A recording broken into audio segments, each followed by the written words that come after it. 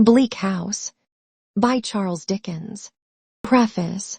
A chancery judge once had the kindness to inform me, as one of a company of some 150 men and women not laboring under any suspicions of lunacy, that the Court of Chancery, though the shining subject of much popular prejudice, at which point I thought the judge's eye had a cast in my direction, was almost immaculate. There had been, he admitted, a trivial blemish or so in its rate of progress, but this was exaggerated and had been entirely owing to the parsimony of the public, which guilty public, it appeared, had been until lately bent in the most determined manner on by no means enlarging the number of chancery judges appointed. I believe by Richard II, but any other king will do as well. This seemed to me too profound a joke to be inserted in the body of this book, or I should have restored it to Conversation Kenge or to Mr. V. Holes, with one or other of whom I think it must have originated. In such mouths, I might have coupled it with an apt quotation from one of Shakespeare's sonnets. My nature is subdued to what it works in, like the dyer's hand. Pity me then, and wish I were renewed.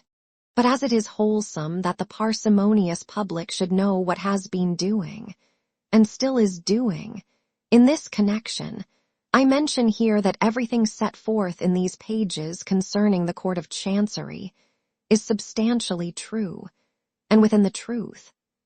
The case of Gridley is in no essential altered from one of actual occurrence, made public by a disinterested person who was professionally acquainted with the whole of the monstrous wrong from beginning to end.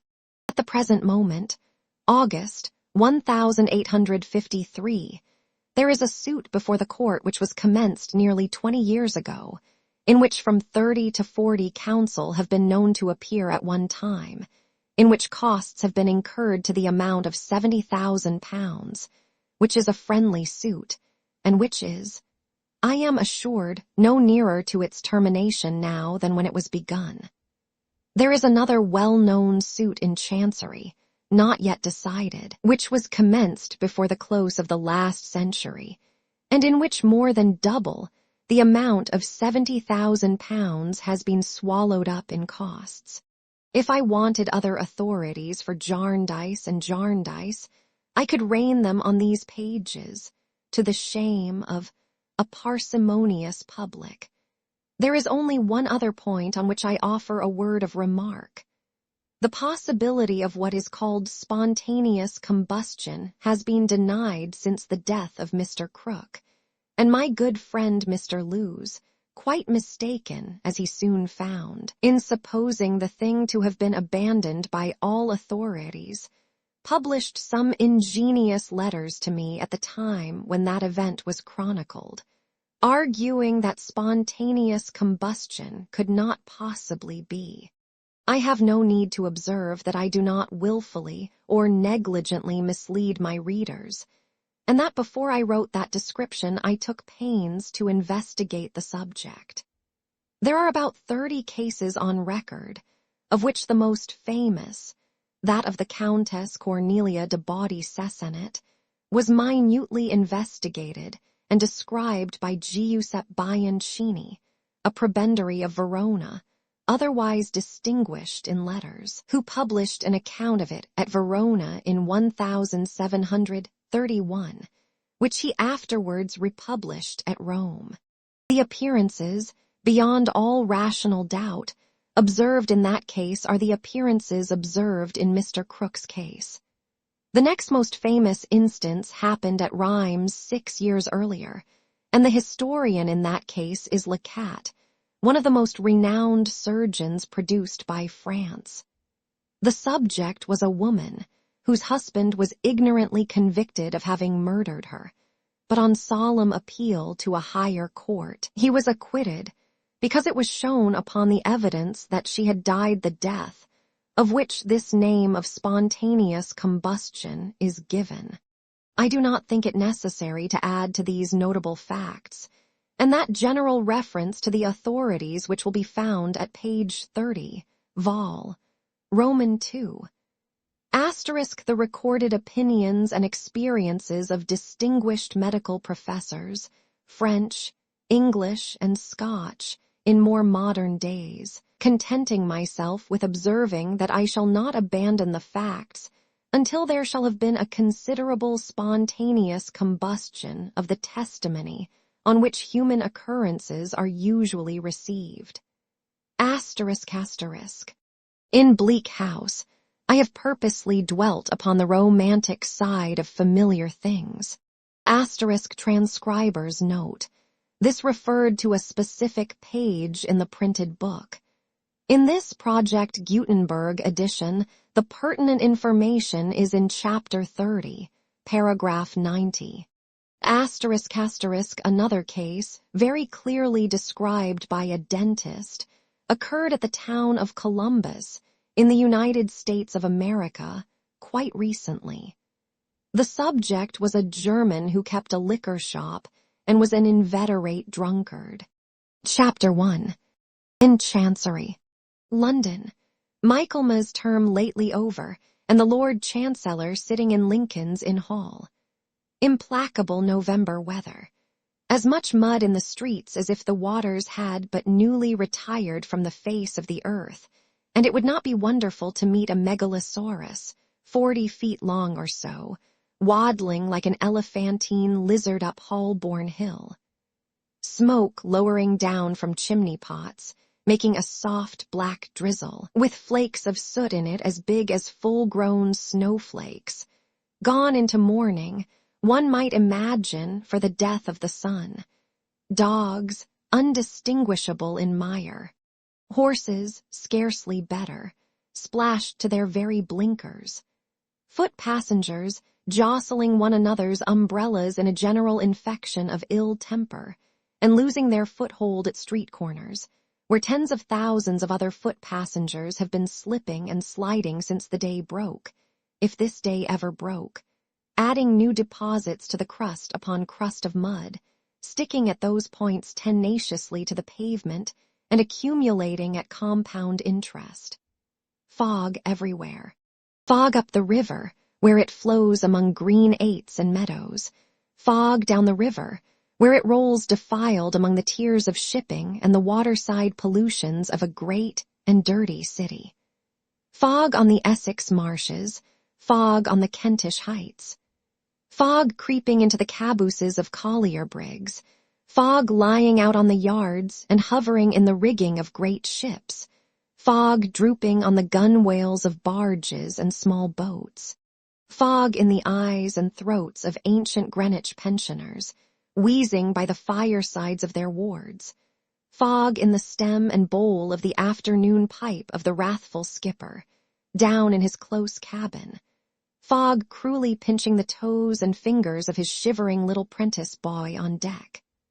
Chance people on the bridges peeping over the parapets into a nether sky of fog, with fog all round them, as if they were up in a balloon and hanging in the misty clouds. Gas looming through the fog in divers places in the streets, much as the sun may, from the spongy fields, be seen to loom by husbandman and ploughboy. Most of the shops lighted 2 hours before their time, as the gas seems to know, for it has a haggard and unwilling look. The raw afternoon is rawest, and the dense fog is densest, and the muddy streets are muddiest near that leaden-headed old obstruction, appropriate ornament for the threshold of a leaden-headed old corporation, Temple Bar. And hard by Temple Bar, in Lincoln's Inn Hall, at the very heart of the fog, sits the Lord High Chancellor in his High Court of Chancery. Never can there come fog too thick, never can there come mud and mire too deep, to assort with the groping and floundering condition which this High Court of Chancery, most pestilent of hoary sinners, holds this day in the sight of heaven and earth. On such an afternoon, if ever, the Lord High Chancellor ought to be sitting here, as here he is, with a foggy glory round his head, softly fenced in with crimson cloth and curtains, addressed by a large advocate with great whiskers, a little voice, and an interminable brief, and outwardly directing his contemplation to the lantern in the roof, where he can see nothing but fog. On such an afternoon, some score of members of the High Court of Chancery bar ought to be, as here they are, mistily engaged in one of the 10,000 stages of an endless cause, tripping one another up on slippery precedents, groping knee-deep in technicalities, running their goat-hair and horsehair warded heads against walls of words, and making a pretense of equity with serious faces, as players might. On such an afternoon, the various solicitors in the cause, some 2 or 3 of whom have inherited it from their fathers, who made a fortune by it, ought to be, as are they not, ranged in a line in a long matted well, but you might look in vain for truth at the bottom of it, between the registrar's red table and the silk gowns, with bills, cross-bills, answers, rejoinders, injunctions, affidavits, issues, references to masters, masters' reports, mountains of costly nonsense piled before them. Well may the court be dim, with wasting candles here and there. Well may the fog hang heavy in it, as if it would never get out. Well may the stained glass windows lose their color and admit no light of day into the place. Well may the uninitiated from the streets, who peep in through the glass panes in the door, be deterred from entrance by its owlish aspect and by the drawl, languidly echoing to the roof from the padded dais, where the Lord High Chancellor looks into the lantern that has no light in it, and where the attendant wigs are all stuck in a fog bank. This is the Court of Chancery, which has its decaying houses and its blighted lands in every shire, which has its worn-out lunatic in every madhouse and its dead in every churchyard, which has its ruined suitor with his slipshod heels and threadbare dress borrowing and begging through the round of every man's acquaintance, which gives to moneyed might the means abundantly of wearying out the right, which so exhausts finances, patience, courage, hope, so overthrows the brain and breaks the heart, that there is not an honorable man among its practitioners who would not give, who does not often give, the warning, suffer any wrong that can be done you rather than come here, who happened to be in the Lord Chancellor's court this murky afternoon besides the Lord Chancellor, the counsel in the cause, 2 or 3 counsel who are never in any cause, and the well of solicitors before mentioned. There is the registrar below the judge, in wig and gown, and there are 2 or 3 maces or petty bags or privy purses, or whatever they may be in legal court suits. These are all yawning, for no crumb of amusement ever falls from Jarndyce and Jarndyce, the cause in hand, which was squeezed dry years upon years ago. The shorthand writers, the reporters of the court, and the reporters of the newspapers invariably decamp with the rest of the regulars when Jarndyce and Jarndyce comes on. Their places are a blank. Standing on a seat at the side of the hall, the better to peer into the curtained sanctuary, is a little mad old woman in a squeezed bonnet who is always in court, from its sitting to its rising, and always expecting some incomprehensible judgment to be given in her favor. Some say she really is, or was, a party to a suit, but no one knows for certain because no one cares. She carries some small litter in a reticule which she calls her documents, principally consisting of paper matches and dry lavender. A sallow prisoner has come up, in custody, for the half-dozenth time to make a personal application, to purge himself of his contempt, which, being a solitary surviving executor who has fallen into a state of conglomeration about accounts of which it is not pretended that he had ever any knowledge, he is not at all likely ever to do. In the meantime, his prospects in life are ended. Another ruined suitor, who periodically appears from Shropshire, and breaks out into efforts to address the Chancellor at the close of the day's business, and who can by no means be made to understand that the Chancellor is legally ignorant of his existence after making it desolate for a quarter of a century, plants himself in a good place, and keeps an eye on the judge, ready to call out "my lord," in a voice of sonorous complaint on the instant of his rising. A few lawyers' clerks and others who know this suitor by sight linger on the chance of his furnishing some fun and enlivening the dismal weather a little. Jarndyce and Jarndyce drones on. This scarecrow of a suit has, in course of time, become so complicated that no man alive knows what it means. The parties to it understand at least, but it has been observed that no two chancery lawyers can talk about it for 5 minutes without coming to a total disagreement as to all the premises. Innumerable children have been born into the cause. Innumerable young people have married into it. Innumerable old people have died out of it. Scores of persons have deliriously found themselves made parties in Jarndyce and Jarndyce without knowing how or why. Whole families have inherited legendary hatreds with the suit. The little plaintiff or defendant who was promised a new rocking horse when Jarndyce and Jarndyce should be settled has grown up, possessed himself of a real horse, and trotted away into the other world. Fair wards of court have faded into mothers and grandmothers. A long procession of chancellors has come in and gone out. The legion of bills in the suit have been transformed into mere bills of mortality. There are not 3 Jarndyces left upon the earth, perhaps, since old Tom Jarndyce, in despair, blew his brains out at a coffee house in Chancery Lane. But Jarndyce and Jarndyce still drags its dreary length before the court, perennially hopeless. Jarndyce and Jarndyce has passed into a joke. That is the only good that has ever come of it. It has been death to many, but it is a joke in the profession. Every master in Chancery has had a reference out of it. Every chancellor was in it, for somebody or other, when he was counsel at the bar. Good things have been said about it by blue-nosed, bulbous-shoed old benchers in select port-wine committee after dinner in hall. Articled clerks have been in the habit of fleshing their legal wit upon it. The last Lord Chancellor handled it neatly, when, correcting Mr. Blowers, the eminent silk gown who said that such a thing might happen when the sky rained potatoes, he observed, "Or when we get through Jarndyce and Jarndyce, Mr. Blowers," a pleasantry that particularly tickled the maces, bags, and purses.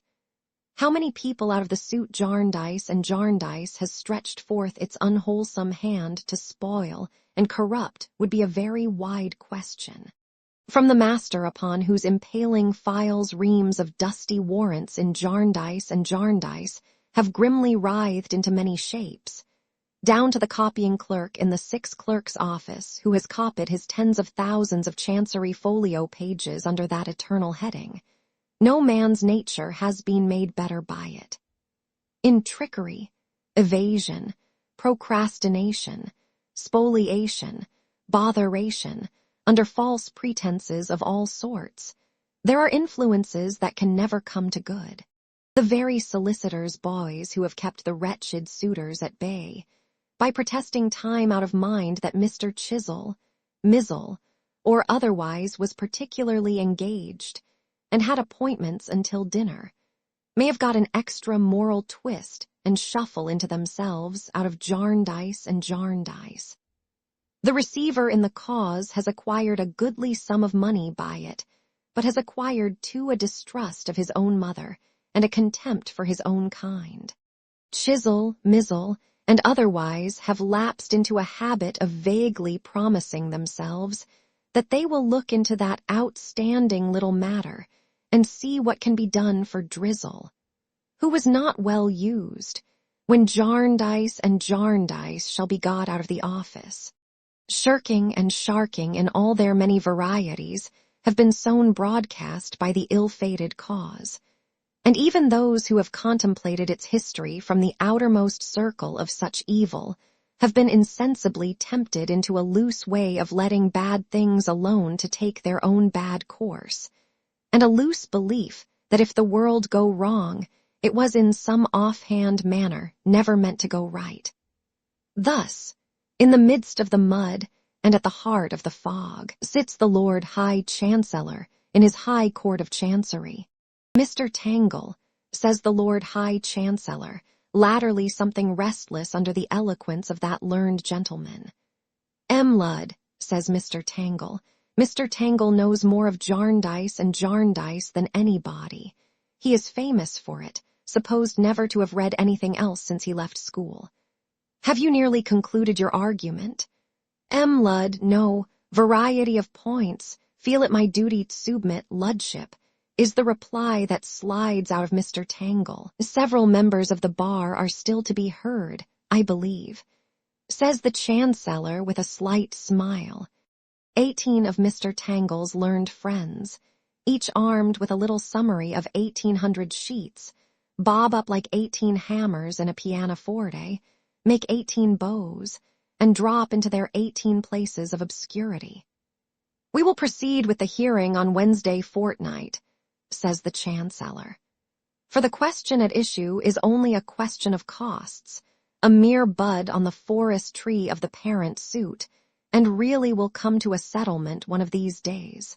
The Chancellor rises, the bar rises, the prisoner is brought forward in a hurry. The man from Shropshire cries, "My lord." Maces, bags, and purses indignantly proclaim silence and frown at the man from Shropshire. In reference, proceeds the Chancellor, still on Jarndyce and Jarndyce, to the young girl. "Begledship's pardon, boy," says Mr. Tangle prematurely. In reference, proceeds the Chancellor with extra distinctness, to the young girl and boy, the two young people, Mr. Tangle crushed, whom I directed to be in attendance today and who are now in my private room. I will see them and satisfy myself as to the expediency of making the order for their residing with their uncle. Mr. Tangle on his legs again. Begledship's pardon dead. With their Chancellor looking through his double eyeglass at the papers on his desk. Grandfather. Begledship's pardon, victim of rash action, brains. Suddenly a very little counsel with a terrific bass voice arises, fully inflated in the back settlements of the fog, and says, "Will your lordship allow me? I appear for him. He is a cousin, several times removed." I am not at the moment prepared to inform the court in what exact remove he is a cousin, but he is a cousin. Leaving this address, delivered like a sepulchral message, ringing in the rafters of the roof, the very little counsel drops and the fog knows him no more. Everybody looks for him. Nobody can see him. I will speak with both the young people, says the Chancellor anew, and satisfy myself on the subject of their residing with their cousin. I will mention the matter tomorrow morning when I take my seat. The Chancellor is about to bow to the bar when the prisoner is presented. Nothing can possibly come of the prisoner's conglomeration but his being sent back to prison, which is soon done. The man from Shropshire ventures another remonstrative, "My lord." But the Chancellor, being aware of him, has dexterously vanished. Everybody else quickly vanishes too. A battery of blue bags is loaded with heavy charges of papers and carried off by clerks. The little mad old woman marches off with her documents. The empty court is locked up.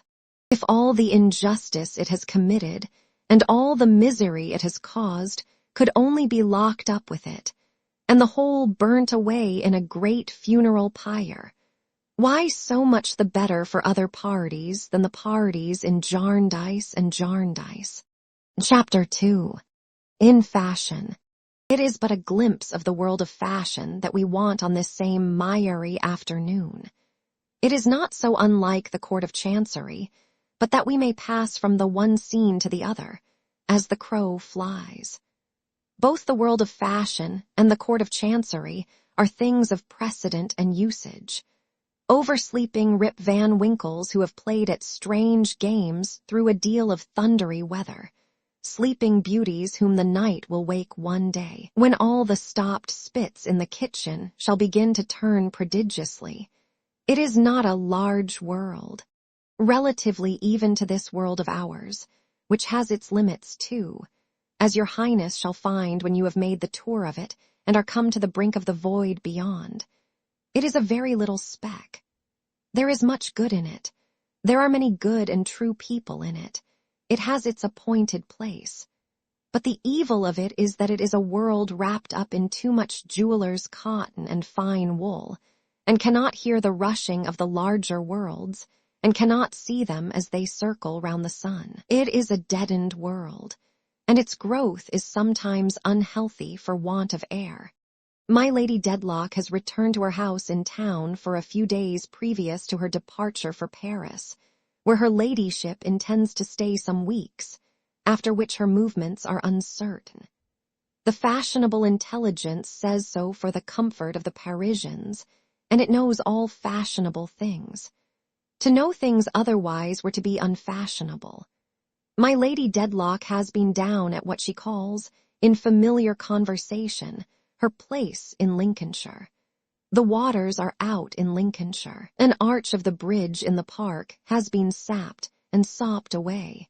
The adjacent low-lying ground for 1/2 a mile in breadth is a stagnant river with melancholy trees for islands in it, and a surface punctured all over, all day long, with falling rain. My Lady Dedlock's place has been extremely dreary.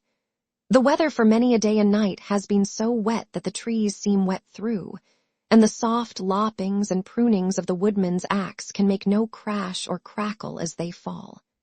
The deer, looking soaked, leave quagmires where they pass. The shot of a rifle loses its sharpness in the moist air, and its smoke moves in a tardy little cloud towards the green rise, coppice-topped, that makes a background for the falling rain. The view from my Lady Dedlock's own windows is alternately a lead-colored view and a view in Indian ink.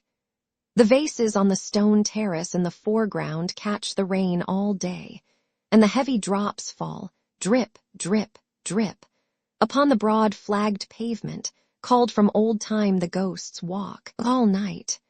On Sundays the little church in the park is mouldy. The oaken pulpit breaks out into a cold sweat, and there is a general smell and taste as of the ancient Dedlocks in their graves. My Lady Dedlock, who is childless, looking out in the early twilight from her boudoir at a keeper's lodge and seeing the light of a fire upon the latticed panes, and smoke rising from the chimney, and a child, chased by a woman, running out into the rain to meet the shining figure of a wrapped-up man coming through the gate, has been put quite out of temper. My Lady Dedlock says she has been bored to death. Therefore my Lady Dedlock has come away from the place in Lincolnshire, and has left it to the rain, and the crows, and the rabbits, and the deer, and the partridges and pheasants. The pictures of the Dedlocks past and gone have seemed to vanish into the damp walls in mere lowness of spirits, as the housekeeper has passed along the old rooms shutting up the shutters. And when they will next come forth again, the fashionable intelligence, which, like the fiend, is omniscient of the past and present, but not the future, cannot yet undertake to say.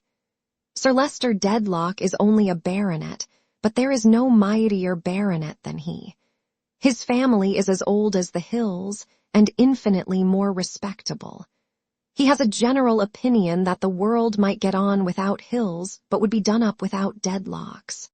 He would on the whole admit nature to be a good idea, a little low, perhaps, when not enclosed with a park fence, but an idea dependent for its execution on your great county families. He is a gentleman of strict conscience, disdainful of all littleness and meanness, and ready on the shortest notice to die any death you may please to mention rather than give occasion for the least impeachment of his integrity. He is an honorable, obstinate, truthful, high-spirited, intensely prejudiced, perfectly unreasonable man. Sir Leicester is 20 years, full measure, older than my lady. He will never see 65 again, nor perhaps 66, nor yet 67. He has a twist of the gout now and then and walks a little stiffly. He is of a worthy presence with his light gray hair and whiskers, his fine shirt frill, his pure white waistcoat, and his blue coat with bright buttons always buttoned. He is ceremonious, stately, most polite on every occasion to my lady, and holds her personal attractions in the highest estimation. His gallantry to my lady, which has never changed since he courted her, is the one little touch of romantic fancy in him. Indeed, he married her for love. A whisper still goes about that she had not even family. Howbeit, Sir Leicester had so much family that perhaps he had enough and could dispense with any more. But she had beauty, pride, ambition, insolent resolve, and sense enough to portion out a legion of fine ladies.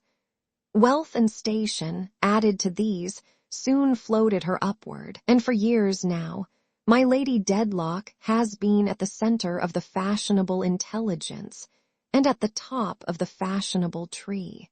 How Alexander wept when he had no more worlds to conquer, everybody knows, or has some reason to know by this time, the matter having been rather frequently mentioned. My Lady Dedlock, having conquered her world, fell not into the melting, but rather into the freezing, mood. An exhausted composure, a worn-out placidity, an equanimity of fatigue not to be ruffled by interest or satisfaction, are the trophies of her victory. She is perfectly well-bred. If she could be translated to heaven tomorrow, she might be expected to ascend without any rapture. She has beauty still, and if it be not in its heyday, it is not yet in its autumn. She has a fine face, originally of a character that would be rather called very pretty than handsome, but improved into classicality by the acquired expression of her fashionable state. Her figure is elegant and has the effect of being tall. Not that she is so, but that the most is made, as the Honorable Bob Stables has frequently asserted upon oath, of all her points. The same authority observes that she is perfectly got up and remarks in commendation of her hair, especially that she is the best groomed woman in the whole stud. With all her perfections on her head, my Lady Dedlock has come up from her place in Lincolnshire, hotly pursued by the fashionable intelligence, to pass a few days at her house in town previous to her departure for Paris, where her ladyship intends to stay some weeks, after which her movements are uncertain. And at her house in town, upon this muddy, murky afternoon, presents himself an old-fashioned old gentleman, attorney-at-law and eke solicitor of the High Court of Chancery, who has the honor of acting as legal adviser of the Dedlocks, and has as many cast-iron boxes in his office with that name, outside, as if the present baronet were the coin of the conjurer's trick, and were constantly being juggled through the whole set.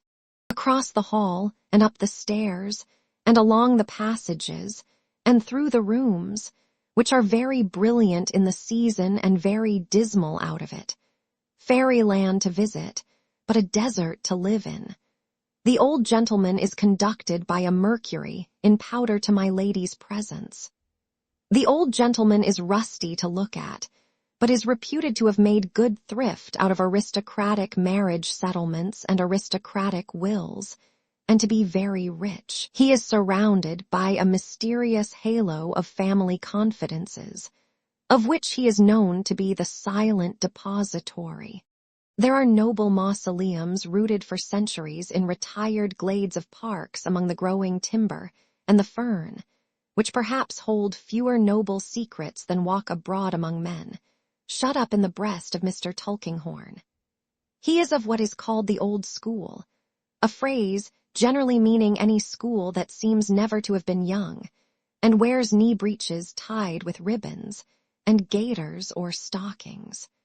One peculiarity of his black clothes and of his black stockings, be they silk or worsted, is that they never shine. Mute, close, irresponsive to any glancing light, his dress is like himself. He never converses when not professionally consulted. He is found sometimes, speechless but quite at home, at corners of dinner tables in great country houses and near doors of drawing rooms, concerning which the fashionable intelligence is eloquent, where everybody knows him, and where half the peerage stops to say, "How do you do, Mr. Tulkinghorn?" He receives these salutations with gravity, and buries them along with the rest of his knowledge. Sir Leicester Dedlock is with my lady, and is happy to see Mr. Tulkinghorn. There is an air of prescription about him which is always agreeable to Sir Leicester. He receives it as a kind of tribute. He likes Mr. Tulkinghorn's dress. There is a kind of tribute in that too. It is eminently respectable, and likewise, in a general way, retainer-like. It expresses, as it were, the steward of the legal mysteries, the butler of the legal cellar, of the Dedlocks. Has Mr. Tulkinghorn any idea of this himself? It may be so, or it may not, but there is this remarkable circumstance to be noted in everything associated with my Lady Dedlock as one of a class, as one of the leaders and representatives of her little world. She supposes herself to be an inscrutable being, quite out of the reach and ken of ordinary mortals, seeing herself in her glass, where indeed she looks so. Yet every dim little star revolving about her, from her maid to the manager of the Italian opera, knows her weaknesses, prejudices, follies, haughtinesses and caprices and lives upon as accurate a calculation, and as nice a measure of her moral nature as her dressmaker takes of her physical proportions. Is a new dress, a new custom, a new singer, a new dancer, a new form of jewelry, a new dwarf or giant, a new chapel, a new anything to be set up? There are deferential people in a dozen callings whom my Lady Dedlock suspects of nothing but prostration before her, who can tell you how to manage her as if she were a baby, who do nothing but nurse her all their lives, who, humbly affecting to follow with profound subservience, lead her and her whole troop after them, who, in hooking one, hook all and bear them off as Lemuel Gulliver bore away the stately fleet of the majestic Lilliput. If you want to address our people, sir, say Blaze and Sparkle, the jewelers, meaning by our people Lady Dedlock and the rest. You must remember that you are not dealing with the general public. You must hit our people in their weakest place, and their weakest place is such a place. To make this article go down, gentlemen, say Sheen and Gloss, the mercers, to their friends the manufacturers, you must come to us, because we know where to have the fashionable people, and we can make it fashionable. If you want to get this print upon the tables of my high connection, sir, says Mr. Slattery, the librarian, or if you want to get this dwarf or giant into the houses of my high connection, sir, or if you want to secure to this entertainment the patronage of my high connection, sir, you must leave it, if you please, to me, for I have been accustomed to study the leaders of my high connection, sir, and I may tell you without vanity that I can turn them round my finger, in which Mr. Slattery, who is an honest man, does not exaggerate at all. Therefore, while Mr. Tulkinghorn may not know what is passing in the Dedlock mind at present, it is very possible that he may. My lady's cause has been again before the Chancellor, has it, Mr. Tulkinghorn? Says Sir Leicester, giving him his hand. Yes, it has been on again today, Mr. Tulkinghorn replies, making one of his quiet bows to my lady, who is on a sofa near the fire, shading her face with a hand screen. It would be useless to ask, says my lady with the dreariness of the place in Lincolnshire still upon her, whether anything has been done. Nothing that you would call anything has been done today, replies Mr. Tulkinghorn. Nor ever will be, says my lady. Sir Leicester has no objection to an interminable chancery suit. It is a slow, expensive, British constitutional kind of thing. To be sure, he has not a vital interest in the suit in question, her part in which was the only property my lady brought him, and he has a shadowy impression that for his name, the name of Dedlock, to be in a cause, and not in the title of that cause, is a most ridiculous accident. But he regards the Court of Chancery, even if it should involve an occasional delay of justice and a trifling amount of confusion, as a something devised in conjunction with a variety of other somethings, by the perfection of human wisdom for the eternal settlement, humanly speaking, of everything.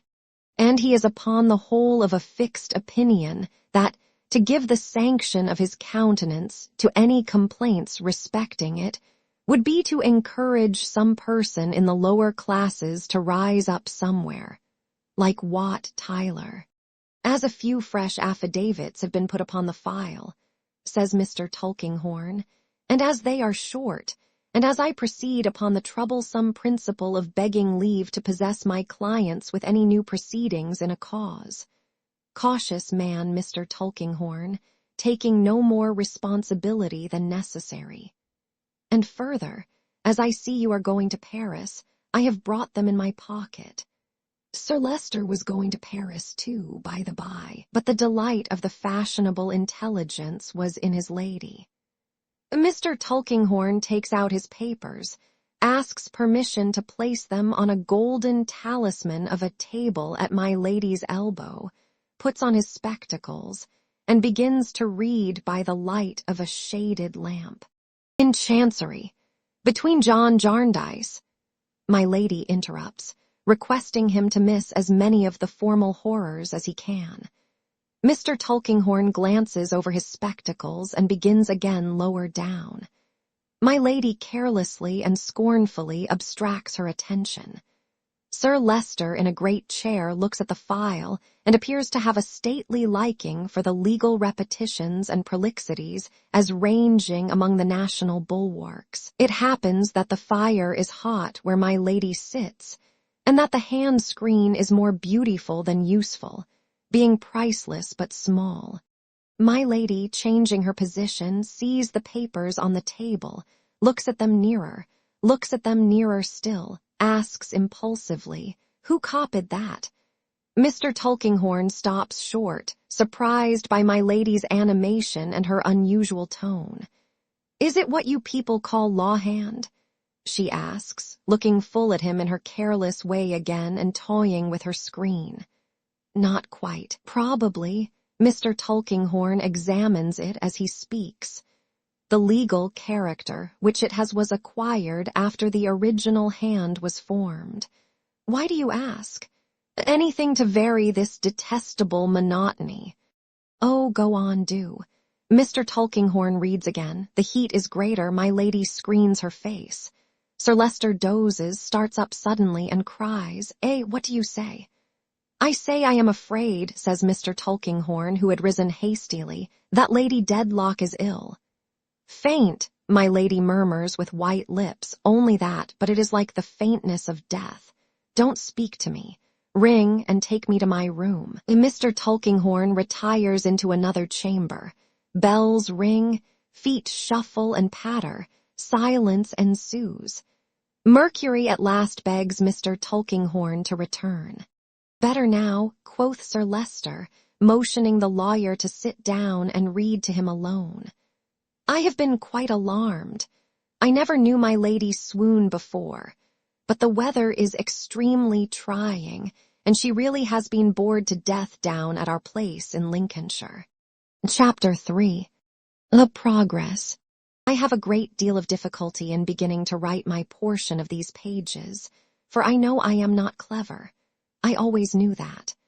I can remember, when I was a very little girl indeed, I used to say to my doll when we were alone together, Now, Dolly, I am not clever. You know very well, and you must be patient with me like a dear.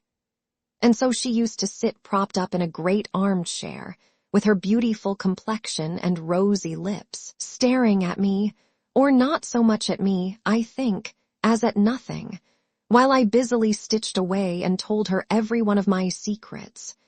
My dear old doll. I was such a shy little thing that I seldom dared to open my lips, and never dared to open my heart to anybody else. It almost makes me cry to think what a relief it used to be to me when I came home from school of a day to run upstairs to my room and say, "Oh, you dear faithful Dolly, I knew you would be expecting me." And then to sit down on the floor, leaning on the elbow of her great chair, and tell her all I had noticed since we parted. I had always rather a noticing way, not a quick way, oh no. A silent way of noticing what passed before me and thinking I should like to understand it better. I have not by any means a quick understanding. When I love a person very tenderly indeed, it seems to brighten. But even that may be my vanity.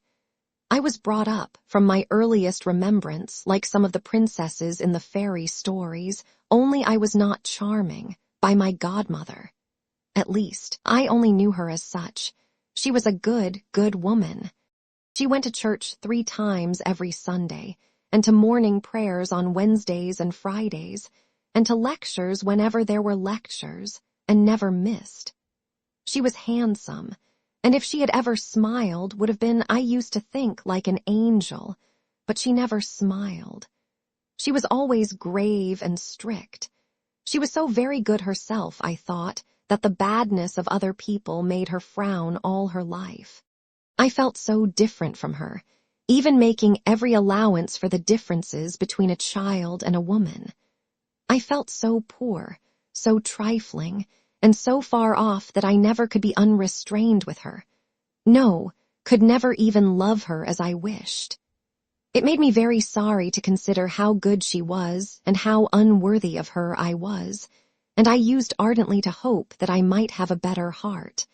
And I talked it over very often with the dear old doll, but I never loved my godmother as I ought to have loved her, and as I felt I must have loved her if I had been a better girl. This made me, I dare say, more timid and retiring than I naturally was, and cast me upon Dolly as the only friend with whom I felt at ease. But something happened when I was still quite a little thing that helped it very much. I had never heard my mamma spoken of. I had never heard of my papa either, but I felt more interested about my mamma. I had never worn a black frock that I could recollect. I had never been shown my mamma's grave. I had never been told where it was. Yet I had never been taught to pray for any relation but my godmother. I had more than once approached this subject of my thoughts with Mrs. Rachel, our only servant, who took my light away when I was in bed, another very good woman, but austere to me, and she had only said, "Esther, good night," and gone away and left me. Although there were 7 girls at the neighboring school where I was a day boarder, and although they called me little Esther Summerson, I knew none of them at home. All of them were older than I, to be sure. I was the youngest there by a good deal. But there seemed to be some other separation between us besides that, and besides their being far more clever than I was and knowing much more than I did. One of them in the first week of my going to the school, I remember it very well, invited me home to a little party, to my great joy. But my godmother wrote a stiff letter declining for me, and I never went. I never went out at all. It was my birthday. There were holidays at school on other birthdays, none on mine. There were rejoicings at home on other birthdays. As I knew from what I heard the girls relate to one another, there were none on mine. My birthday was the most melancholy day at home in the whole year. I have mentioned that unless my vanity should deceive me, as I know it may, for I may be very vain without suspecting it, though indeed I don't. My comprehension is quickened when my affection is.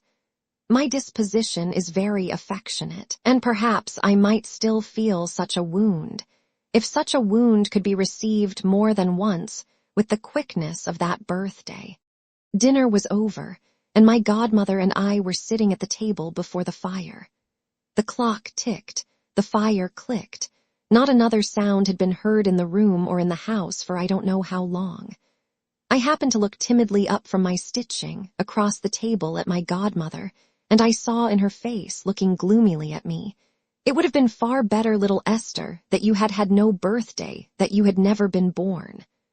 I broke out crying and sobbing, and I said, "Oh, dear godmother, tell me, pray do tell me, did Mamma die on my birthday?" "No," she returned.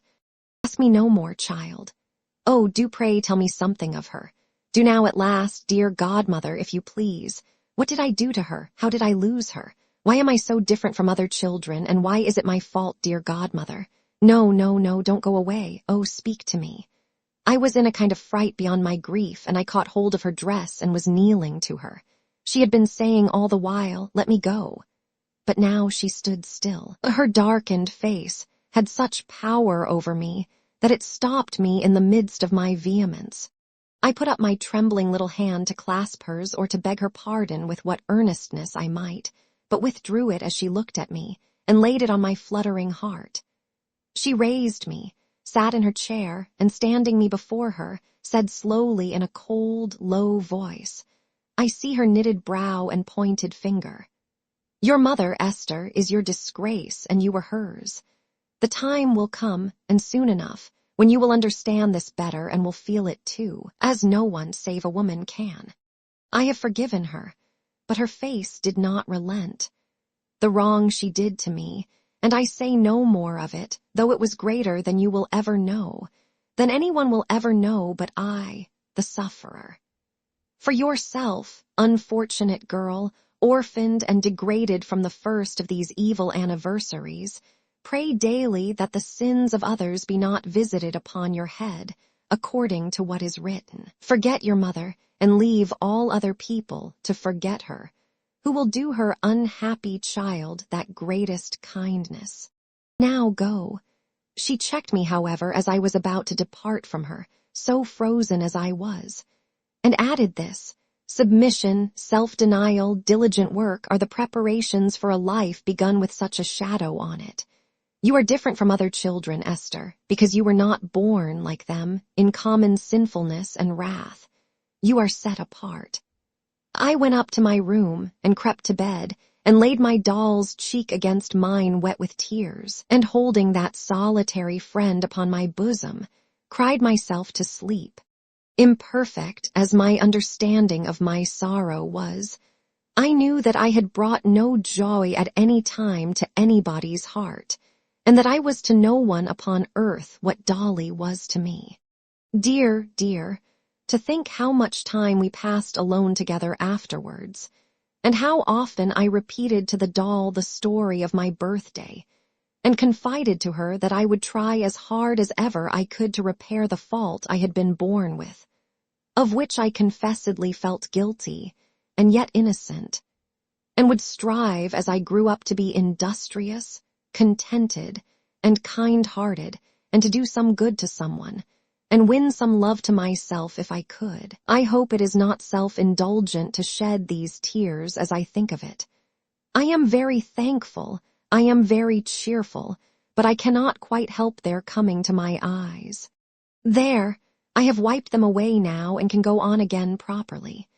I felt the distance between my godmother and myself so much more after the birthday, and felt so sensible of filling a place in her house which ought to have been empty, that I found her more difficult of approach, though I was fervently grateful to her in my heart, than ever.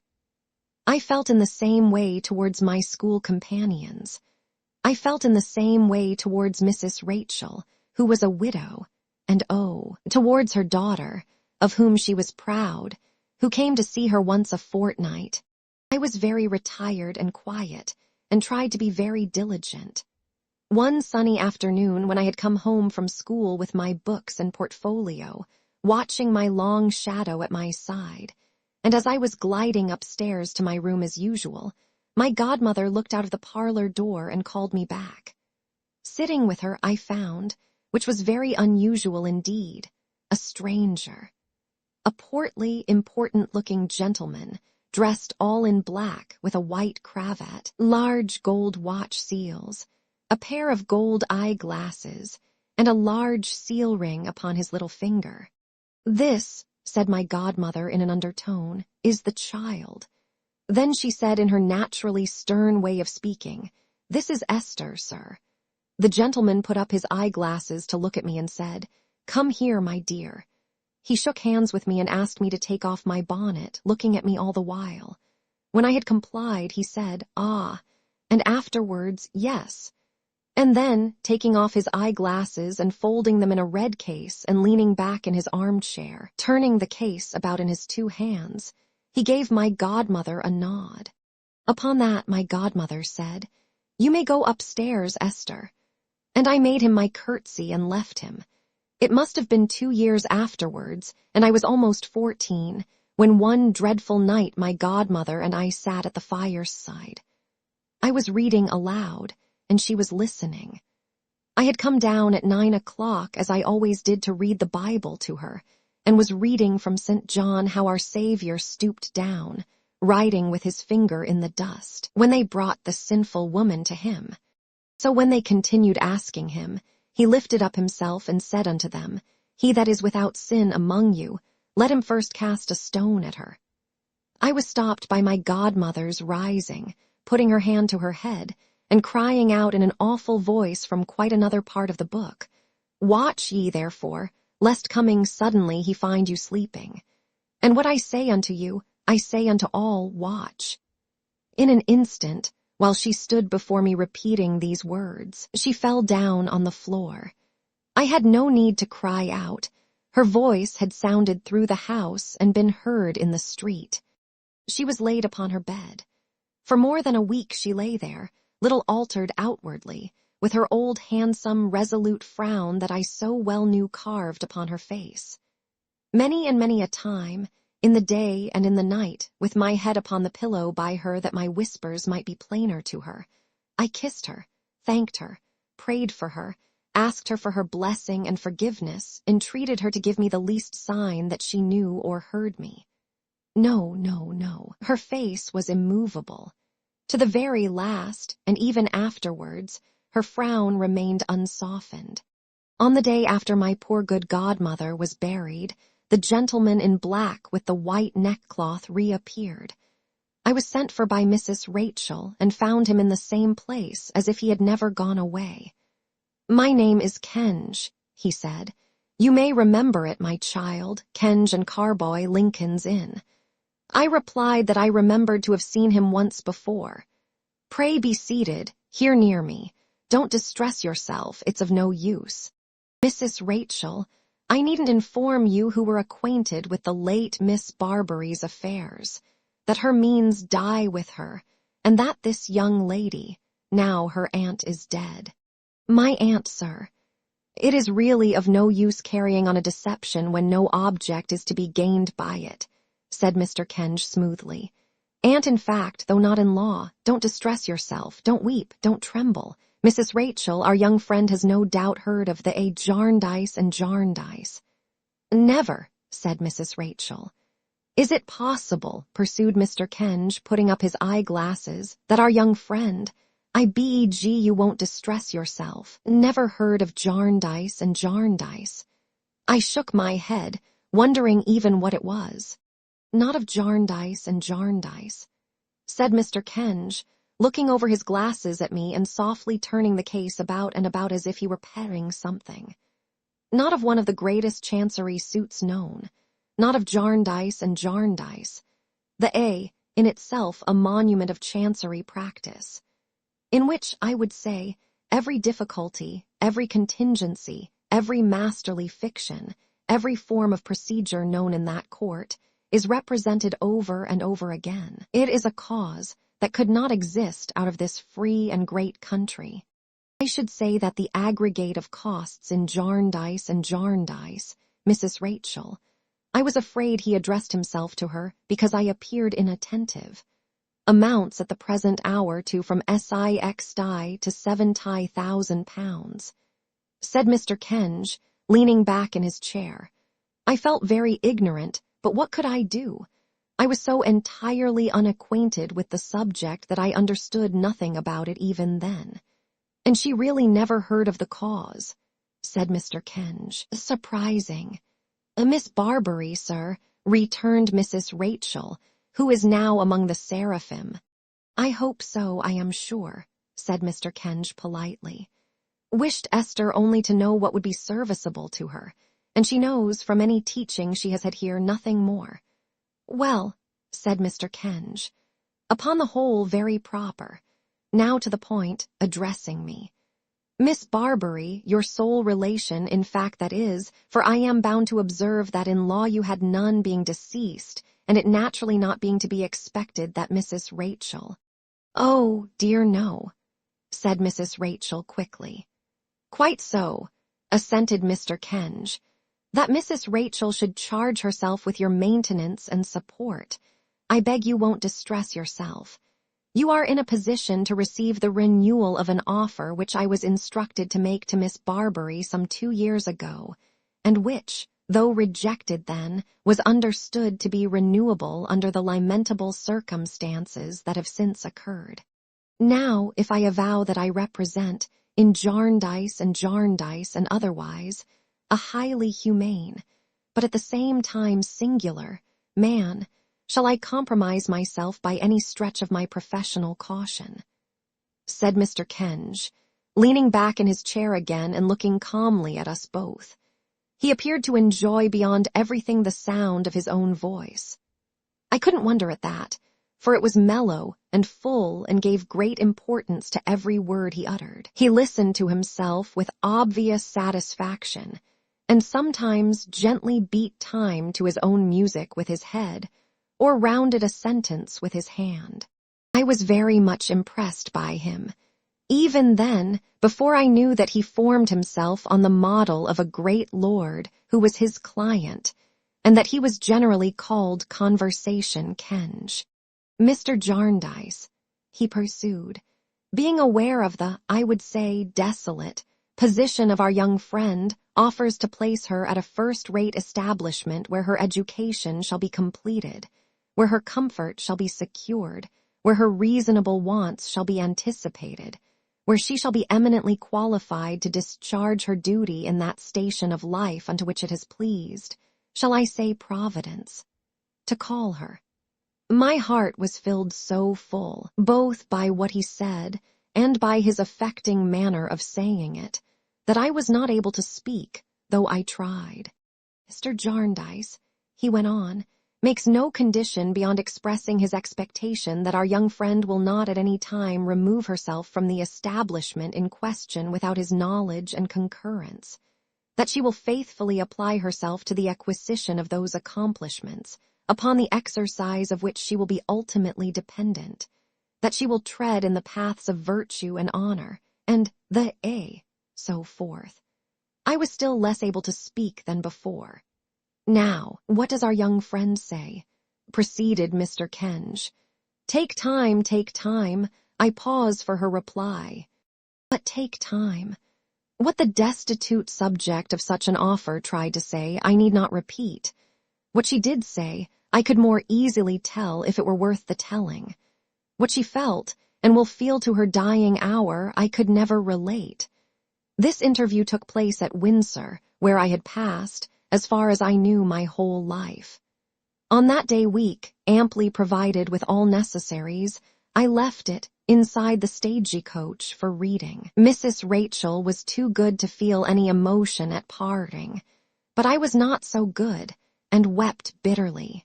I thought that I ought to have known her better after so many years, and ought to have made myself enough of a favorite with her to make her sorry then. When she gave me one cold parting kiss upon my forehead, like a thaw-drop from the stone porch, it was a very frosty day. I felt so miserable and self-reproachful that I clung to her and told her it was my fault I knew that she could say good-bye so easily. No, Esther, she returned. "It is your misfortune." The coach was at the little long gate. We had not come out until we heard the wheels, and thus I left her with a sorrowful heart. She went in before my boxes were lifted to the coach roof and shut the door. As long as I could see the house, I looked back at it from the window through my tears. My godmother had left Mrs. Rachel all the little property she possessed, and there was to be a sale, and an old hearthrug with roses on it, which always seemed to me the first thing in the world I had ever seen, was hanging outside in the frost and snow. A day or two before, I had wrapped the dear old doll in her own shawl and quietly laid her, I am half ashamed to tell it, in the garden earth under the tree that shaded my old window. I had no companion left but my bird, and him I carried with me in his cage. When the house was out of sight, I sat, with my bird cage in the straw at my feet, forward on the low seat to look out of the high window, watching the frosty trees that were like beautiful pieces of spar, and the fields all smooth and white with last night's snow, and the sun, so red but yielding so little heat, and the ice, dark like metal where the skaters and sliders had brushed the snow away. There was a gentleman in the coach who sat on the opposite seat and looked very large in a quantity of wrappings, but he sat gazing out of the other window and took no notice of me. I thought of my dead godmother, of the night when I read to her, of her frowning so fixedly and sternly in her bed, of the strange place I was going to, of the people I should find there, and what they would be like, and what they would say to me, when a voice in the coach gave me a terrible start. It said, "What the devil are you crying for?" I was so frightened that I lost my voice and could only answer in a whisper, "Me, sir." For of course I knew it must have been the gentleman in the quantity of wrappings, though he was still looking out of his window. "Yes, you," he said, turning round. "I didn't know I was crying, sir," I faltered. "But you are," said the gentleman. "Look here." He came quite opposite to me from the other corner of the coach, brushed one of his large furry cuffs across my eyes, but without hurting me, and showed me that it was wet. "There, now you know you are," he said. "Don't you?" "Yes, sir," I said. "And what are you crying for?" Said the gentleman. "Don't you want to go there?" "Where, sir?" "Where, why, wherever you are going," said the gentleman. "I am very glad to go there, sir," I answered. "Well, then, look glad," said the gentleman. I thought he was very strange, or at least that what I could see of him was very strange, for he was wrapped up to the chin, and his face was almost hidden in a fur cap with broad fur straps at the side of his head fastened under his chin. But I was composed again, and not afraid of him. So I told him that I thought I must have been crying because of my godmother's death, and because of Mrs. Rachel's not being sorry to part with me. "Confound Mrs. Rachel," said the gentleman. "Let her fly away in a high wind on a broomstick." I began to be really afraid of him now and looked at him with the greatest astonishment. But I thought that he had pleasant eyes, although he kept on muttering to himself in an angry manner and calling Mrs. Rachel names. After a little while he opened his outer wrapper, which appeared to me large enough to wrap up the whole coach, and put his arm down into a deep pocket in the side.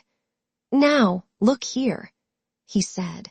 "In this paper, which was nicely folded, is a piece of the best plum cake that can be got for money, sugar on the outside an inch thick, like fat on mutton chops.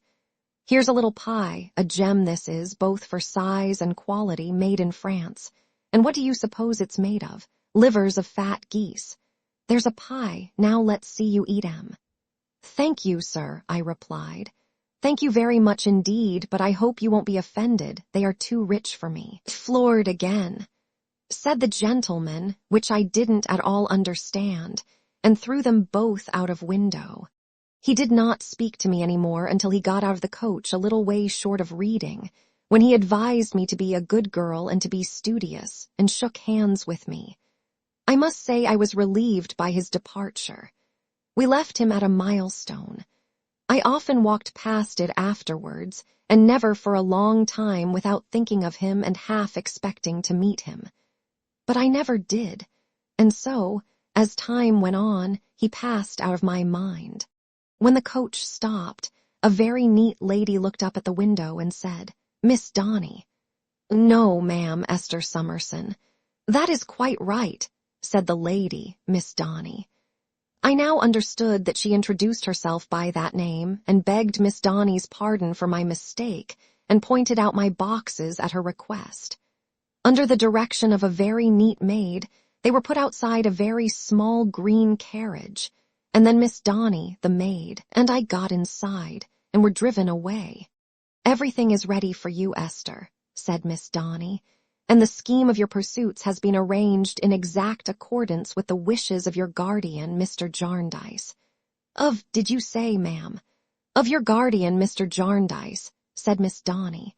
I was so bewildered that Miss Donny thought the cold had been too severe for me and lent me her smelling bottle. "Do you know my guardian, Mr. Jarndyce, ma'am?" I asked after a good deal of hesitation.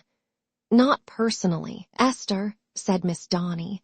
"Merely through his solicitors, Messrs. Kenge and Carboy of London. A very superior gentleman, Mr. Kenge, truly eloquent indeed. Some of his periods quite majestic." I felt this to be very true, but was too confused to attend to it. Our speedy arrival at our destination, before I had time to recover myself, increased my confusion, and I never shall forget the uncertain and the unreal air of everything at Greenleaf, Miss Donny's house, that afternoon. But I soon became used to it. I was so adapted to the routine of Greenleaf before long that I seemed to have been there a great while, and almost to have dreamed rather than really lived my old life at my godmother's.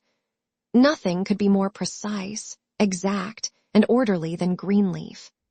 There was a time for everything all round the dial of the clock, and everything was done at its appointed moment. We were 12 boarders, and there were 2 Miss Donnys, twins. It was understood that I would have to depend, by and by, on my qualifications as a governess, and I was not only instructed in everything that was taught at Greenleaf, but was very soon engaged in helping to instruct others. Although I was treated in every other respect like the rest of the school, this single difference was made in my case from the first. As I began to know more, I taught more, and so in course of time I had plenty to do, which I was very fond of doing, because it made the dear girls fond of me. At last, whenever a new pupil came who was a little downcast and unhappy, she was so sure, indeed I don't know why, to make a friend of me that all newcomers were confided to my care. They said I was so gentle, but I am sure they were. I often thought of the resolution I had made on my birthday to try to be industrious, contented, and true-hearted, and to do some good to someone and win some love if I could. And indeed, I felt almost ashamed to have done so little and have won so much. I passed at Greenleaf 6 happy, quiet years. I never saw in any face there, thank heaven, on my birthday, that it would have been better if I had never been born. When the day came round, it brought me so many tokens of affectionate remembrance that my room was beautiful with them from New Year's Day to Christmas. In those 6 years, I had never been away except on visits at holiday time in the neighborhood. After the first 6 months or so, I had taken Miss Donny's advice in reference to the propriety of writing to Mr. Kenge to say that I was happy and grateful, and with her approval I had written such a letter. I had received a formal answer acknowledging its receipt and saying, "We note the contents thereof, which shall be duly communicated to our client." After that, I sometimes heard Miss Donny and her sister mention how regular my accounts were paid, and about twice a year I ventured to write a similar letter. I always received by return of post exactly the same answer in the same round hand, with the signature of Kenge and Carboy in another writing, which I supposed to be Mr. Kenge's. It seems so curious to me to be obliged to write all this about myself, as if this narrative were the narrative of my life. But my little body will soon fall into the background now. 6 quiet years, I find I am saying it for the second time. I had passed at Greenleaf, seeing in those around me, as it might be in a looking glass, every stage of my own growth and change there, when one November morning I received this letter. I omit the date. Old Square, Lincoln's Inn, Madam. Jarndyce and Jarndyce. Our CLT Mr. Jarndyce being apt to recede into his house, under an order of the CT of Chai, a ward of the CT in this cause, for whom he wishes to secure an eligible compin, directs us to inform you that he will be glad of your services in the aft capacity. We have anged for your being forded, carriage free, PR 8 o'clock coach from Reading, on Monday morning next, to White Horse Cellar, Piccadilly, London, where one of our CLKS will be in waiting to convey you to our off as above. We are, Madam, your obet serveds, Kenge and Carboy Miss Esther Summerson. Oh, never, never, never shall I forget the emotion this letter caused in the house. It was so tender in them to care so much for me. It was so gracious in that father who had not forgot me to have made my orphan way so smooth and easy, and to have inclined so many youthful natures towards me that I could hardly bear it. Not that I would have had them less sorry, I am afraid not, but the pleasure of it, and the pain of it, and the pride and joy of it, and the humble regret of it were so blended that my heart seemed almost breaking while it was full of rapture. The letter gave me only 5 days' notice of my removal, when every minute added to the proofs of love and kindness that were given me in those 5 days. And when at last the morning came, and when they took me through all the rooms that I might see them for the last time, and when some cried, "Esther, dear, say good-bye to me here at my bedside, where you first spoke so kindly to me," and when others asked me only to write their names, "With Esther's love," and when they all surrounded me with their parting presents and clung to me weeping and cried, "What shall we do when dear Esther's gone?" And when I tried to tell them how forbearing and how good they had all been to me, and how I blessed and thanked them everyone, what a heart I had. And when the 2 Miss Donneys grieved as much to part with me as the least among them, and when the maids said, "Bless you, miss, wherever you go," and when the ugly, lame old gardener, who I thought had hardly noticed me in all those years, came panting after the coach to give me a little nosegay of geraniums, and told me I had been the light of his eyes. Indeed, the old man said so. What a heart I had then! And could I help it if with all this, and the coming to the little school, and the unexpected sight of the poor children outside waving their hats and bonnets to me, and of a gray-haired gentleman and lady whose daughter I had helped to teach, and at whose house I had visited, who were said to be the proudest people in all that country, caring for nothing but calling out, "Good-bye, Esther. May you be very happy." Could I help it if I was quite bowed down in the coach by myself and said, "Oh, I am so thankful, I am so thankful," many times over? But of course I soon considered that I must not take tears where I was going after all that had been done for me.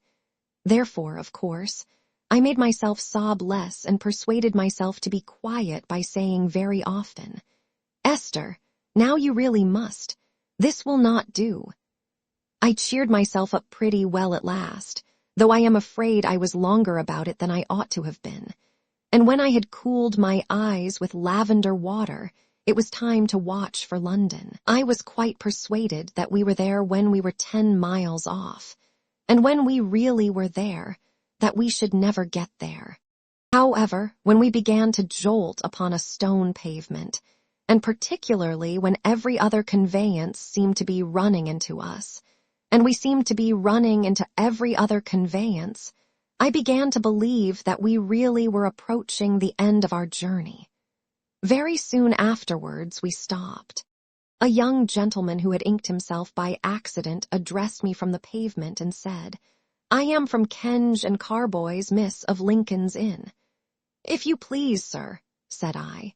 He was very obliging, and as he handed me into a fly after superintending the removal of my boxes, I asked him whether there was a great fire anywhere. For the streets were so full of dense brown smoke that scarcely anything was to be seen.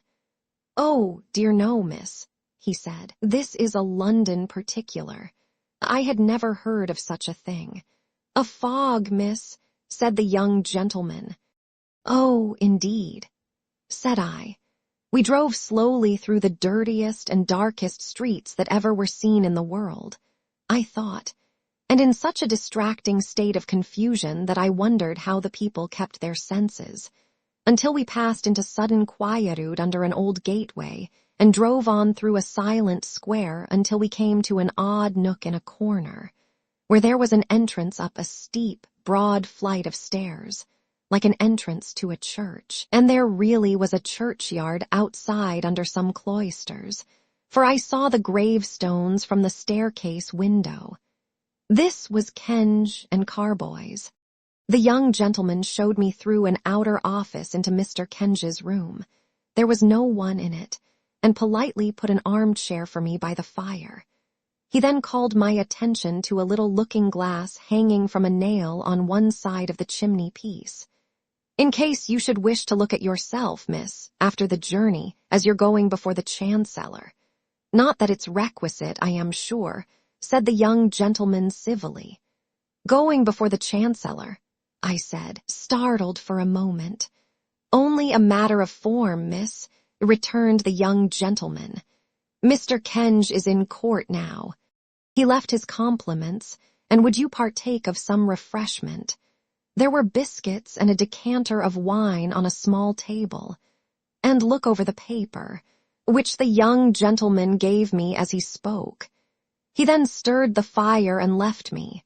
Everything was so strange, the stranger from its being night in the daytime, the candles burning with a white flame and looking raw and cold, that I read the words in the newspaper without knowing what they meant, and found myself reading the same words repeatedly. As it was of no use going on in that way, I put the paper down, took a peep at my bonnet in the glass to see if it was neat, and looked at the room, which was not half lighted, and at the shabby, dusty tables, and at the piles of writings, and at a bookcase full of the most inexpressive-looking books that ever had anything to say for themselves. Then I went on, thinking, and the fire went on burning, and the candles went on flickering and guttering, and there were no snuffers, until the young gentleman by and by brought a very dirty pair, for 2 hours. At last Mr. Kenge came. He was not altered, but he was surprised to see how altered I was and appeared quite pleased. "As you are going to be the companion of the young lady who is now in the Chancellor's private room, Miss Summerson," he said, "we thought it well that you should be in attendance also. You will not be discomposed by the Lord Chancellor, I dare say." "No, sir," I said. "I don't think I shall, really not seeing on consideration why I should be." So Mr. Kenge gave me his arm, and we went round the corner, under a colonnade, and in at a side door. And so we came, along a passage, into a comfortable sort of room where a young lady and a young gentleman were standing near a great, loud, roaring fire. A screen was interposed between them and it, and they were leaning on the screen, talking. They both looked up when I came in, and I saw in the young lady, with the fire shining upon her, such a beautiful girl, with such rich golden hair, such soft blue eyes, and such a bright, innocent, trusting face. "Miss Ada," said Mr. Kenge, "this is Miss Summerson." She came to meet me with a smile of welcome and her hand extended, but seemed to change her mind in a moment and kissed me. In short, She had such a natural, captivating, winning manner that in a few minutes we were sitting in the window seat, with the light of the fire upon us, talking together as free and happy as could be. What a load off my mind. It was so delightful to know that she could confide in me and like me. It was so good of her, and so encouraging to me. The young gentleman was her distant cousin, she told me, and his name Richard Carstone. He was a handsome youth with an ingenuous face and a most engaging laugh. And after she had called him up to where we sat, he stood by us, in the light of the fire, talking gaily, like a light-hearted boy. He was very young, not more than 19 then, if quite so much, but nearly 2 years older than she was. They were both orphans, and, what was very unexpected and curious to me, had never met before that day. Our all three coming together for the first time in such an unusual place was a thing to talk about, and we talked about it. And the fire, which had left off roaring, winked its red eyes at us, as Richard said, like a drowsy old chancery lion. We conversed in a low tone because a full-dressed gentleman in a bag wig frequently came in and out, and when he did so, we could hear a drawling sound in the distance, which he said was one of the counsel, in our case, addressing the Lord Chancellor. He told Mr. Kenge that the Chancellor would be up in 5 minutes, and presently we heard a bustle and a tread of feet, and Mr. Kenge said that the court had risen and his lordship was in the next room. The gentleman in the bag wig opened the door almost directly and requested Mr. Kenge to come in. Upon that, we all went into the next room, Mr. Kenge first, with my darling. It is so natural to me now that I can't help writing it. And there, plainly dressed in black and sitting in an armchair at a table near the fire, was his lordship, whose robe, trimmed with beautiful gold lace, was thrown upon another chair.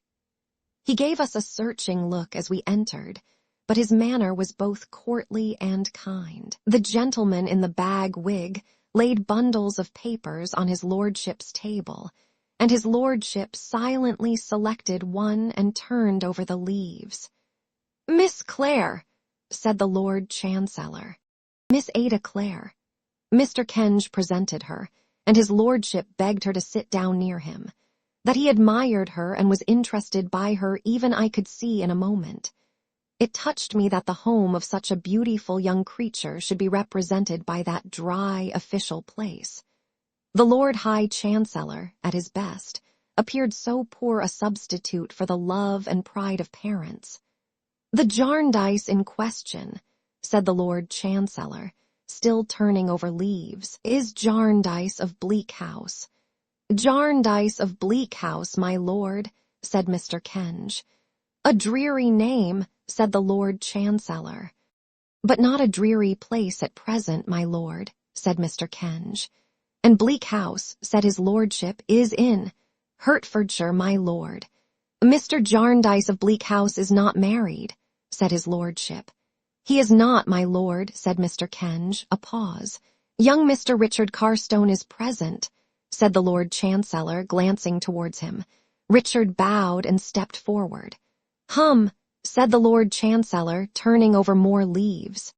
"Mr. Jarndyce of Bleak House, my lord," Mr. Kenge observed in a low voice, "if I may venture to remind your lordship, provides a suitable companion for Mr. Richard Carstone.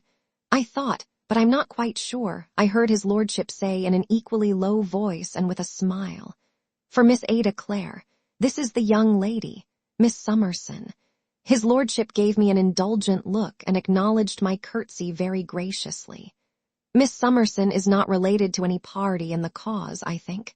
"No, my lord." Mr. Kenge leant over before it was quite said and whispered. His lordship, with his eyes upon his papers, listened, nodded twice or thrice, turned over more leaves, and did not look towards me again until we were going away. Mr. Kenge now retired, and Richard with him, to where I was near the door, leaving my pet, It is so natural to me that again I can't help it. Sitting near the Lord Chancellor, with whom his lordship spoke a little part, asking her, as she told me afterwards, whether she had well reflected on the proposed arrangement, and if she thought she would be happy under the roof of Mr. Jarndyce of Bleak House, and why she thought so. Presently he rose courteously and released her, and then he spoke for a minute or two with Richard Carstone, not seated, but standing, and altogether with more ease and less ceremony, as if he still knew, though he was Lord Chancellor, how to go straight to the candor of a boy. "Very well," said his lordship aloud. "I shall make the order. Mr. Jarndyce of Bleak House has chosen, so far as I may judge." And this was when he looked at me. "A very good companion for the young lady, and the arrangement altogether seems the best of which the circumstances admit." He dismissed us pleasantly, and we all went out, very much obliged to him for being so affable and polite, by which he had certainly lost no dignity but seemed to us to have gained some. When we got under the colonnade, Mr. Kenge remembered that he must go back for a moment to ask a question and left us in the fog, with the Lord Chancellor's carriage and servants waiting for him to come out. "Well," said Richard Carstone, "that's over, and where do we go next, Miss Summerson?" "Don't you know?" I said. "Not in the least," said he. "And don't you know, my love?" I asked Ada. "No," said she. "Don't you?" "Not at all," said I. We looked at one another, half laughing at our being like the children in the wood, when a curious little old woman in a squeezed bonnet and carrying a reticule came curtsying and smiling up to us with an air of great ceremony. "Oh," said she, "the wards in Jarndyce. Very happy, I am sure, to have the honor. It is a good omen for youth and hope and beauty when they find themselves in this place and don't know what's to come of it." "Oh, mad," whispered Richard, not thinking she could hear him. "Right. Mad, young gentleman," she returned so quickly that he was quite abashed. "I was a ward myself. I was not mad at that time," curtsying low and smiling between every little sentence. "I had youth and hope. I believe beauty. It matters very little now. Neither of the three served or saved me. I have the honor to attend court regularly, with my documents. I expect a judgment shortly. On the day of judgment, I have discovered that the sixth seal mentioned in the Revelations is the Great Seal. It has been open a long time. Pray accept my blessing." As Ada was a little frightened, I said, to humor the poor old lady, that we were much obliged to her. "Ye-ease," she said mincingly. "I imagine so, and here is Conversation Kenge, with his documents. How does your honorable worship do?" Quite well, now don't be troublesome, that's a good soul," said Mr. Kenge, leading the way back. "By no means," said the poor old lady, keeping up with Ada and me. "Anything but troublesome. I shall confer estates on both, which is not being troublesome, I trust. I expect a judgment shortly, on the day of judgment. This is a good omen for you. Accept my blessing." She stopped at the bottom of the steep, broad flight of stairs, but we looked back as we went up, and she was still there, saying, still with a curtsy and a smile between every little sentence, "Youth, and hope, and beauty, and chancery, and Conversation Kenge. Pray accept my blessing." Chapter 4. Telescopic Philanthropy. We were to pass the night, Mr. Kenge told us when we arrived in his room, at Mrs. Jellyby's, and then he turned to me and said he took it for granted I knew who Mrs. Jellyby was. "I really don't, sir," I returned. "Perhaps Mr. Carstone or Miss Clare." But no, they knew nothing whatever about Mrs. Jellyby. "Indeed, Mrs. Jellyby," said Mr. Kenge, standing with his back to the fire and casting his eyes over the dusty hearthrug, as if it were Mrs. Jellyby's biography, "is a lady of very remarkable strength of character who devotes herself entirely to the public. She has devoted herself to an extensive variety of public subjects at various times and is at present, until something else attracts her, devoted to the subject of Africa, with a view to the general cultivation of the coffee berry and the natives, and the happy settlement, on the banks of the African rivers, of our superabundant home population. Mr. Jarndyce, who is desirous to aid any work that is considered likely to be a good work, and who is much sought after by philanthropists, has, I believe, a very high opinion of Mrs. Jellyby. Mr. Kenge, adjusting his cravat, then looked at us. "And Mr. Jellyby, sir," suggested Richard. "Ah, Mr. Jellyby," said Mr. Kenge, "is I don't know that I can describe him to you better than by saying that he is the husband of Mrs. Jellyby." "A nonentity, sir," said Richard with a droll look. "I don't say that," returned Mr. Kenge gravely. "I can't say that, indeed, for I know nothing whatever of Mr. Jellyby. I never, to my knowledge, had the pleasure of seeing Mr. Jellyby. He may be a very superior man, but he is, so to speak, merged, in the more shining qualities of his wife."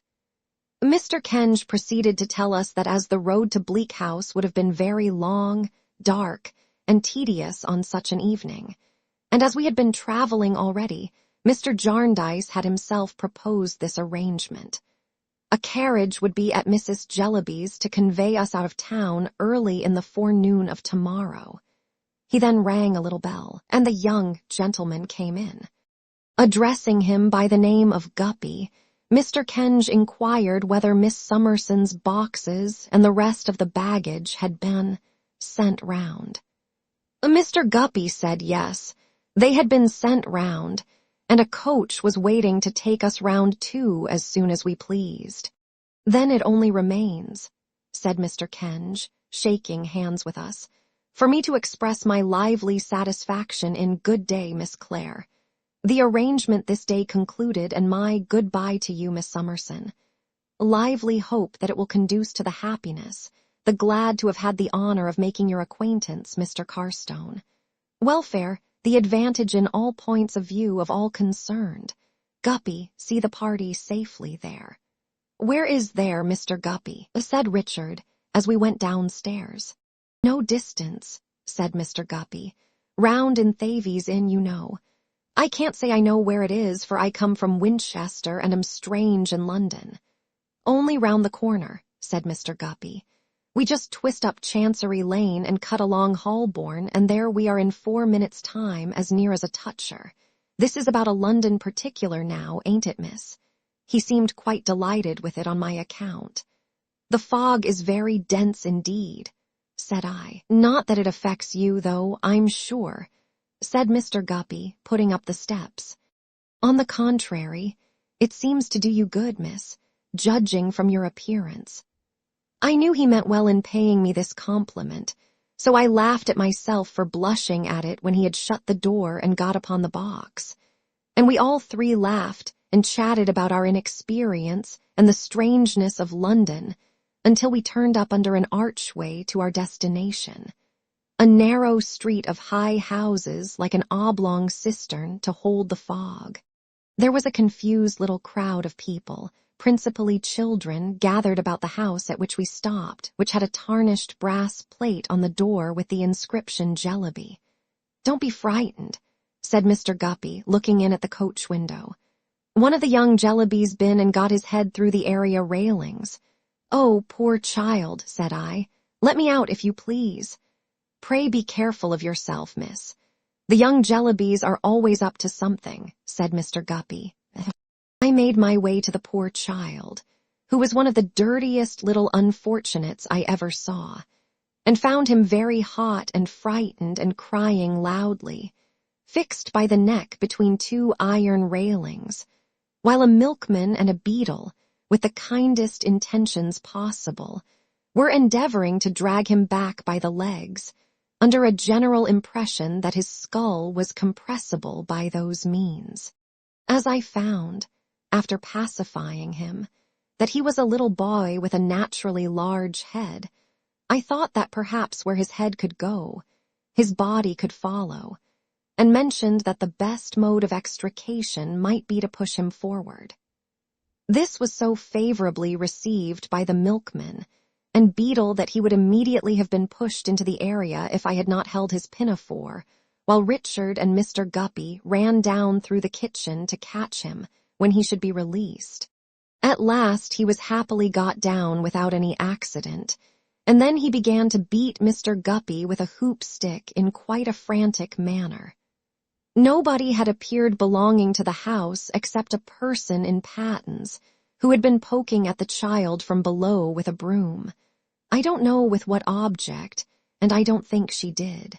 I therefore supposed that Mrs. Jellyby was not at home, and was quite surprised when the person appeared in the passage without the pattens, and going up to the back room on the first floor before Ada and me, announced us as, "Them two young ladies, Mrs. Jellyby." We passed several more children on the way up, whom it was difficult to avoid treading on in the dark, and as we came into Mrs. Jellyby's presence, one of the poor little things fell downstairs, down a whole flight, as it sounded to me, with a great noise. Mrs. Jellyby, whose face reflected none of the uneasiness which we could not help showing in our own faces, as the dear child's head recorded its passage with a bump on every stair. Richard afterwards said he counted 7, besides one for the landing, received us with perfect equanimity. She was a pretty, very diminutive, plump woman of from 40 to 50, with handsome eyes, though they had a curious habit of seeming to look a long way off, as if, I am quoting Richard again, they could see nothing nearer than Africa. "I am very glad indeed," said Mrs. Jellyby in an agreeable voice, "to have the pleasure of receiving you. I have a great respect for Mr. Jarndyce, and no one in whom he is interested can be an object of indifference to me." We expressed our acknowledgments and sat down behind the door, where there was a lame invalid of a sofa. Mrs. Jellyby had very good hair, but was too much occupied with her African duties to brush it. The shawl in which she had been loosely muffled dropped onto her chair when she advanced to us, and as she turned to resume her seat, we could not help noticing that her dress didn't nearly meet up the back, and that the open space was railed across with a lattice-work of stay lace, like a summer house. The room, which was strewn with papers, and nearly filled by a great writing table covered with similar litter, was, I must say, not only very untidy but very dirty. We were obliged to take notice of that with our sense of sight, even while, with our sense of hearing, we followed the poor child who had tumbled downstairs, I think into the back kitchen, where somebody seemed to stifle him. But what principally struck us was a jaded and unhealthy-looking, though by no means plain girl at the writing table, who sat biting the feather of her pen and staring at us. I suppose nobody ever was in such a state of ink. And from her tumbled hair to her pretty feet, which were disfigured with frayed and broken satin slippers trodden down at heel, she really seemed to have no article of dress upon her, from a pin upwards, that was in its proper condition or its right place. "You find me, my dears," said Mrs. Jellyby, snuffing the 2 great office candles in tin candlesticks, which made the room taste strongly of hot tallow. The fire had gone out, and there was nothing in the grate but ashes, a bundle of wood, and a poker. "You find me, my dears, as usual, very busy, but that you will excuse. The African project at present employs my whole time. It involves me in correspondence with public bodies, and with private individuals anxious for the welfare of their species all over the country. I am happy to say it is advancing. We hope by this time next year to have from 150 to 200 healthy families cultivating coffee and educating the natives of Boreabulaga on the left bank of the Niger." As Ada said nothing, but looked at me, I said it must be very gratifying. "It is gratifying," said Mrs. Jellyby. "It involves the devotion of all my energies, such as they are. But that is nothing, so that it succeeds, and I am more confident of success every day. Do you know, Miss Summerson, I almost wonder that you never turned your thoughts to Africa." This application of the subject was really so unexpected to me that I was quite at a loss how to receive it. I hinted that the climate, "The finest climate in the world," said Mrs. Jellyby. "Indeed, ma'am." "Certainly, with precaution," said Mrs. Jellyby. "You may go into Holborn without precaution and be run over. You may go into Holborn with precaution and never be run over, just so with Africa." I said, "No doubt. I meant as to Holborn." "If you would like," said Mrs. Jellyby, putting a number of papers towards us, "to look over some remarks on that head, and on the general subject, which have been extensively circulated, while I finish a letter I am now dictating to my eldest daughter, who is my amanuensis." The girl at the table left off biting her pen and made a return to our recognition, which was half bashful and half sulky. "I shall then have finished for the present," proceeded Mrs. Jellyby with a sweet smile, "though my work is never done. Where are you, Caddy?" "Presents her compliments to Mr. Swallow and begs," said Caddy. "And begs," said Mrs. Jellyby, dictating, "to inform him, in reference to his letter of inquiry on the African project, no Peepy. Not on my account." Peepy, so self-named, was the unfortunate child who had fallen downstairs, who now interrupted the correspondence by presenting himself, with a strip of plaster on his forehead, to exhibit his wounded knees, in which Ada and I did not know which to pity most, the bruises or the dirt. Mrs. Jellyby merely added, with the serene composure with which she said everything, "Go along, you naughty Peepy," and fixed her fine eyes on Africa again. However, as she at once proceeded with her dictation, and as I interrupted nothing by doing it, I ventured quietly to stop poor Peepy as he was going out and to take him up to nurse. He looked very much astonished at it and at Ada's kissing him, but soon fell fast asleep in my arms, sobbing at longer and longer intervals until he was quiet. I was so occupied with Peepy that I lost the letter in detail, though I derived such a general impression from it of the momentous importance of Africa, and the utter insignificance of all other places and things, that I felt quite ashamed to have thought so little about it. 6 o'clock, said Mrs. Jellyby, and our dinner hour is nominally, for we dine at all hours, 5. Caddy, show Miss Clare and Miss Summerson their roomis. You will like to make some change, perhaps. You will excuse me, I know, being so much occupied. Oh, that very bad child. Pray put him down, Miss Summerson. I begged permission to retain him, truly saying that he was not at all troublesome, and carried him upstairs and laid him on my bed. Ada and I had 2 upper rooms with a door of communication between. They were excessively bare and disorderly, and the curtain to my window was fastened up with a fork. You would like some hot water, wouldn't you? Said Miss Jellyby, looking round for a jug with a handle to it, but looking in vain. If it is not being troublesome, said we. Oh, it's not the trouble, returned Miss Jellyby. The question is if there is any. The evening was so very cold and the rooms had such a marshy smell that I must confess it was a little miserable, and Ada was half crying. We soon laughed, however, and were busily unpacking when Miss Jellyby came back to say that she was sorry there was no hot water, but they couldn't find the kettle, and the boiler was out of order. We begged her not to mention it, and made all the haste we could to get down to the fire again. But all the little children had come up to the landing outside to look at the phenomenon of Peepy lying on my bed, and our attention was distracted by the constant apparition of noses and fingers in situations of danger between the hinges of the doors. It was impossible to shut the door of either room, for my lock, with no knob to it, looked as if it wanted to be wound up. And though the handle of Ada's went round and round with the greatest smoothness, it was attended with no effect whatever on the door. Therefore I proposed to the children that they should come in and be very good at my table, and I would tell them the story of Little Red Riding Hood while I dressed, which they did, and were as quiet as mice, including Peepy, who awoke opportunely before the appearance of the wolf.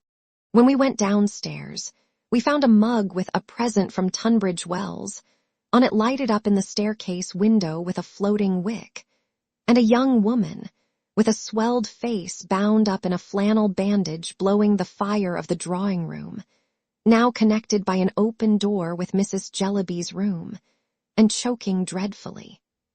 It smoked to that degree, in short, that we all sat coughing and crying with the windows open for half an hour, during which Mrs. Jellyby, with the same sweetness of temper, directed letters about Africa.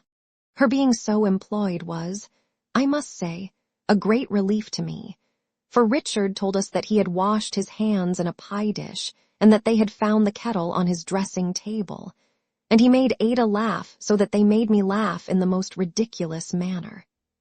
Soon after 7 o'clock, we went down to dinner, carefully, by Mrs. Jellyby's advice, for the stair carpets, besides being very deficient in stair wires, were so torn as to be absolute traps. We had a fine codfish, a piece of roast beef, a dish of cutlets, and a pudding. An excellent dinner, if it had had any cooking to speak of, but it was almost raw. The young woman with the flannel bandage waited, and dropped everything on the table wherever it happened to go, and never moved it again until she put it on the stairs. The person I had seen in Patton's, who I supposed to have been the cook, frequently came and skirmished with her at the door, and there appeared to be ill will between them, all through dinner, which was long, in consequence of such accidents as the dish of potatoes being mislaid in the coal scuttle, and the handle of the corkscrew coming off and striking the young woman in the chin. Mrs. Jellyby preserved the evenness of her disposition. She told us a great deal that was interesting about Borriabulaga and the natives, and received so many letters that Richard, who sat by her, saw 4 envelopes in the gravy at once. Some of the letters were proceedings of ladies' committees or resolutions of ladies' meetings, which she read to us. Others were applications from people excited in various ways about the cultivation of coffee and natives. Others required answers, and these she sent her eldest daughter from the table 3 or 4 times to write. She was full of business, and undoubtedly was, as she had told us, devoted to the cause. I was a little curious to know who a mild, bald gentleman in spectacles was, who dropped into a vacant chair. There was no top or bottom in particular. After the fish was taken away, and seemed passively to submit himself to Borriabulaga, but not to be actively interested in that settlement. As he never spoke a word, he might have been a native but for his complexion. It was not until we left the table, and he remained alone with Richard, that the possibility of his being Mr. Jellyby ever entered my head. But he was Mr. Jellyby, and a loquacious young man called Mr. Quall, with large shining knobs for temples and his hair all brushed to the back of his head, who came in the evening and told Ada he was a philanthropist, also informed her that he called the matrimonial alliance of Mrs. Jellyby with Mr. Jellyby the union of mind and matter. This young man, besides having a great deal to say for himself about Africa, and a project of his for teaching the coffee colonists to teach the natives to turn pianoforte legs and establish an export trade, delighted in drawing Mrs. Jellyby out by saying, I believe now, Mrs. Jellyby, you have received as many as from 150 to 200 letters respecting Africa in a single day, have you not? Or, if my memory does not deceive me, Mrs. Jellyby, You once mentioned that you had sent off 5,000 circulars from one post office at one time, always repeating Mrs. Jellyby's answer to us like an interpreter. During the whole evening, Mr. Jellyby sat in a corner with his head against the wall as if he were subject to low spirits. It seemed that he had several times opened his mouth when alone with Richard after dinner, as if he had something on his mind, but had always shut it again, to Richard's extreme confusion, without saying anything. Mrs. Jellyby, sitting in quite a nest of waste paper, drank coffee all the evening and dictated at intervals to her eldest daughter. She also held a discussion with Mr. Quall, of which the subject seemed to be, if I understood it, the brotherhood of humanity, and gave utterance to some beautiful sentiments. I was not so attentive an auditor as I might have wished to be, however, for Peepy and the other children came flocking about Ada and me in a corner of the drawing room to ask for another story. So we sat down among them and told them in whispers, Puss in Boots, and I don't know what else until Mrs. Jellyby, accidentally remembering them, sent them to bed. As Peepy cried for me to take him to bed, I carried him upstairs, where the young woman with the flannel bandage charged into the midst of the little family like a dragon, and overturned them into cribs. After that, I occupied myself in making our room a little tidy, and in coaxing a very cross fire that had been lighted to burn, which at last it did, quite brightly. On my return downstairs, I felt that Mrs. Jellyby looked down upon me rather for being so frivolous, and I was sorry for it, though at the same time I knew that I had no higher pretensions. It was nearly midnight before we found an opportunity of going to bed, and even then we left Mrs. Jellyby among her papers drinking coffee and Miss Jellyby biting the feather of her pen. "What a strange house," said Ada when we got upstairs. "How curious of my cousin Jarndyce to send us here." "My love," said I, "it quite confuses me. I want to understand it, and I can't understand it at all." "What?" asked Ada with her pretty smile. "All this, my dear," said I. "It must be very good of Mrs. Jellyby to take such pains about a scheme for the benefit of natives, and yet Peepy and the housekeeping." Ada laughed and put her arm about my neck as I stood looking at the fire, and told me I was a quiet, dear, good creature and had won her heart. "You are so thoughtful, Esther," she said, "and yet so cheerful, and you do so much so unpretendingly. You would make a home out of even this house, my simple darling." She was quite unconscious that she only praised herself, and that it was in the goodness of her own heart that she made so much of me. "May I ask you a question?" said I when we had sat before the fire a little while. 500, said Ada. "Your cousin, Mr. Jarndyce, I owe so much to him. Would you mind describing him to me?" Shaking her golden hair, Ada turned her eyes upon me with such laughing wonder that I was full of wonder too, partly at her beauty, partly at her surprise. "Esther," she cried, "my dear, you want a description of my cousin Jarndyce. My dear, I never saw him, and I never saw him," returned Ada. Well, to be sure, no, she had never seen him. Young as she was when her mamma died, she remembered how the tears would come into her eyes when she spoke of him and of the noble generosity of his character, which she had said was to be trusted above all earthly things, and Ada trusted it. Her cousin Jarndyce had written to her a few months ago. A plain, honest letter, Ada said, proposing the arrangement we were now to enter on, and telling her that in time it might heal some of the wounds made by the miserable chancery suit. She had replied, gratefully accepting his proposal. Richard had received a similar letter and had made a similar response. He had seen Mr. Jarndyce once, but only once 5 years ago at Winchester School. He had told Ada, when they were leaning on the screen before the fire where I found them, that he recollected him as a bluff, rosy fellow. This was the utmost description Ada could give me. It set me thinking so that when Ada was asleep, I still remained before the fire, wondering and wondering about Bleak House, and wondering that yesterday morning should seem so long ago. I don't know where my thoughts had wandered when they were recalled by a tap at the door. I opened it softly and found Miss Jellaby shivering there with a broken candle in a broken candlestick in one hand and an egg cup in the other. "Good night," she said very sulkily. "Good night," said I. "May I come in?" She shortly and unexpectedly asked me in the same sulky way. "Certainly," said I. "Don't wake Miss Clare." She would not sit down, but stood by the fire dipping her ink-eye middle finger in the egg cup, which contained vinegar, and smearing it over the ink stains on her face, frowning the whole time and looking very gloomy. "I wish Africa was dead," she said on a sudden.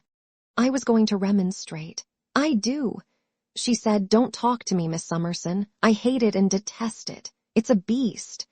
I told her she was tired and I was sorry. I put my hand upon her head and touched her forehead and said it was hot now but would be cool tomorrow. She still stood pouting and frowning at me, but presently put down her egg cup and turned softly towards the bed where Ada lay. "She is very pretty," she said with the same knitted brow and in the same uncivil manner. I assented with a smile. "An orphan, ain't she?" "Yes, but knows a quantity, I suppose. Can dance and play music and sing.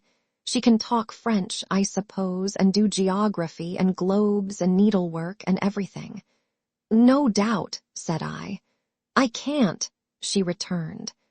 "I can't do anything hardly except write. I'm always writing for Ma. I wonder you two were not ashamed of yourselves to come in this afternoon and see me able to do nothing else. It was like your ill nature. Yet you think yourselves very fine, I dare say." I could see that the poor girl was near crying, and I resumed my chair without speaking and looked at her, I hope, as mildly as I felt towards her. "It's disgraceful," she said. "You know it is. The whole house is disgraceful. The children are disgraceful. Itichem disgraceful. Pa's miserable, and no wonder. Priscilla drinks. She's always drinking. It's a great shame and a great story of you if you say you didn't smell her today. It was as bad as a public house, waiting at dinner, you know it was." "My dear, I don't know it," said I. "You do," she said very shortly. "You shan't say you don't, you do." "Oh, my dear," said I, "if you won't let me speak." "You're speaking now, you know you are." "Don't tell stories, Miss Summerson." "My dear," said I, "as long as you won't hear me out." "I don't want to hear you out." "Oh, yes, I think you do," said I, "because that would be so very unreasonable. I did not know what you tell me because the servant did not come near me at dinner, but I don't doubt what you tell me, and I am sorry to hear it." "You needn't make a merit of that," said she.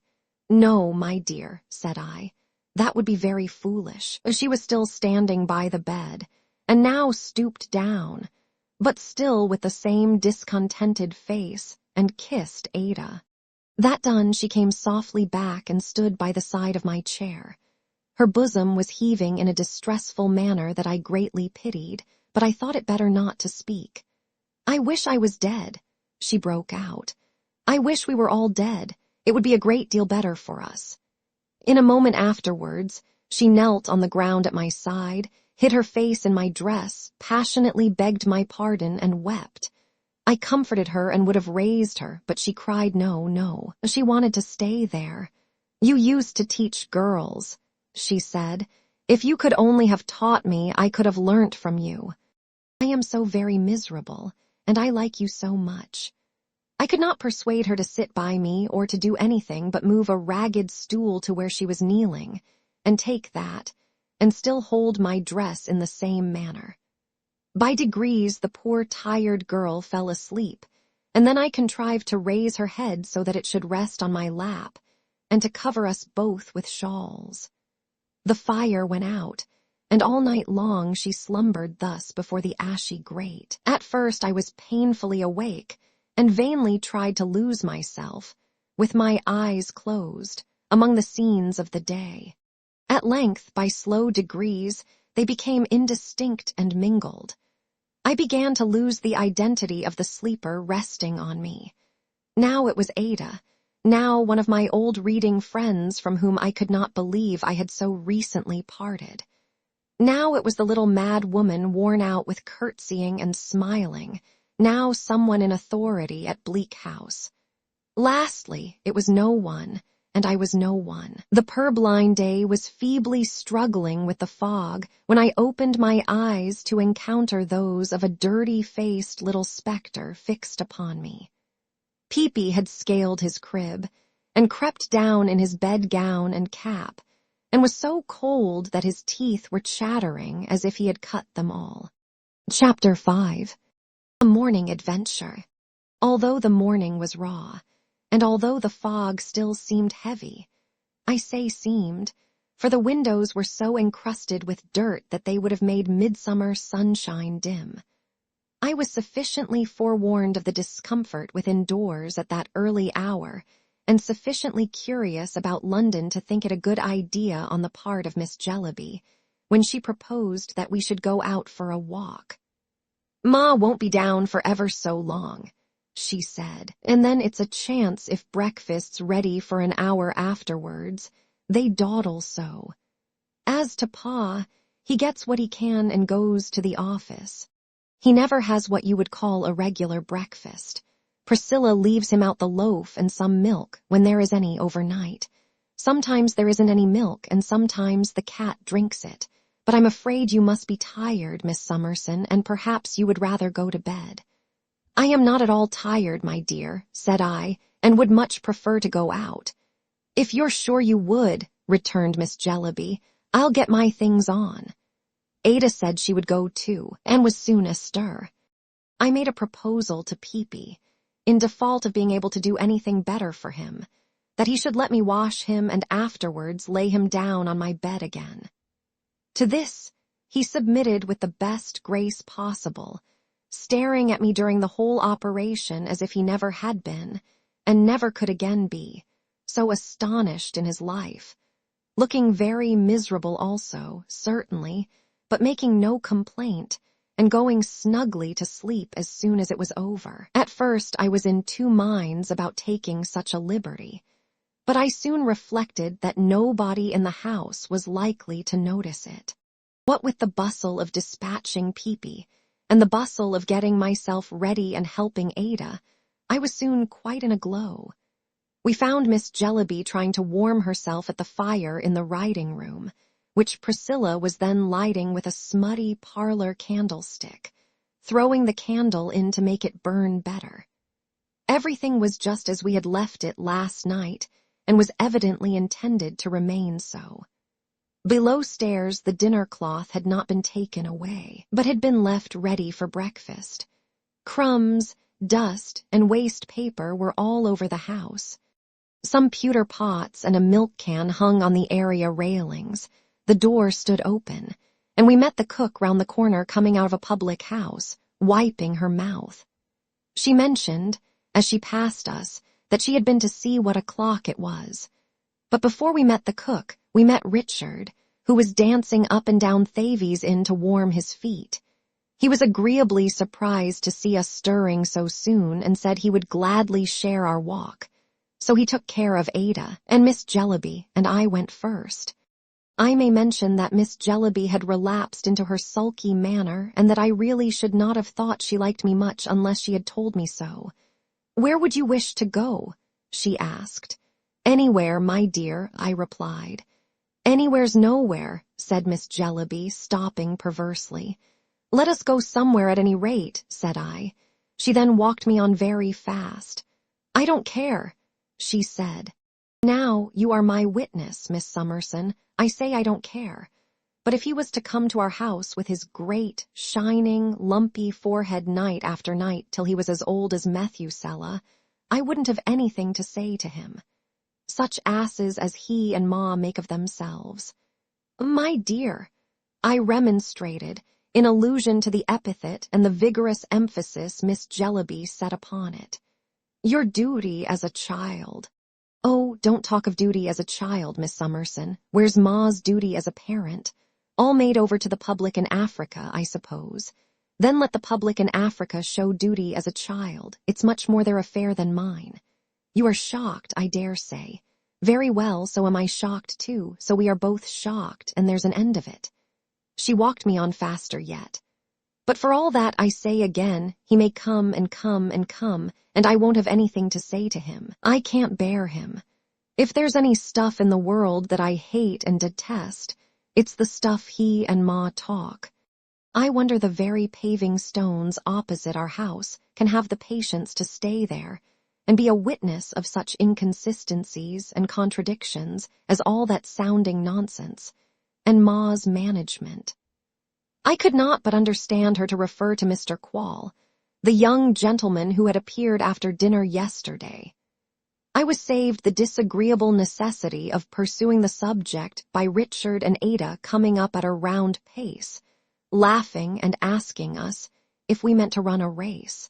Thus interrupted, Miss Jellyby became silent and walked moodily on at my side, while I admired the long successions and varieties of streets, the quantity of people already going to and fro, the number of vehicles passing and repassing, the busy preparations in the setting forth of shop windows and the sweeping out of shops, and the extraordinary creatures in rags secretly groping among the swept-out rubbish for pins and other refuse. "So, cousin," said the cheerful voice of Richard to Ada behind me, "we are never to get out of Chancery. We have come by another way to our place of meeting yesterday, and by the Great Seal here's the old lady again." Truly, there she was, immediately in front of us, curtsying and smiling, and saying with her yesterday's air of patronage, "The wards in Jarndyce, very happy, I am sure." "You are out early, ma'am," said I as she curtsied to me. "Ye is, I usually walk here early, before the court sits. It's retired. I collect my thoughts here for the business of the day," said the old lady mincingly. "The business of the day requires a great deal of thought. Chancery justice is so very difficult to follow. Who's this, Miss Summerson?" whispered Miss Jellyby, drawing my arm tighter through her own. The little old lady's hearing was remarkably quick. She answered for herself directly. "A suitor, my child, at your service. I have the honor to attend court regularly, with my documents.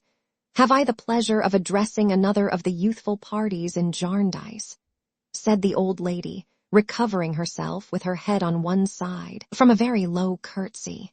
Richard, anxious to atone for his thoughtlessness of yesterday, good-naturedly explained that Miss Jellyby was not connected with the suit. "Ha," said the old lady, "she does not expect a judgment. She will still grow old, but not so old. Oh dear no, this is the garden of Lincoln's Inn. I call it my garden. It is quite a bower in the summer time, where the birds sing melodiously. I pass the greater part of the long vacation here, in contemplation. You find the long vacation exceedingly long, don't you?" We said yes, as she seemed to expect us to say so. "When the leaves are falling from the trees, and there are no more flowers in bloom to make up into nosegays for the Lord Chancellor's court," said the old lady. "The vacation is fulfilled, and the sixth seal, mentioned in the Revelations, again prevails. Pray come and see my lodging. It will be a good omen for me. Youth and hope and beauty are very seldom there. It is a long, long time since I had a visit from either." She had taken my hand, and leading me and Miss Jellyby away, beckoned Richard and Ada to come too. I did not know how to excuse myself, and looked to Richard for aid. As he was half amused and half curious and all in doubt how to get rid of the old lady without offense, she continued to lead us away, and he and Ada continued to follow, our strange conductress informing us all the time, with much smiling condescension, that she lived close by. It was quite true, as it soon appeared. She lived so close by that we had not time to have done humoring her for a few moments before she was at home. Slipping us out at a little side gate, the old lady stopped most unexpectedly in a narrow back street, part of some courts and lanes immediately outside the wall of the inn, and said, "This is my lodging. Pray walk up." She had stopped at a shop over which was written Crook, Rag and Bottle Warehouse. Also, in long, thin letters, Crook, dealer in marine stores. In one part of the window was a picture of a red paper mill at which a cart was unloading a quantity of sacks of old rags. In another was the inscription Bones bought. In another, kitchen stuff bought. In another, old iron bought. In another, waste paper bought. In another, ladies' and gentlemen's wardrobes bought. Everything seemed to be bought and nothing to be sold there. In all parts of the window were quantities of dirty bottles, blacking bottles, medicine bottles, ginger beer and soda water bottles, pickle bottles, wine bottles, ink bottles. I am reminded by mentioning the latter that the shop had in several little particulars the air of being in a legal neighborhood, and of being, as it were, a dirty hanger-on and disowned relation of the law. There were a great many ink bottles. There was a little tottering bench of shabby old volumes outside the door, labeled Law Books, all at 9D. Some of the inscriptions I have enumerated were written in law hand, like the papers I had seen in Kenge and Carboy's office, and the letters I had so long received from the firm.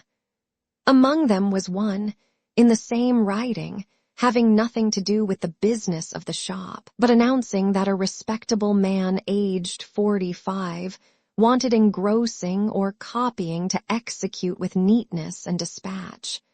Addressed to Nemo, care of Mr. Crook, within. There were several second-hand bags, blue and red, hanging up. A little way within the shop door lay heaps of old crackled parchment scrolls and discolored and dog's-eared law papers.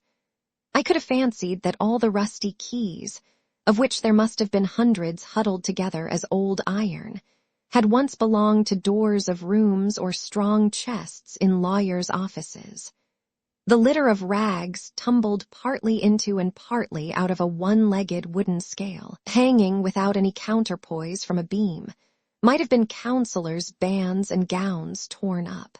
One had only to fancy, as Richard whispered to Ada and me while we all stood looking in, that yonder bones in a corner, piled together and picked very clean, were the bones of clients, to make the picture complete. As it was still foggy and dark, and as the shop was blinded besides by the wall of Lincoln's Inn, intercepting the light within a couple of yards, we should not have seen so much but for a lighted lantern that an old man in spectacles and a hairy cap was carrying about in the shop. Turning towards the door, he now caught sight of us.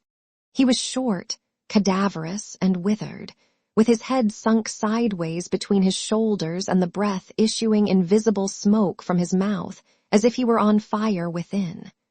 His throat, chin, and eyebrows were so frosted with white hairs, and so gnarled with veins and puckered skin, that he looked from his breast upward like some old root in a fall of snow.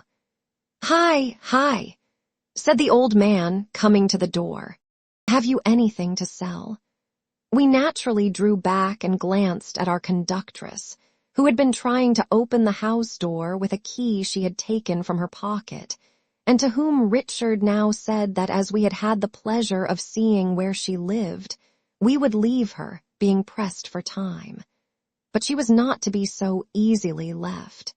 She became so fantastically and pressingly earnest in her entreaties that we would walk up and see her apartment for an instant, and was so bent, in her harmless way, on leading me in, as part of the good omen she desired, that I, whatever the others might do, saw nothing for it but to comply.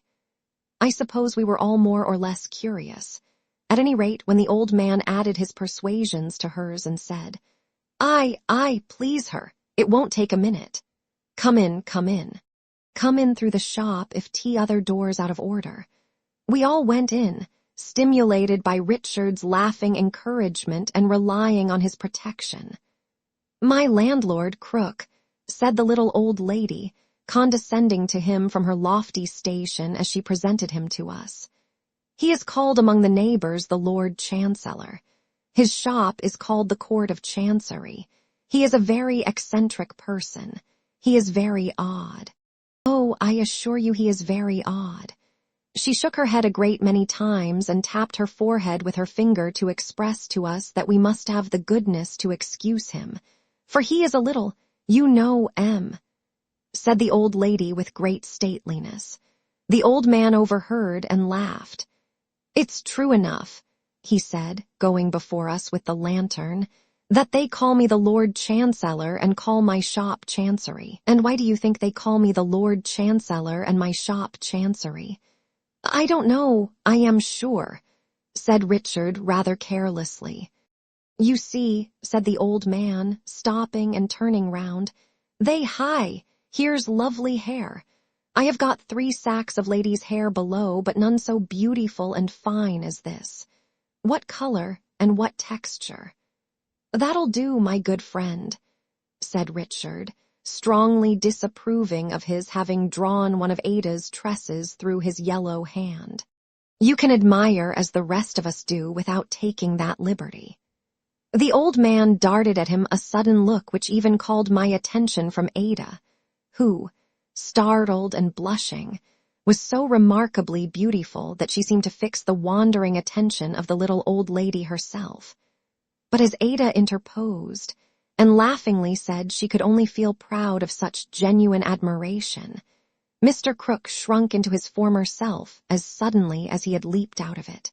You see, I have so many things here, he resumed, holding up the lantern, of so many kinds and all as the neighbors think, but they know nothing, wasting away and going to rack and ruin, that's why they have given me and my place a christening. And I have so many old parchmentses and papers in my stock, and I have a liking for rust and must and cobwebs, and all's fish that comes to my net, and I can't abear to part with anything I once lay hold of, or so my neighbors think, but what do they know?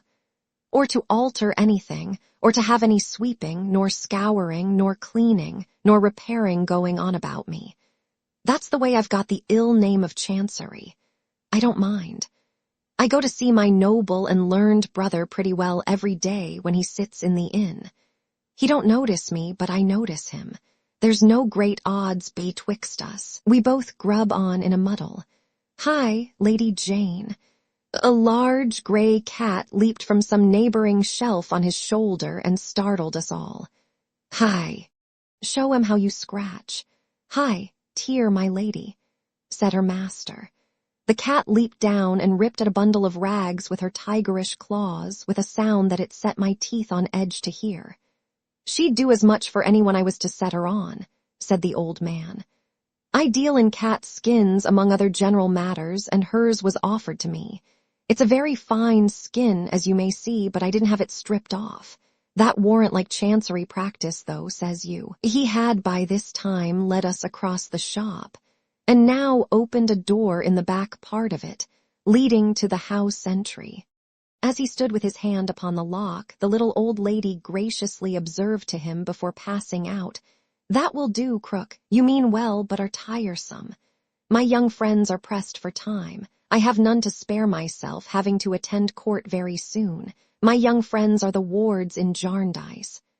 Jarndyce, said the old man with a start. Jarndyce and Jarndyce, the great suit, Crook, returned his lodger. Hi, exclaimed the old man in a tone of thoughtful amazement, and with a wider stare than before. Think of it. He seemed so rapt all in a moment and looked so curiously at us that Richard said, Why, you appear to trouble yourself a good deal about the causes before your noble and learned brother, the other Chancellor. Yes, said the old man abstractedly. Sure, your name now will be Richard Carstone. Carstone, he repeated, slowly checking off that name upon his forefinger, and each of the others he went on to mention upon a separate finger. Yes, there was the name of Barbary and the name of Clare and the name of Dedlock, too, I think. He knows as much of the cause as the real salaried Chancellor, said Richard, quite astonished, to Ada and me. Aye, said the old man, coming slowly out of his abstraction. Yes, Tom Jarndyce. You'll excuse me being related, but he was never known about court by any other name, and was as well known there as she is now, nodding slightly at his lodger. Tom Jarndyce was often in here. He got into a restless habit of strolling about when the cause was on, or expected, talking to the little shopkeepers and telling them to keep out of chancery, whatever they did. For, says he, it's being ground to bits in a slow mill, it's being roasted at a slow fire, it's being stung to death by single bees, it's being drowned by drops, it's going mad by grains. He was as near making away with himself, just where the young lady stands, as near could be. We listened with horror. "He come in at the door," said the old man, slowly pointing an imaginary track along the shop. "On the day he did it. The whole neighborhood had said for months before that he would do it, of a certainty sooner or later. He come in at the door that day, and walked along there, and sat himself on a bench that stood there, and asked me, you'll judge I was a mortal sight younger then, to fetch him a pint of wine. For, says he, Crook, I am much depressed. My cause is on again, and I think I'm nearer judgment than I ever was. I hadn't a mind to leave him alone, and I persuaded him to go to the tavern over the way there, t'other side my lane, I mean Chancery Lane. And I followed and looked in at the window and saw him, comfortable as I thought, in the armchair by the fire and company with him. I hadn't hardly got back here, when I heard a shot go echoing and rattling right away into the inn. I ran out, neighbors ran out, 20 of us cried at once, Tom Jarndyce. The old man stopped, looked hard at us, looked down into the lantern, blew the light out and shut the lantern up. We were right, I needn't tell the present hearers. Hi, to be sure, how the neighborhood poured into court that afternoon while the cause was on. How my noble and learned brother, and all the rest of 'em, grubbed and muddled away as usual, and tried to look as if they hadn't heard a word of the last fact in the case, or as if they had. Oh, dear me. Nothing at all to do with it if they had heard of it by any chance. Ada's color had entirely left her, and Richard was scarcely less pale. Nor could I wonder, judging even from my emotions, and I was no party in the suit, that to hearts so untried and fresh it was a shock to come into the inheritance of a protracted misery, attended in the minds of many people with such dreadful recollections. I had another uneasiness, in the application of the painful story to the poor half-witted creature who had brought us there. But, to my surprise, she seemed perfectly unconscious of that, and only led the way upstairs again, informing us with the toleration of a superior creature for the infirmities of a common mortal that her landlord was a little M, you know. She lived at the top of the house, in a pretty large room, from which she had a glimpse of Lincoln's Inn Hall. This seemed to have been her principal inducement, originally, for taking up her residence there. She could look at it, she said, in the night, especially in the moonshine. Her room was clean but very, very bare. I noticed the scantiest necessaries in the way of furniture, a few old prints from books of chancellors and barristers wafered against the wall, and some half-dozen reticles and work-bags, containing documents, as she informed us. There were neither coals nor ashes in the grate, and I saw no articles of clothing anywhere, nor any kind of food. Upon a shelf in an open cupboard were a plate or two, a cup or two, and so forth, but all dry and empty. There was a more affecting meaning in her pinched appearance, I thought as I looked round, than I had understood before. Extremely honored, I am sure, said our poor hostess with the greatest suavity, by this visit from the wards in Jarndyce, and very much indebted for the omen. It is a retired situation, considering I am limited as to situation, in consequence of the necessity of attending on the Chancellor. I have lived here many years. I pass my days in court, my evenings and my nights here. I find the nights long, for I sleep but little and think much. That is, of course, unavoidable, being in Chancery. I am sorry I cannot offer chocolate. I expect a judgment shortly and shall then place my establishment on a superior footing.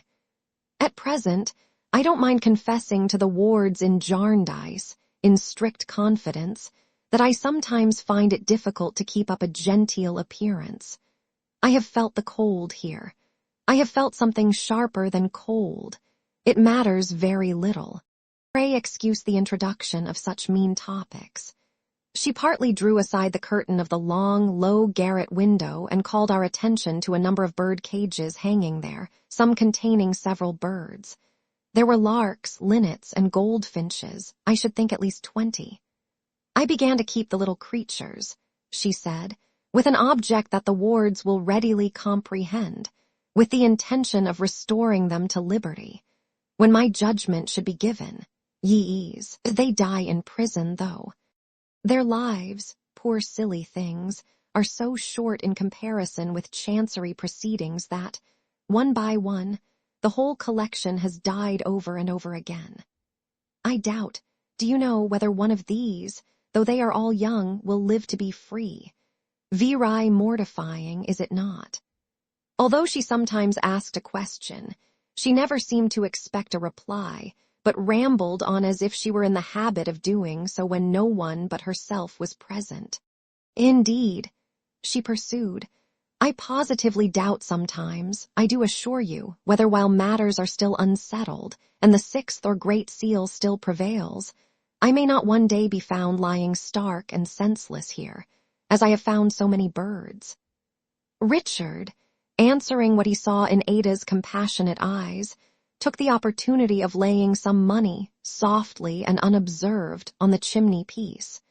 We all drew nearer to the cages, feigning to examine the birds. I can't allow them to sing much, said the little old lady, for you'll think this curious. I find my mind confused by the idea that they are singing while I am following the arguments in court. And my mind requires to be so very clear, you know. Another time I'll tell you their names, not at present. On a day of such good omen they shall sing as much as they like. In honor of youth, a smile and curtsy. Hope, a smile and curtsy. And beauty, a smile and curtsy. There, we'll let in the full light. The birds began to stir and chirp. I cannot admit the air freely, said the little old lady. The room was close and would have been the better for it, because the cat you saw downstairs, called Lady Jane, is greedy for their lives. She crouches on the parapet outside for hours and hours. I have discovered, whispering mysteriously, that her natural cruelty is sharpened by a jealous fear of their regaining their liberty. In consequence of the judgment I expect being shortly given, she is sly and full of malice. I half believe, sometimes, that she is no cat, but the wolf of the old saying. It is so very difficult to keep her from the door. Some neighboring bells, reminding the poor soul that it was 9:30, did more for us in the way of bringing our visit to an end than we could easily have done for ourselves. She hurriedly took up her little bag of documents, which she had laid upon the table on coming in, and asked if we were also going into court. On our answering no, and that we would on no account detain her, she opened the door to attend us downstairs. With such an omen, it is even more necessary than usual that I should be there before the Chancellor comes in, said she, for he might mention my case the first thing. I have a presentiment that he will mention it the first thing this morning. She stopped to tell us in a whisper as we were going down that the whole house was filled with strange lumber which her landlord had bought piecemeal and had no wish to sell, in consequence of being a little This was on the first floor, but she had made a previous stoppage on the second floor and had silently pointed at a dark door there. The only other lodger, she now whispered in explanation, a law writer. The children in the lanes here say he has sold himself to the devil. I don't know what he can have done with the money." "Hush." She appeared to mistrust that the lodger might hear her even there, and repeating "hush," went before us on tiptoe as though even the sound of her footsteps might reveal to him what she had said.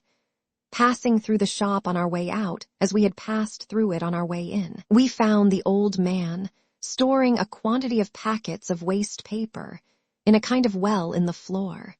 He seemed to be working hard, with the perspiration standing on his forehead, and had a piece of chalk by him, with which, as he put each separate package or bundle down, he made a crooked mark on the paneling of the wall.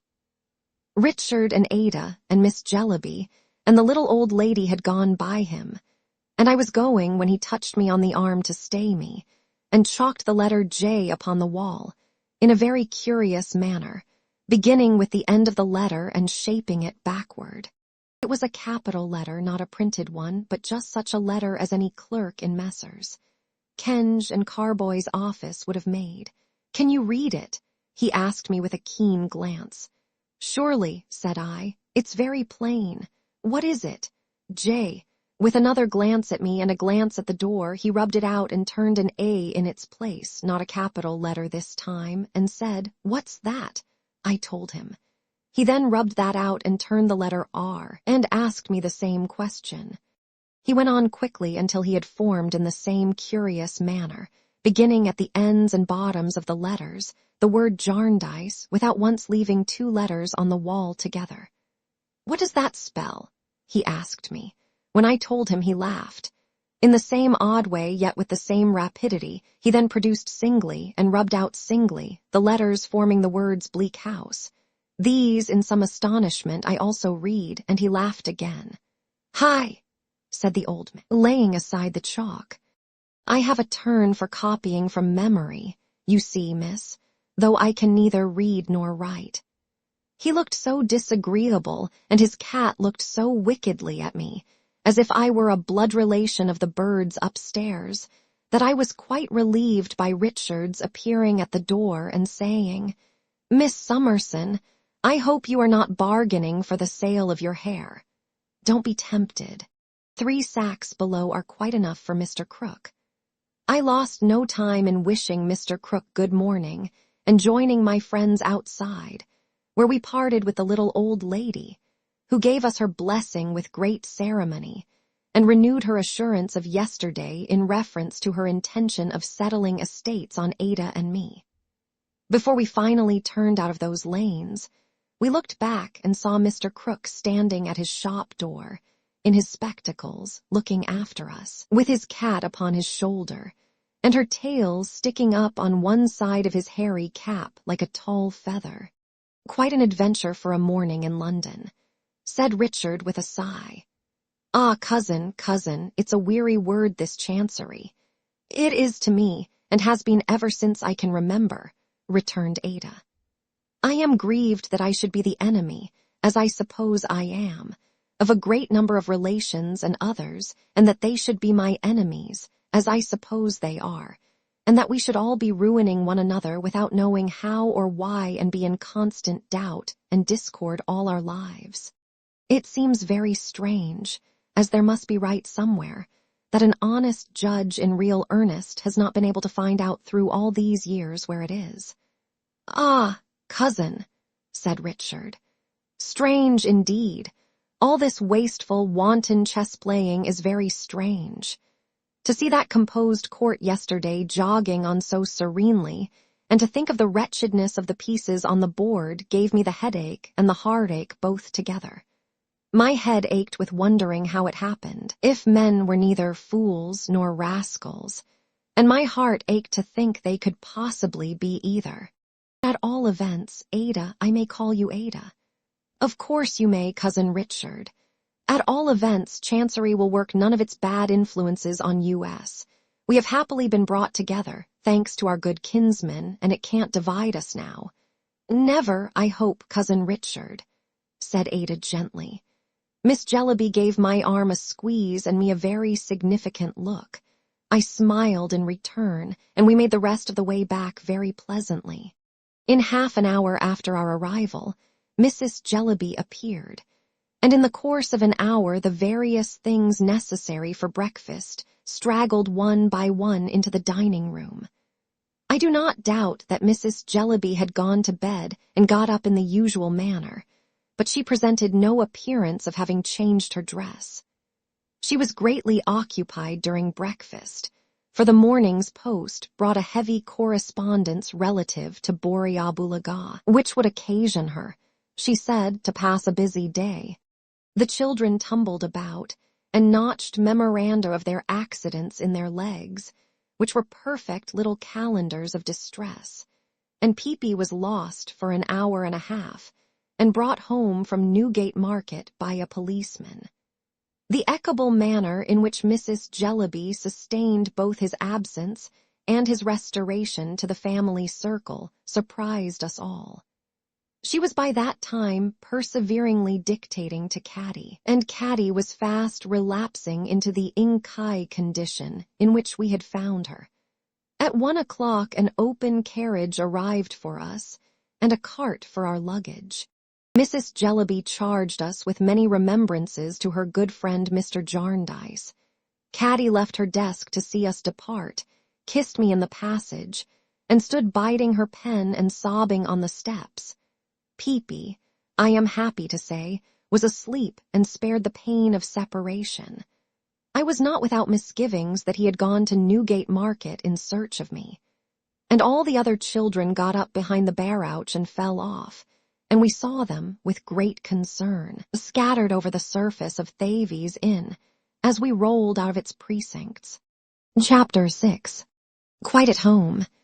The day had brightened very much, and still brightened as we went westward.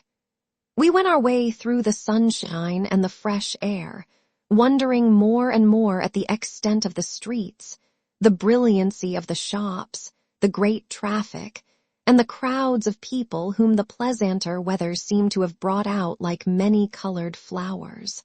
By and by we began to leave the wonderful city, and to proceed through suburbs which, of themselves, would have made a pretty large town in my eyes.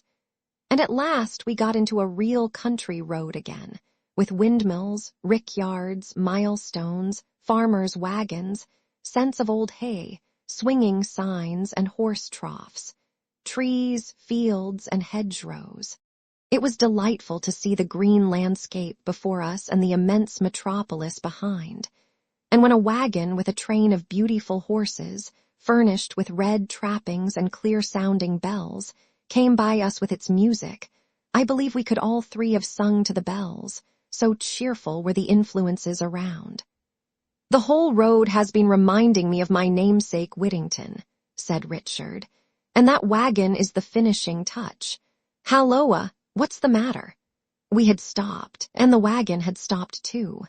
Its music changed as the horses came to a stand, and subsided to a gentle tinkling, except when a horse tossed his head or shook himself and sprinkled off a little shower of bell-ringing. "Our postilion is looking after the wagoner," said Richard, "and the wagoner is coming back after us. Good day, friend." The wagoner was at our coach door. "Why, here's an extraordinary thing," added Richard, looking closely at the man. "He has got your name, Ada, in his hat. He had all our names in his hat. Tucked within the band were 3 small notes, one addressed to Ada, one to Richard, one to me. These the wagoner delivered to each of us respectively, reading the name aloud first.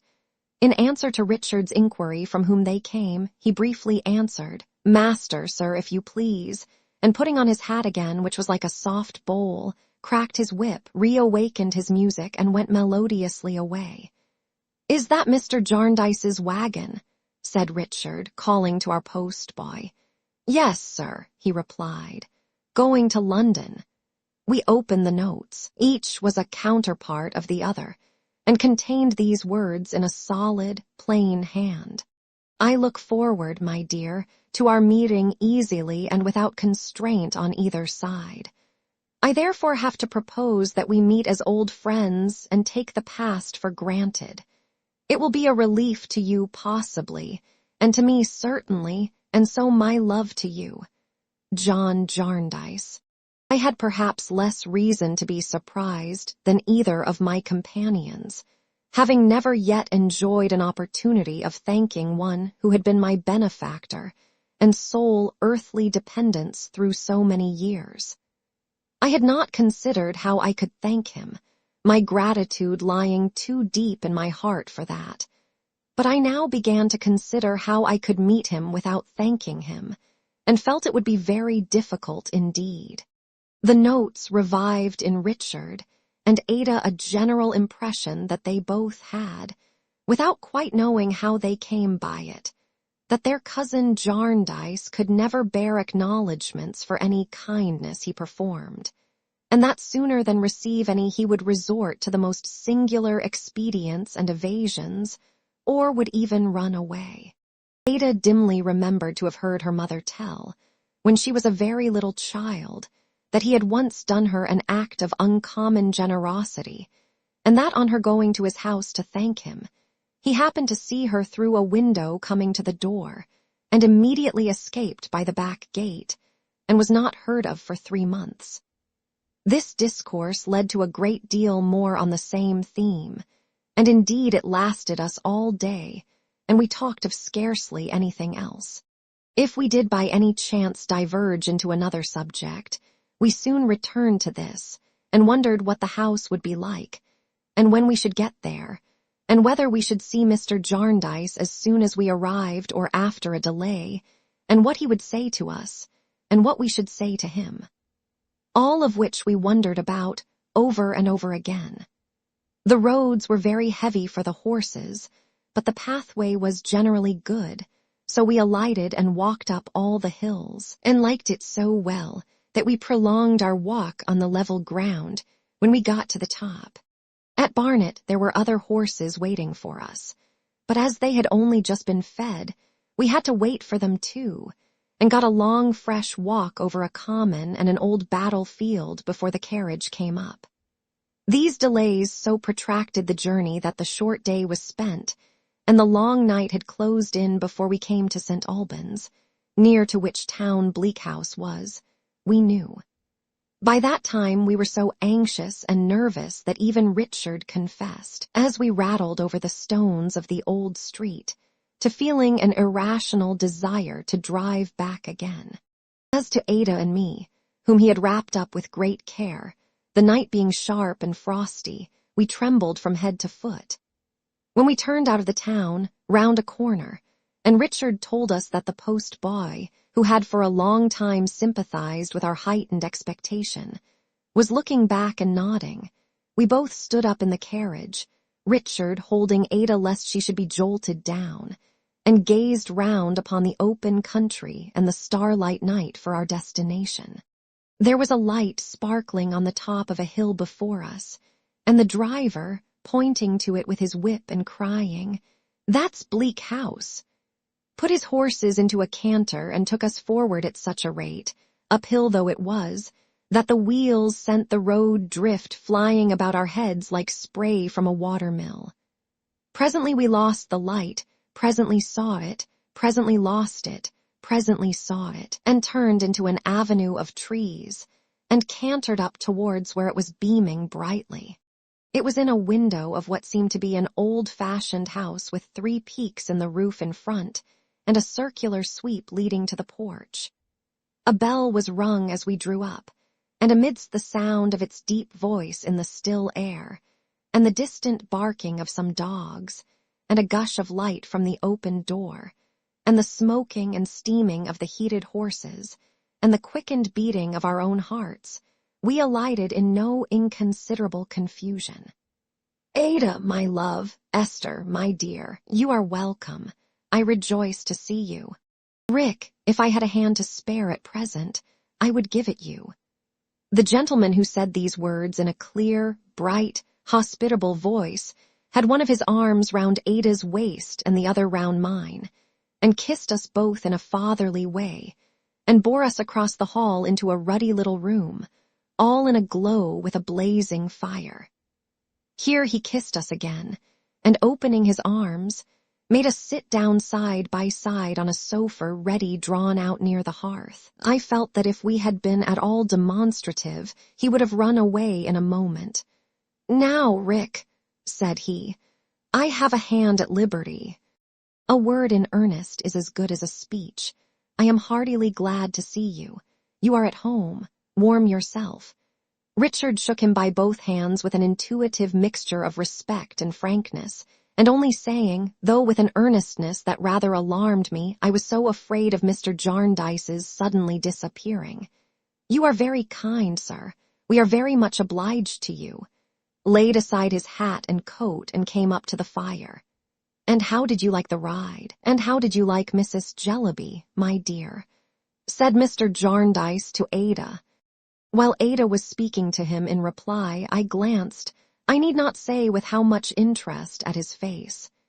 It was a handsome, lively, quick face, full of change and motion, and his hair was a silvered iron gray. I took him to be nearer 60 than 50, but he was upright, hardy, and robust. From the moment of his first speaking to us, his voice had connected itself with an association in my mind that I could not define. But now, all at once, a something sudden in his manner and a pleasant expression in his eyes recalled the gentleman in the stagey coach 6 years ago on the memorable day of my journey to Reading. I was certain it was he. I never was so frightened in my life as when I made the discovery, for he caught my glance and, appearing to read my thoughts, gave such a look at the door that I thought we had lost him. However, I am happy to say he remained where he was and asked me what I thought of Mrs. Jellyby. "She exerts herself very much for Africa, sir," I said. "Nobly," returned Mr. Jarndyce, "but you answer like Ada, whom I had not heard. You all think something else, I see." "We rather thought," said I, glancing at Richard and Ada, who entreated me with their eyes to speak, "that perhaps she was a little unmindful of her home." "Floored," cried Mr. Jarndyce. I was rather alarmed again. "Well, I want to know your real thoughts, my dear. I may have sent you there on purpose." "We thought that perhaps," said I, hesitating, "it is right to begin with the obligations of home, sir, and that perhaps while those are overlooked and neglected, no other duties can possibly be substituted for them. The little Jellybys," said Richard, coming to my relief, "are really, I can't help expressing myself strongly, sir, in a devil of a state." "She means well," said Mr. Jarndyce hastily. "The wind's in the east." "It was in the north, sir, as we came down," observed Richard. "My dear Rick," said Mr. Jarndyce, poking the fire, "I'll take an oath it's either in the east or going to be. I am always conscious of an uncomfortable sensation now and then when the wind is blowing in the east." "Rheumatism, sir," said Richard. "I dare say it is, Rick, I believe it is. And so the little Jell, I had my doubts about are in a, oh, Lord, yes, it's easterly," said Mr. Jarndyce. He had taken 2 or 3 undecided turns up and down while uttering these broken sentences, retaining the poker in one hand and rubbing his hair with the other, with a good-natured vexation at once so whimsical and so lovable that I am sure we were more delighted with him than we could possibly have expressed in any words. He gave an arm to Ada and an arm to me, and bidding Richard bring a candle, was leading the way out when he suddenly turned us all back again. "Those little Jellybys. Didn't you, now, if it had rained sugar plums or 3-cornered raspberry tarts or anything of that sort," said Mr. Jarndyce. "Oh, cousin," Ada hastily began. "Good, my pretty pet, I like cousin. Cousin John, perhaps, is better." "Then, cousin John," Ada laughingly began again.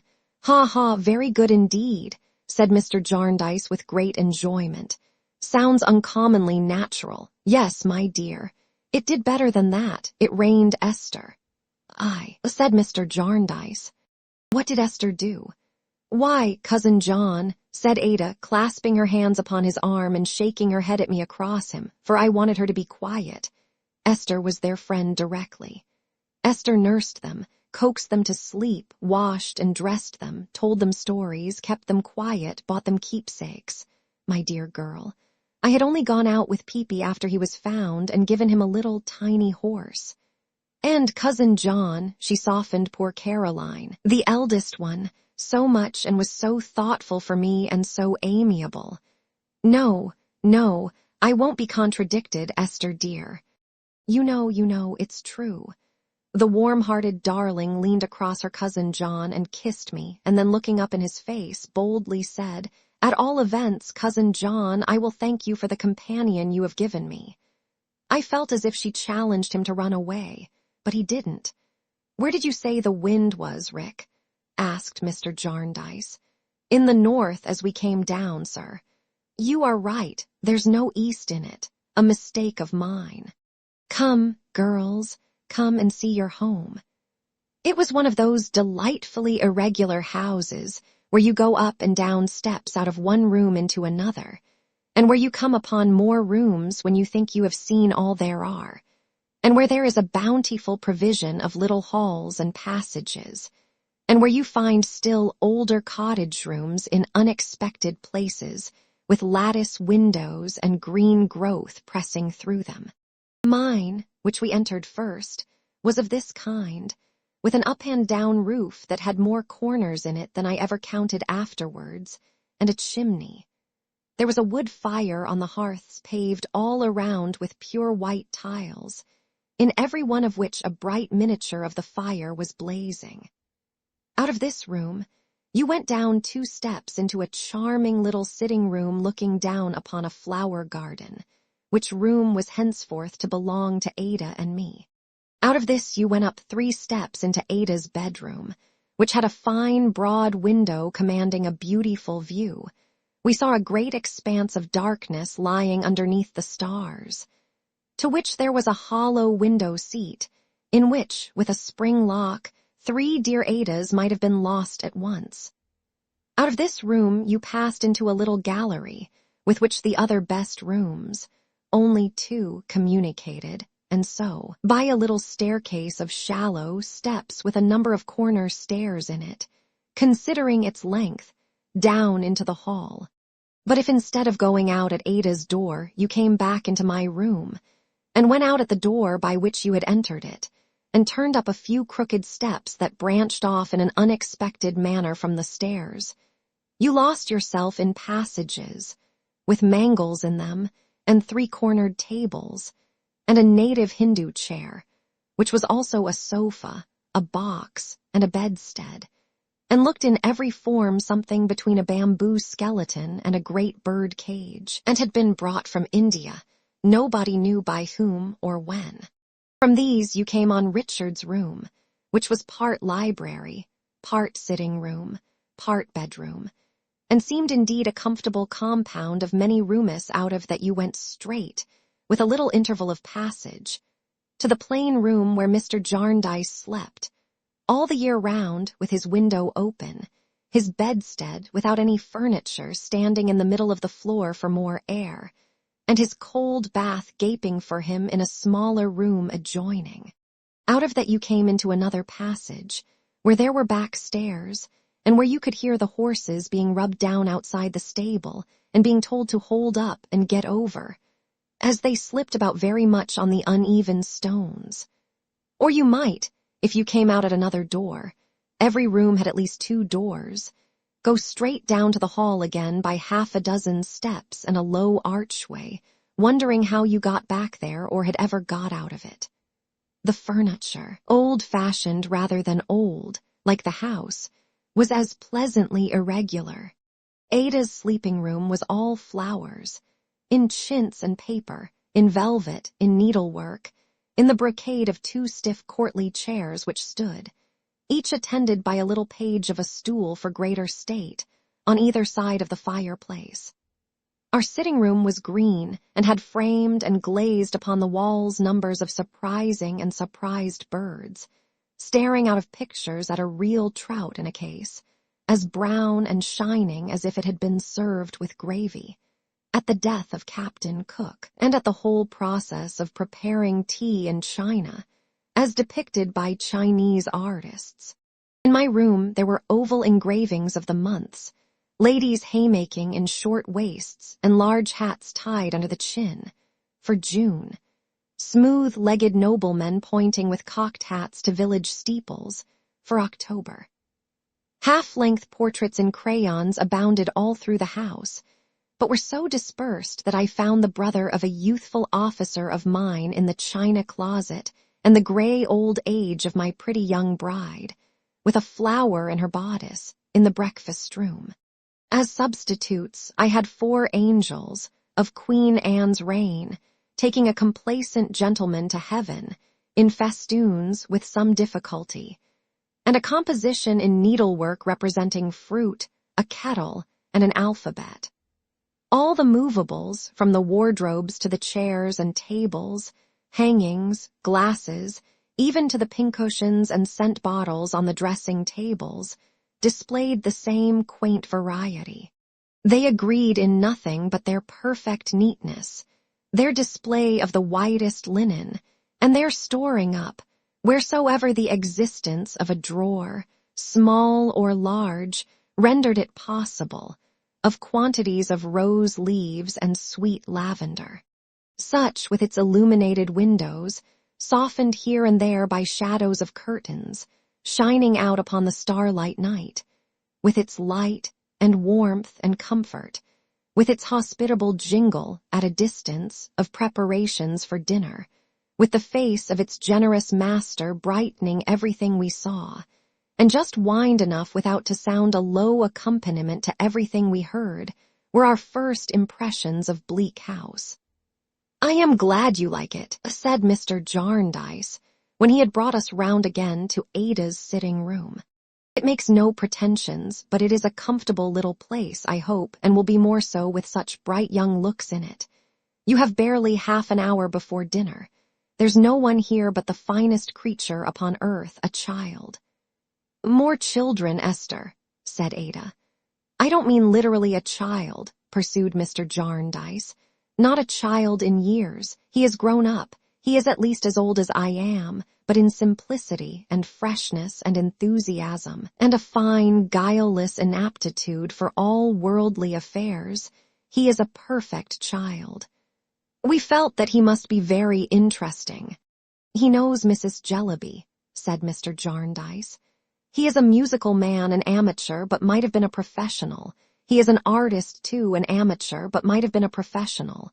He is a man of attainments and of captivating manners. He has been unfortunate in his affairs, and unfortunate in his pursuits, and unfortunate in his family, but he don't care. He's a child." "Did you imply that he has children of his own, sir?" inquired Richard. "Yes, Rick, 6 more, nearer a dozen, I should think, but he has never looked after them. How could he? He wanted somebody to look after him. He is a child, you know," said Mr. Jarndyce.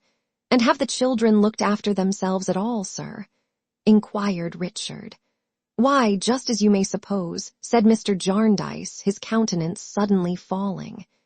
"It is said that the children of the very poor are not brought up, but dragged up. Harold Skimpole's children have tumbled up somehow or other. The wind's getting round again, I am afraid.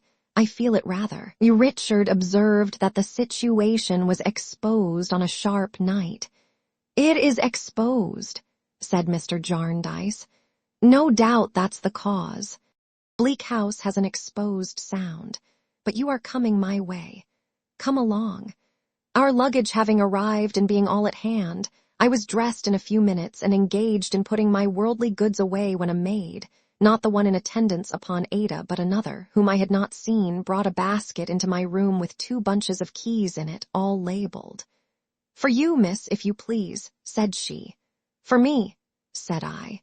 "The housekeeping keys, miss." I showed my surprise, for she added with some little surprise on her own part, "I was told to bring them as soon as you was alone, miss. Miss Summerson, if I don't deceive myself." "Yes," said I, "that is my name. The large bunch is the housekeeping, and the little bunch is the cellars, miss.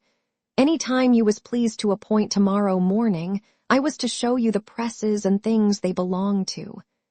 I said I would be ready at 6:30, and after she was gone, stood looking at the basket, quite lost in the magnitude of my trust. Ada found me thus, and had such a delightful confidence in me when I showed her the keys, and told her about them that it would have been insensibility and ingratitude not to feel encouraged.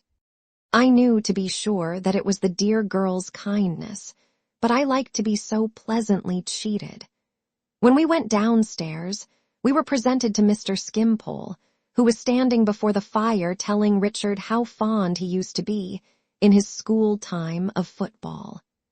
He was a little bright creature with a rather large head, but a delicate face and a sweet voice, and there was a perfect charm in him. All he said was so free from effort and spontaneous, and was said with such a captivating gaiety, that it was fascinating to hear him talk.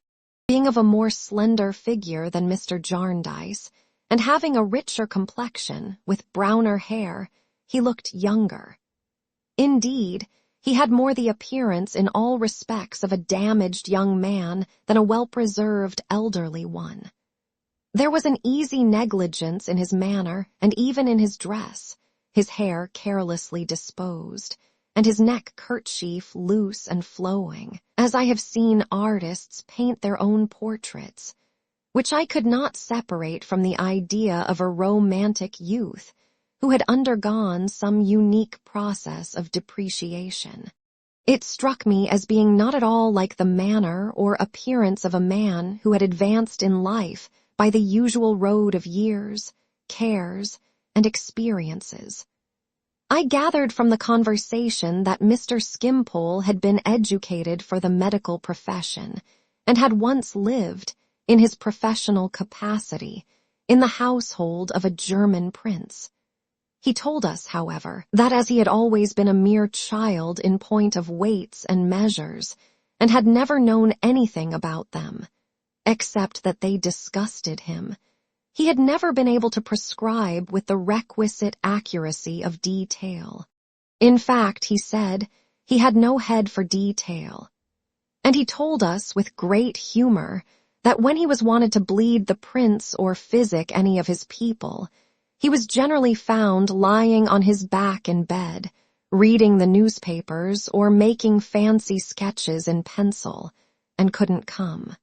The prince at last objecting to this, in which, said Mr. Skimpole in the frankest manner, he was perfectly right, the engagement terminated, and Mr. Skimpole having, as he added with delightful gaiety, nothing to live upon but love, fell in love and married, and surrounded himself with rosy cheeks.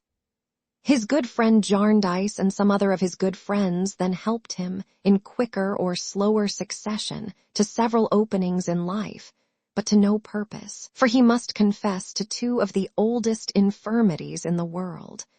One was that he had no idea of time, the other that he had no idea of money, in consequence of which he never kept an appointment, never could transact any business, and never knew the value of anything. Well, so he had got on in life, and here he was. He was very fond of reading the papers, very fond of making fancy sketches with a pencil, very fond of nature, very fond of art. All he asked of society was to let him live. That wasn't much. His wants were few. Give him the papers, conversation, music, mutton, coffee, landscape, fruit in the season, a few sheets of Bristol board, and a little claret, and he asked no more. He was a mere child in the world, but he didn't cry for the moon. He said to the world, "Go your several ways in peace. Wear red coats, blue coats, lawn sleeves, put pens behind your ears, wear aprons. Go after glory, holiness, commerce, trade, any object you prefer. Only let Harold Skimpole live." All this and a great deal more he told us, not only with the utmost brilliancy and enjoyment, but with a certain vivacious candor, speaking of himself as if he were not at all his own affair, as if Skimpole were a third person, as if he knew that Skimpole had his singularities, but still had his claims too, which were the general business of the community and must not be slighted. He was quite enchanting. If I felt at all confused at that early time in endeavoring to reconcile anything he said with anything I had thought about the duties and accountabilities of life, which I am far from sure of, I was confused by not exactly understanding why he was free of them. That he was free of them, I scarcely doubted. He was so very clear about it himself. "I covet nothing," said Mr. Skimpole in the same light way. "Possession is nothing to me. Here is my friend Jarndyce's excellent house. I feel obliged to him for possessing it. I can sketch it and alter it. I can set it to music. When I am here, I have sufficient possession of it and have neither trouble, cost, nor responsibility. My steward's name, in short, is Jarndyce, and he can't cheat me. We have been mentioning Mrs. Jellyby. There is a bright-eyed woman, of a strong will and immense power of business detail, who throws herself into objects with surprising ardor. I don't regret that I have not a strong will and an immense power of business detail to throw myself into objects with surprising ardor. I can admire her without envy. I can sympathize with the objects. I can dream of them. I can lie down on the grass, in fine weather, and float along an African river, embracing all the natives I meet, as sensible of the deep silence, and sketching the dense overhanging tropical growth as accurately as if I were there. I don't know that it's of any direct use my doing so, but it's all I can do, and I do it thoroughly. Then, for heaven's sake, having Harold Skimpole, a confiding child, petitioning you, the world, an agglomeration of practical people of business habits, to let him live and admire the human family, do it somehow or other, like good souls, and suffer him to ride his rocking horse. It was plain enough that Mr. Jarndyce had not been neglectful of the adjuration. Mr. Skimpole's general position there would have rendered it so without the addition of what he presently said. "It's only you, the generous creatures, whom I envy," said Mr. Skimpole, addressing us, his new friends, in an impersonal manner. "I envy you your power of doing what you do. It is what I should revel in myself. I don't feel any vulgar gratitude to you. I almost feel as if you ought to be grateful to me for giving you the opportunity of enjoying the luxury of generosity. I know you like it. For anything I can tell, I may have come into the world, expressly, for the purpose of increasing your stock of happiness. I may have been born to be a benefactor to you, by sometimes giving you an opportunity of assisting me in my little perplexities. Why should I regret my incapacity for details and worldly affairs when it leads to such pleasant consequences? I don't regret it, therefore. Of all his playful speeches, playful, yet always fully meaning what they expressed, none seemed to be more to the taste of Mr. Jarndyce than this. I had often new temptations, afterwards, to wonder whether it was really singular, or only singular to me, that he, who was probably the most grateful of mankind upon the least occasion, should so desire to escape the gratitude of others. We were all enchanted. I felt it a merited tribute to the engaging qualities of Ada and Richard that Mr. Skimpole, seeing them for the first time, should be so unreserved, and should lay himself out to be so exquisitely agreeable.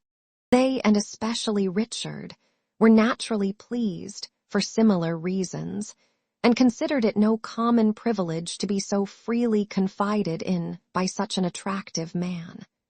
The more we listened, the more gaily Mr. Skimpole talked.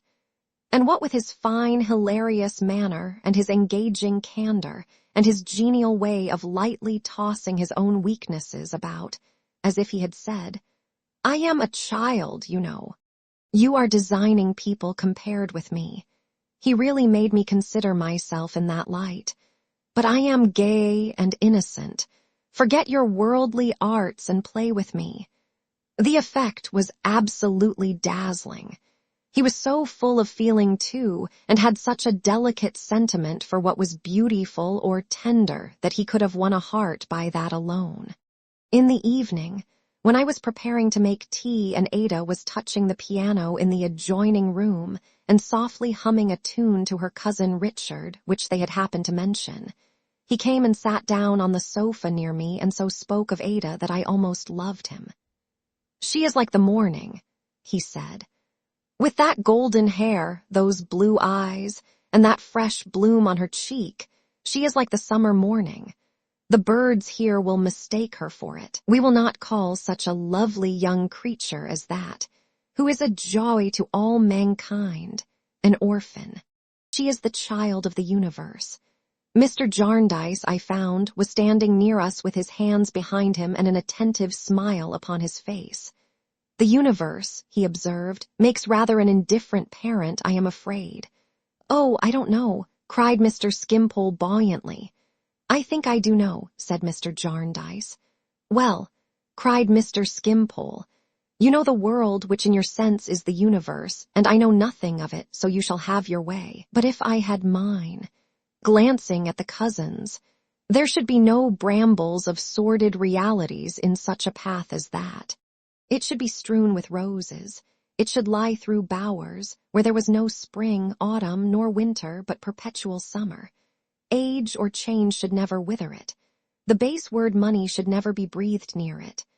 Mr. Jarndyce patted him on the head with a smile, as if he had been really a child, and passing a step or two on, and stopping a moment, glanced at the young cousins. His look was thoughtful, but had a benignant expression in it which I often, how often, saw again, which has long been engraven on my heart. The room in which they were, communicating with that in which he stood, was only lighted by the fire. Ada sat at the piano. Richard stood beside her, bending down. Upon the wall their shadows blended together, surrounded by strange forms, not without a ghostly motion caught from the unsteady fire, though reflecting from motionless objects. Ada touched the notes so softly and sang so low that the wind, sighing away to the distant hills, was as audible as the music. The mystery of the future, and the little clue afforded to it by the voice of the present, seemed expressed in the whole picture. But it is not to recall this fancy, well as I remember it, that I recall the scene. First, I was not quite unconscious of the contrast in respect of meaning and intention between the silent look directed that way and the flow of words that had preceded it. Secondly, though Mr. Jarndyce's glance, as he withdrew it, rested for but a moment on me, I felt as if in that moment he confided to me, and knew that he confided to me, and that I received the confidence. His hope that Ada and Richard might one day enter on a dearer relationship.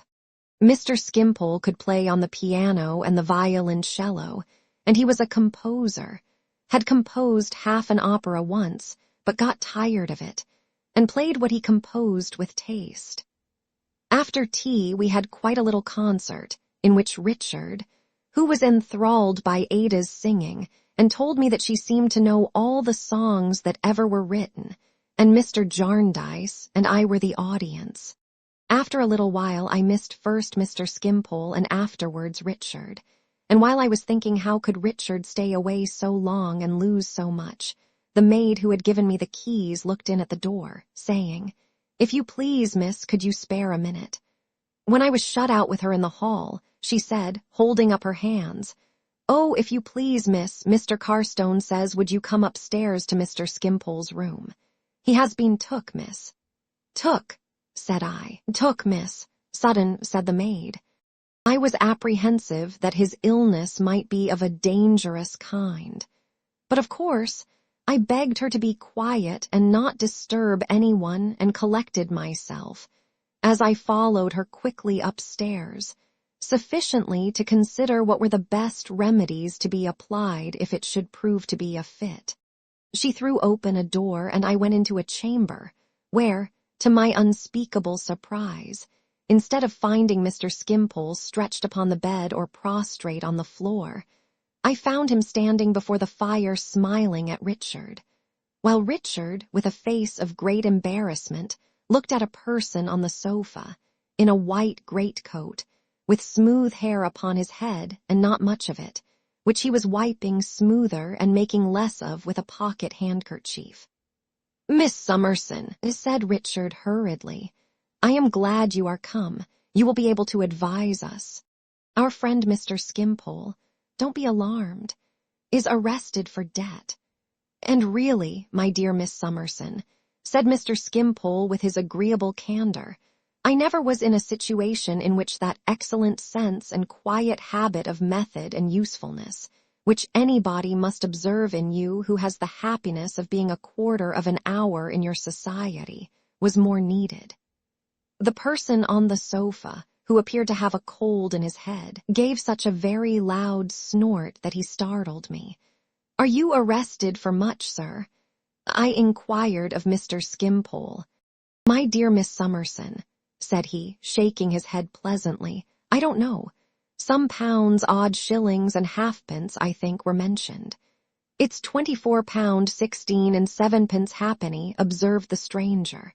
"That's what it is.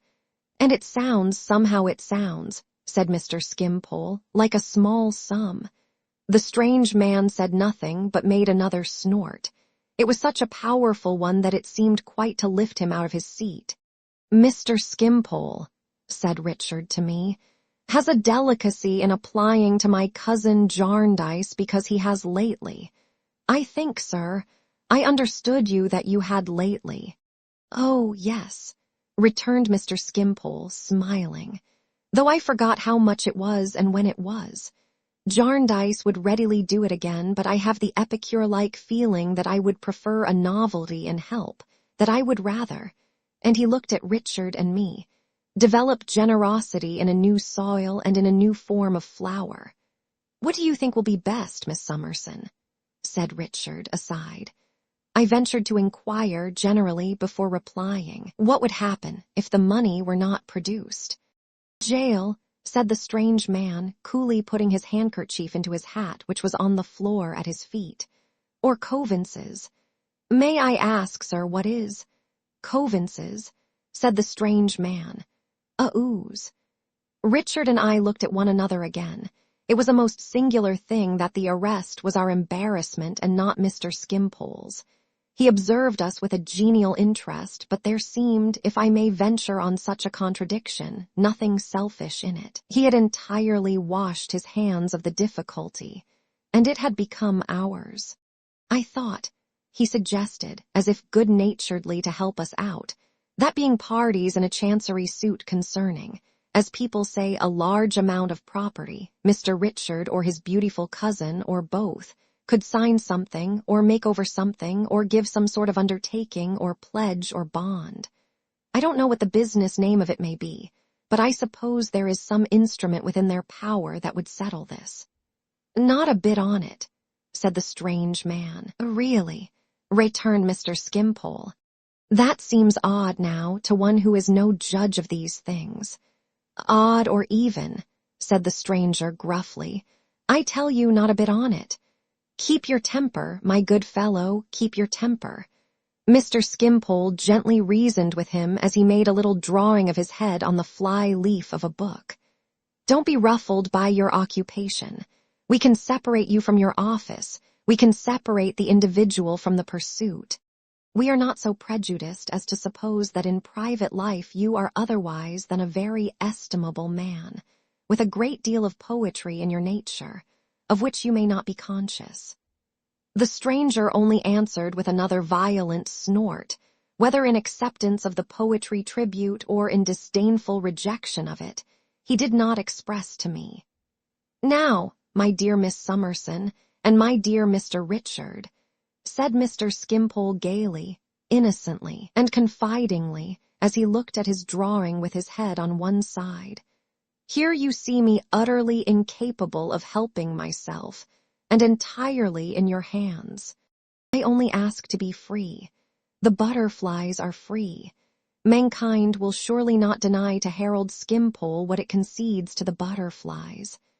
"My dear Miss Summerson," said Richard in a whisper, "I have £10 that I received from Mr. Kenge. I must try what that will do." I possessed £15, odd shillings, which I had saved from my quarterly allowance during several years. I had always thought that some accident might happen which would throw me suddenly, without any relation or any property, on the world, and had always tried to keep some little money by me that I might not be quite penniless.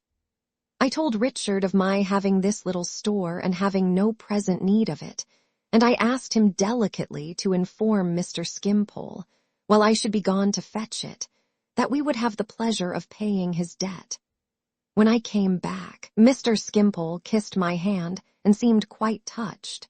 Not on his own account, I was again aware of that perplexing and extraordinary contradiction, but on ours, as if personal considerations were impossible with him, and the contemplation of our happiness alone affected him.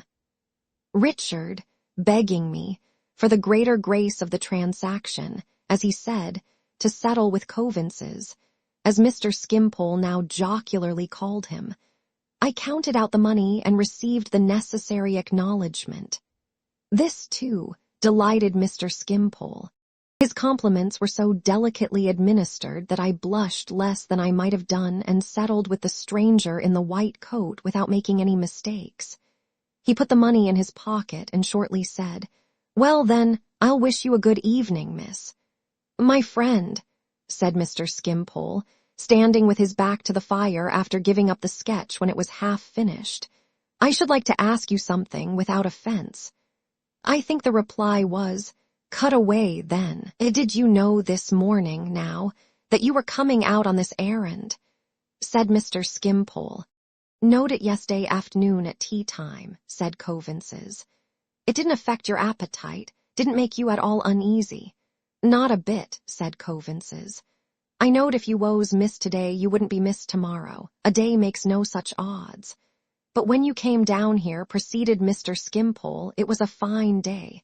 The sun was shining, the wind was blowing, the lights and shadows were passing across the fields, the birds were singing." "Nobody said they warn't, in my hearing," returned Coavinses. "No," observed Mr. Skimpole. "But what did you think upon the road?" "What do you mean?" growled Coavinses with an appearance of strong resentment. "Think, I've got enough to do and little enough to get for it without thinking, with profound contempt.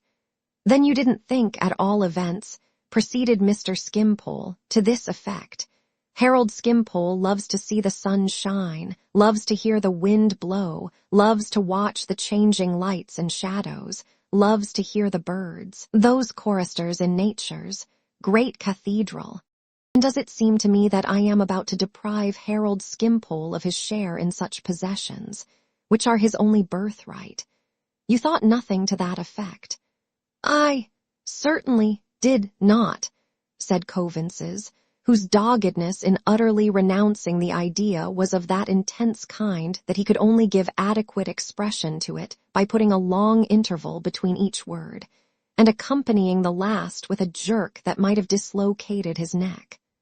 "Very odd and very curious, the mental process is, in you men of business," said Mr. Skimpole thoughtfully. "Thank you, my friend. Good night." As our absence had been long enough already to seem strange downstairs, I returned at once and found Ada sitting at work by the fireside talking to her cousin John. Mr. Skimpole presently appeared, and Richard shortly after him. I was sufficiently engaged during the remainder of the evening in taking my first lesson in backgammon from Mr. Jarndyce, who was very fond of the game, and from whom I wished of course to learn it as quickly as I could in order that I might be of the very small use of being able to play when he had no better adversary. But I thought, occasionally, when Mr. Skimpole played some fragments of his own compositions or when, both at the piano and the violoncello, and at our table, He preserved with an absence of all effort his delightful spirits and his easy flow of conversation. That Richard and I seemed to retain the transferred impression of having been arrested since dinner, and that it was very curious altogether. It was late before we separated, for when Ada was going at 11 o'clock, Mr. Skimpole went to the piano and rattled hilariously that the best of all ways to lengthen our days was to steal a few hours from night, my dear. It was past 12 before he took his candle and his radiant face out of the room, and I think he might have kept us there, if he had seen fit, until daybreak. Ada and Richard were lingering for a few moments by the fire, wondering whether Mrs. Jellyby had yet finished her dictation for the day, when Mr. Jarndyce, who had been out of the room, returned. "Oh, dear me, what's this?" he said, rubbing his head and walking about with his good-humored vexation. "What's this they tell me? Rick, my boy, Esther, my dear, what have you been doing? Why did you do it? How could you do it? How much apiece was it? The wind's round again, I feel it all over me." We neither of us quite knew what to answer. "Come, Rick, come, I must settle this before I sleep. How much are you out of pocket? You two made the money up, you know. Why did you? How could you?" "Oh, Lord, yes, it's due east, must be." "Really, sir," said Richard, "I don't think it would be honorable in me to tell you.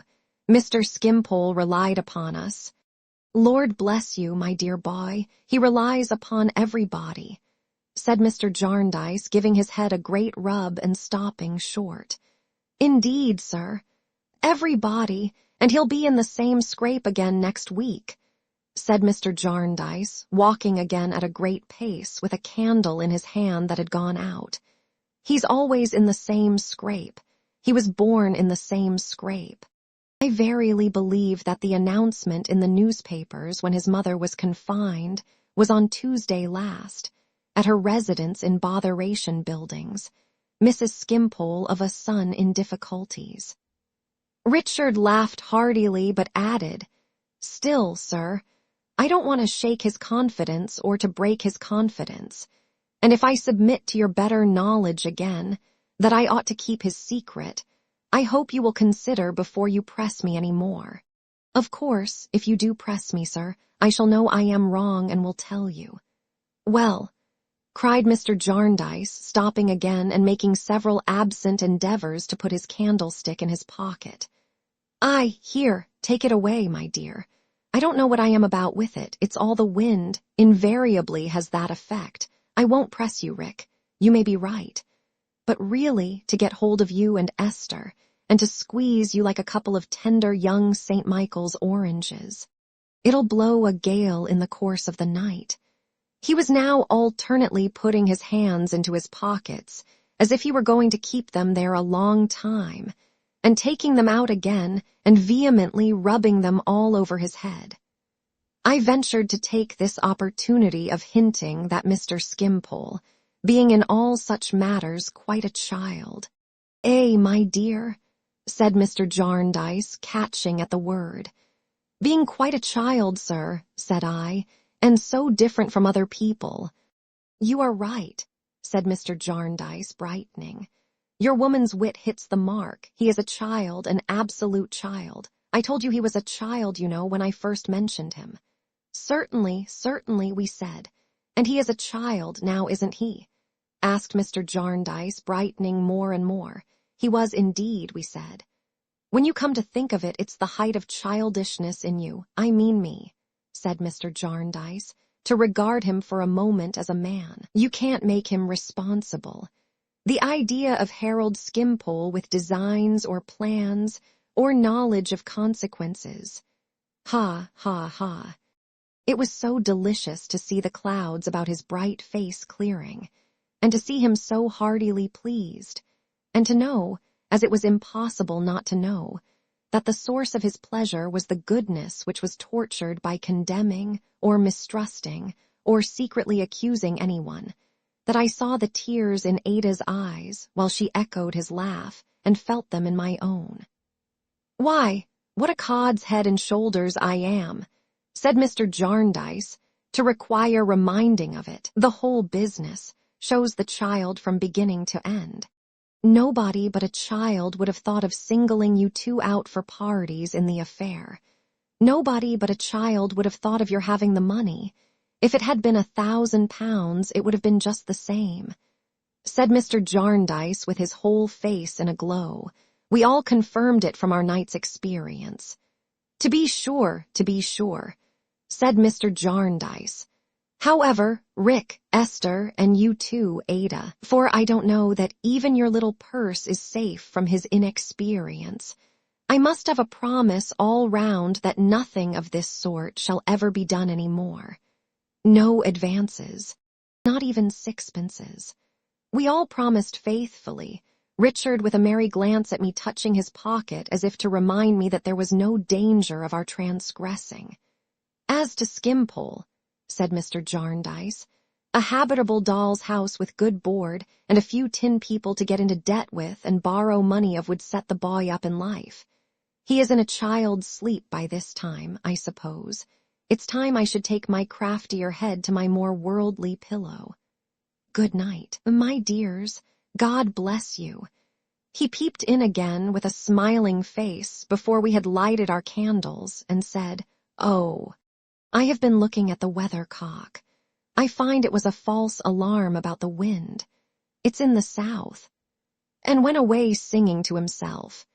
Ada and I agreed, as we talked together for a little while upstairs, that this caprice about the wind was a fiction, and that he used the pretense to account for any disappointment he could not conceal, rather than he would blame the real cause of it or disparage or depreciate anyone. We thought this very characteristic of his eccentric gentleness, and of the difference between him and those petulant people who make the weather and the winds, particularly that unlucky wind which he had chosen for such a different purpose, the stalking horses of their splenetic and gloomy humors. Indeed, so much affection for him had been added in this one evening to my gratitude that I hoped I already began to understand him through that mingled feeling. Any seeming inconsistencies in Mr. Skimpole or in Mrs. Jellyby I could not expect to be able to reconcile, having so little experience or practical knowledge. Neither did I try, for my thoughts were busy when I was alone, with Ada and Richard, and with the confidence I had seemed to receive concerning them. My fancy, made a little wild by the wind perhaps, would not consent to be all unselfish, either, though I would have persuaded it to be so if I could. It wandered back to my godmother's house, and came along the intervening track, raising up shadowy speculations which had sometimes trembled there in the dark as to what knowledge Mr. Jarndyce had of my earliest history, even as to the possibility of his being my father, though that idle dream was quite gone now. It was all gone now, I remembered, getting up from the fire. It was not for me to muse over bygones, but to act with a cheerful spirit and a grateful heart. So I said to myself, "Esther, Esther, Esther, duty, my dear," and gave my little basket of housekeeping keys such a shake that they sounded like little bells and rang me hopefully to bed. Chapter 7. The Ghost's Walk. While Esther sleeps, and while Esther wakes, it is still wet weather down at the place in Lincolnshire. The rain is ever falling, drip, drip, drip. By day and night upon the broad flagged terrace pavement, the ghosts walk. The weather is so very bad down in Lincolnshire that the liveliest imagination can scarcely apprehend its ever being fine again. Not that there is any superabundant life of imagination on the spot, for Sir Leicester is not here, and truly, even if he were, would not do much for it in that particular, but is in Paris with my lady, and solitude, with dusky wings, sits brooding upon Chesney Wold. There may be some motions of fancy among the lower animals at Chesney Wold. The horses in the stables, the long stables in a barren, red-brick courtyard, where there is a great bell in a turret, and a clock with a large face, which the pigeons who live near it and who love to perch upon its shoulders seem to be always consulting. They may contemplate some mental pictures of fine weather on occasions, and may be better artists at them than the groomest the old roan, so famous for cross-country work, turning his large eyeball to the grated window near his rack, may remember the fresh leaves that glisten there at other times and the scents that stream in, and may have a fine run with the hounds, while the human helper, clearing out the next stall, never stirs beyond his pitchfork and birch broom. The gray, whose place is opposite the door, and who with an impatient rattle of his halter pricks his ears and turns his head so wistfully when it is opened, and to whom the opener says, "Woe a gray, then, steady, know a body wants you today," may know it quite as well as the man. The whole seemingly monotonous and uncompanionable half-dozen, stabled together, may pass the long wet hours when the door is shut in livelier communication than is held in the servants' hall or at the Deadlock Arms, or may even beguile the time by improving, perhaps corrupting, the pony in the loose box in the corner. So the mastiff, dozing in his kennel in the courtyard with his large head on his paws, may think of the hot sunshine when the shadows of the stable buildings tire his patience out by changing and leave him at one time of the day no broader refuge than the shadow of his own house, where he sits on end, panting and growling short, and very much wanting something to worry besides himself and his chain. So now, half waking and all winking, he may recall the house full of company, the coach houses full of vehicles, the stables full of horses, and the outbuildings full of attendants upon horses, until he is undecided about the present and comes forth to see how it is. Then, with that impatient shake of himself, he may growl in the spirit, "Rain, rain, rain, nothing but rain and no family here," as he goes in again and lies down with a gloomy yawn. So with the dogs in the kennel buildings across the park, who have their restless fits, and whose doleful voices, when the wind has been very obstinate, have even made it known in the house itself, upstairs, downstairs, and in my lady's chamber. They may hunt the whole countryside, while the raindrops are pattering round their inactivity. So the rabbits with their self-betraying tails, frisking in and out of holes at roots of trees, may be lively with ideas of the breezy days when their ears are blown about, or of those seasons of interest when there are sweet young plants to gnaw. The turkey in the poultry yard, always troubled with a class grievance, probably Christmas, may be reminiscent of that summer morning wrongfully taken from him when he got into the lane among the felled trees, where there was a barn and barley. The discontented goose, who stoops to pass under the old gateway, 20 feet high, may gabble out, if we only knew it, a waddling preference for weather when the gateway casts its shadow on the ground. Be this as it may, there is not much fancy otherwise stirring at Chesney Wold. If there be a little at any odd moment, it goes, like a little noise in that old echoing place, a long way and usually leads off to ghosts and mystery. It has rained so hard and rained so long down in Lincolnshire that Mrs. Rouncewell, the old housekeeper at Chesney Wold, has several times taken off her spectacles and cleaned them to make certain that the drops were not upon the glasses. Mrs. Rouncewell might have been sufficiently assured by hearing the rain, but that she is rather deaf, which nothing will induce her to believe.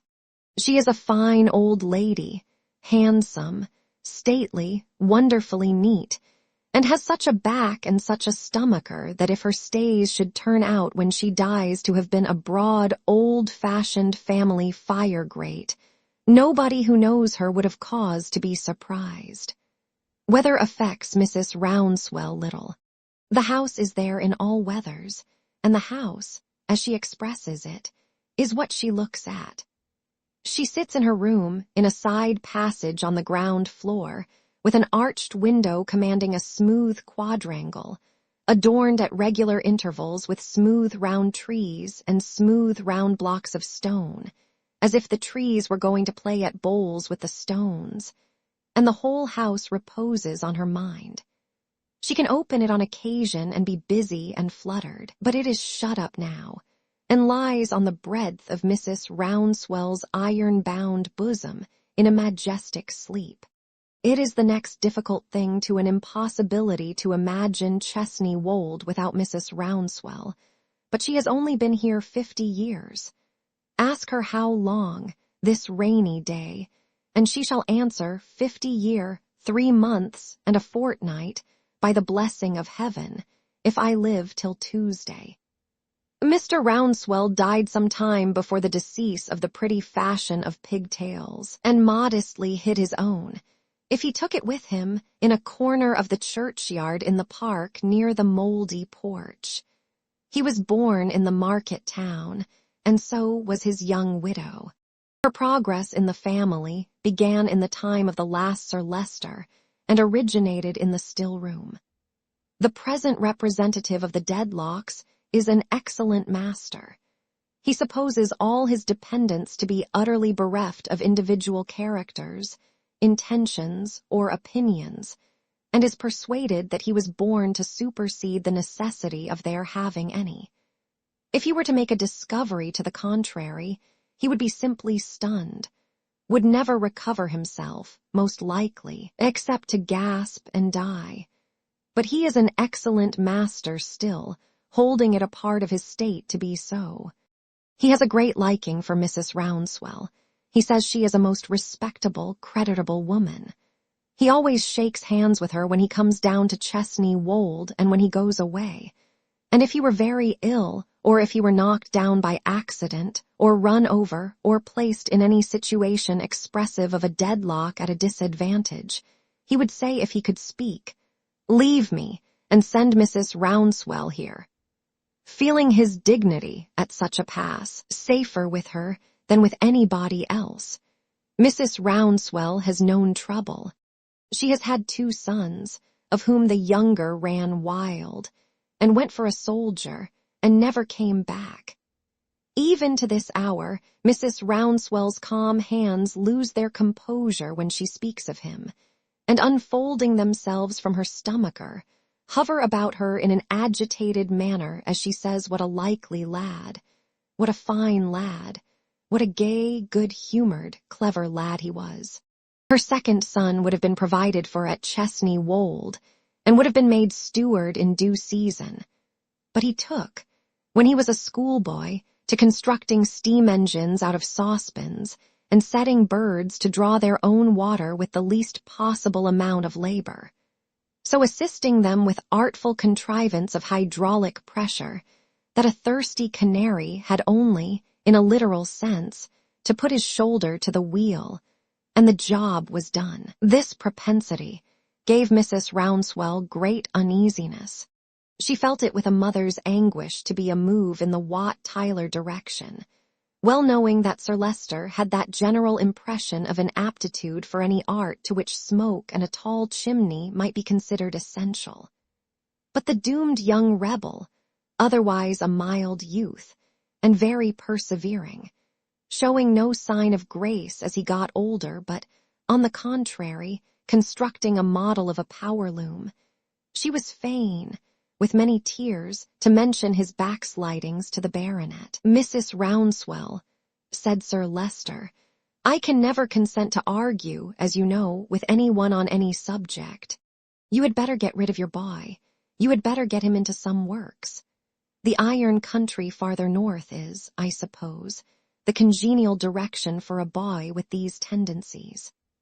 Farther north he went, and farther north he grew up, and if Sir Leicester Dedlock ever saw him when he came to Chesney Wold to visit his mother, or ever thought of him afterwards, it is certain that he only regarded him as one of a body of some odd 1,000 conspirators, swarthy and grim, who were in the habit of turning out by torchlight 2 or 3 nights in the week for unlawful purposes. Nevertheless, Mrs. Rouncewell's son has, in the course of nature and art, grown up, and established himself, and married, and called unto him Mrs. Rouncewell's grandson, who, being out of his apprenticeship and home from a journey in far countries, whither he was sent to enlarge his knowledge and complete his preparations for the venture of this life, stands leaning against the chimney-piece this very day in Mrs. Rouncewell's room at Chesney Wold. And again, I am glad to see you, Wat, and once again I am glad to see you, Wat, says Mrs. Rouncewell. You are a fine young fellow. You are like your poor Uncle George. Ah, Mrs. Rouncewell's hands unquiet as usual on this reference. They say I am like my father, grandmother. Like him also, my dear, but most like your poor Uncle George and your dear father. Mrs. Rouncewell folds her hands again. He is well, thriving, grandmother, in every way. I am thankful. Mrs. Rouncewell is fond of her son, but has a plaintive feeling towards him, much as if he were a very honorable soldier who had gone over to the enemy. He is quite happy, says she. Quite. I am thankful. So he has brought you up to follow in his ways and has sent you into foreign countries and the like. Well, he knows best. There may be a world beyond Chesney Wold that I don't understand, though I am not young either, and I have seen a quantity of good company too. Grandmother, says the young man, changing the subject, what a very pretty girl that was I found with you just now. You called her Rosa. Yes, child. She is daughter of a widow in the village. Maids are so hard to teach nowadays that I have put her about me young. She's an apt scholar and will do well. She shows the house already very pretty. She lives with me at my table here. I hope I have not driven her away. She supposes we have family affairs to speak about, I dare say. She is very modest. It is a fine quality in a young woman, and scarcer, says Mrs. Rouncewell, expanding her stomacher to its utmost limits, than it formerly was. The young man inclines his head in acknowledgment of the precepts of experience. Mrs. Rouncewell listens. Wheels, says she. They have long been audible to the younger ears of her companion. What wheels on such a day as this, for gracious sake? After a short interval, a tap at the door. Come in. A dark-eyed, dark-haired, shy village beauty comes in, so fresh in her rosy and yet delicate bloom that the drops of rain which have beaten on her hair look like the dew upon a flower fresh gathered. What company is this, Rosa? Says Mrs. Rouncewell. It's 2 young men in a gig, ma'am, who want to see the house. Yes, and if you please, I told them so, in quick reply to a gesture of dissent from the housekeeper. I went to the hall door and told them it was the wrong day and the wrong hour, but the young man who was driving took off his hat in the wet and begged me to bring this card to you. Read it, my dear Wat, says the housekeeper. Rosa is so shy as she gives it to him that they drop it between them and almost knock their foreheads together as they pick it up. Rosa is shyer than before. Mr. Guppy is all the information the card yields. Guppy, repeats Mrs. Rouncewell. Mr. Guppy? Nonsense, I never heard of him. If you please, he told me that, says Rosa. But he said that he and the other young gentleman came from London only last night by the mail, on business at the magistrates' meeting, 10 miles off, this morning, and that as their business was soon over, and they had heard a great deal said of Chesney Wold, and really didn't know what to do with themselves, they had come through the wet to see it. They are lawyers. He says he is not in Mr. Tulkinghorn's office, but he is sure he may make use of Mr. Tulkinghorn's name if necessary. Finding, now she leaves off, that she has been making quite a long speech, Rosa is shyer than ever. Now Mr. Tulkinghorn is, in a manner, part and parcel of the place, and besides is supposed to have made Mrs. Rouncewell's will. The old lady relaxes, consents to the admission of the visitors as a favor, and dismisses Rosa. The grandson, however, being smitten by a sudden wish to see the house himself, proposes to join the party.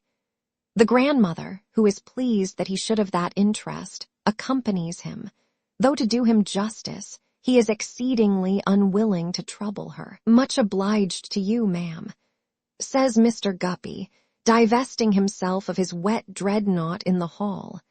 "Us London lawyers don't often get an out, and when we do, we like to make the most of it, you know." The old housekeeper, with a gracious severity of deportment, waves her hand towards the great staircase. Mr. Guppy and his friend follow Rosa. Mrs. Rouncewell and her grandson follow them. A young gardener goes before to open the shutters. As is usually the case with people who go over houses, Mr. Guppy and his friend are dead beat before they have well begun. They straggle about in wrong places, look at wrong things, don't care for the right things, gape when more rooms are opened, exhibit profound depression of spirits, and are clearly knocked up. In each successive chamber that they enter, Mrs. Rouncewell, who is as upright as the house itself, rests apart in a window seat or other such nook, and listens with stately approval to Rosa's exposition. Her grandson is so attentive to it that Rosa is shyer than ever, and prettier. Thus they pass on from room to room, raising the pictured deadlocks for a few brief minutes as the young gardener admits the light, and reconsigning them to their graves as he shuts it out again.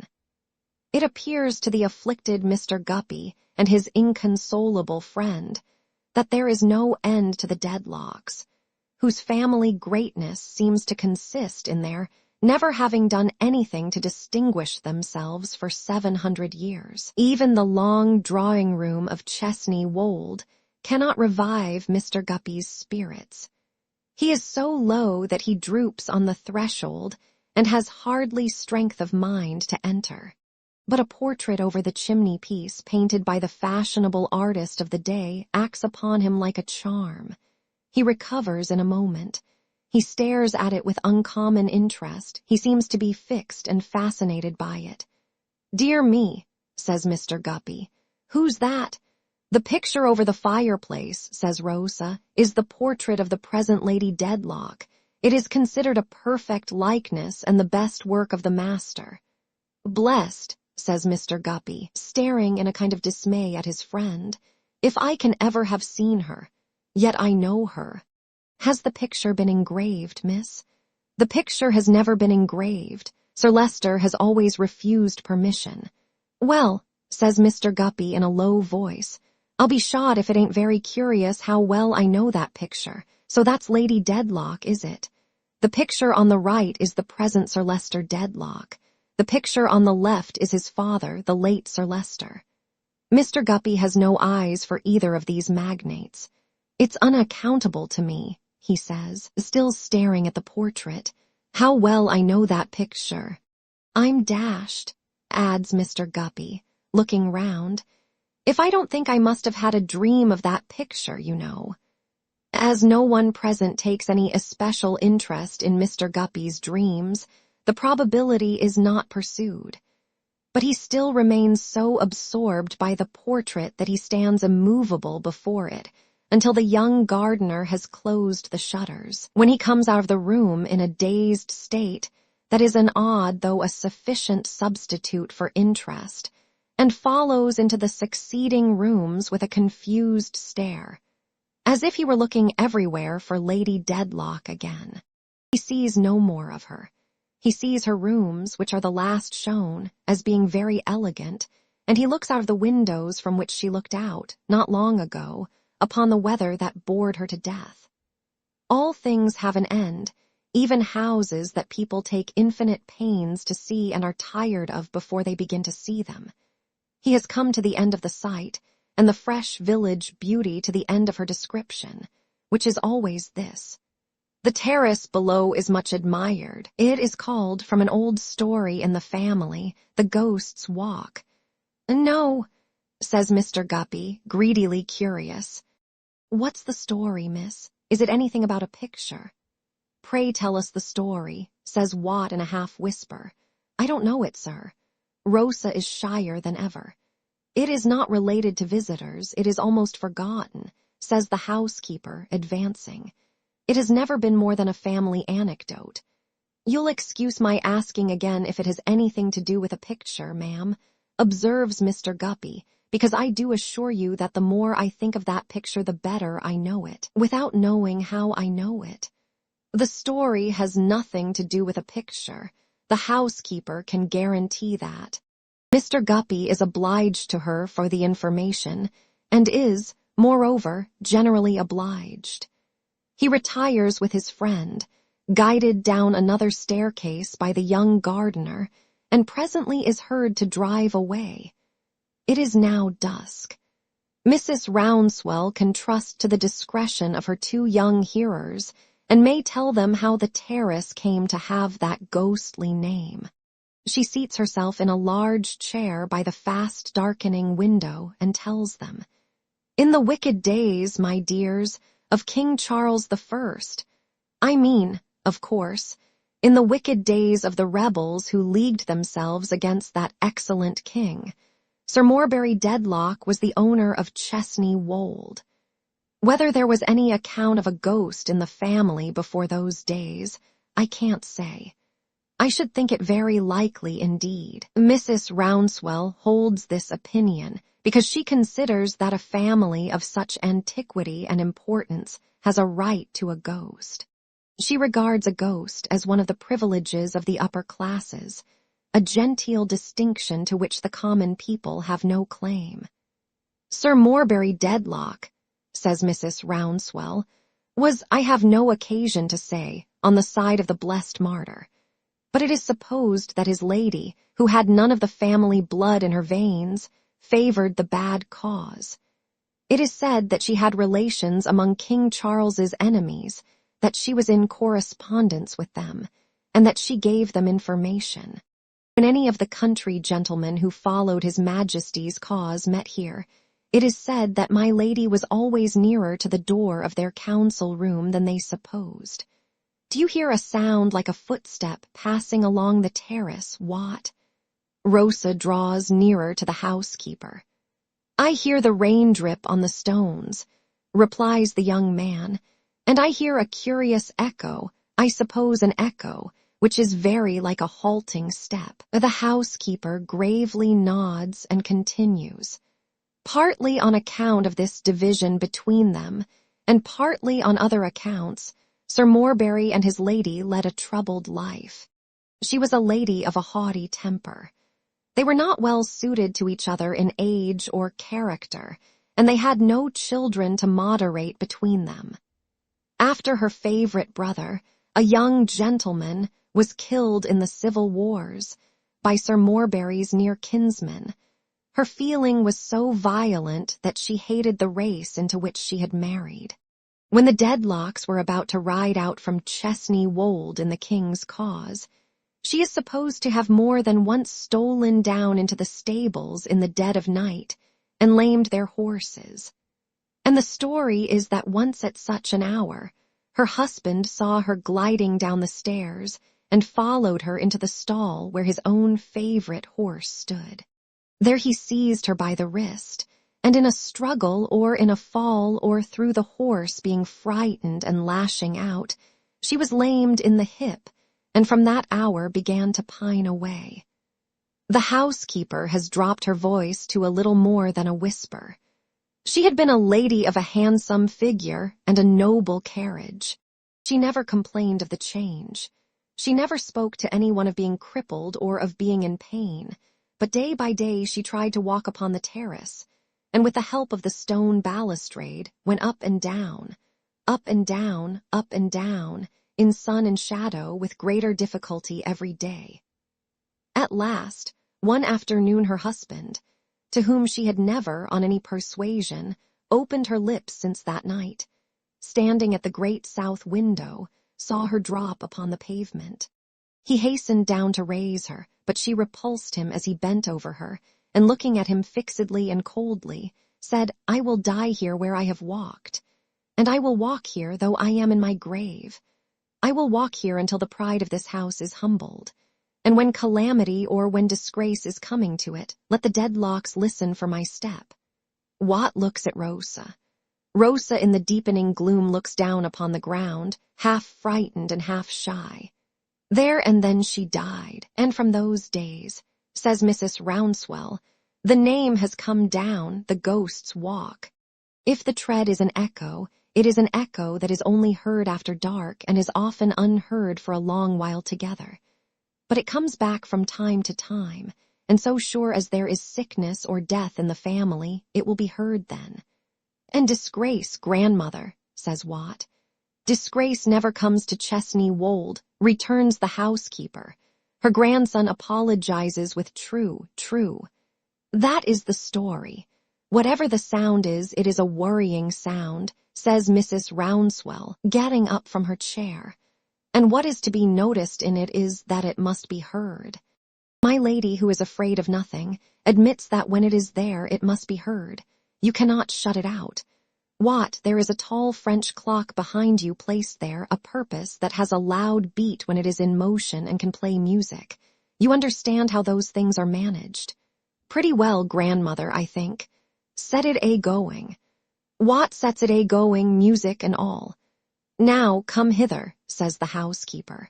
Hither, child, towards my lady's pillow. I am not sure that it is dark enough yet, but listen.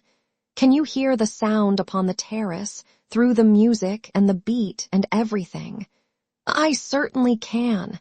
So my lady says. Chapter 8. Covering a multitude of sins. It was interesting when I dressed before daylight to peep out of window, where my candles were reflected in the black panes like two beacons, and finding all beyond still enshrouded in the indistinctness of last night, to watch how it turned out when the day came on. As the prospect gradually revealed itself and disclosed the scene over which the wind had wandered in the dark, like my memory over my life, I had a pleasure in discovering the unknown objects that had been around me in my sleep. At first, they were faintly discernible in the mist, and above them the later stars still glimmered.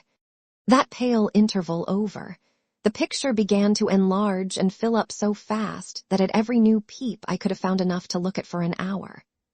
Imperceptibly, my candles became the only incongruous part of the morning.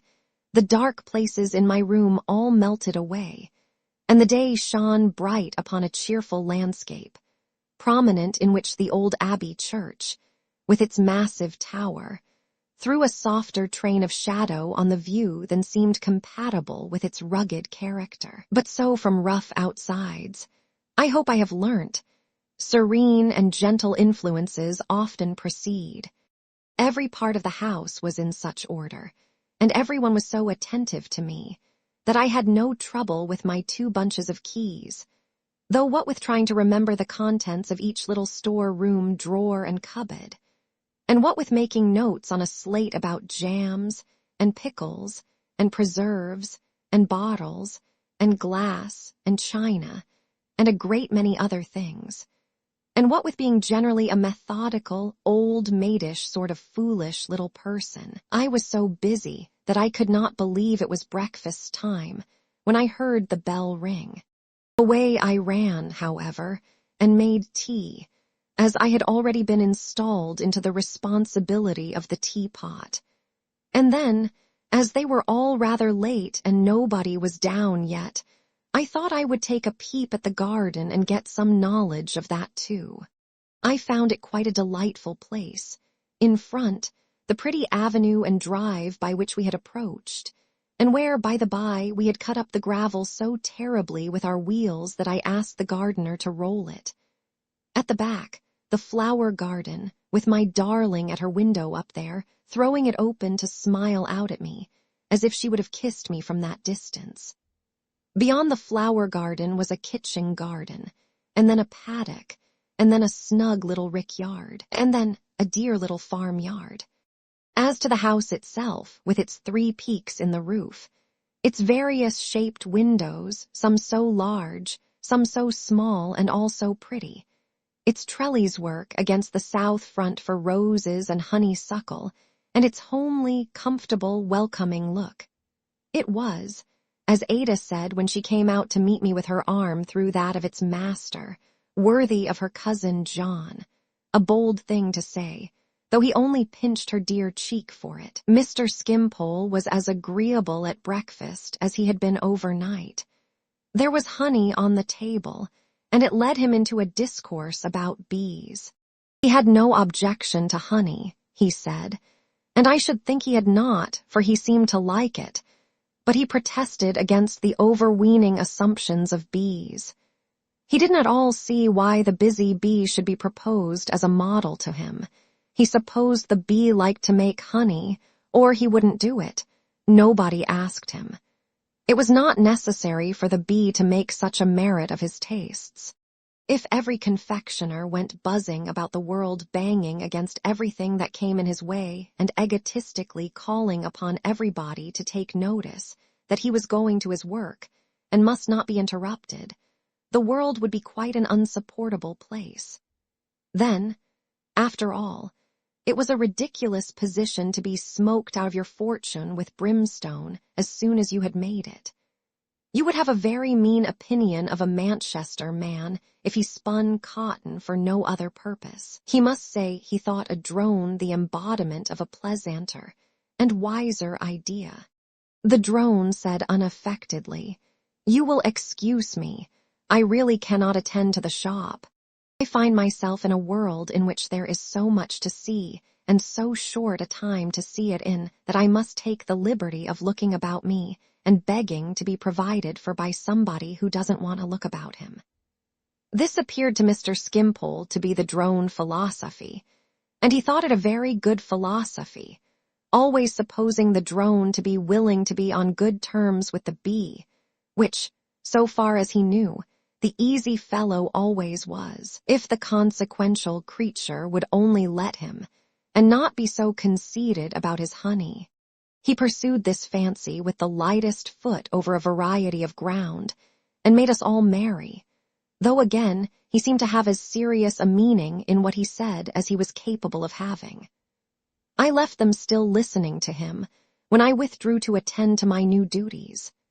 They had occupied me for some time, and I was passing through the passages on my return with my basket of keys on my arm, when Mr. Jarndyce called me into a small room next his bedchamber, which I found to be in part a little library of books and papers, and in part quite a little museum of his boots and shoes and hat boxes.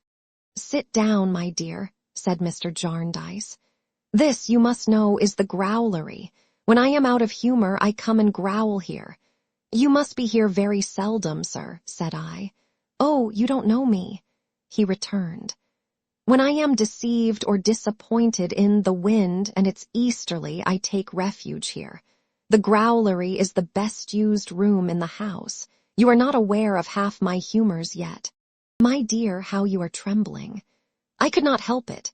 I tried very hard, but being alone with that benevolent presence, and meeting his kind eyes, and feeling so happy and so honored there, and my heart so full, I kissed his hand. I don't know what I said, or even that I spoke. He was disconcerted and walked to the window.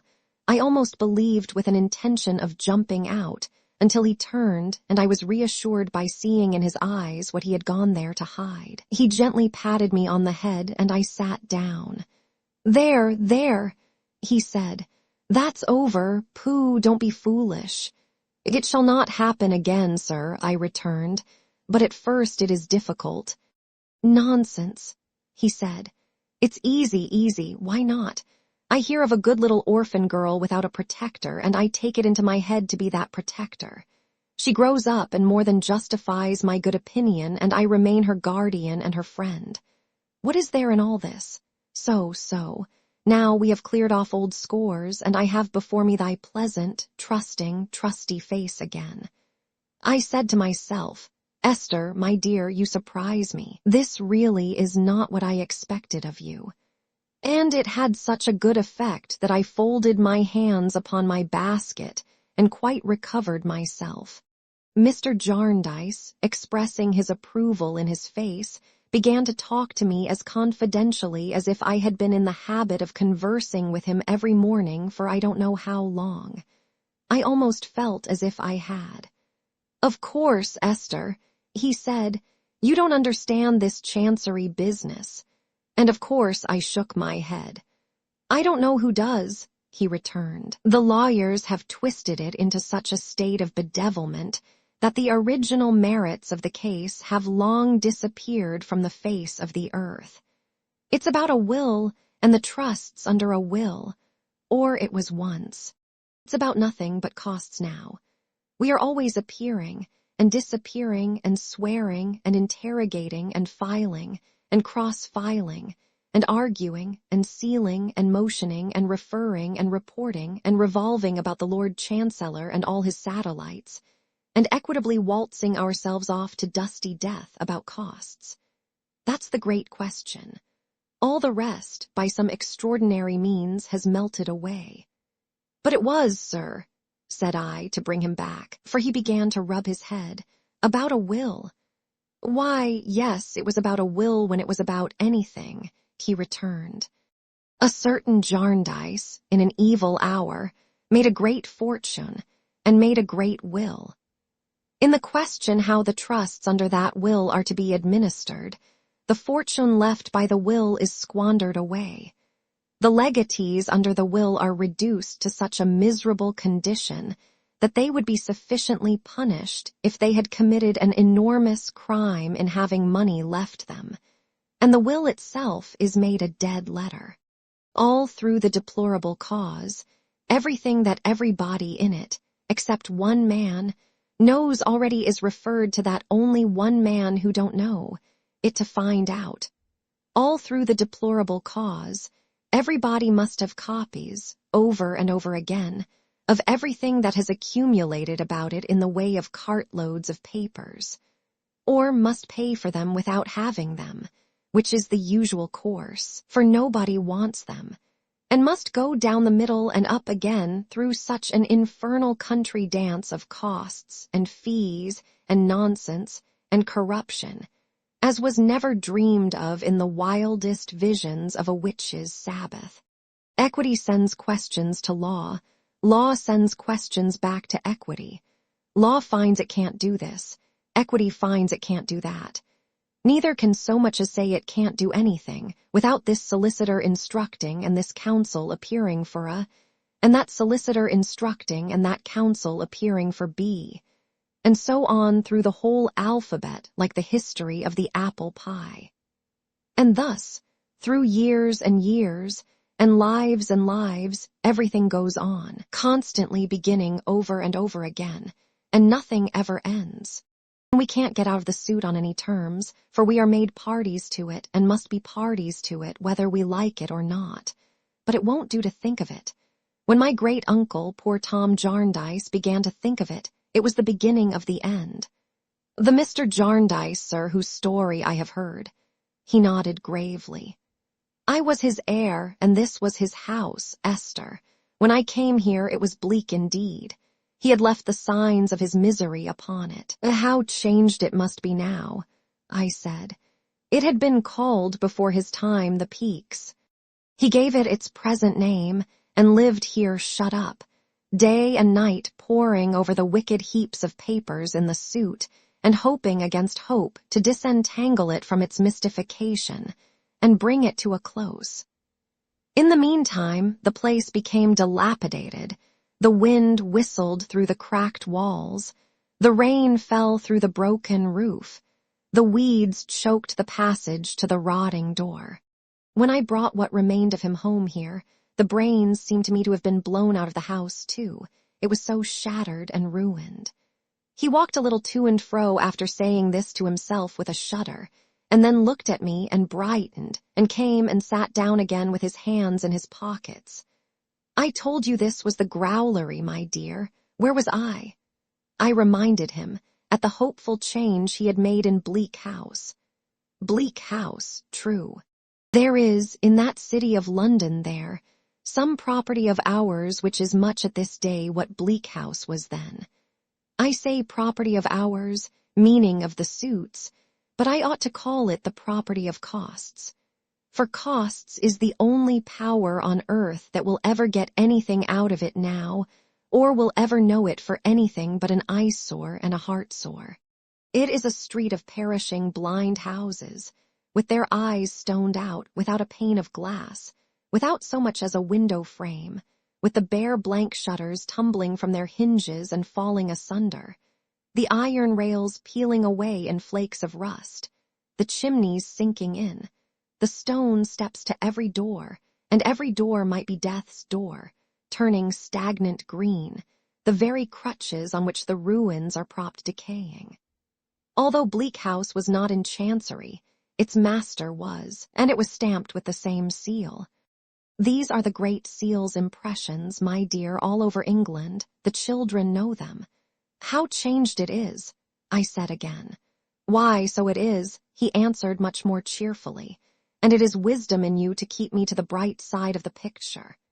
The idea of my wisdom. These are things I never talk about or even think about excepting in the growlery here. If you consider it right to mention them to Rick and Ada, looking seriously at me, you can. I leave it to your discretion, Esther. I hope, sir, said I.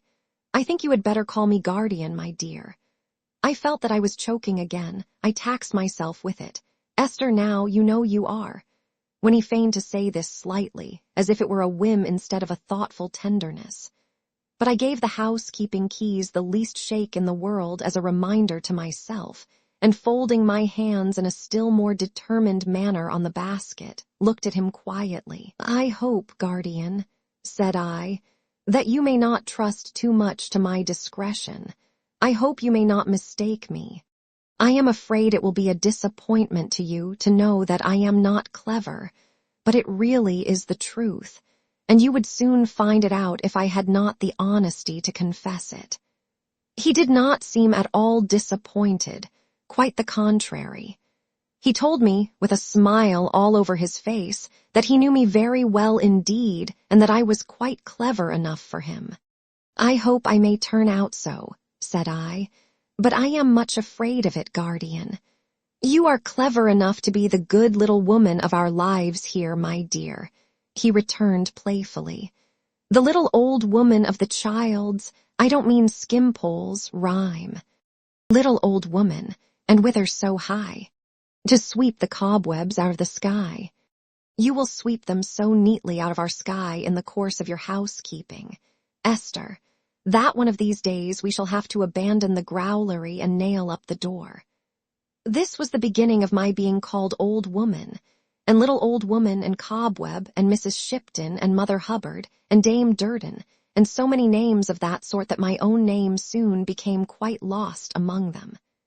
However, said Mr. Jarndyce, to return to our gossip, here's Rick, a fine young fellow full of promise. What's to be done with him? Oh, my goodness, the idea of asking my advice on such a point. Here he is, Esther, said Mr. Jarndyce, comfortably putting his hands into his pockets and stretching out his legs. He must have a profession, he must make some choice for himself. There will be a world more wigglomeration about it, I suppose, but it must be done. More what, guardian? Said I. More wigglomeration, said he. It's the only name I know for the thing. He is a ward in Chancery, my dear. Kenge and Carboy will have something to say about it. Master somebody. A sort of ridiculous sexton, digging graves for the merits of causes in a back room at the end of Quality Court, Chancery Lane, will have something to say about it. Council will have something to say about it. The Chancellor will have something to say about it. The satellites will have something to say about it. They will all have to be handsomely feed all round about it. The whole thing will be vastly ceremonious, wordy, unsatisfactory, and expensive, and I call it, in general, wigglomeration. How mankind ever came to be afflicted with wigglomeration, or for whose sins these young people ever fell into a pit of it, I don't know, so it is. He began to rub his head again, and to hint that he felt the wind.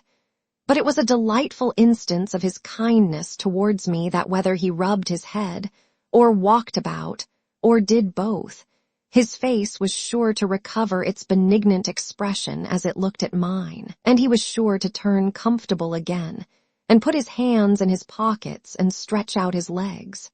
"Perhaps it would be best, first of all," said I, "to ask Mr. Richard what he inclines to himself." "Exactly so," he returned. "That's what I mean. You know, just accustom yourself to talk it over with your tact and in your quiet way with him and Ada, and see what you all make of it. We are sure to come at the heart of the matter by your means, little woman." I really was frightened at the thought of the importance I was attaining and the number of things that were being confided to me. I had not meant this at all. I had meant that he should speak to Richard. But of course I said nothing in reply except that I would do my best, though I feared. I really felt it necessary to repeat this, that he thought me much more sagacious than I was. At which my guardian only laughed the pleasantest laugh I ever heard. "Come," he said, rising and pushing back his chair. "I think we may have done with the growlery for one day. Only a concluding word. Esther, my dear, do you wish to ask me anything?" He looked so attentively at me that I looked attentively at him, and felt sure I understood him. "About myself, sir," said I. "Yes." "Guardian," said I, venturing to put my hand, which was suddenly colder than I could have wished, in his. "Nothing. I am quite sure that if there were anything I ought to know or had any need to know, I should not have to ask you to tell it to me. If my whole reliance and confidence were not placed in you, I must have a hard heart indeed. I have nothing to ask you, nothing in the world." He drew my hand through his arm, and we went away to look for Ada. From that hour I felt quite easy with him, quite unreserved, quite content to know no more, quite happy. We lived, at first, rather a busy life at Bleak House, for we had to become acquainted with many residents in and out of the neighborhood who knew Mr. Jarndyce. It seemed to Ada and me that everybody knew him who wanted to do anything with anybody else's money. It amazed us when we began to sort his letters, and to answer some of them for him in the growlery of a morning, to find how the great object of the lives of nearly all his correspondents appeared to be to form themselves into committees for getting in and laying out money. The ladies were as desperate as the gentlemen. Indeed, I think they were even more so. They threw themselves into committees in the most impassioned manner, and collected subscriptions with a vehemence quite extraordinary. It appeared to us that some of them must pass their whole lives in dealing out subscription cards to the whole post office directory, shilling cards, half-crown cards, half-sovereign cards, penny cards. They wanted everything.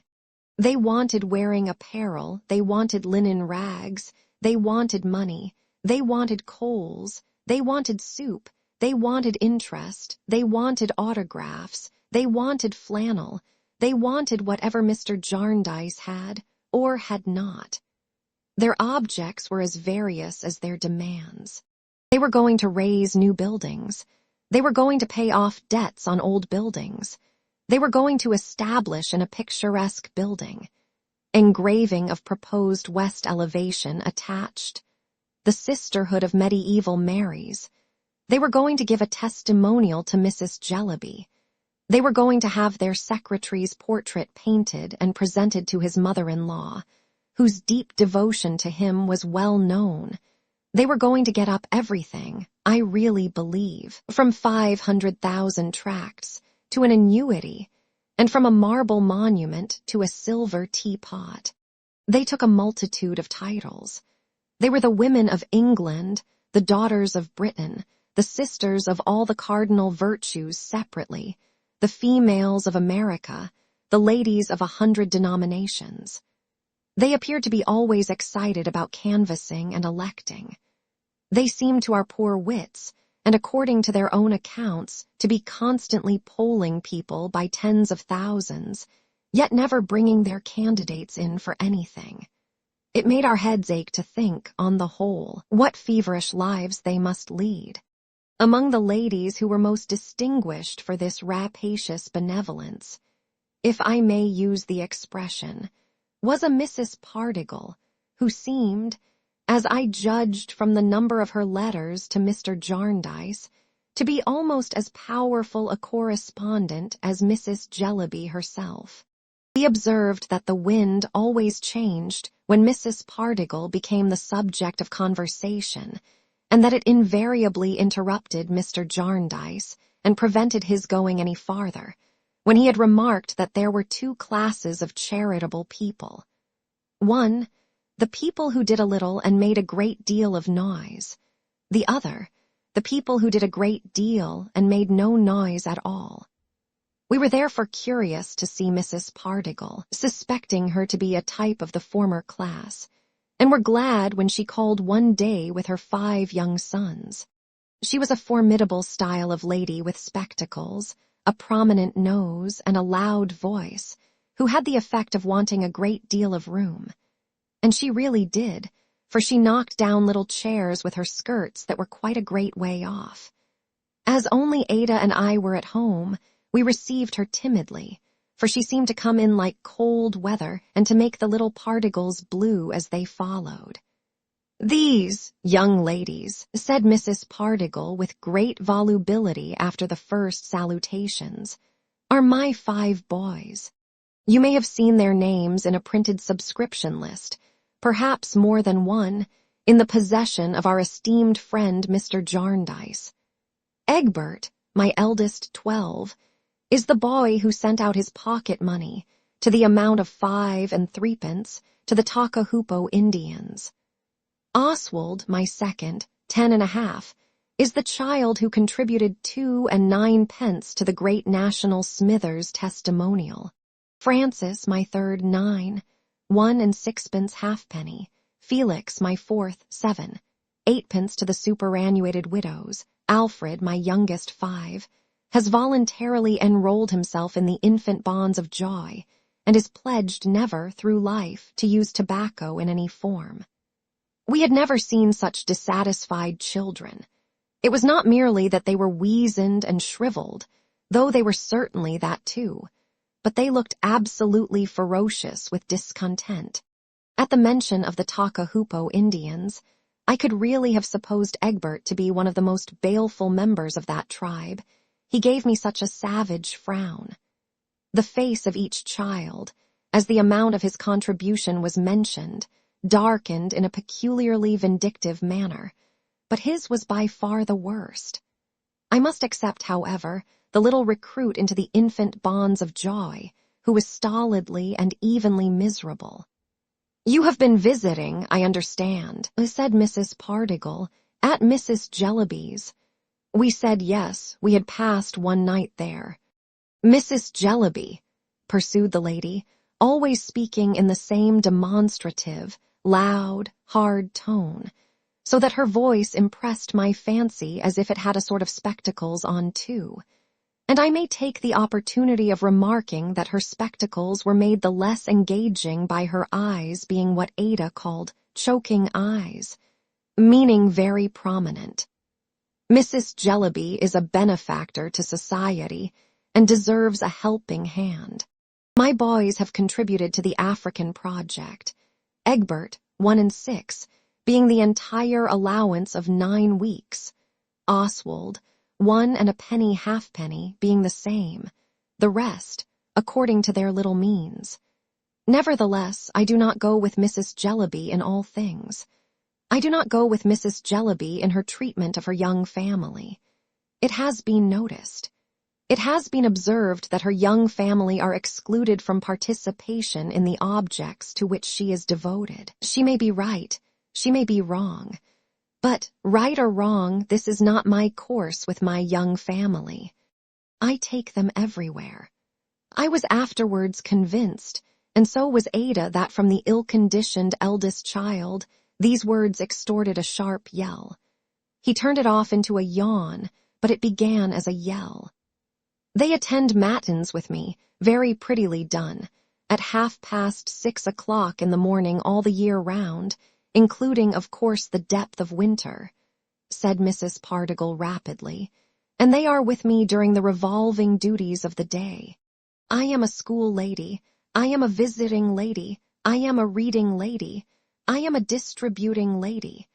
I am on the local linen box committee and many general committees, and my canvassing alone is very extensive, perhaps no one's more so.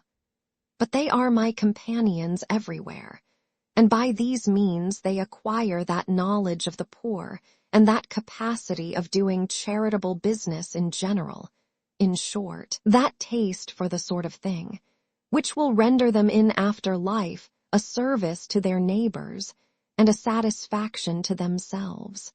My young family are not frivolous.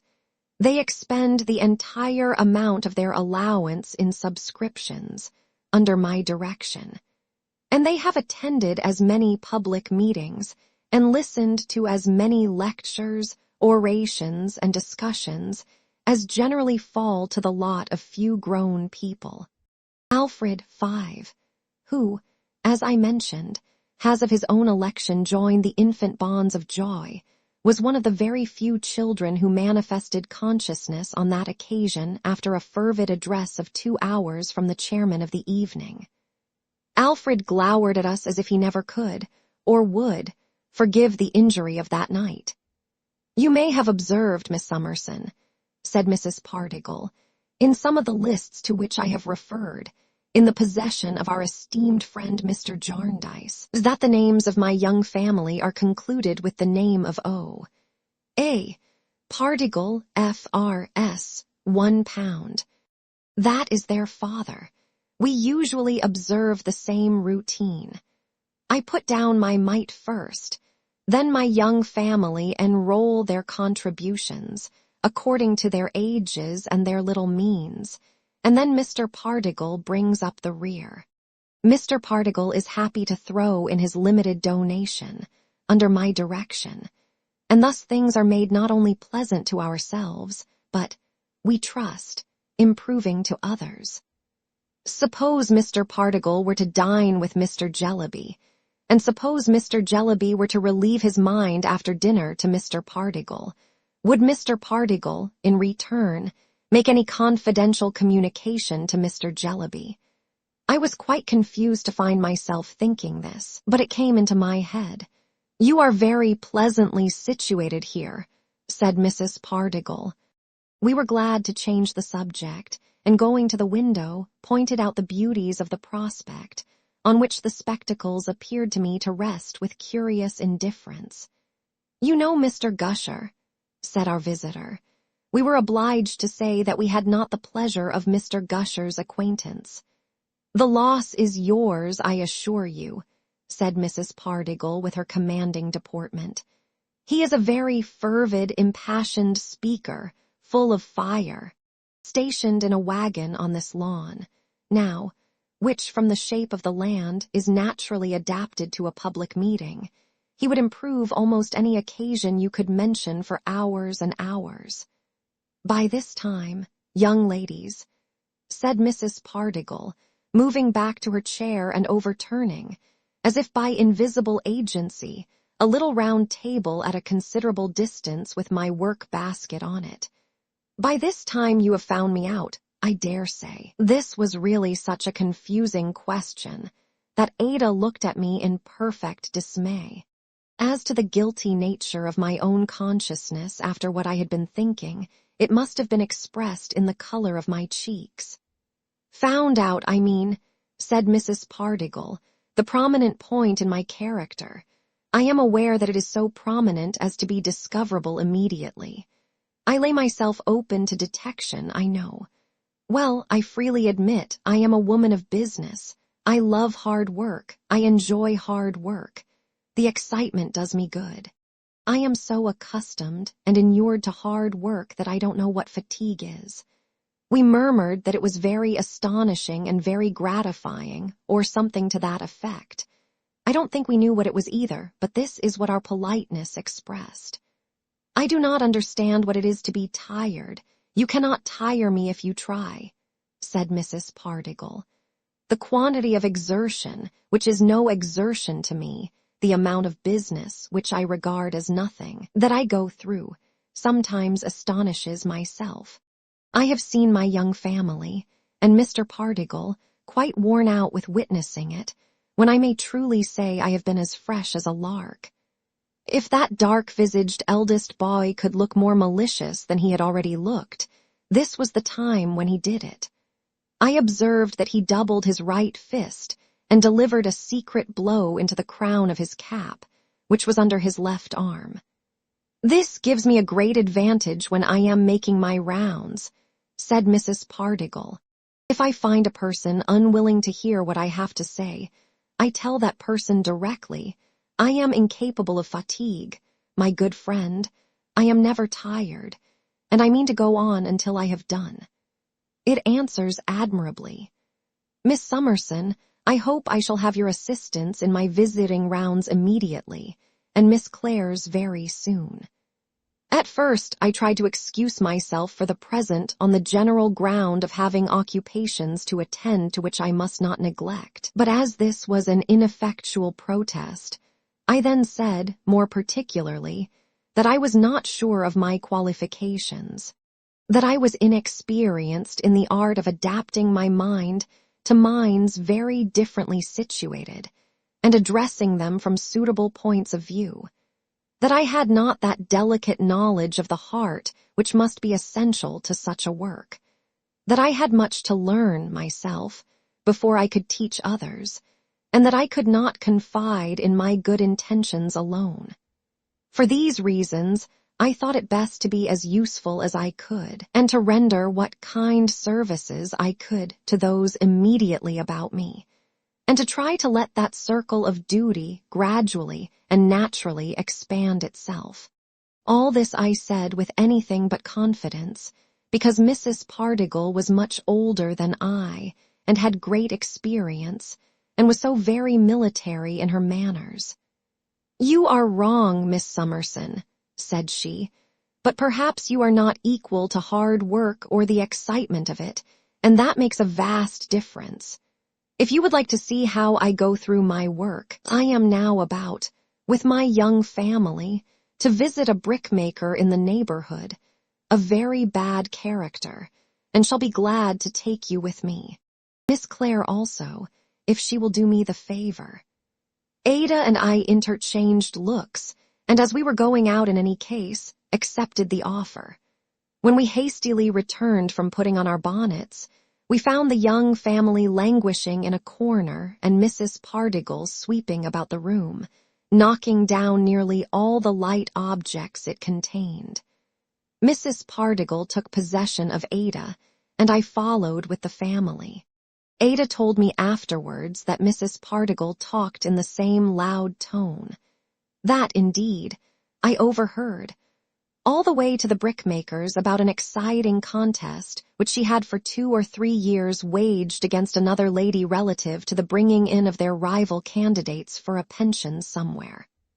There had been a quantity of printing, and promising, and proxying, and polling, and it appeared to have imparted great liveliness to all concerned, except the pensioners, who were not elected yet.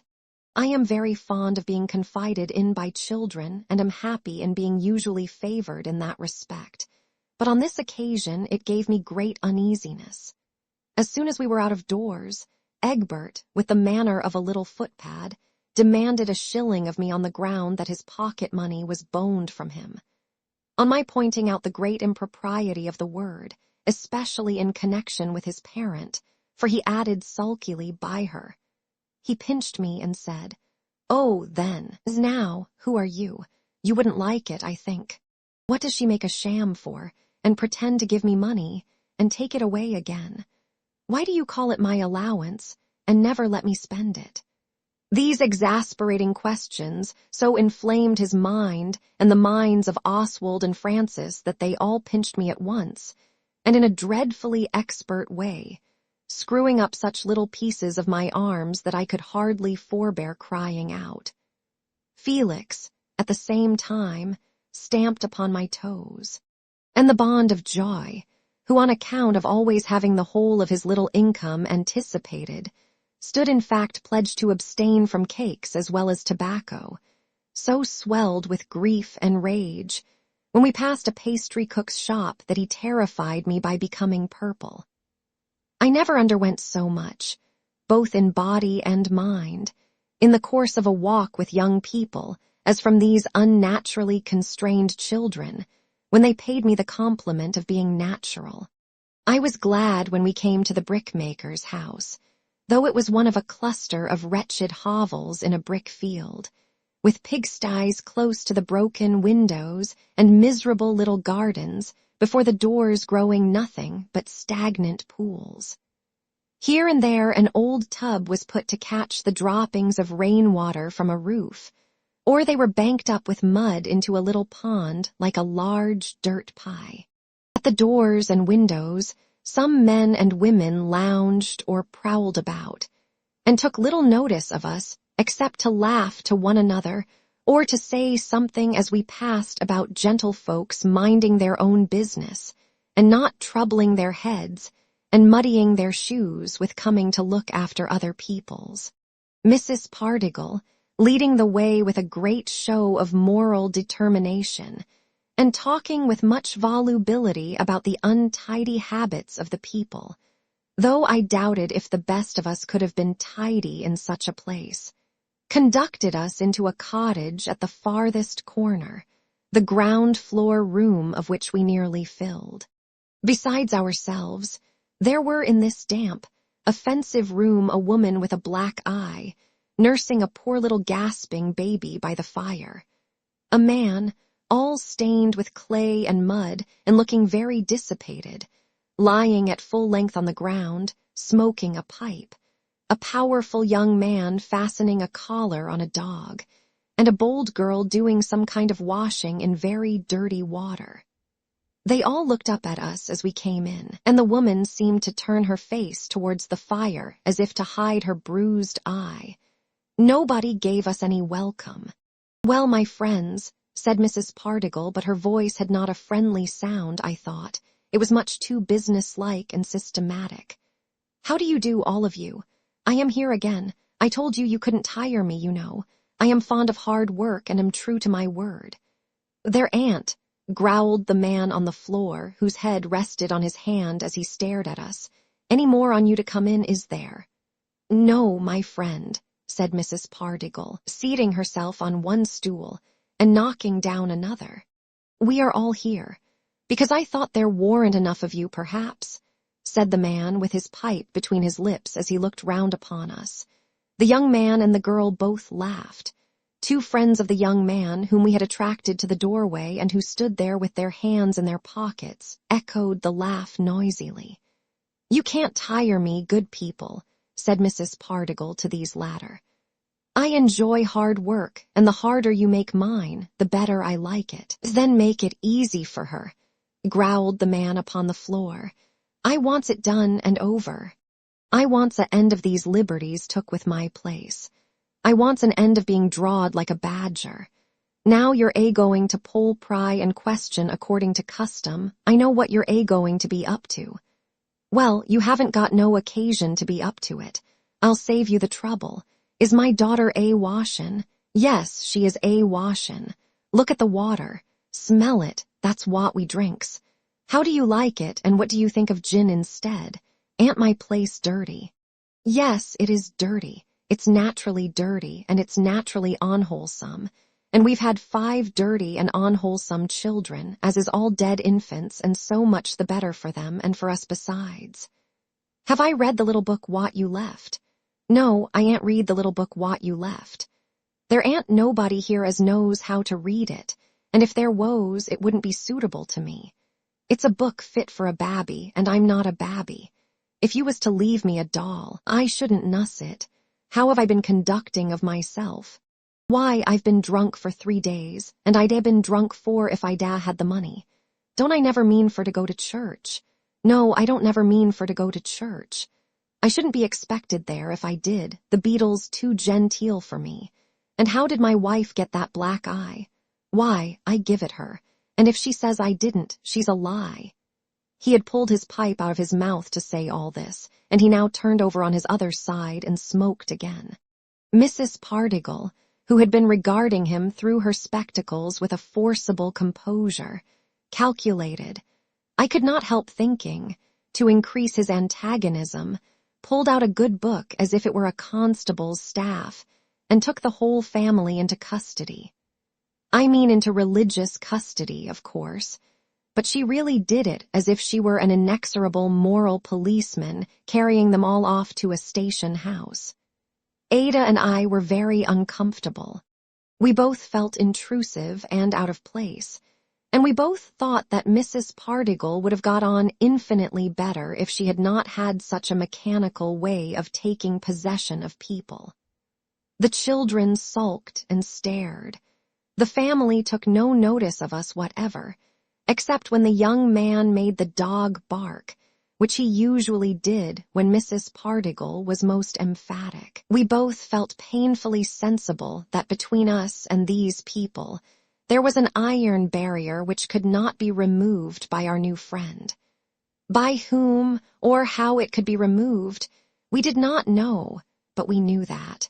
Even what she read and said seemed to us to be ill-chosen for such auditors, if it had been imparted ever so modestly, and with ever so much tact.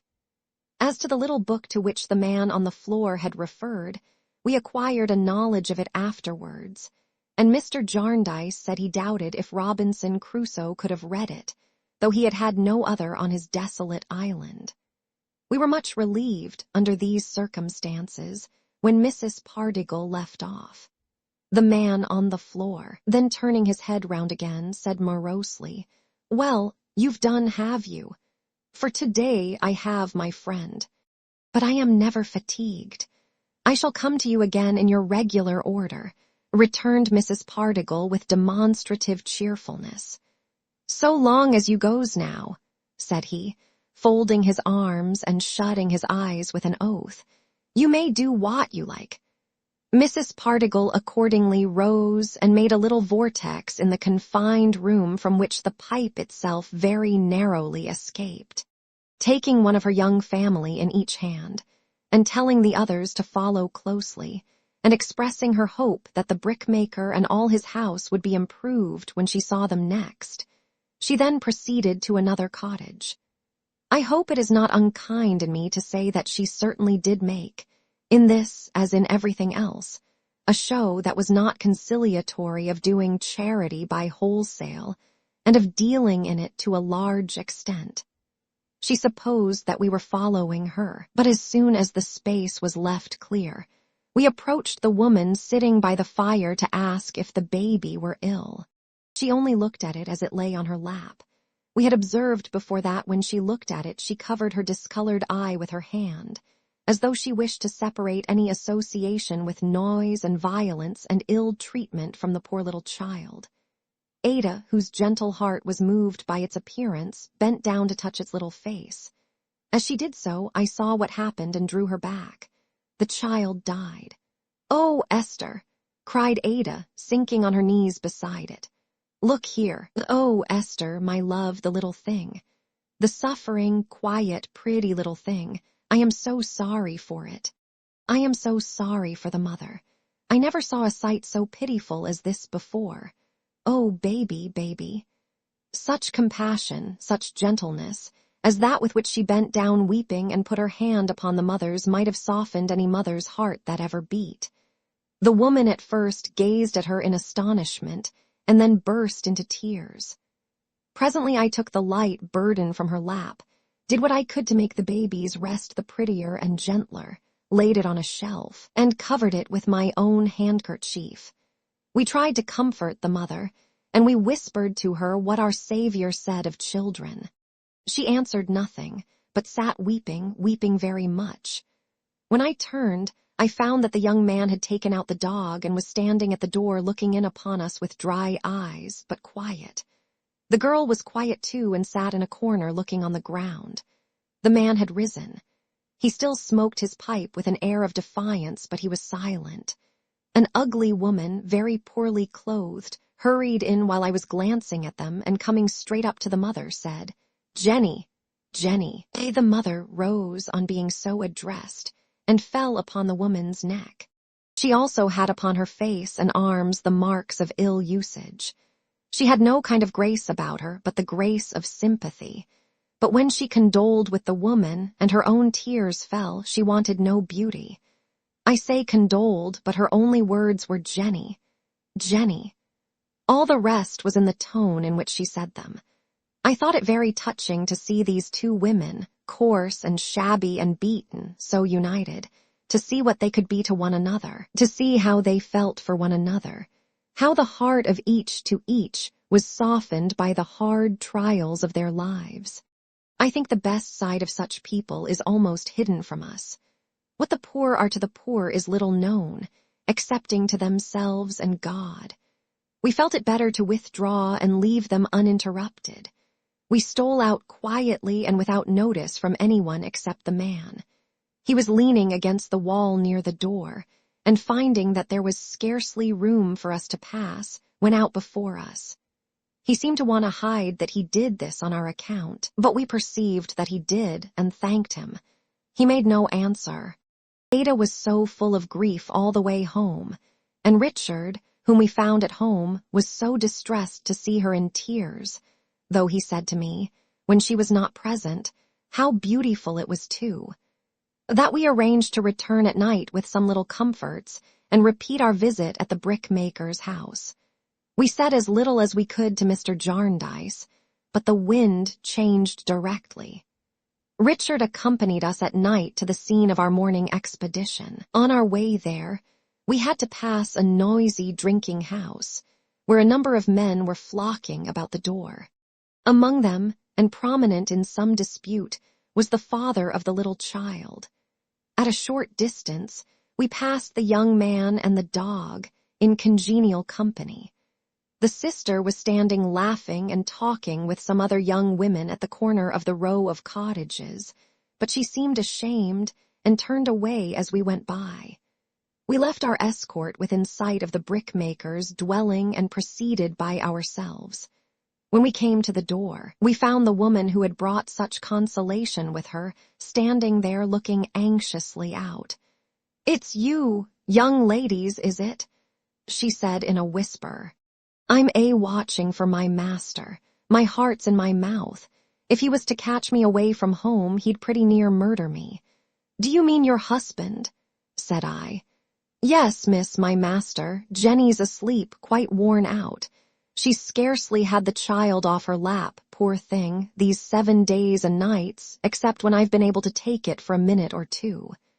As she gave way for us, she went softly in, and put what we had brought near the miserable bed on which the mother slept. No effort had been made to clean the room. It seemed in its nature almost hopeless of being clean.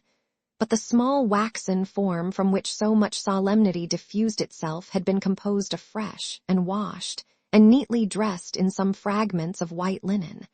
And on my handkerchief, which still covered the poor baby, a little bunch of sweet herbs had been laid by the same rough, scarred hands, so lightly, so tenderly. "May heaven reward you," we said to her. "You are a good woman." "Me, young ladies," she returned with surprise. "Hush. Jenny, Jenny." The mother had moaned in her sleep and moved.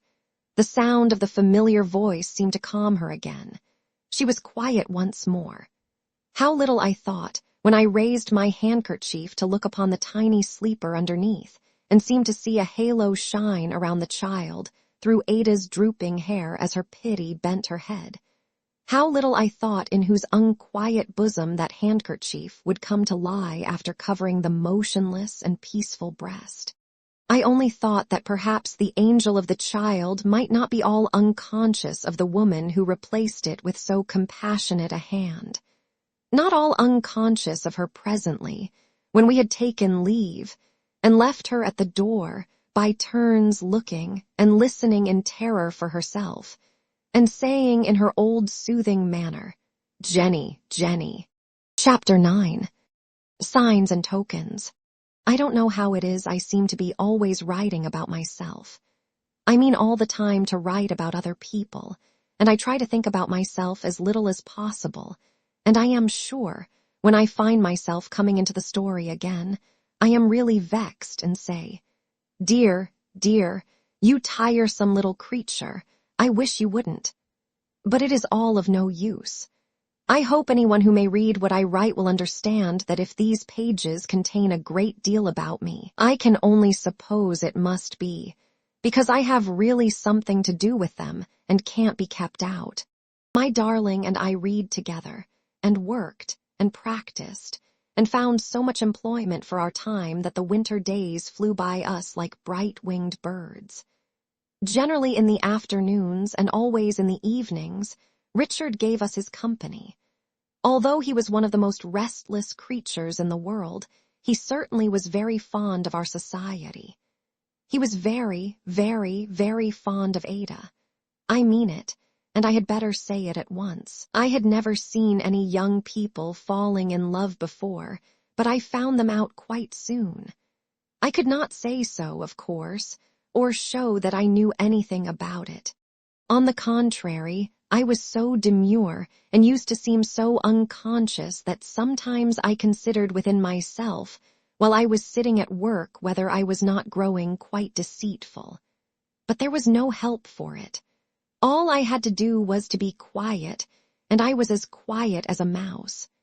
They were as quiet as mice, too, so far as any words were concerned, but the innocent manner in which they relied more and more upon me as they took more and more to one another was so charming that I had great difficulty in not showing how it interested me. "Our dear little old woman is such a capital old woman," Richard would say, coming up to meet me in the garden early, with his pleasant laugh and perhaps the least tinge of a blush, "that I can't get on without her. Before I begin my harum-scarum day, grinding away at those books and instruments, and then galloping up hill and down dale, all the country round, like a highwayman, it does me so much good to come and have a steady walk with our comfortable friend, that here I am again. You know, Dame Durden, dear," Ada would say at night, with her head upon my shoulder and the firelight shining in her thoughtful eyes, "I don't want to talk when we come upstairs here, only to sit a little while thinking, with your dear face for company, and to hear the wind and remember the poor sailors at sea." Ah, perhaps Richard was going to be a sailor. We had talked it over very often now, and there was some talk of gratifying the inclination of his childhood for the sea. Mr. Jarndyce had written to a relation of the family, a great Sir Leicester Dedlock, for his interest in Richard's favor, generally.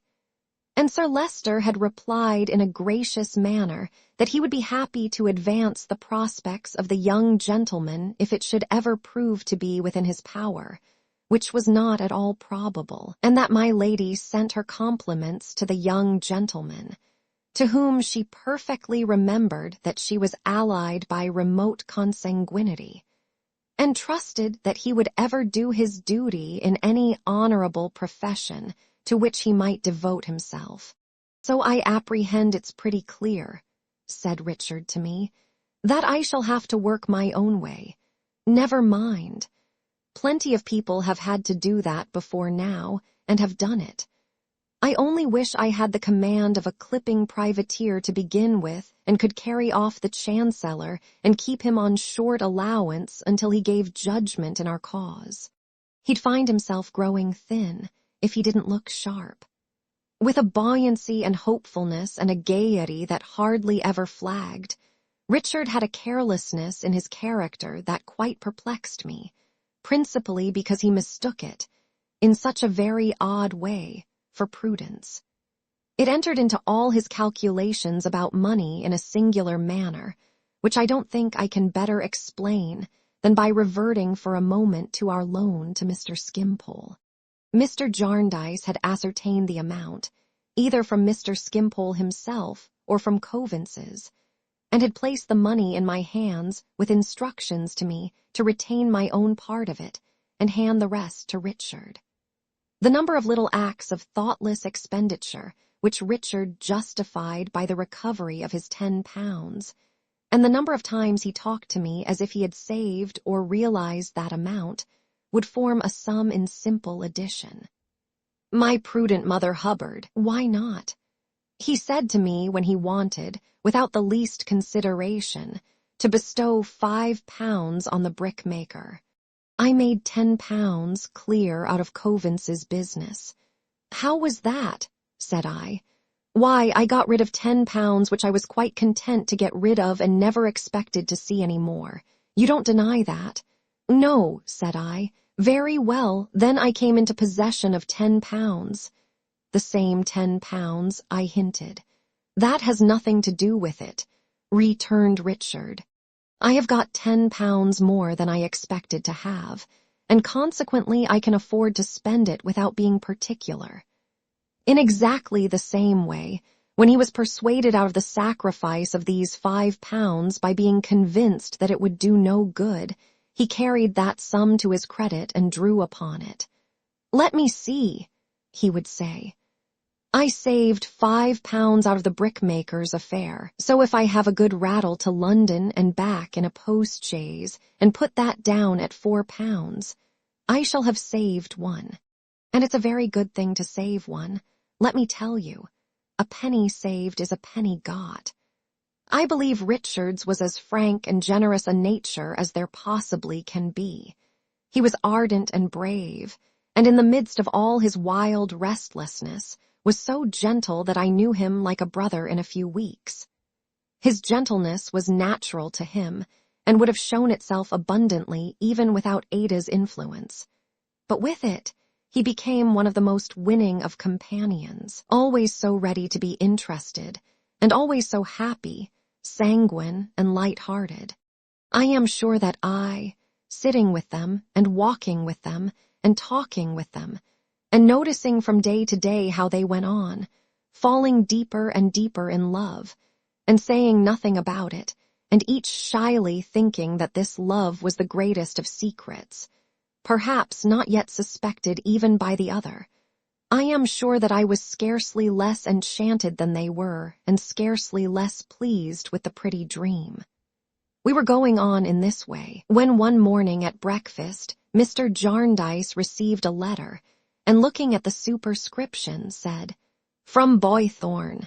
Aye, and opened and read it with evident pleasure, announcing to us in a parenthesis when he was about halfway through that Boythorn was coming down on a visit. Now who was Boythorn, we all thought, and I dare say we all thought too. I am sure I did, for one, would Boythorn at all interfere with what was going forward? I went to school with this fellow, Lawrence Boythorn, said Mr. Jarndyce, tapping the letter as he laid it on the table, more than 45 years ago. He was then the most impetuous boy in the world, and he is now the most impetuous man. He was then the loudest boy in the world, and he is now the loudest man. He was then the hardiest and sturdiest boy in the world, and he is now the hardiest and sturdiest man. He is a tremendous fellow. In stature, sir? Asked Richard. Pretty well Rick in that respect, said Mr. Jarndyce, being some 10 years older than I and a couple of inches taller, with his head thrown back like an old soldier, his stalwart chest squared, his hands like a clean blacksmith's, and his lungs. There's no simile for his lungs. Talking, laughing, or snoring, they make the beams of the house shake. As Mr. Jarndyce sat enjoying the image of his friend Boythorn, we observed the favorable omen that there was not the least indication of any change in the wind.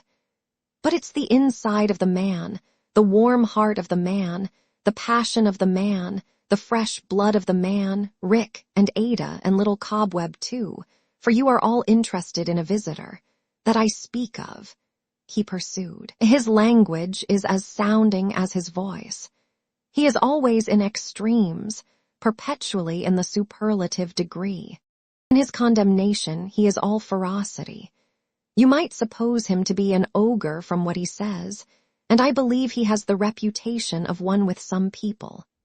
There, I tell you no more of him beforehand.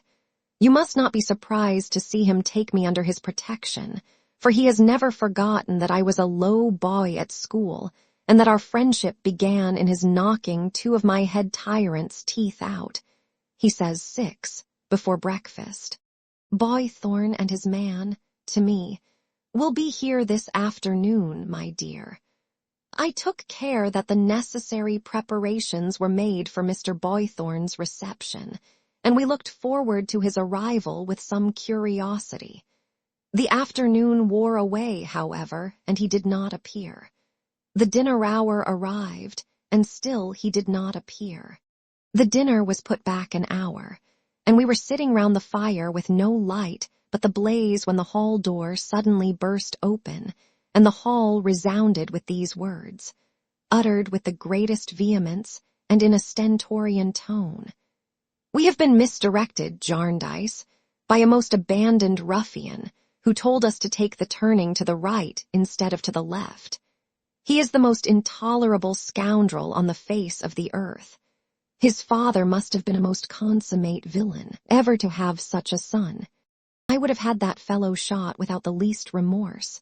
Did he do it on purpose?" Mr. Jarndyce inquired.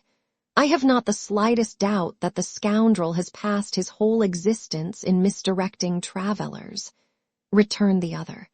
"By my soul, I thought him the worst-looking dog I had ever beheld when he was telling me to take the turning to the right. And yet I stood before that fellow face to face and didn't knock his brains out." "Teeth, you mean," said Mr. Jarndyce.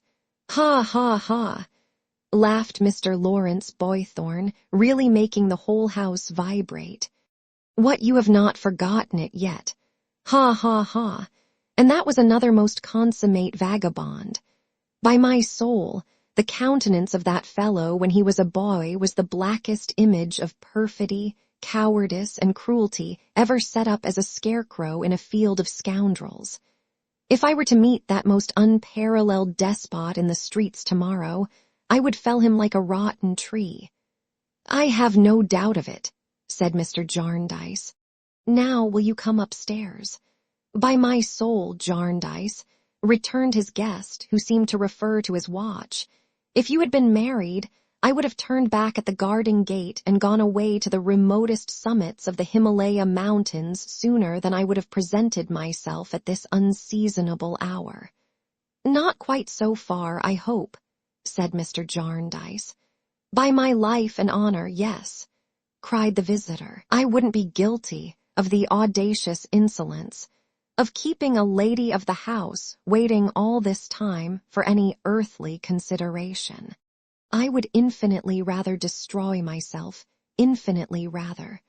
Talking thus, they went upstairs, and presently we heard him in his bedroom thundering ha, ha, ha, and again ha, ha, ha, until the flattest echo in the neighborhood seemed to catch the contagion and to laugh as enjoyingly as he did, or as we did when we heard him laugh. We all conceived a prepossession in his favor, for there was a sterling quality in this laugh, and in his vigorous, healthy voice, and in the roundness and fullness with which he uttered every word he spoke, and in the very fury of his superlatives, which seemed to go off like blank cannons and hurt nothing. But we were hardly prepared to have it so confirmed by his appearance when Mr. Jarndyce presented him. He was not only a very handsome old gentleman, upright and stalwart as he had been described to us, with a massive gray head, a fine composure of face when silent, a figure that might have become corpulent, but for his being so continually in earnest that he gave it no rest, and a chin that might have subsided into a double chin, but for the vehement emphasis in which it was constantly required to assist. But he was such a true gentleman in his manner, so chivalrously polite. His face was lighted by a smile of so much sweetness and tenderness, and it seemed so plain that he had nothing to hide, but showed himself exactly as he was, incapable, as Richard said, of anything on a limited scale, and firing away with those blank great guns, because he carried no small arms whatever. That really I could not help looking at him with equal pleasure as he sat at dinner, whether he smilingly conversed with Ada and me, or was led by Mr. Jarndyce into some great volley of superlatives, or threw up his head like a bloodhound and gave out that tremendous, "Ha, ha, ha." "You have brought your bird with you, I suppose," said Mr. Jarndyce. "By heaven, he is the most astonishing bird in Europe," replied the other. "He is the most wonderful creature. I wouldn't take 10,000 guineas for that bird. I have left an annuity for his sole support in case he should outlive me. He is, in sense and attachment, a phenomenon, and his father before him was one of the most astonishing birds that ever lived." The subject of this laudation was a very little canary, who was so tame that he was brought down by Mr. Boythorn's man, on his forefinger, and after taking a gentle flight round the room, alighted on his master's head. To hear Mr. Boythorn presently expressing the most implacable and passionate sentiments, with this fragile mite of a creature quietly perched on his forehead, was to have a good illustration of his character, I thought. "By my soul, Jarndyce," he said, very gently holding up a bit of bread to the canary to peck at, "if I were in your place, I would seize every master in Chancery by the throat tomorrow morning, and shake him until his money rolled out of his pockets and his bones rattled in his skin. I would have a settlement out of somebody, by fair means or by foul. If you would empower me to do it, I would do it for you with the greatest satisfaction." All this time the very small canary was eating out of his hand. "I thank you, Lawrence, but the suit is hardly at such a point at present," returned Mr. Jarndyce, laughing, "that it would be greatly advanced even by the legal process of shaking the bench and the whole bar. There never was such an infernal cauldron as that Chancery on the face of the earth," said Mr. Boythorn. "Nothing but a mine below it on a busy day in term time, with all its records, rules, and precedents collected in it, and every functionary belonging to it also, high and low, upward and downward, from its son the Accountant General to its father the devil, and the whole blown to atoms with 10,000 hundredweight of gunpowder, would reform it in the least." It was impossible not to laugh at the energetic gravity with which he recommended this strong measure of reform. When we laughed, he threw up his head and shook his broad chest, and again the whole country seemed to echo to his ha, ha, ha. It had not the least effect in disturbing the bird, whose sense of security was complete, and who hopped about the table with its quick head now on this side, and now on that, turning its bright sudden eye on its master as if he were no more than another bird. "But how do you and your neighbor get on about the disputed right of way?" said Mr. Jarndyce. "You are not free from the toils of the law yourself. The fellow has brought actions against me for trespass, and I have brought actions against him for trespass," returned Mr. Boythorn. "By heaven, he is the proudest fellow breathing. It is morally impossible that his name can be Sir Leicester. It must be Sir Lucifer. Complimentary to our distant relation," said my guardian laughingly to Ada and Richard. "I would beg Miss Clare's pardon and Mr. Carstone's pardon," resumed our visitor, "if I were not reassured by seeing in the fair face of the lady and the smile of the gentleman that it is quite unnecessary, and that they keep their distant relation at a comfortable distance." "Or he keeps us," suggested Richard. "By my soul," exclaimed Mr. Boythorn, suddenly firing another volley, "that fellow is, and his father was, and his grandfather was, the most stiff-necked, arrogant, imbecile, pig-headed numbskull, ever, by some inexplicable mistake of nature, born in any station of life but a walking-sticks. The whole of that family are the most solemnly conceited and consummate blockheads. But it's no matter. He should not shut up my path if he were 50 baronets melted into one, and living in 100 Chesney wolds, one within another, like the ivory balls in a Chinese carving. The fellow, by his agent, or secretary, or somebody, writes to me Sir Leicester Dedlock, Baronet, presents his compliments to Mr. Lawrence Boythorn, and has to call his attention to the fact that the green pathway by the old parsonage house, now the property of Mr. Lawrence Boythorn, is Sir Leicester's right-of-way, being in fact a portion of the park of Chesney Wold, and that Sir Leicester finds it convenient to close up the same. I write to the fellow, Mr. Lawrence Boythorn presents his compliments to Sir Leicester Dedlock, Baronet, and has to call his attention to the fact that he totally denies the whole of Sir Leicester Dedlock's positions on every possible subject, and has to add, in reference to closing up the pathway, that he will be glad to see the man who may undertake to do it. The fellow sends a most abandoned villain with one eye to construct a gateway. I play upon that execrable scoundrel with a fire engine until the breath is nearly driven out of his body. The fellow erects a gate in the night. I chop it down and burn it in the morning. He sends his myrmidons to come over the fence and pass and repass. I catch them in humane man-traps, fire split peas at their legs, play upon them with the engine, resolve to free mankind from the insupportable burden of the existence of those lurking ruffians. He brings actions for trespass. I bring actions for trespass. He brings actions for assault and battery. I defend them and continue to assault and batter. Ha, ha, ha. To hear him say all this with unimaginable energy, one might have thought him the angriest of mankind. To see him at the very same time, looking at the bird now perched upon his thumb and softly smoothing its feathers with his forefinger, one might have thought him the gentlest. To hear him laugh and see the broad good nature of his face then, one might have supposed that he had not a care in the world, or a dispute, or a dislike, but that his whole existence was a summer joke.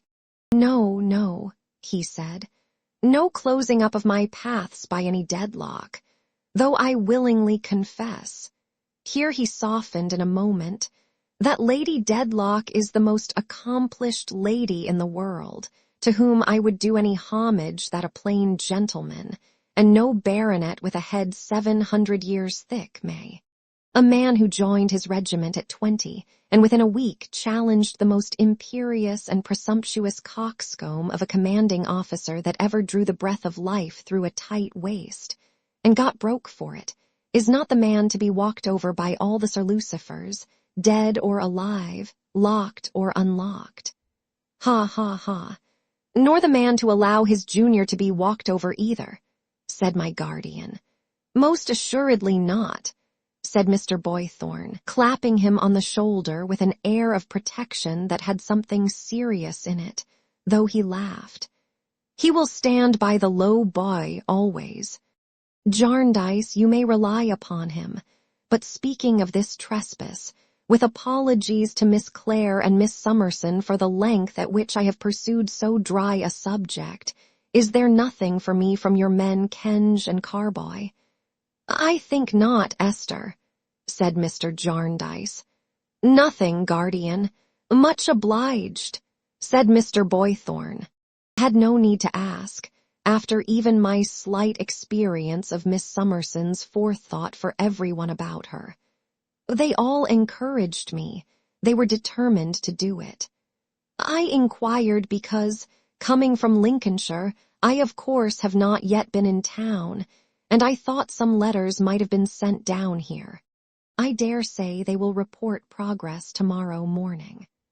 I saw him so often in the course of the evening, which passed very pleasantly, contemplate Richard and Ada with an interest and a satisfaction that made his fine face remarkably agreeable as he sat at a little distance from the piano listening to the music, and he had small occasion to tell us that he was passionately fond of music, for his face showed it, that I asked my guardian as we sat at the backgammon board whether Mr. Boythorn had ever been married.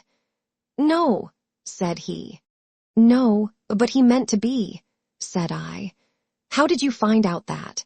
He returned with a smile. "Why, guardian," I explained, not without reddening a little at hazarding what was in my thoughts. "There is something so tender in his manner, after all, and he is so very courtly and gentle to us, and—" Mr. Jarndyce directed his eyes to where he was sitting as I have just described him. I said no more.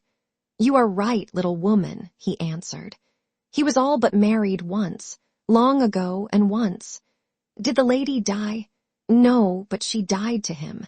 That time has had its influence on all his later life. Would you suppose him to have a head and a heart full of romance yet? I think, guardian, I might have supposed so. It is easy to say that when you have told me so. He has never since been what he might have been," said Mr. Jarndyce, "and now you see him in his age with no one near him but his servant and his little yellow friend. It's your throw, my dear."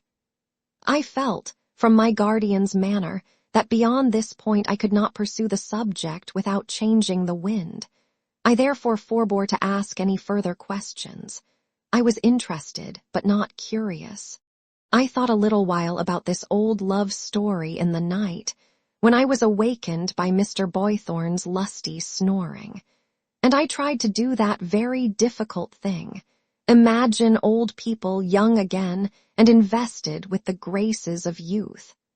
But I fell asleep before I had succeeded, and dreamed of the days when I lived in my godmother's house. I am not sufficiently acquainted with such subjects to know whether it is at all remarkable that I almost always dreamed of that period of my life. With the morning there came a letter from Messrs. Kenge and Carboy to Mr. Boythorn, informing him that one of their clerks would wait upon him at noon. As it was the day of the week on which I paid the bills, and added up my books, and made all the household affairs as compact as possible, I remained at home while Mr. Jarndyce, Ada, and Richard took advantage of a very fine day to make a little excursion. Mr. Boythorn was to wait for Kenge and Carboy's clerk, and then was to go on foot to meet them on their return. Well, I was full of business, examining tradesmen's books, adding up columns, paying money, filing receipts, and I dare say making a great bustle about it when Mr. Guppy was announced and shown in. I had had some idea that the clerk who was to be sent down might be the young gentleman who had met me at the coach office, and I was glad to see him, because he was associated with my present happiness. I scarcely knew him again, he was so uncommonly smart. He had an entirely new suit of glossy clothes on, a shining hat, lilac kid gloves, a neckerchief of a variety of colors, a large hot-house flower in his buttonhole, and a thick gold ring on his little finger. Besides which, he quite scented the dining-room with bear's grease and other perfumery. He looked at me with an attention that quite confused me when I begged him to take a seat until the servant should return. And as he sat there crossing and uncrossing his legs in a corner, and I asked him if he had had a pleasant ride, and hoped that Mr. Kenge was well, I never looked at him, but I found him looking at me in the same scrutinizing and curious way. When the request was brought to him that he would go upstairs to Mr. Boythorn's room, I mentioned that he would find lunch prepared for him when he came down, of which Mr. Jarndyce hoped he would partake. He said with some embarrassment, holding the handle of the door, "Shall I have the honor of finding you here, miss?" I replied yes, I should be there, and he went out with a bow and another look. I thought him only awkward and shy, for he was evidently much embarrassed, and I fancied that the best thing I could do would be to wait until I saw that he had everything he wanted, and then to leave him to himself. The lunch was soon brought, but it remained for some time on the table. The interview with Mr. Boythorn was a long one, and a stormy one too, I should think, for although his room was at some distance, I heard his loud voice rising every now and then like a high wind, and evidently blowing perfect broadsides of denunciation. At last Mr. Guppy came back, looking something the worse for the conference. "My eye, miss," he said in a low voice. "He's a tartar." "Pray take some refreshment, sir," said I. Mr. Guppy sat down at the table and began nervously sharpening the carving knife on the carving fork, still looking at me, as I felt quite sure without looking at him, in the same unusual manner. The sharpening lasted so long that at last I felt a kind of obligation on me to raise my eyes in order that I might break the spell under which he seemed to labor, of not being able to leave off. He immediately looked at the dish and began to carve. "What will you take yourself, miss?" "You'll take a morsel of something." "No, thank you," said I. "Shan't I give you a piece of anything at all, miss?" said Mr. Guppy, hurriedly drinking off a glass of wine. "Nothing, thank you," said I. "I have only waited to see that you have everything you want. Is there anything I can order for you?" "No, I am much obliged to you, miss, I'm sure. I've everything that I can require to make me comfortable. At least not comfortable. I'm never that." He drank off 2 more glasses of wine, one after another. I thought I had better go. "I beg your pardon, miss," said Mr. Guppy, rising when he saw me rise. "But would you allow me the favor of a minute's private conversation?" Not knowing what to say, I sat down again. "What follows is without prejudice, miss," said Mr. Guppy, anxiously bringing a chair towards my table. "I don't understand what you mean," said I, wondering. "It's one of our law terms, miss. You won't make any use of it to my detriment at Kenge and Carboy's or elsewhere. If our conversation shouldn't lead to anything, I am to be as I was, and am not to be prejudiced in my situation or worldly prospects. In short, it's in total confidence." "I am at a loss, sir," said I, "to imagine what you can have to communicate in total confidence to me, whom you have never seen but once, but I should be very sorry to do you any injury." "Thank you, miss. I'm sure of it, that's quite sufficient." All this time Mr. Guppy was either planing his forehead with his handkerchief or tightly rubbing the palm of his left hand with the palm of his right. "If you would excuse my taking another glass of wine, miss, I think it might assist me in getting on without a continual choke that cannot fail to be mutually unpleasant." He did so and came back again. I took the opportunity of moving well behind my table. "You wouldn't allow me to offer you one, would you, miss?" said Mr. Guppy, apparently refreshed. "Not any," said I. "Not half a glass," said Mr. Guppy. "Quarter, no, then to proceed. My present salary, Miss Summerson, at Kenge and Carboy's, is £2 a week. When I first had the happiness of looking upon you, it was £1.15, and had stood at that figure for a lengthened period. A rise of 5 has since taken place, and a further rise of 5 is guaranteed at the expiration of a term not exceeding 12 months from the present date. My mother has a little property, which takes the form of a small life annuity, upon which she lives in an independent though unassuming manner in the old street road. She is eminently calculated for a mother-in-law. She never interferes, is all for peace, and her disposition easy. She has her failings, as who has not, but I never knew her do it when company was present, at which time you may freely trust her with wines, spirits, or malt liquors. My own abode is lodgings at Penton Place, Pentonville. It is lowly but airy, open at the back, and considered one of the healthiest outlets. Miss Summerson, in the mildest language I adore you.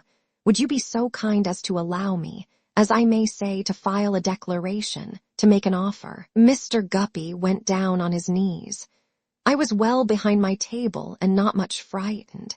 I said, "Get up from that ridiculous position immediately, sir, or you will oblige me to break my implied promise and ring the bell." "Hear me out, miss," said Mr. Guppy, folding his hands. "I cannot consent to hear another word, sir," I returned, "unless you get up from the carpet directly and go and sit down at the table as you ought to do if you have any sense at all." He looked piteously, but slowly rose and did so. "Yet what a mockery it is, miss. he said with his hand upon his heart and shaking his head at me in a melancholy manner over the tray. To be stationed behind food at such a moment. The soul recoils from food at such a moment, miss. I beg you to conclude, said I. You have asked me to hear you out, and I beg you to conclude. I will, miss, said Mr. Guppy. As I love and honor, so likewise I obey. Would that I could make thee the subject of that vow before the shrine. That is quite impossible, said I, and entirely out of the question. I am aware, said Mr. Guppy, leaning forward over the tray and regarding me as I again strangely felt, though my eyes were not directed to him with his late intent look. I am aware that in a worldly point of view, according to all appearances, my offer is a poor one. But Miss Summerson, angel, no, don't ring. I have been brought up in a sharp school, and am accustomed to a variety of general practice. Though a young man, I have ferreted out evidence, got up cases, and seen lots of life. Blessed with your hand, what means might I not find of advancing your interests and pushing your fortunes? What might I not get to know, nearly concerning you? I know nothing now, certainly, but what might I not if I had your confidence and you set me on? I told him that he addressed my interest, or what he supposed to be my interest, quite as unsuccessfully as he addressed my inclination, and he would now understand that I requested him, if he pleased, to go away immediately.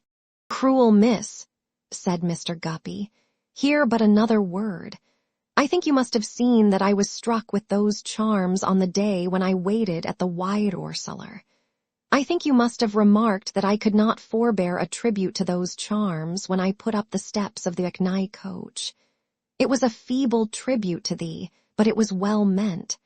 Thy image has ever since been fixed in my breast. I have walked up and down of an evening opposite Jellyby's house, only to look upon the bricks that once contained thee. This out of today, quite an unnecessary out so far as the attendance, which was its pretended object, went, was planned by me alone for thee alone. If I speak of interest, it is only to recommend myself and my respectful wretchedness. Love was before it, and is before it. I should be pained, Mr. Guppy, said I, rising and putting my hand upon the bell rope, to do you or anyone who was sincere the injustice of slighting any honest feeling, however disagreeably expressed. If you have really meant to give me a proof of your good opinion, though ill-timed and misplaced, I feel that I ought to thank you. I have very little reason to be proud, and I am not proud. I think I added, without very well knowing what I said, that you will now go away as if you had never been so exceedingly foolish and attend to Messrs. Kenge and Carboy's business. Half a minute, miss, cried Mr. Guppy, checking me as I was about to ring. This has been without prejudice. I will never mention it, said I, unless you should give me future occasion to do so. A quarter of a minute, miss. In case you should think better at any time, however distant, that's no consequence, for my feelings can never alter of anything I have said, particularly what might I not do. Mr. William Guppy, 87, Penton Place, or if removed or dead, of blighted hopes or anything of that sort.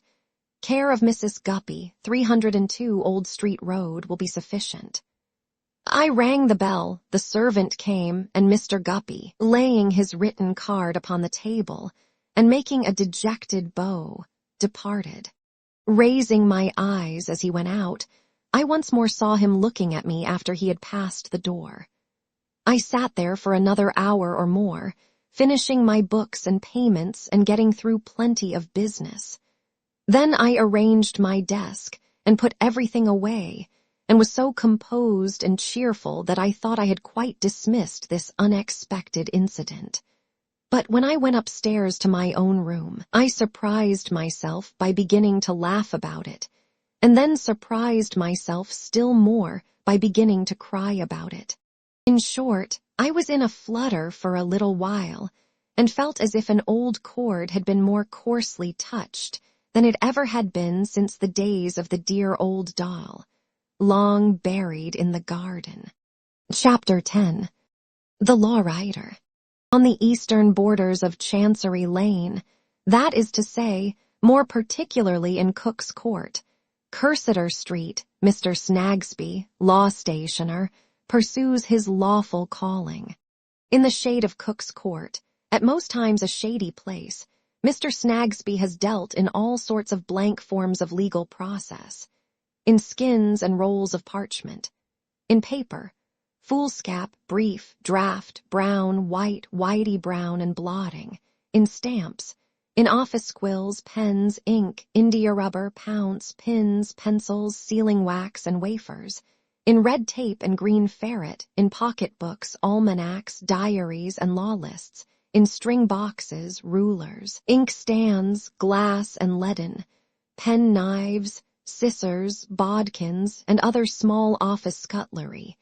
In short, in articles too numerous to mention, ever since he was out of his time and went into partnership with Peffer. On that occasion, Cook's Court was in a manner revolutionized by the new inscription in fresh paint, Peffer and Snagsby, displacing the time-honored and not easily to be deciphered legend Peffer only. For smoke, which is the London ivy, had so wreathed itself round Peffer's name and clung to his dwelling place that the affectionate parasite quite overpowered the parent tree.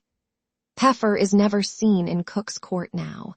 He is not expected there, for he has been recumbent this quarter of a century in the churchyard of St. Andrew's, Holborn, with the wagons and hackney coaches roaring past him all the day and half the night like one great dragon. If he ever steal forth when the dragon is at rest to air himself again in Cook's Court, until admonished to return by the crowing of the sanguine cock in the cellar at the little dairy in Cursitor Street, whose ideas of daylight it would be curious to ascertain, since he knows from his personal observation next to nothing about it. If Peffer ever do revisit the pale glimpses of Cook's Court, which no law stationer in the trade can positively deny, he comes invisibly, and no one is the worse or wiser. In his lifetime, and likewise in the period of Snagsby's, time of 7 long years, there dwelt with Peffer in the same law stationering premises a niece, a short, shrewd niece, something too violently compressed about the waist, and with a sharp nose like a sharp autumn evening, inclining to be frosty towards the end. The Cook's courtiers had a rumor flying among them that the mother of this niece did, in her daughter's childhood, moved by too jealous a solicitude that her figure should approach perfection, lace her up every morning with her maternal foot against the bed-post for a stronger hold and purchase. And further, that she exhibited internally pints of vinegar and lemon juice, which acids, they held, had mounted to the nose and temper of the patient, with whichsoever of the many tongues of rumor this frothy report originated. It either never reached or never influenced the ears of young Snagsby, who, having wooed and won its fair subject on his arrival at man's estate, entered into 2 partnerships at once. So now, in Cook's Court, Cursitor Street, Mr. Snagsby and the niece are one, and the niece still cherishes her figure, which, however tastes may differ, is unquestionably so far precious that there is mighty little of it. Mr. and Mrs. Snagsby are not only one bone and one flesh, but to the neighbors' thinking, one voice too. That voice, appearing to proceed from Mrs. Snagsby alone, is heard in Cook's Court very often. Mr. Snagsby, otherwise than as he finds expression through these dulcet tones, is rarely heard. He is a mild, bald, timid man with a shining head and a scrubby clump of black hair sticking out at the back. He tends to meekness and obesity. As he stands at his door in Cook's Court in his gray shop coat and black calico sleeves, looking up at the clouds, or stands behind a desk in his dark shop with a heavy flat ruler, snipping and slicing at sheepskin in company with his 2 prentices. He is emphatically a retiring and unassuming man. From beneath his feet, at such times, as from a shrill ghost unquiet in its grave, there frequently arise complainings and lamentations in the voice already mentioned. And haply, on some occasions when these reach a sharper pitch than usual, Mr. Snagsby mentions to the prentices, "I think my little woman is giving it to Guster." This proper name, so used by Mr. Snagsby, has before now sharpened the wit of the cook's courtiers to remark that it ought to be the name of Mrs. Snagsby, seeing that she might with great force and expression be termed a Guster, in compliment to her stormy character.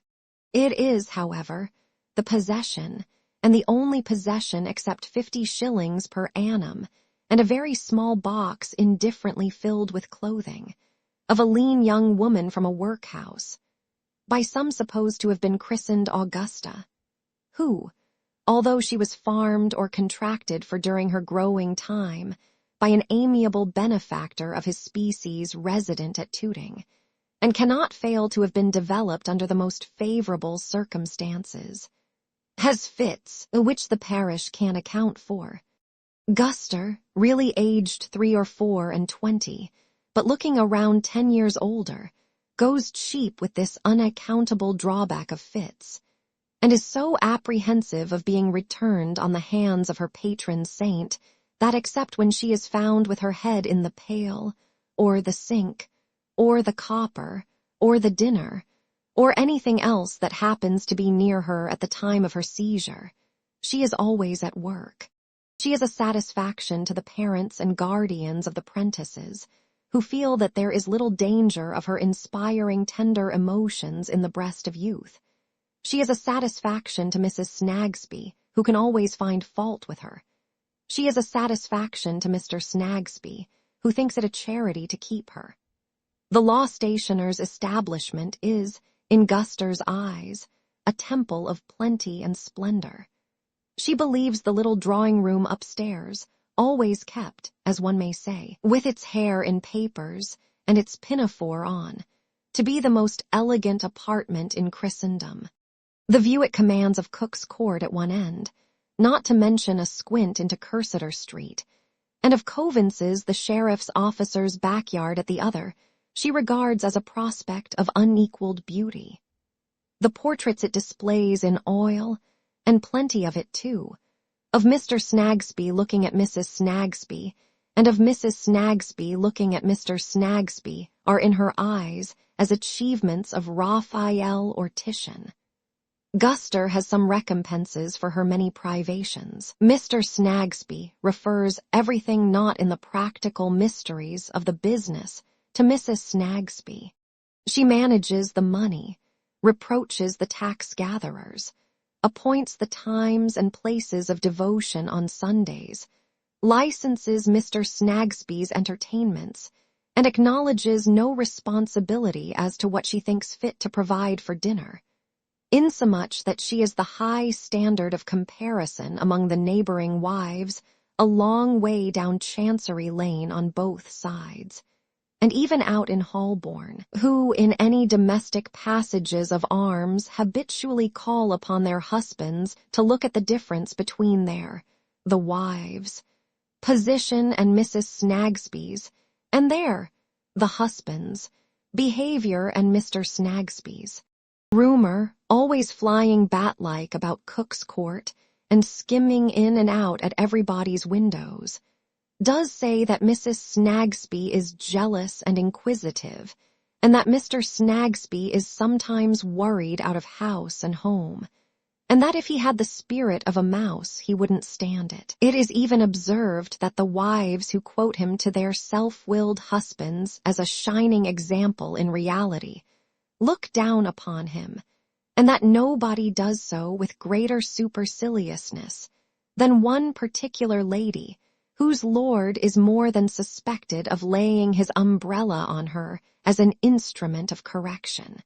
But these vague whisperings may arise from Mr. Snagsby's being in his way rather a meditative and poetical man, loving to walk in Staple Inn in the summer-time, and to observe how countrified the sparrows and the leaves are, also to lounge about the Rolls Yard of a Sunday afternoon, and to remark, if in good spirits, that there were old times once, and that you'd find a stone coffin or two now under that chapel. He'll be bound, if you was to dig for it. He solaces his imagination, too, by thinking of the many chancellors and vices, and masters of the rolls who are deceased. And he gets such a flavor of the country out of telling the two prentices how he has heard say that a brook, as clear as crystal, once ran right down the middle of Holborn, when turnstile really was a turnstile, leading slap away into the meadows. Gets such a flavor of the country out of this that he never wants to go there. The day is closing in and the gas is lighted, but is not yet fully effective, for it is not quite dark. Mr. Snagsby, standing at his shop door looking up at the clouds, sees a crow who is out late skim westward over the slice of sky belonging to Cook's Court. The crow flies straight across Chancery Lane and Lincoln's Inn Garden into Lincoln's Inn Fields. Here, in a large house, formerly a house of state, lives Mr. Tulkinghorn. It is let off in sets of chambers now, and in those shrunken fragments of its greatness, lawyers lie like maggots in nuts. But its roomy staircases, passages, and antechambers still remain, and even its painted ceilings, where allegory in Roman helmet and celestial linen sprawls among balustrades and pillars, flowers, clouds, and big-legged boys, and makes the head ache, as would seem to be allegory's object always, more or less.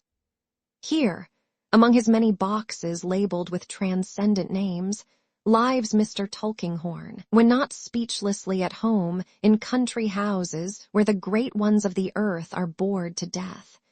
Here he is today, quiet at his table, an oyster of the old school whom nobody can open.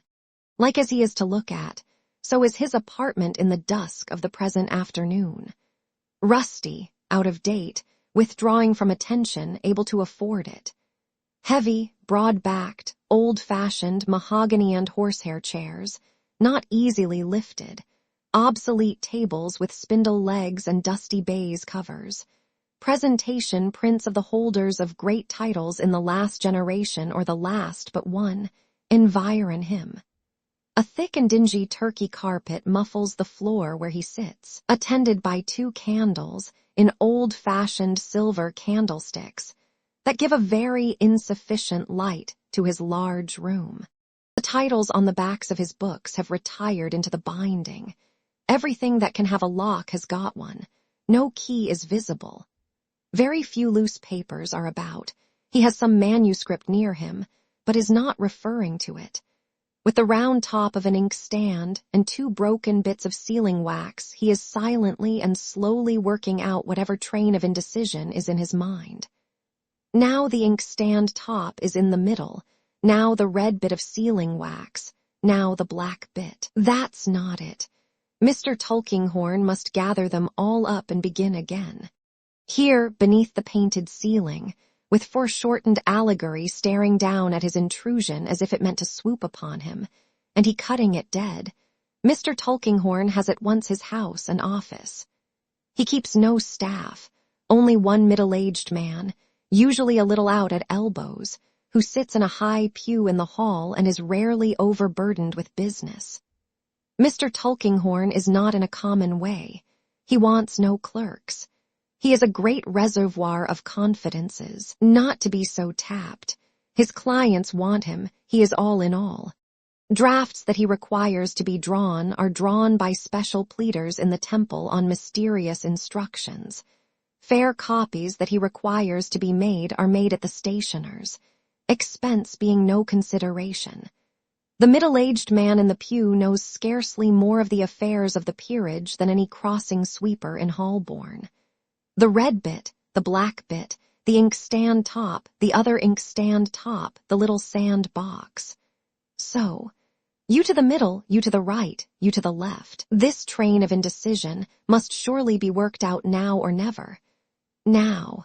Mr. Tulkinghorn gets up, adjusts his spectacles, puts on his hat, puts the manuscript in his pocket, goes out, tells the middle-aged man out at elbows, "I shall be back presently." Very rarely tells him anything more explicit. Mr. Tulkinghorn goes, as the crow came, not quite so straight, but nearly, to Cook's Court, Cursitor Street, to Snagsby's, law stationers, deeds engrossed and copied, law writing executed in all its branches, and see. It is somewhere about 5 or 6 o'clock in the afternoon, and a balmy fragrance of warm tea hovers in Cook's Court. It hovers about Snagsby's door. The hours are early there, dinner at 1:30 and supper at 9:30. Mr. Snagsby was about to descend into the subterranean regions to take tea when he looked out of his door just now and saw the crow, who was out late. Master at home. Guster is minding the shop, for the prentices take tea in the kitchen with Mr. and Mrs. Snagsby. Consequently, the robe-maker's 2 daughters, combing their curls at the 2 glasses in the 2 second-floor windows of the opposite house, are not driving the 2 prentices to distraction as they fondly suppose, but are merely awakening the unprofitable admiration of Guster, whose hair won't grow, and never would, and it is confidently thought never will. Master at home, says Mr. Tulkinghorn. Master is at home, and Guster will fetch him. Guster disappears, glad to get out of the shop, which she regards with mingled dread and veneration as a storehouse of awful implements of the great torture of the law, a place not to be entered after the gas is turned off. Mr. Snagsby appears, greasy, warm, herbaceous, and chewing. Bolts a bit of bread and butter. Says, "Bless my soul, sir, Mr. Tulkinghorn. I want half a word with you, Snagsby." "Certainly, sir. Dear me, sir, why didn't you send your young man round for me? Pray walk into the back shop, sir." Snagsby has brightened in a moment. The confined room, strong of parchment grease, is warehouse, counting house, and copying office. Mr. Tulkinghorn sits, facing round on a stool at the desk. "Jarndyce and Jarndyce, Snagsby." "Yes, sir."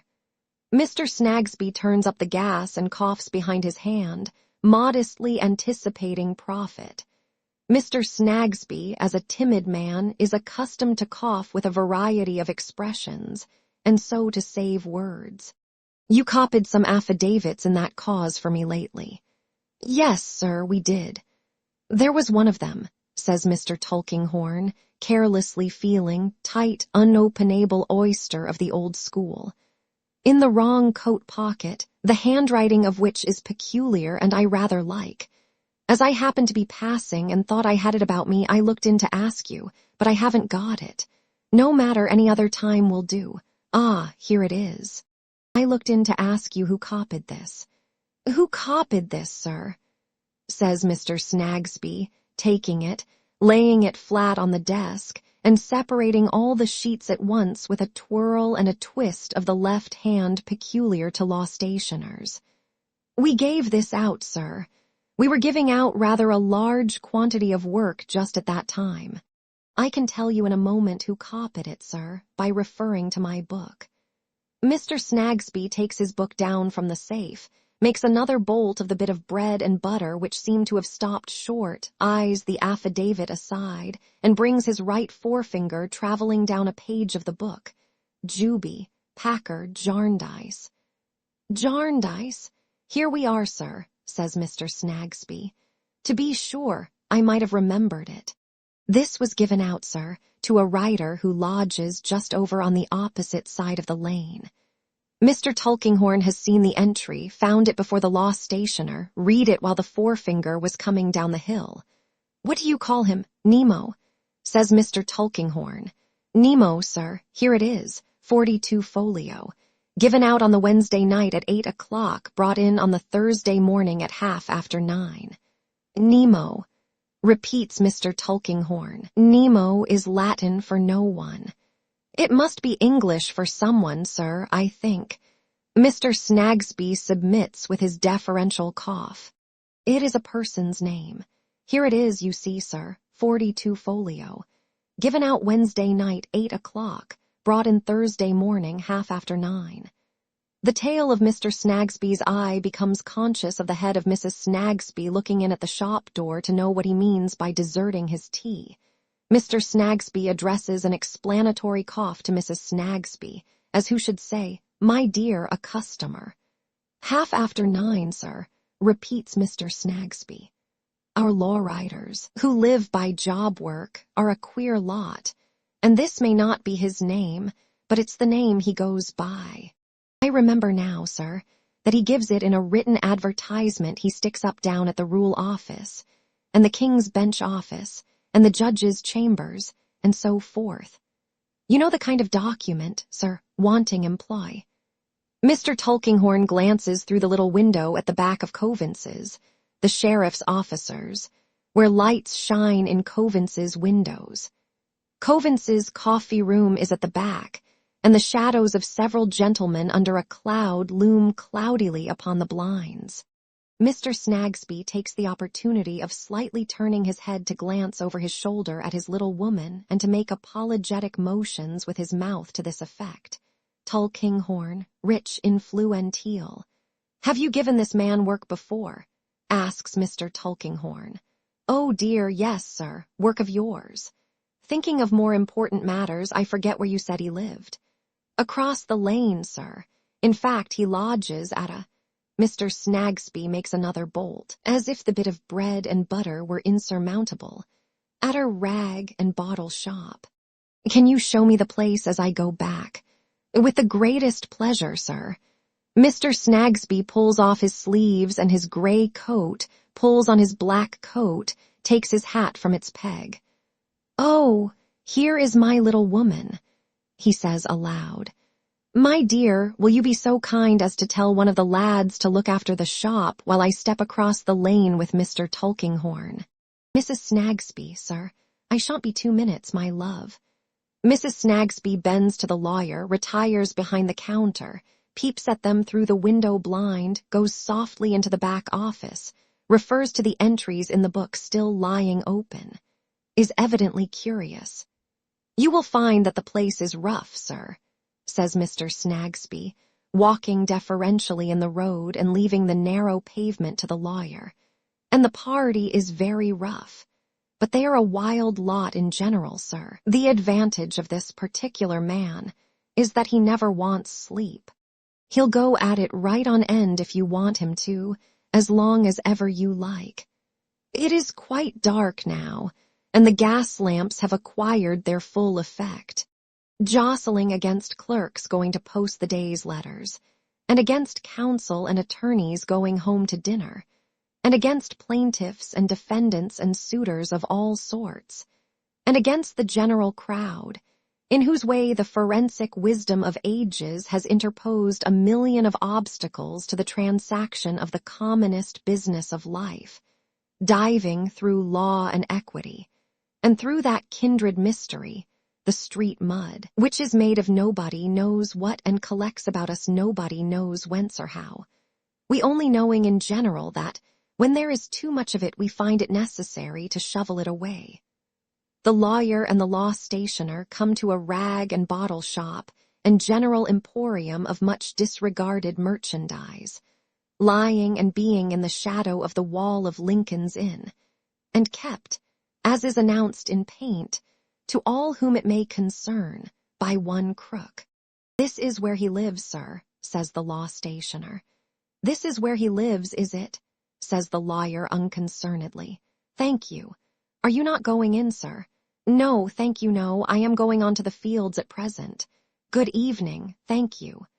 Mr. Snagsby lifts his hat and returns to his little woman and his tea, but Mr. Tulkinghorn does not go on to the fields at present. He goes a short way, turns back, comes again to the shop of Mr. Crook, and enters it straight. It is dim enough, with a blot-headed candle or so in the windows and an old man and a cat sitting in the back part by a fire. The old man rises and comes forward with another blot-headed candle in his hand. "Pray, is your lodger within?" "Male or female, sir?" says Mr. Crook. "Male, the person who does copying." Mr. Crook has eyed his man narrowly, knows him by sight, has an indistinct impression of his aristocratic repute.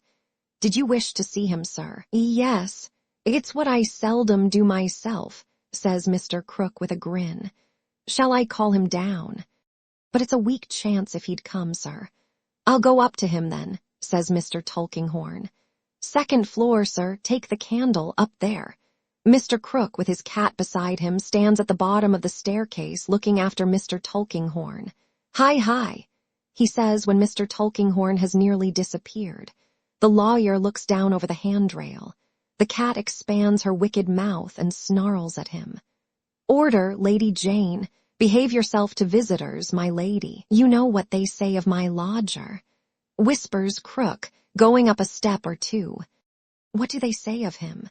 "They say he has sold himself to the enemy, but you and I know better. He don't buy. I'll tell you what, though. My lodger is so black-humored and gloomy that I believe he'd as soon make that bargain as any other. Don't put him out, sir. That's my advice." Mr. Tulkinghorn, with a nod, goes on his way. He comes to the dark door on the second floor. He knocks, receives no answer, opens it, and accidentally extinguishes his candle in doing so. The air of the room is almost bad enough to have extinguished it if he had not. It is a small room, nearly black with soot and grease and dirt. In the rusty skeleton of a grate, pinched at the middle as if poverty had gripped it, a red coke fire burns low. In the corner by the chimney stand a deal table and a broken desk, a wilderness marked with a rain of ink. In another corner, a ragged old portmanteau on one of the two chairs serves for cabinet or wardrobe. No larger one is needed, for it collapses like the cheeks of a starved man. The floor is bare, except that one old mat, trodden to shreds of rope yarn, lies perishing upon the hearth. No curtain veils the darkness of the night, but the discolored shutters are drawn together, and through the two gaunt holes pierced in them, famine might be staring in, the banshee of the man upon the bed. For on a low bed opposite the fire, a confusion of dirty patchwork, lean-ribbed ticking, and coarse sacking, the lawyer, hesitating just within the doorway, sees a man. He lies there, dressed in shirt and trousers, with bare feet. He has a yellow look in the spectral darkness of a candle that has guttered down until the whole length of its wick, still burning, has doubled over and left a tower of winding sheet above it. His hair is ragged, mingling with his whiskers and his beard. The latter, ragged too, and grown, like the scum and mist around him in neglect. Foul and filthy as the room is, foul and filthy as the air is, it is not easy to perceive what fumes those are which most oppress the senses in it. But through the general sickliness and faintness, and the odor of stale tobacco, there comes into the lawyer's mouth the bitter, vapid taste of opium. "Hallo, my friend!" he cries and strikes his iron candlestick against the door. He thinks he has awakened his friend. He lies a little turned away, but his eyes are surely open. "Hallo, my friend!" he cries again. "Hallo, hallo!" As he rattles on the door, the candle which has drooped so long goes out and leaves him in the dark, with the gaunt eyes in the shutters staring down upon the bed. Chapter 11. Our dear brother. A touch on the lawyer's wrinkled hand as he stands in the dark room, irresolute, makes him start and say, "What's that?" "It's me," returns the old man of the house, whose breath is in his ear. "Can't you wake him?" "No. What have you done with your candle?" "It's gone out. Here it is." Crook takes it, goes to the fire, stoops over the red embers, and tries to get a light. The dying ashes have no light to spare, and his endeavors are vain. Muttering, after an ineffectual call to his lodger, that he will go downstairs and bring a lighted candle from the shop. The old man departs. Mr. Tulkinghorn, for some new reason that he has, does not await his return in the room, but on the stairs outside.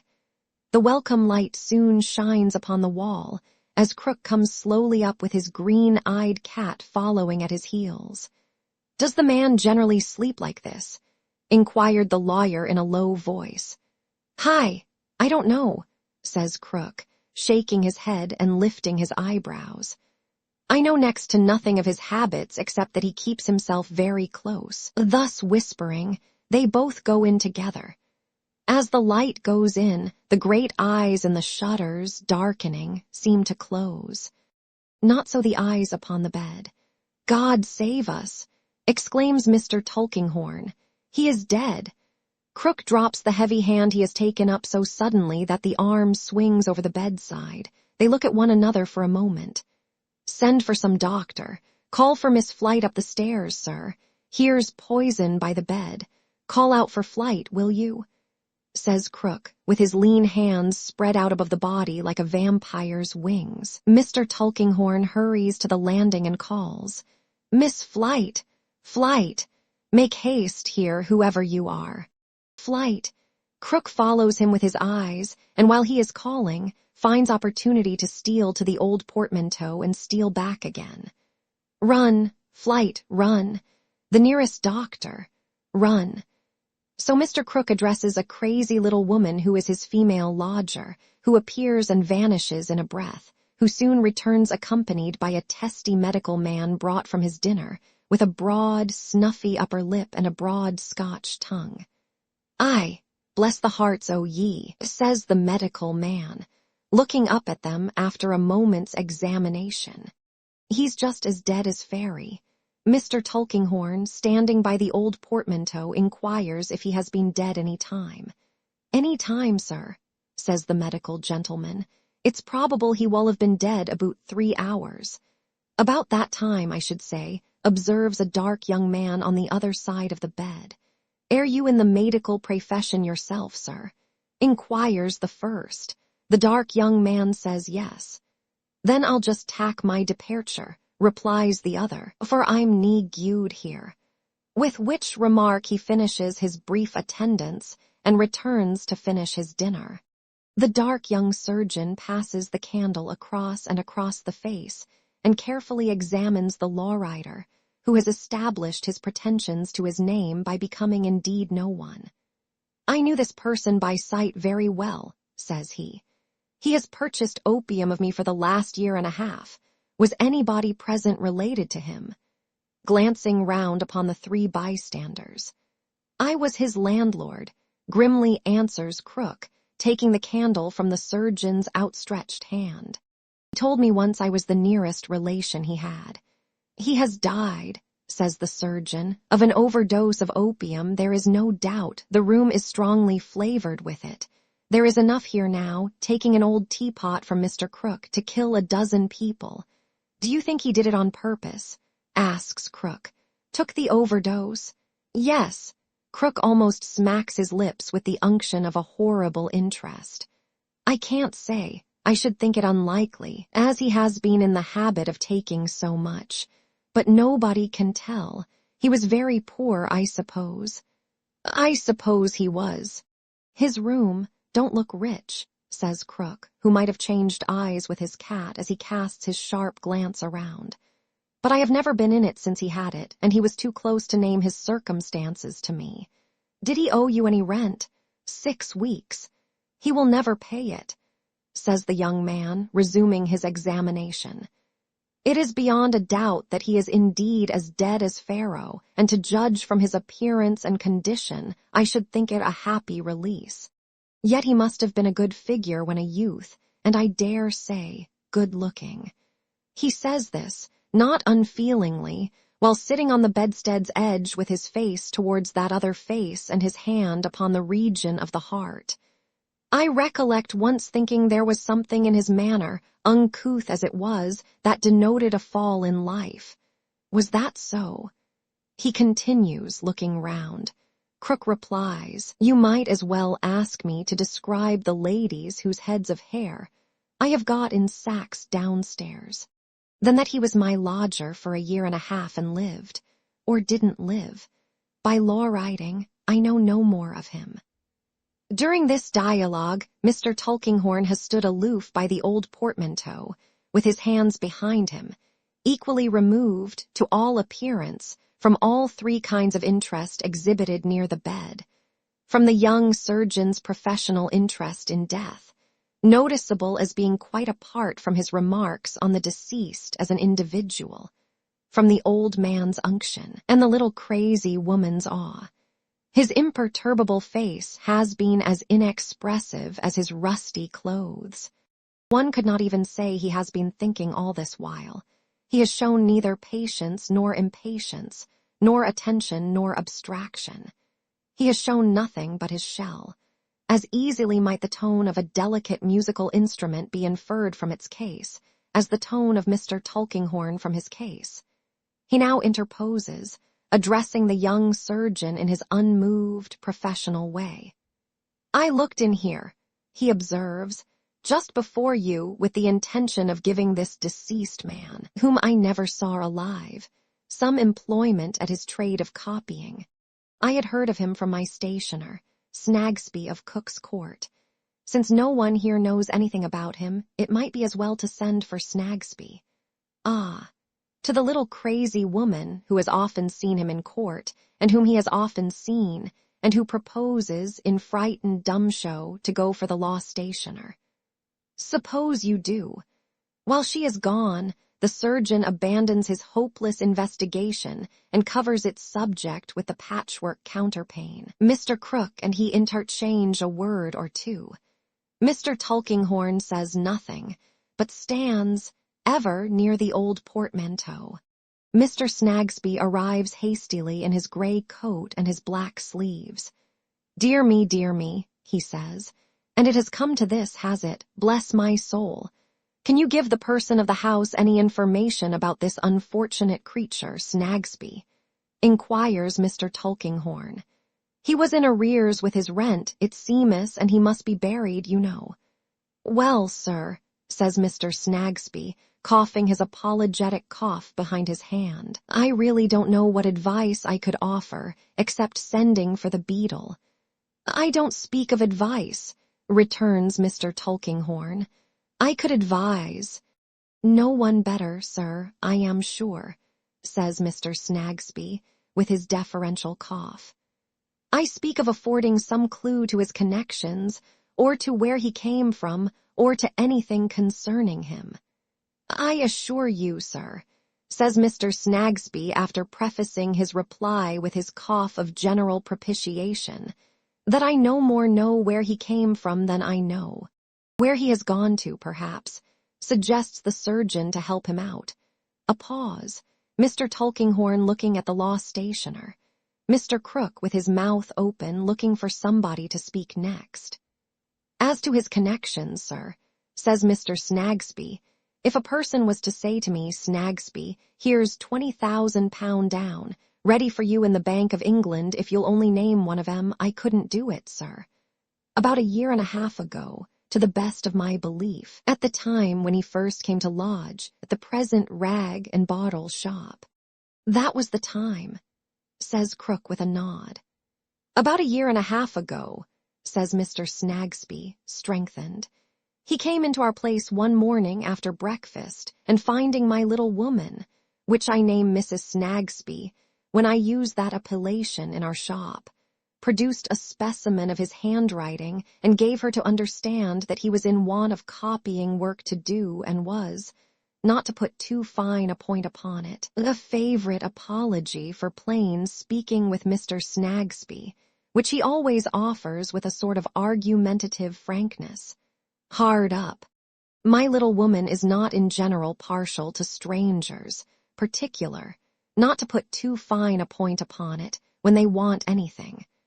But she was rather took by something about this person, whether by his being unshaved, or by his hair being in want of attention, or by what other ladies' reasons, I leave you to judge.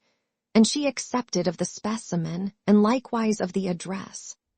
"My little woman hasn't a good ear for names," proceeds Mr. Snagsby, after consulting his cough of consideration behind his hand.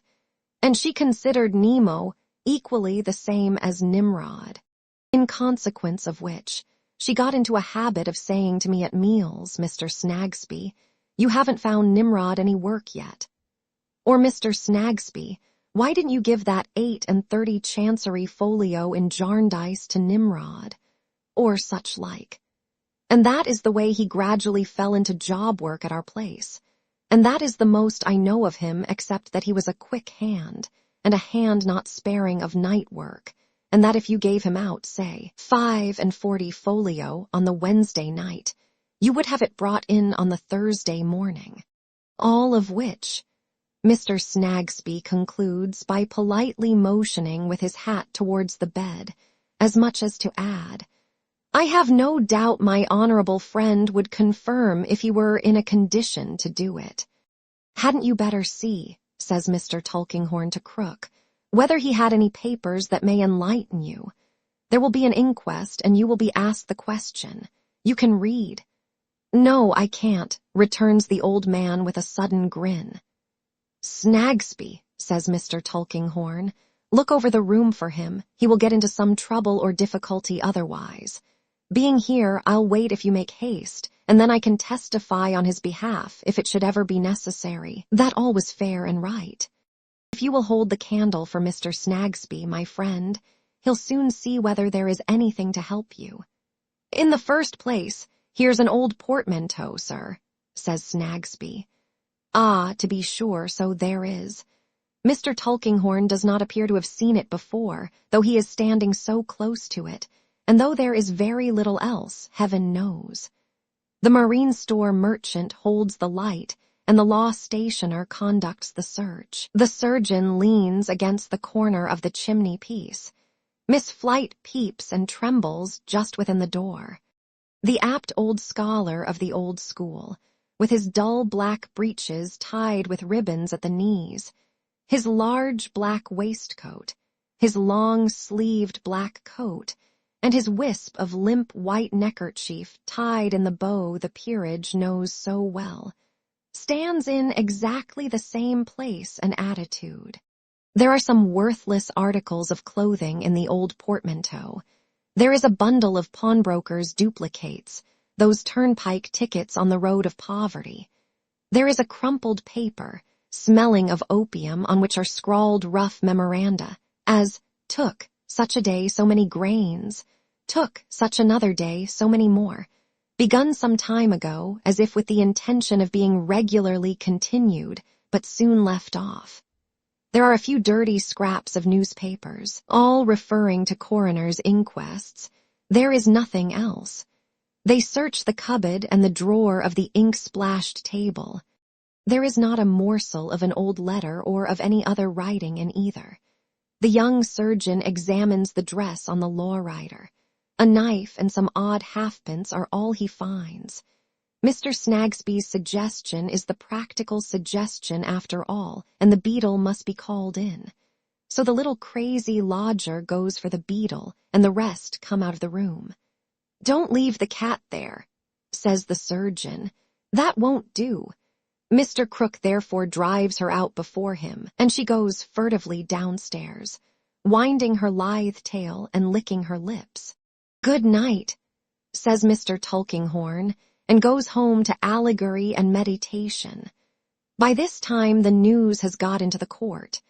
Groups of its inhabitants assemble to discuss the thing, and the outposts of the army of observation, principally boys, are pushed forward to Mr. Crook's window, which they closely invest. A policeman has already walked up to the room, and walked down again to the door, where he stands like a tower, only condescending to see the boys at his base occasionally. But whenever he does see them, they quail and fall back. Mrs. Perkins, who has not been for some weeks on speaking terms with Mrs. Piper in consequence for an unpleasantness originating in young Perkins having fetched young Piper a crack, renews her friendly intercourse on this auspicious occasion. The potboy at the corner, who is a privileged amateur, as possessing official knowledge of life and having to deal with drunken men occasionally, exchanges confidential communications with the policeman and has the appearance of an impregnable youth, unassailable by truncheons and unconfinable in station houses. People talk across the court out of window, and bareheaded scouts come hurrying in from Chancery Lane to know what's the matter. The general feeling seems to be that it's a blessing Mr. Crook Warrant made away with first, mingled with a little natural disappointment that he was not. In the midst of this sensation, the beadle arrives. The beadle, though generally understood in the neighborhood to be a ridiculous institution, is not without a certain popularity for the moment, if it were only as a man who is going to see the body. The policeman considers him an imbecile civilian, a remnant of the barbarous watchman times, but gives him admission as something that must be borne with until government shall abolish him. The sensation is heightened as the tidings spread from mouth to mouth that the beadle is on the ground and has gone in. By and by the beadle comes out, once more intensifying the sensation, which has rather languished in the interval. He is understood to be in want of witnesses for the inquest tomorrow, who can tell the coroner and jury anything whatever respecting the deceased, is immediately referred to innumerable people who can tell nothing whatever, is made more imbecile by being constantly informed that Mrs. Green's son was a law-writer himself and knowed him better than anybody, which son of Mrs. Green's appears, on inquiry, to be at the present time aboard a vessel bound for China, 3 months out, but considered accessible by telegraph on application to the Lords of the Admiralty. Beadle goes into various shops and parlors, examining the inhabitants, always shutting the door first, and by exclusion, delay, and general idiocy exasperating the public. Policemen seen to smile to potboy. Public loses interest and undergoes reaction. Taunts the beadle in shrill, youthful voices with having boiled a boy, choruses fragments of a popular song to that effect, and importing that the boy was made into soup for the workhouse.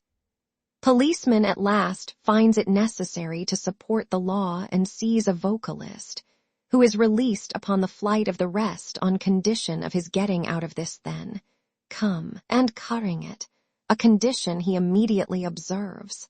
So the sensation dies off for the time, and the unmoved policeman, to whom a little opium more or less is nothing, with his shining hat, stiff stock, inflexible greatcoat, stout belt and bracelet, and all things fitting, pursues his lounging way with a heavy tread, beating the palms of his white gloves one against the other and stopping now and then at a street corner to look casually about for anything between a lost child and a murder.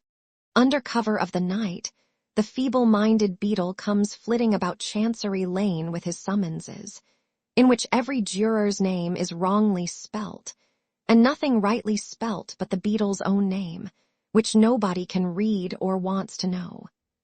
The summonses served and his witnesses forewarned, the beadle goes to Mr. Crook's to keep a small appointment he has made with certain paupers, who, presently arriving, are conducted upstairs, where they leave the great eyes in the shutter, something new to stare at, in that last shape which earthly lodgings take for no one, and for everyone. And all that night the coffin stands ready by the old portmanteau, and the lonely figure on the bed, whose path in life has lain through 45 years, lies there with no more track behind him that anyone can trace than a deserted infant. Next day the court is all alive, is like a fair, as Mrs. Perkins, more than reconciled to Mrs. Piper, says in amicable conversation with that excellent woman. The coroner is to sit in the first-floor room at the Saul's Arms, where the harmonic meetings take place twice a week, and where the chair is filled by a gentleman of professional celebrity, faced by little Swills, the comic vocalist, who hopes, according to the bill in the window, that his friends will rally round him and support first-rate talent. The Sol's Arms does a brisk stroke of business all the morning. Even children so require sustaining under the general excitement that a peaman who has established himself for the occasion at the corner of the court says his brandy balls go off like smoke. What time the beadle, hovering between the door of Mr. Crook's establishment and the door of the Sol's Arms, shows the curiosity in his keeping to a few discreet spirits, and accepts the compliment of a glass of ale or so in return. At the appointed hour arrives the coroner, for whom the jurymen are waiting, and who is received with a salute of skittles from the good dry skittle ground. Attached to the Sol's Armis, the coroner frequents more public houses than any man alive. The smell of sawdust, beer, tobacco smoke, and spirits is inseparable in his vocation from death in its most awful shapes. He is conducted by the beadle and the landlord to the harmonic meeting room, where he puts his hat on the piano and takes a Windsor chair at the head of a long table formed of several short tables put together and ornamented with glutinous rings in endless involutions, made by pots and glasses. As many of the jury as can crowd together at the table sit there. The rest get among the spittoons and pipes or lean against the piano. Over the coroner's head is a small iron garland, the pendant handle of a bell, which rather gives the majesty of the court the appearance of going to be hanged presently. Call over and swear the jury. While the ceremony is in progress, sensation is created by the entrance of a chubby little man in a large shirt collar, with a moist eye and an inflamed nose, who modestly takes a position near the door as one of the general public, but seems familiar with the room too. A whisper circulates that this is little Swills. It is considered not unlikely that he will get up an imitation of the coroner and make it the principal feature of the harmonic meeting in the evening. "Well, gentlemen," the coroner begins. "Silence there, will you?" says the beadle, not to the coroner, though it might appear so. "Well, gentlemen," resumes the coroner, "you are impaneled here to inquire into the death of a certain man. Evidence will be given before you as to the circumstances attending that death, and you will give your verdict according to the skittles. They must be stopped, you know, beadle. Evidence, and not according to anything else. The first thing to be done is to view the body." "Make way there," cries the beadle. So they go out in a loose procession, something after the manner of a straggling funeral, and make their inspection in Mr. Crook's back second floor, from which a few of the jurymen retire pale and precipitately. The beadle is very careful that two gentlemen not very neat about the cuffs and buttons, for whose accommodation he has provided a special little table near the coroner in the harmonic meeting room, should see all that is to be seen, for they are the public chroniclers of such inquiries by the line, and he is not superior to the universal human infirmity, but hopes to read in print what Mooney, the active and intelligent beadle of the district, said and did, and even aspires to see the name of Mooney as familiarly and patronizingly mentioned as the name of the hangman is, according to the latest examples. Little Swills is waiting for the coroner and jury on their return. Mr. Tulkinghorn also. Mr. Tulkinghorn is received with distinction and seated near the coroner between that high judicial officer, a bagatelle board, and the coal box. The inquiry proceeds. The jury learn how the subject of their inquiry died, and learn no more about him.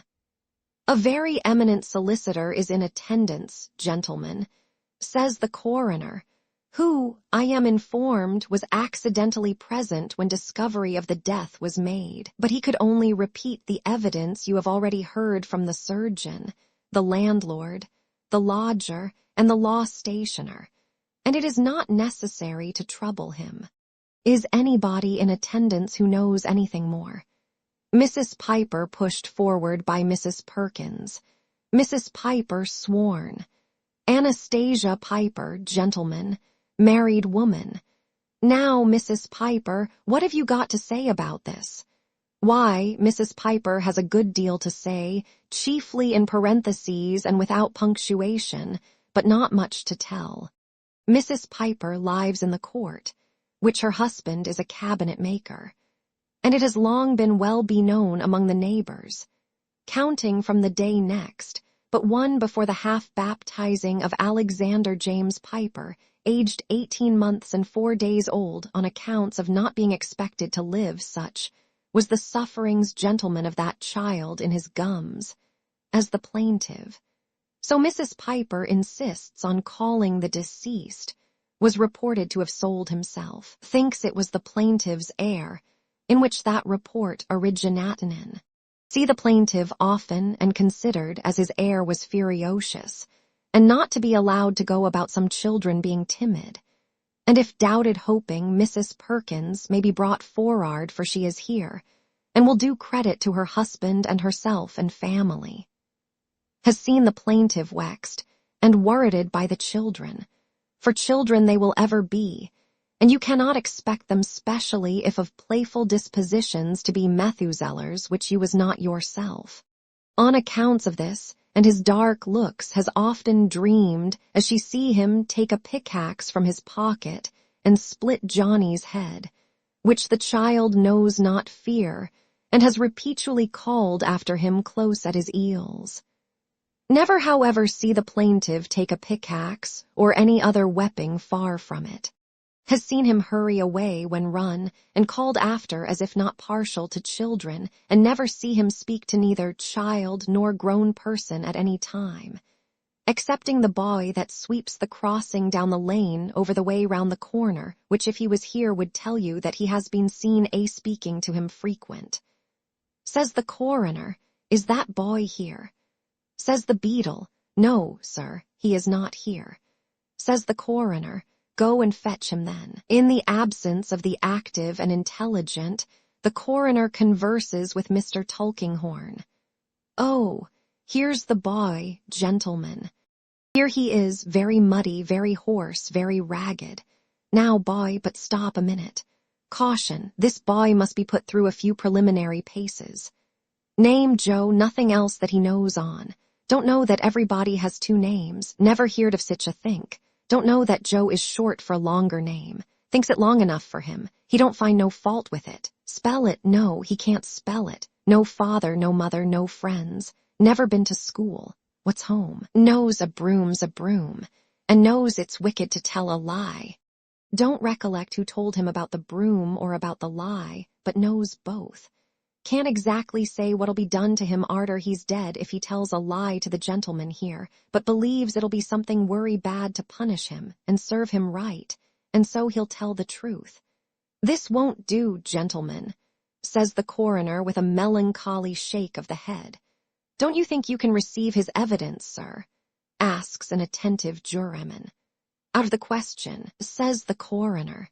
You have heard the boy, can't exactly say won't do, you know. We can't take that in a court of justice, gentlemen. It's terrible depravity. Put the boy aside.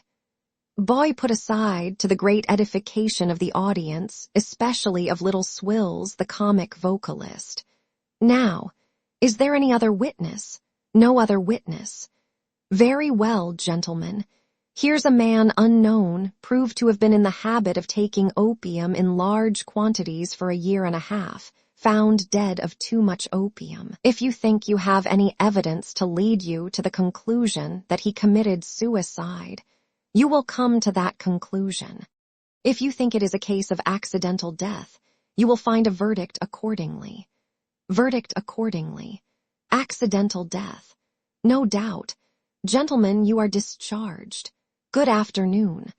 While the coroner buttons his greatcoat, Mr. Tulkinghorn and he give private audience to the rejected witness in a corner. That graceless creature only knows that the dead man, whom he recognized just now by his yellow face and black hair, was sometimes hooted and pursued about the streets. That one cold winter night when he, the boy, was shivering in a doorway near his crossing, the man turned to look at him, and came back, and having questioned him and found that he had not a friend in the world, said, "Neither have I, not one," and gave him the price of a supper and a night's lodging. That the man had often spoken to him since and asked him whether he slept sound at night, and how he bore cold and hunger, and whether he ever wished to die, and similar strange questions. That when the man had no money, he would say in passing, "I am as poor as you today, Joe," but that when he had any, he had always, as the boy most heartily believes, been glad to give him some. "He was worry good to me," says the boy, wiping his eyes with his wretched sleeve. "When I see him a-layin' so stritched out just now, I wished he could have heard me tell him so. He was worry good to me, he was." As he shuffles downstairs, Mr. Snagsby, lying in wait for him, puts a half-crown in his hand. "If you ever see me coming past your crossing with my little woman, I mean a lady," says Mr. Snagsby with his finger on his nose, "don't allude to it." For some little time the jurymen hang about the Saul's Arms colloquially. In the sequel, half a dozen are caught up in a cloud of pipe smoke that pervades the parlor of the Saul's Arms, 2 stroll to Hampstead, and 4 engage to go half-price to the play at night and top up with oysters. Little Swills is treated on several hands. Being asked what he thinks of the proceedings, characterizes them, his strength lying in a slangular direction, as a rummy start. The landlord of the Saul's Arms, finding Little Swills so popular, commends him highly to the jurymen and public, observing that for a song and character he don't know his equal, and that man's character wardrobe would fill a cart. Thus, gradually the Saul's Arms melts into the shadowy night, and then flares out of it strong and gas. The harmonic meeting hour arriving, the gentleman of professional celebrity takes the chair, is faced, red-faced, by Little Swills. Their friends rally round them and support first-rate talent. In the zenith of the evening, Little Swills says, "Gentlemen, if you'll permit me, I'll attempt a short description of a scene of real life that came off here today." Is much applauded and encouraged, goes out of the room as Swills, comes in as the coroner, not the least in the world like him, describes the inquest with recreative intervals of pianoforte accompaniment to the refrain, with his, the coroner's, tippy-tall lie doll, tippy-tall low doll, tippy-tall lie doll dee. The jingling piano at last is silent, and the harmonic friends rally round their pillows. Then there is rest around the lonely figure, now laid in its last earthly habitation, and it is watched by the gaunt eyes in the shutters through some quiet hours of night. If this forlorn man could have been prophetically seen lying here by the mother at whose breast he nestled, a little child, with eyes upraised to her loving face, and soft hand scarcely knowing how to close upon the neck to which it crept, what an impossibility the vision would have seemed. Oh, if in brighter days the now extinguished fire within him ever burned for one woman who held him in her heart, where is she, while these ashes are above the ground? It is anything but a night of rest at Mr. Snagsby's, in Cook's Court, where Guster murders sleep by going, as Mr. Snagsby himself allows. Not to put too fine a point upon it, out of 1 fit into 20. The occasion of this seizure is that Guster has a tender heart, and a susceptible something that possibly might have been imagination, but for tutoring and her patron saint. Be it what it may, now, it was so direfully impressed at tea-time by Mr. Snagsby's account of the inquiry, at which he had assisted, that at supper-time she projected herself into the kitchen, preceded by a flying Dutch cheese, and fell into a fit of unusual duration, which she only came out of to go into another, and so on through a chain of fits, with short intervals between, of which she has pathetically availed herself by consuming them in entreaties to Mrs. Snagsby not to give her warning when she quite comes to, and also in appeals to the whole establishment to lay her down on the stones and go to bed. Hence, Mr. Snagsby, at last hearing the cock at the little dairy in Cursitor Street go into that disinterested ecstasy of his on the subject of daylight, says, drawing a long breath, though the most patient of men, "I thought you was dead, I am sure." What question this enthusiastic fowl supposes he settles when he strains himself to such an extent, or why he should thus crow. So men crow on various triumphant public occasions. However, about what cannot be of any moment to him is his affair. It is enough that daylight comes, morning comes, noon comes. Then the active and intelligent, who has got into the morning papers as such, comes with his pauper company to Mr. Crook's, and bears off the body of our dear brother here departed to a hemmed-in churchyard, pestiferous and obscene, whence malignant diseases are communicated to the bodies of our dear brothers and sisters who have not departed, while our dear brothers and sisters who hang about official back stairs, would to heaven they had departed, are very complacent and agreeable, into a beastly scrap of ground which a Turk would reject as a savage abomination, and a Kaffir would shudder at. They bring our dear brother here departed to receive Christian burial, with houses looking on every side, save where a reeking little tunnel of a court gives access to the iron gate, with every villainy of life in action close on death, and every poisonous element of death in action close on life. Here they lower our dear brother down a foot or two, here sow him in corruption, to be raised in corruption, an avenging ghost at many a sick bedside, a shameful testimony to future ages how civilization and barbarism walked this boastful island together. Come night, come darkness, for you cannot come too soon or stay too long by such a place as this.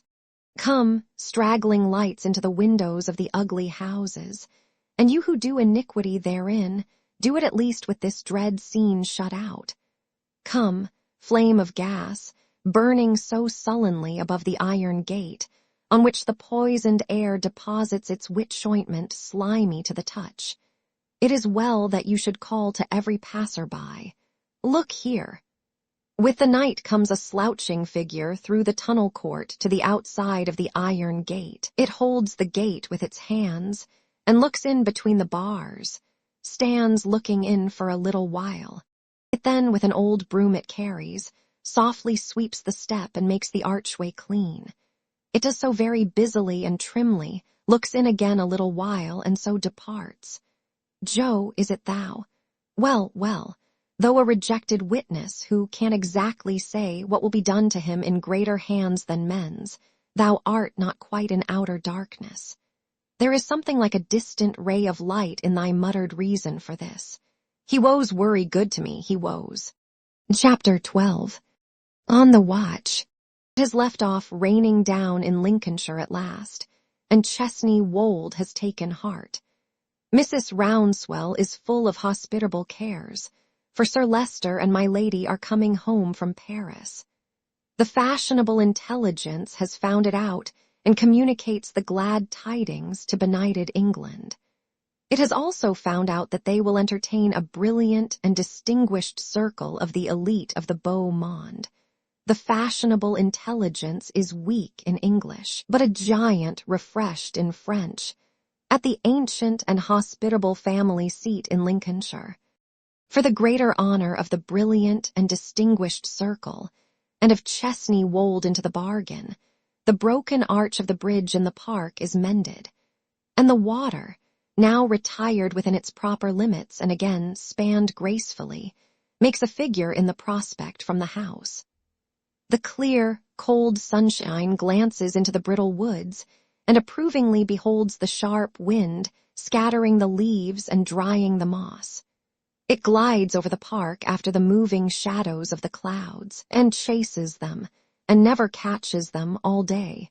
It looks in at the windows and touches the ancestral portraits with bars and patches of brightness never contemplated by the painters. Athwart the picture of my lady, over the great chimney-piece, it throws a broad bend sinister of light that strikes down crookedly into the hearth and seems to rend it.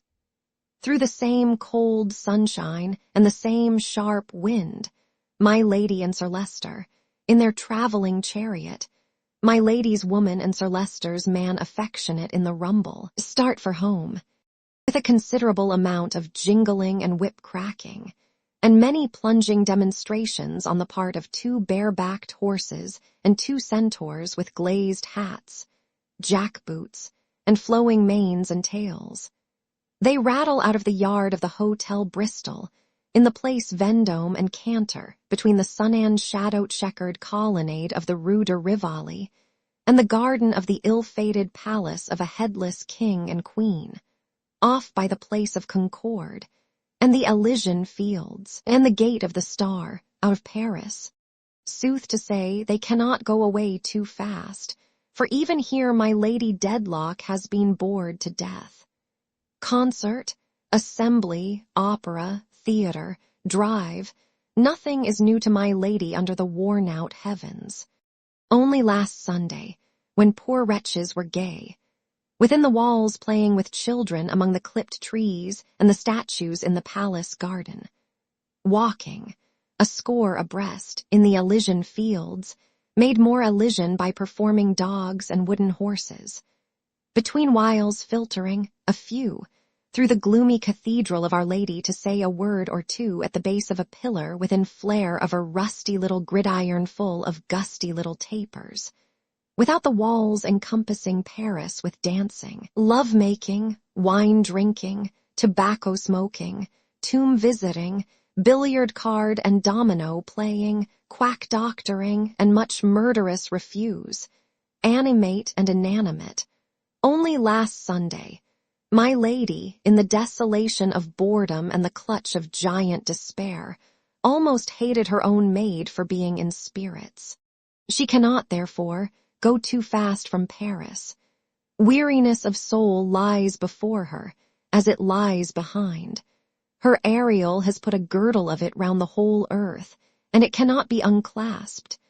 But the imperfect remedy is always to fly from the last place where it has been experienced.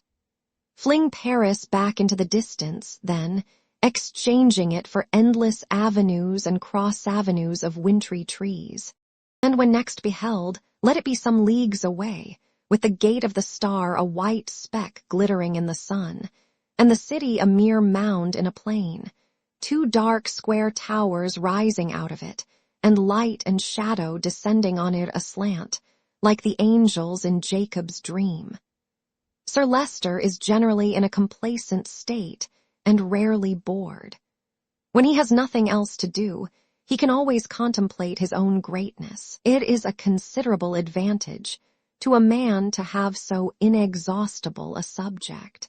After reading his letters, he leans back in his corner of the carriage and generally reviews his importance to society. "You have an unusual amount of correspondence this morning," says my lady after a long time. She is fatigued with reading, has almost read a page in 20 miles. Nothing in it, though, nothing whatever. I saw one of Mr. Tulkinghorn's long effusions, I think. "You see everything," says Sir Leicester with admiration. "Ha!" sighs my lady. "He is the most tiresome of men. He sends, I really beg your pardon, he sends," says Sir Leicester, selecting the letter and unfolding it, "a message to you, or stopping to change horses as I came to his postscript drove it out of my memory. I beg you'll excuse me," he says. Sir Leicester is so long in taking out his eyeglass and adjusting it that my lady looks a little irritated. He says in the matter of the right-of-way, "I beg your pardon, that's not the place." He says, "Yes, here I have it." He says, "I beg my respectful compliments to my lady, who, I hope, has benefited by the change. Will you do me the favor to mention, as it may interest her, that I have something to tell her on her return in reference to the person who copied the affidavit in the Chancery suit, which so powerfully stimulated her curiosity. I have seen him." My lady, leaning forward, looks out of her window. "That's the message," observes Sir Leicester. "I should like to walk a little," says my lady, still looking out of her window. "Walk," repeats Sir Leicester in a tone of surprise. "I should like to walk a little," says my lady with unmistakable distinctness. "Please to stop the carriage." The carriage is stopped. The affectionate man alights from the rumble, opens the door, and lets down the steps, obedient to an impatient motion of my lady's hand. My lady alights so quickly and walks away so quickly that Sir Leicester, for all his scrupulous politeness, is unable to assist her and is left behind. A space of a minute or two has elapsed before he comes up with her. She smiles, looks very handsome, takes his arm, lounges with him for a quarter of a mile, is very much bored, and resumes her seat in the carriage. The rattle and clatter continue through the greater part of 3 days, with more or less of bell jingling and whip cracking, and more or less plunging of centaurs and bare-backed horses. Their courtly politeness to each other at the hotels where they tarry is the theme of general admiration. "Though my lord is a little aged for my lady," says Madame, the hostess of the Golden Ape, "and though he might be her amiable father, one can see at a glance that they love each other." One observes my lord with his white hair, standing, hat in hand, to help my lady to and from the carriage. One observes my lady, how recognizant of my lord's politeness, with an inclination of her gracious head, and the concession of her so genteel fingers. It is ravishing. The sea has no appreciation of great men, but knocks them about like the small fry. It is habitually hard upon Sir Leicester, whose countenance it greenly models in the manner of sage cheese, and in whose aristocratic system it effects a dismal revolution. It is the radical of nature to him. Nevertheless, his dignity gets over it after stopping to refit, and he goes on with my lady for Chesney Wold, lying only one night in London on the way to Lincolnshire. Through the same cold sunlight, colder as the day declines, and through the same sharp wind, sharper as the separate shadows of bare trees gloom together in the woods, and as the ghosts walk, touched at the western corner by a pile of fire in the sky, resigns itself to coming night, they drive into the park.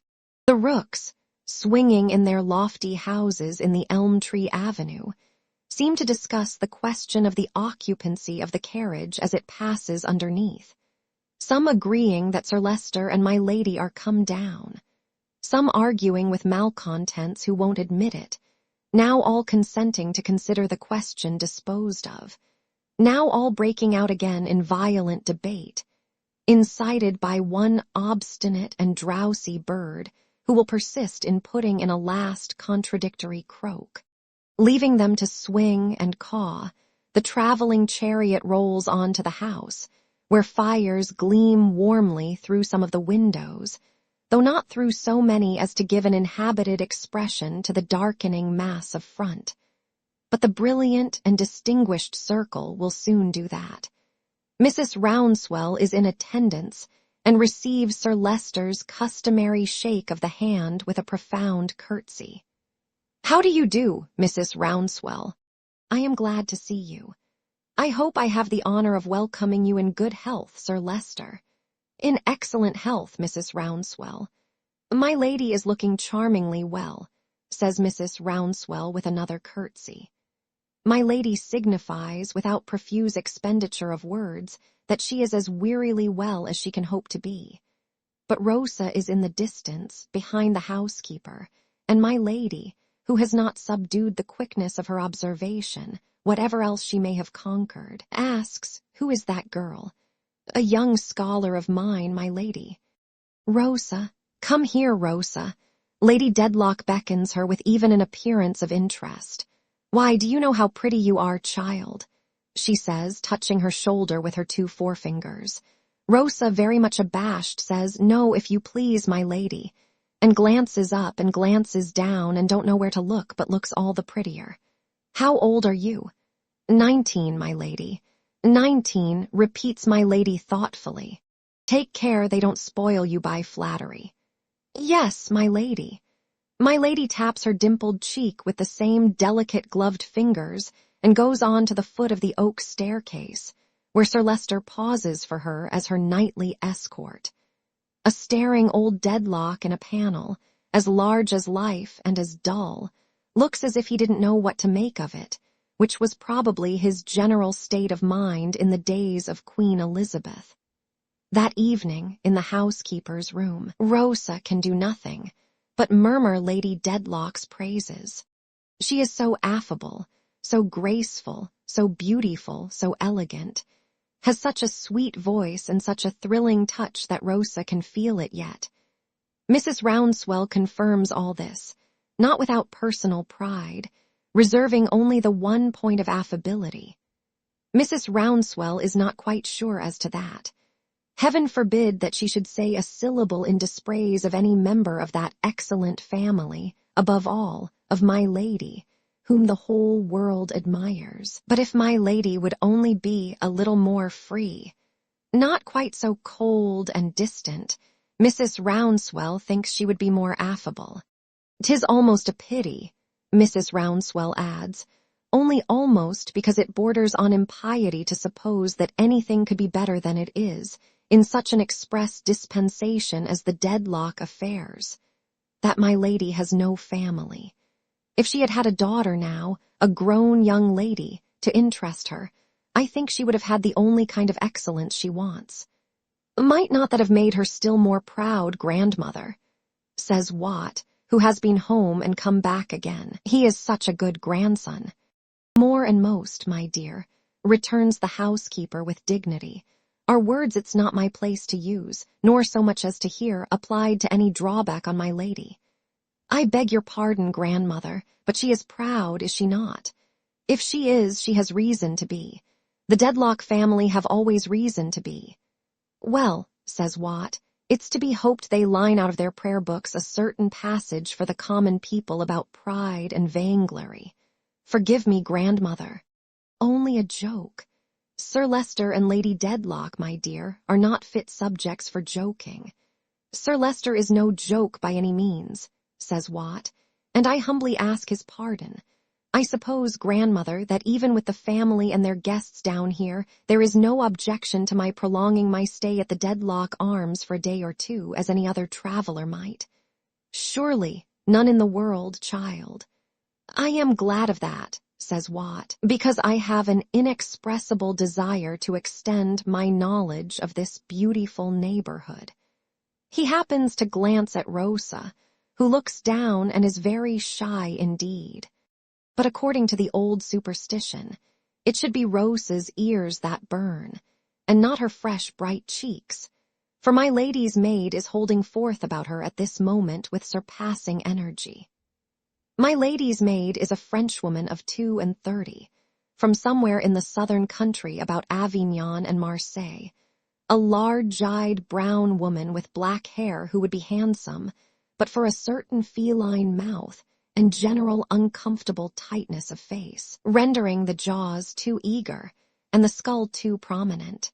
There is something indefinably keen and wan about her anatomy, and she has a watchful way of looking out of the corners of her eyes without turning her head, which could be pleasantly dispensed with, especially when she is in an ill humor and near knives.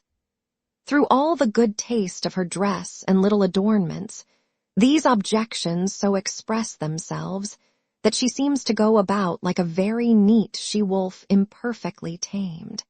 Besides being accomplished in all the knowledge appertaining to her post, She is almost an Englishwoman in her acquaintance with the language. Consequently, she is in no want of words to shower upon Rosa for having attracted my lady's attention, and she pours them out with such grim ridicule as she sits at dinner that her companion, the affectionate man, is rather relieved when she arrives at the spoon stage of that performance. Ha, ha, ha.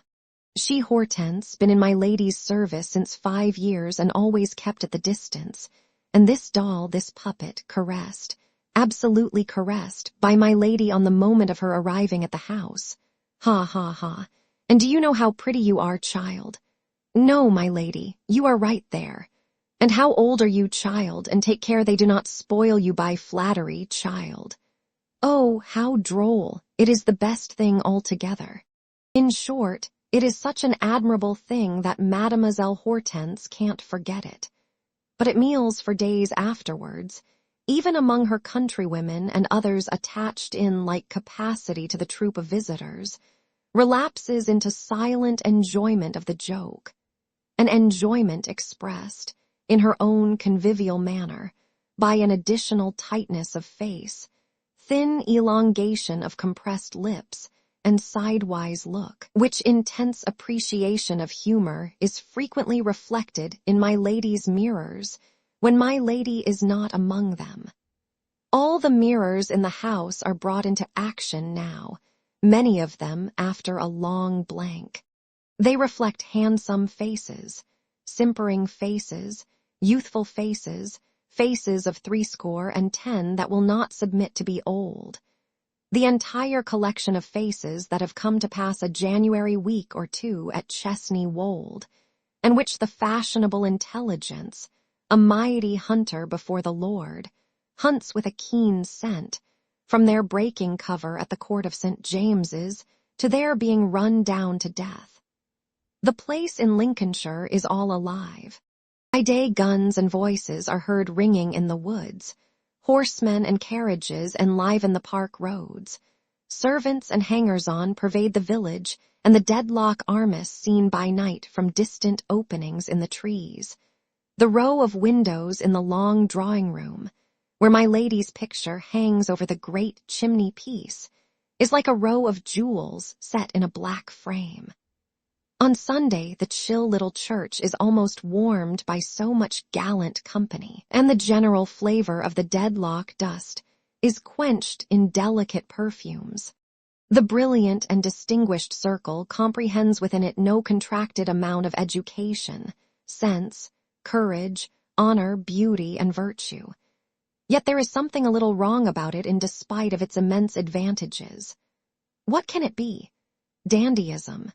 There is no King George IV now, more the pity to set the dandy fashion.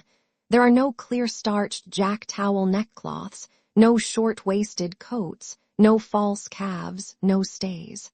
There are no caricatures now, of effeminate exquisites so arrayed, swooning in opera boxes with excess of delight, and being revived by other dainty creatures poking long-necked scent bottles at their noses. There is no beau whom it takes 4 men at once to shake into his buckskins, or who goes to see all the executions, or who is troubled with the self-reproach of having once consumed a pea.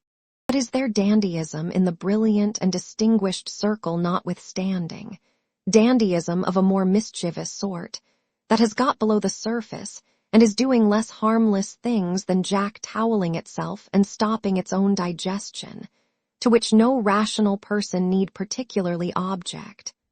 Why, yes, it cannot be disguised.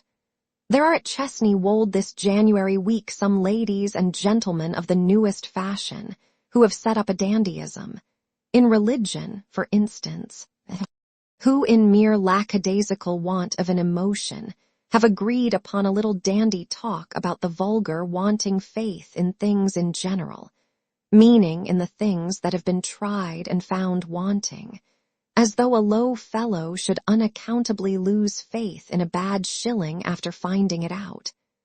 Who would make the vulgar very picturesque and faithful by putting back the hands upon the clock of time and cancelling a few hundred years of history.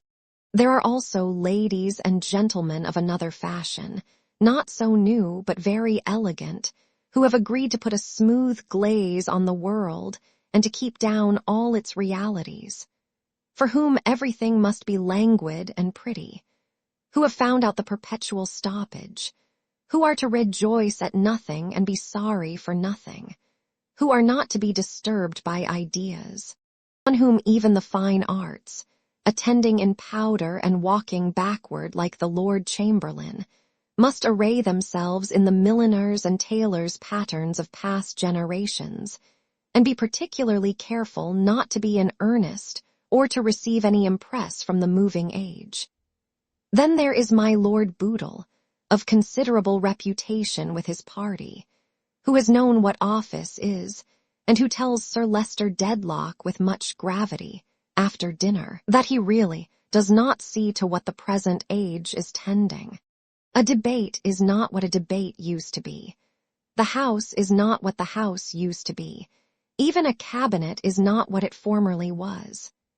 He perceives with astonishment that supposing the present government to be overthrown, the limited choice of the Crown, in the formation of a new ministry, would lie between Lord Coodle and Sir Thomas Doodle, supposing it to be impossible for the Duke of Foodle to act with Goodle, which may be assumed to be the case, in consequence of the breach arising out of that affair with Hoodle.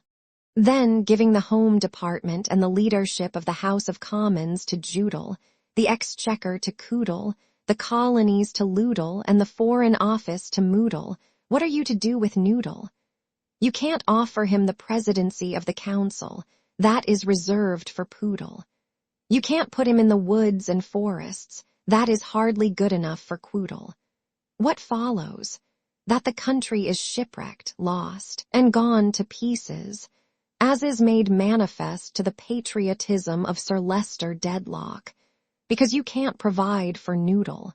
On the other hand, the Right Honourable William Buffy, M.P., contends across the table with someone else that the shipwreck of the country, about which there is no doubt, it is only the manner of it that is in question, is attributable to Cuffy. If you had done with Cuffy what you ought to have done when he first came into Parliament, and had prevented him from going over to Duffy, you would have got him into alliance with Fuffy. You would have had with you the weight attaching as a smart debater to Guffy. You would have brought to bear upon the elections the wealth of Huffy. You would have got in for 3 counties Juffy, Cuffy, and Luffy, and you would have strengthened your administration by the official knowledge and the business habits of Muffy. All this, instead of being, as you now are, dependent on the mere caprice of Puffy. As to this point, and as to some minor topics, there are differences of opinion, but it is perfectly clear to the brilliant and distinguished circle all round that nobody is in question but Boodle and his retinue, and Buffy and his retinue. These are the great actors for whom the stage is reserved. People there are, no doubt, a certain large number of supernumeraries who are to be occasionally addressed and relied upon for shouts and choruses, as on the theatrical stage. But Boodle and Buffy, their followers and families, their heirs, executors, administrators, and assigns, are the born first actors, managers, and leaders, and no others can appear upon the scene for ever and ever. In this, too, there is perhaps more dandyism at Chesney Wold than the brilliant and distinguished circle will find good for itself in the long run. For it is, even with the stillest and politest circles, as with the circle the necromancer draws around him, very strange appearances may be seen in active motion outside. With this difference, that being realities and not phantoms, there is the greater danger of their breaking in. Chesney Wold is quite full anyhow, so full that a burning sense of injury arises in the breasts of ill-lodged ladies' maids, and is not to be extinguished. Only one room is empty. It is a turret chamber of the 3rd order of merit, plainly but comfortably furnished, and having an old-fashioned business air. It is Mr. Tulkinghorn's room, and is never bestowed on anybody else, for he may come at any time. He has not come yet. It is his quiet habit to walk across the park from the village in fine weather, to drop into this room as if he had never been out of it since he was last seen there, to request a servant to inform Sir Leicester that he has arrived in case he should be wanted, and to appear 10 minutes before dinner in the shadow of the library door. He sleeps in his turret with a complaining flagstaff over his head, and has some leads outside on which, any fine morning when he is down here, his black figure may be seen walking before breakfast like a larger species of rook. Every day before dinner, my lady looks for him in the dusk of the library, but he is not there. Every day at dinner, my lady glances down the table for the vacant place that would be waiting to receive him if he had just arrived, but there is no vacant place. Every night my lady casually asks her maid, "Is Mr. Tulkinghorn come?" Every night the answer is, "No, my lady, not yet." One night, while having her hair undressed, my lady loses herself in deep thought after this reply until she sees her own brooding face in the opposite glass, and a pair of black eyes curiously observing her.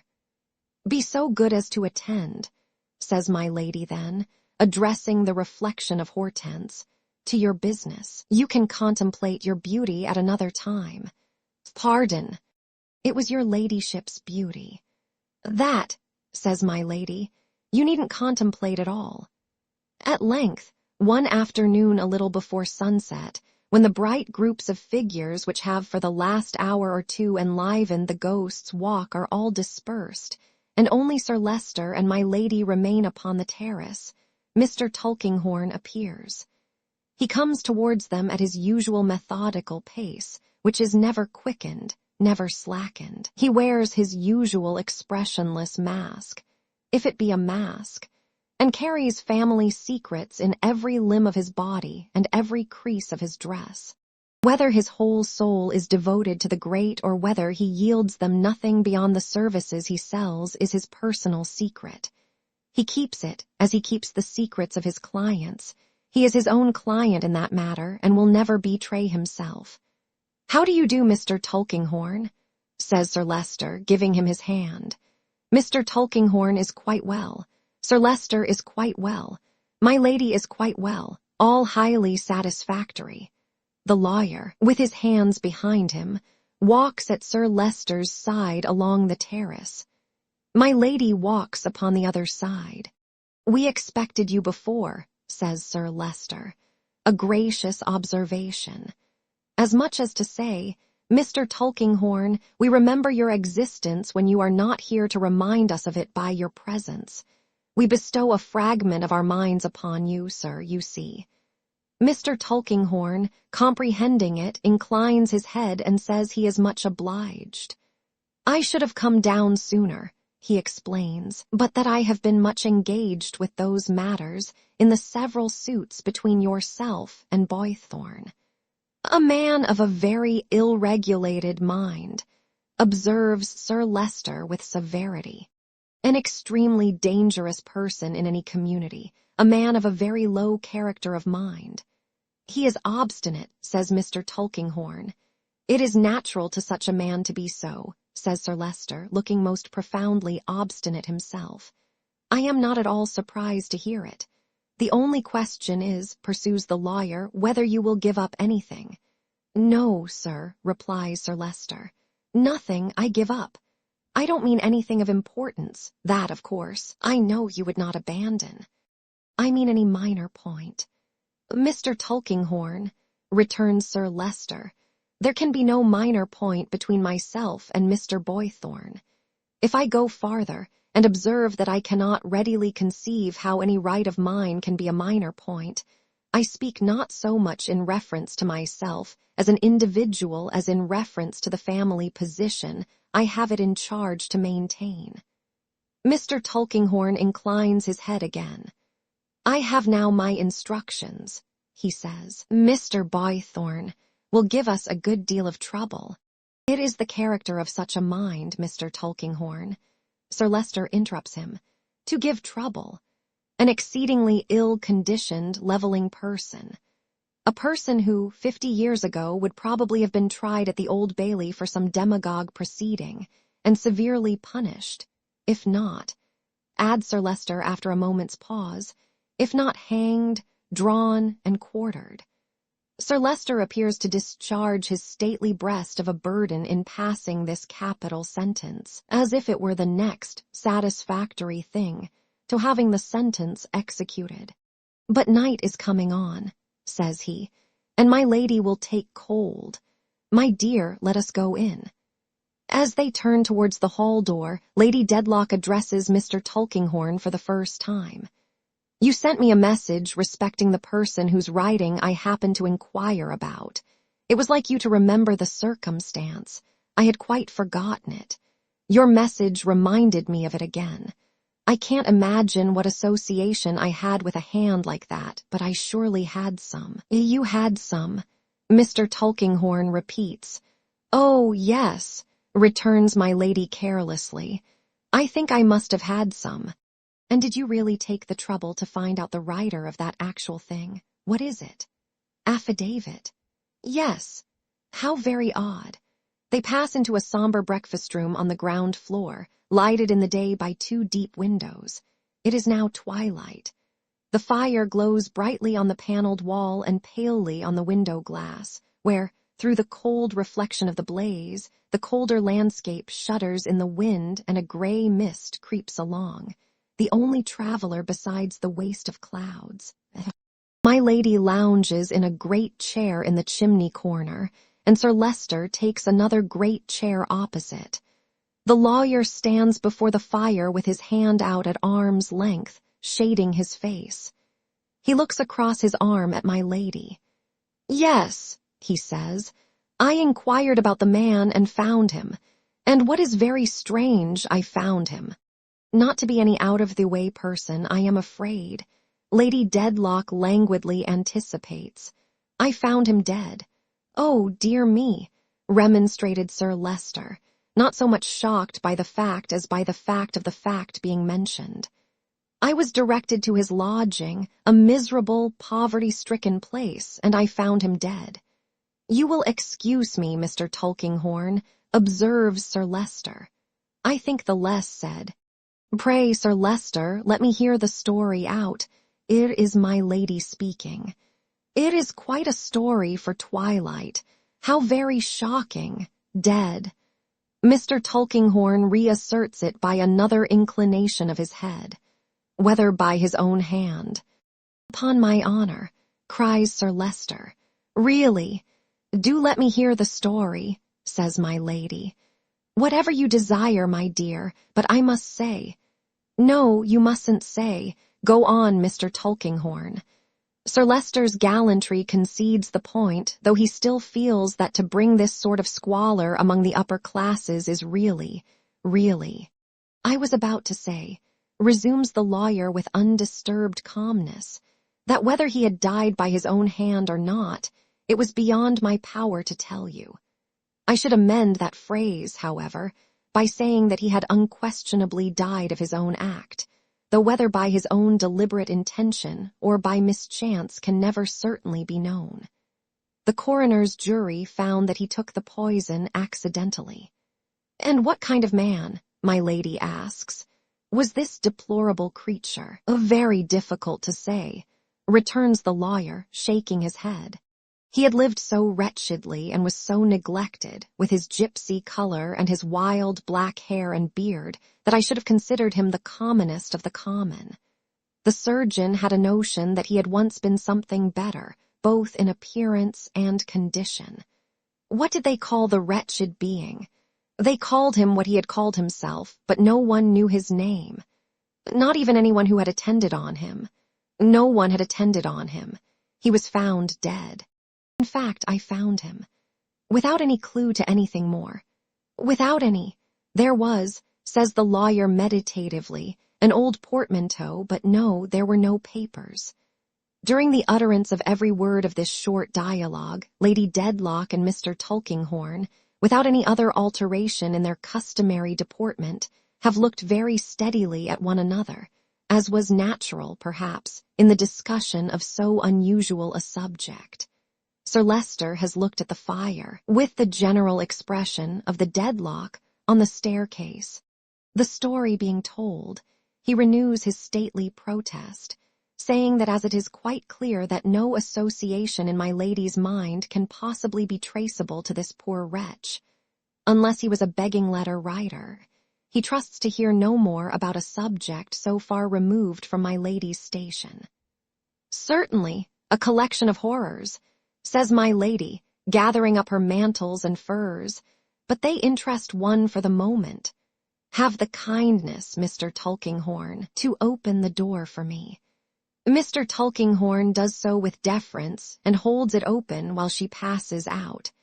She passes close to him, with her usual fatigued manner and insolent grace. They meet again at dinner, again next day, again for many days in succession. Lady Dedlock is always the same exhausted deity, surrounded by worshippers, and terribly liable to be bored to death, even while presiding at her own shrine. Mr. Tulkinghorn is always the same speechless repository of noble confidences, so oddly out of place, and yet so perfectly at home. They appear to take as little note of one another as any two people enclosed within the same walls could. But whether each ever more watches and suspects the other, ever more mistrustful of some great reservation, whether each is ever more prepared at all points for the other, and never to be taken unawares, what each would give to know how much the other knows, all this is hidden, for the time, in their own hearts. Chapter 13. Esther's Narrative. We held many consultations about what Richard was to be, first without Mr. Jarndyce, as he had requested, and afterwards with him, but it was a long time before we seemed to make progress. Richard said he was ready for anything. When Mr. Jarndyce doubted whether he might not already be too old to enter the Navy, Richard said he had thought of that, and perhaps he was. When Mr. Jarndyce asked him what he thought of the army, Richard said he had thought of that, too, and it wasn't a bad idea. When Mr. Jarndyce advised him to try and decide within himself whether his old preference for the sea was an ordinary boyish inclination or a strong impulse, Richard answered, well, he really had tried very often, and he couldn't make out. How much of this indecision of character, Mr. Jarndyce said to me, is chargeable on that incomprehensible heap of uncertainty and procrastination on which he has been thrown from his birth, I don't pretend to say, but that chancery, among its other sins, is responsible for some of it, I can plainly see. It has engendered or confirmed in him a habit of putting off, and trusting to this, that, and the other chance, without knowing what chance, and dismissing everything as unsettled, uncertain, and confused. The character of much older and steadier people may be even changed by the circumstances surrounding them. It would be too much to expect that a boy's, in its formation, should be the subject of such influences and escape them. I felt this to be true, though if I may venture to mention what I thought besides, I thought it much to be regretted that Richard's education had not counteracted those influences or directed his character. He had been 8 years at a public school and had learnt, I understood, to make Latin verses of several sorts in the most admirable manner. But I never heard that it had been anybody's business to find out what his natural bent was, or where his failings lay, or to adapt any kind of knowledge to him. He had been adapted to the verses, and had learnt the art of making them to such perfection, that if he had remained at school until he was of age, I suppose he could only have gone on making them over and over again, unless he had enlarged his education by forgetting how to do it. Still, although I had no doubt that they were very beautiful, and very improving, and very sufficient for a great many purposes of life, and always remembered all through life, I did doubt whether Richard would not have profited by someone studying him a little, instead of his studying them quite so much. To be sure, I knew nothing of the subject, and do not even now know whether the young gentlemen of classic Rome or Greece made verses to the same extent, or whether the young gentlemen of any country ever did. I haven't the least idea, said Richard, musing, what I had better be, except that I am quite sure I don't want to go into the church. It's a toss-up. You have no inclination in Mr. Kenge's way, suggested Mr. Jarndyce. I don't know that, sir, replied Richard. I am fond of boating. Articled clerks go a good deal on the water. It's a capital profession. Surgeon, suggested Mr. Jarndyce. That's the thing, sir, cried Richard. I doubt if he had ever once thought of it before. That's the thing, sir, repeated Richard with the greatest enthusiasm. We have got it at last. M.R.C.S. He was not to be laughed out of it, though he laughed at it heartily. He said he had chosen his profession, and the more he thought of it, the more he felt that his destiny was clear. The art of healing was the art of all others for him. Mistrusting that he only came to this conclusion because, having never had much chance of finding out for himself what he was fitted for, and having never been guided to the discovery, he was taken by the newest idea and was glad to get rid of the trouble of consideration. I wondered whether the Latin verses often ended in this, or whether Richard's was a solitary case. Mr. Jarndyce took great pains to talk with him seriously, and to put it to his good sense not to deceive himself in so important a matter. Richard was a little grave after these interviews, but invariably told Ada and me that it was all right, and then began to talk about something else. By heaven, cried Mr. Boythorn, who interested himself strongly in the subject, though I need not say that, for he could do nothing weakly. I rejoice to find a young gentleman of spirit and gallantry devoting himself to that noble profession.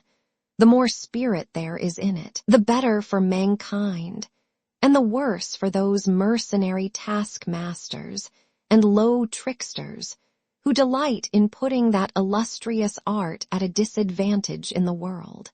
By all that is base and despicable, cried Mr. Boythorn, the treatment of surgeons aboard ship is such that I would submit the legs, both legs, of every member of the Admiralty board to a compound fracture, and render it a transportable offense in any qualified practitioner to set them if the system were not wholly changed in 48 hours.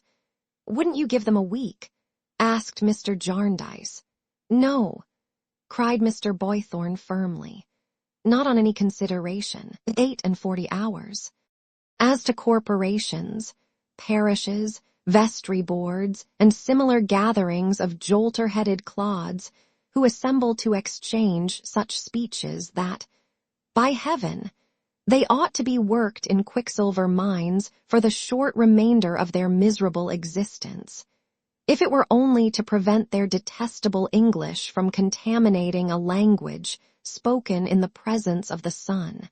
As to those fellows who meanly take advantage of the ardor of gentlemen in the pursuit of knowledge, to recompense the inestimable services of the best years of their lives, their long study, and their expensive education with pittances too small for the acceptance of clerks, I would have the necks of every one of them wrung, and their skulls arranged in Surgeons' Hall for the contemplation of the whole profession, in order that its younger members might understand from actual measurement, in early life, how thick skulls may become. He wound up this vehement declaration by looking round upon us with a most agreeable smile and suddenly thundering, "Ha, ha, ha," over and over again, until anybody else might have been expected to be quite subdued by the exertion.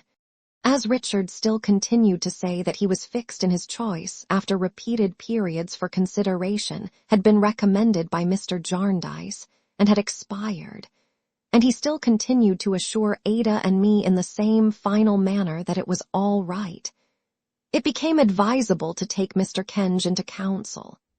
Mr. Kenge, therefore, came down to dinner one day and leaned back in his chair and turned his eyeglasses over and spoke in a sonorous voice and did exactly what I remembered to have seen him do when I was a little girl. "Ah," said Mr. Kenge.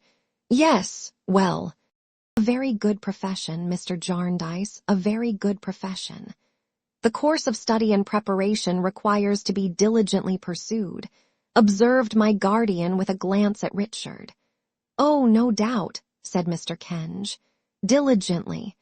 But that being the case, more or less with all pursuits that are worth much," said Mr. Jarndyce, "it is not a special consideration which another choice would be likely to escape." "Truly," said Mr. Kenge. And Mr. Richard Carstone, who has so meritoriously acquitted himself in the, shall I say, the classic shades, in which his youth had been passed, will, no doubt, apply the habits, if not the principles and practice, of versification in that tongue in which a poet was said, unless I mistake, to be born, not made, to the more eminently practical field of action on which he enters. "You may rely upon it," said Richard in his offhand manner, "that I shall go at it and do my best." "Very well, Mr. Jarndyce," said Mr. Kenge, gently nodding his head. Really, when we are assured by Mr. Richard that he means to go at it and to do his best, nodding feelingly and smoothly over those expressions, I would submit to you that we have only to inquire into the best mode of carrying out the object of his ambition. Now, with reference to placing Mr. Richard with some sufficiently eminent practitioner, is there anyone in view at present? "No one, Rick, I think," said my guardian. "No one, sir," said Richard. "Quite so," observed Mr. Kenge.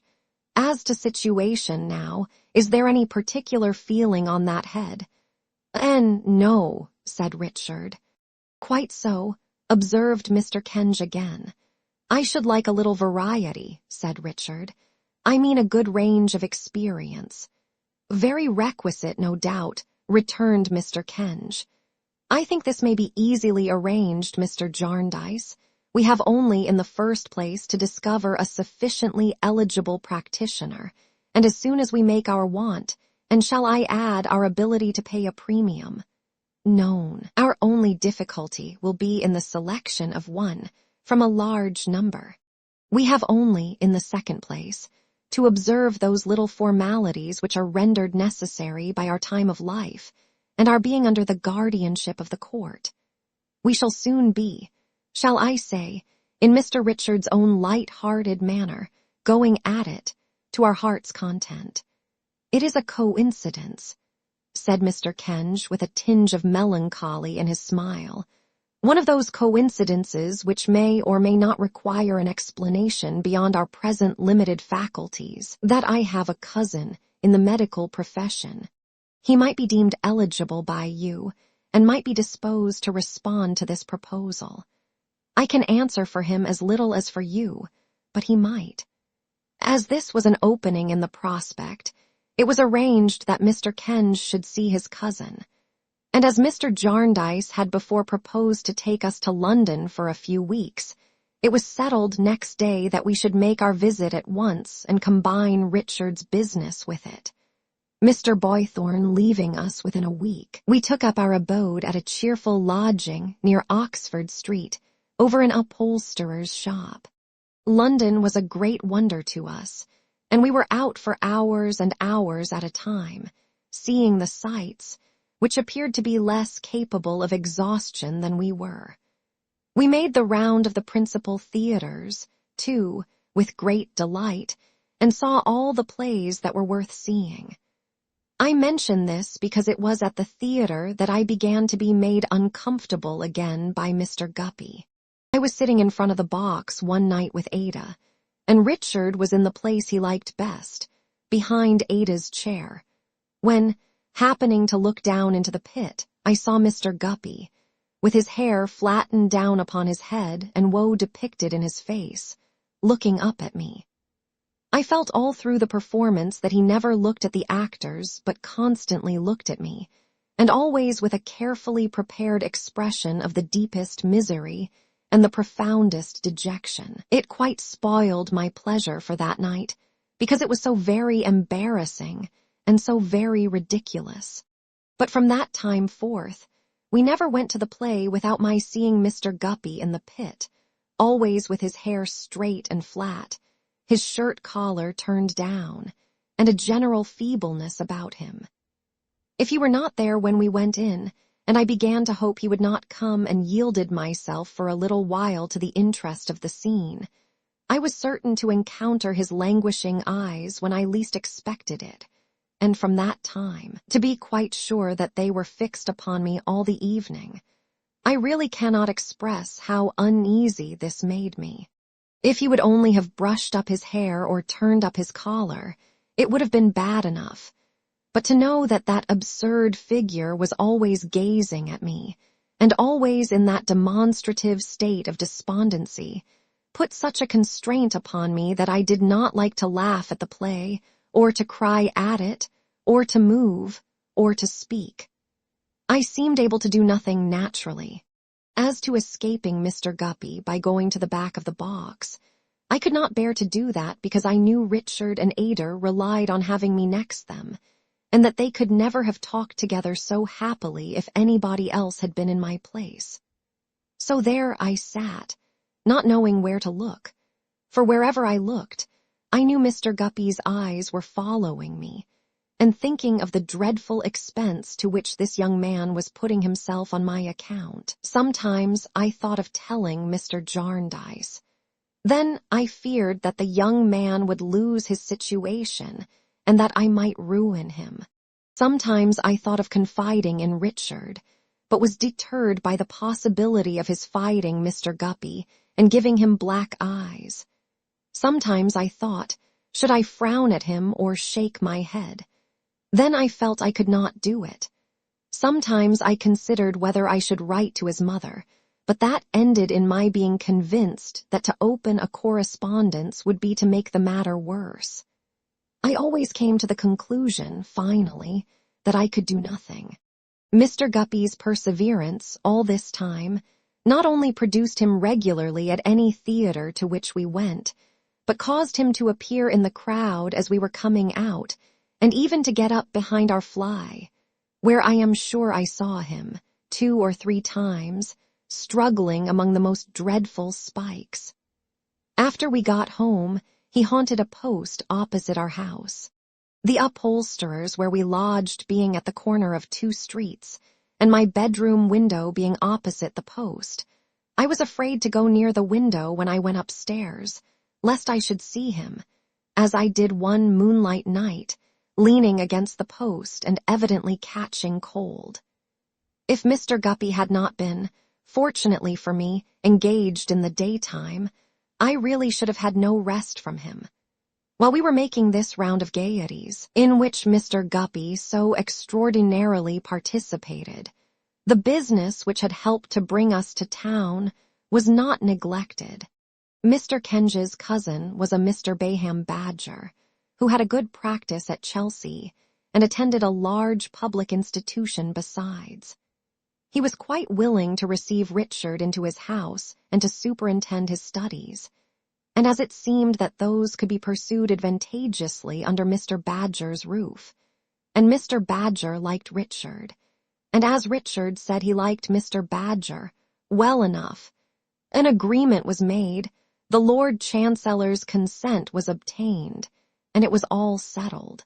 On the day when matters were concluded between Richard and Mr. Badger, we were all under engagement to dine at Mr. Badger's house. We were to be merely a family party, Mrs. Badger's note said, and we found no lady there but Mrs. Badger herself. She was surrounded in the drawing-room by various objects, indicative of her painting a little, playing the piano a little, playing the guitar a little, playing the harp a little, singing a little, working a little, reading a little, writing poetry a little, and botanizing a little. She was a lady of about 50, I should think, youthfully dressed and of a very fine complexion. If I add to the little list of her accomplishments that she rouged a little, I do not mean that there was any harm in it. Mr. Bayham Badger himself was a pink, fresh-faced, crisp-looking gentleman with a weak voice, white teeth, light hair, and surprised eyes, some years younger, I should say, than Mrs. Bayham Badger. He admired her exceedingly, but principally, and to begin with, on the curious ground, as it seemed to us, of her having had 3 husbands.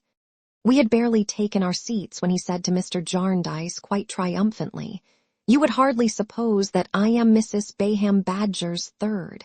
"Indeed," said Mr. Jarndyce. "Her 3rd, said Mr. Badger. "Mrs. Bayham Badger has not the appearance, Miss Summerson, of a lady who has had 2 former husbands." I said, "Not at all." "And most remarkable men," said Mr. Badger in a tone of confidence. Captain Swosser of the Royal Navy, who was Mrs. Badger's first husband, was a very distinguished officer indeed. The name of Professor Dingo, my immediate predecessor, is one of European reputation. Mrs. Badger overheard him and smiled. "Yes, my dear," Mr. Badger replied to the smile.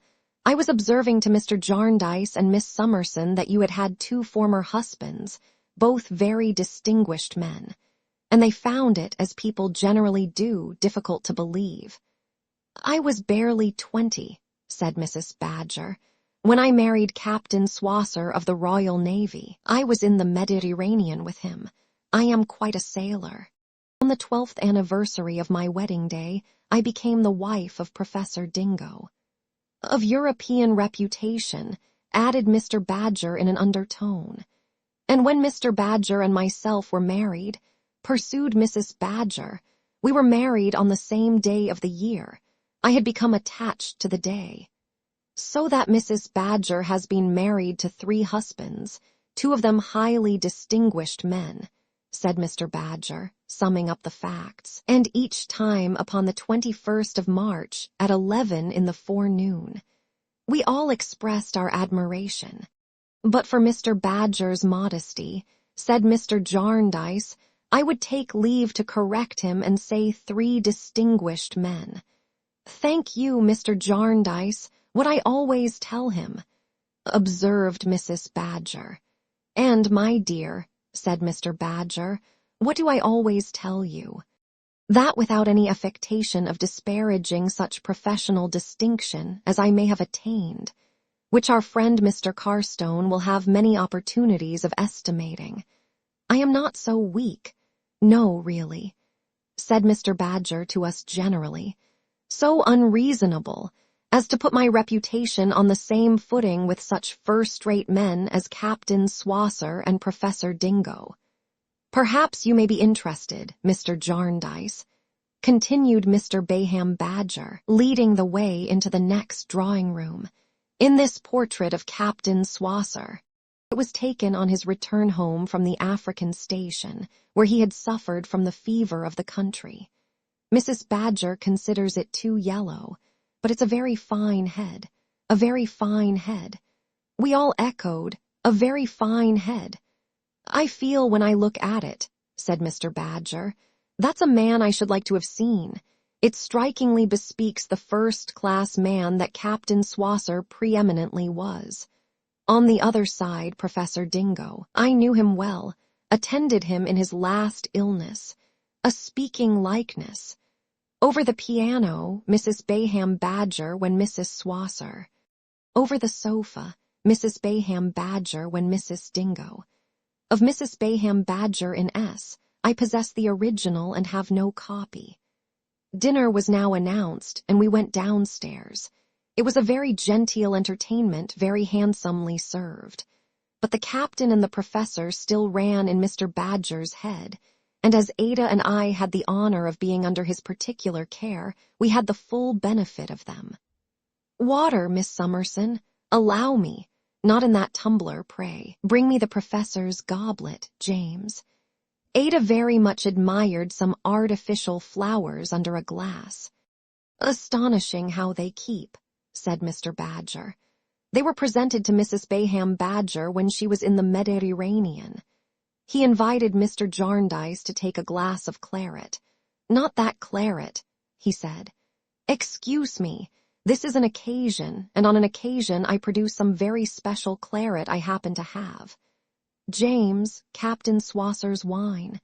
Mr. Jarndyce, this is a wine that was imported by the captain. We will not say how many years ago. You will find it very curious. My dear, I shall be happy to take some of this wine with you.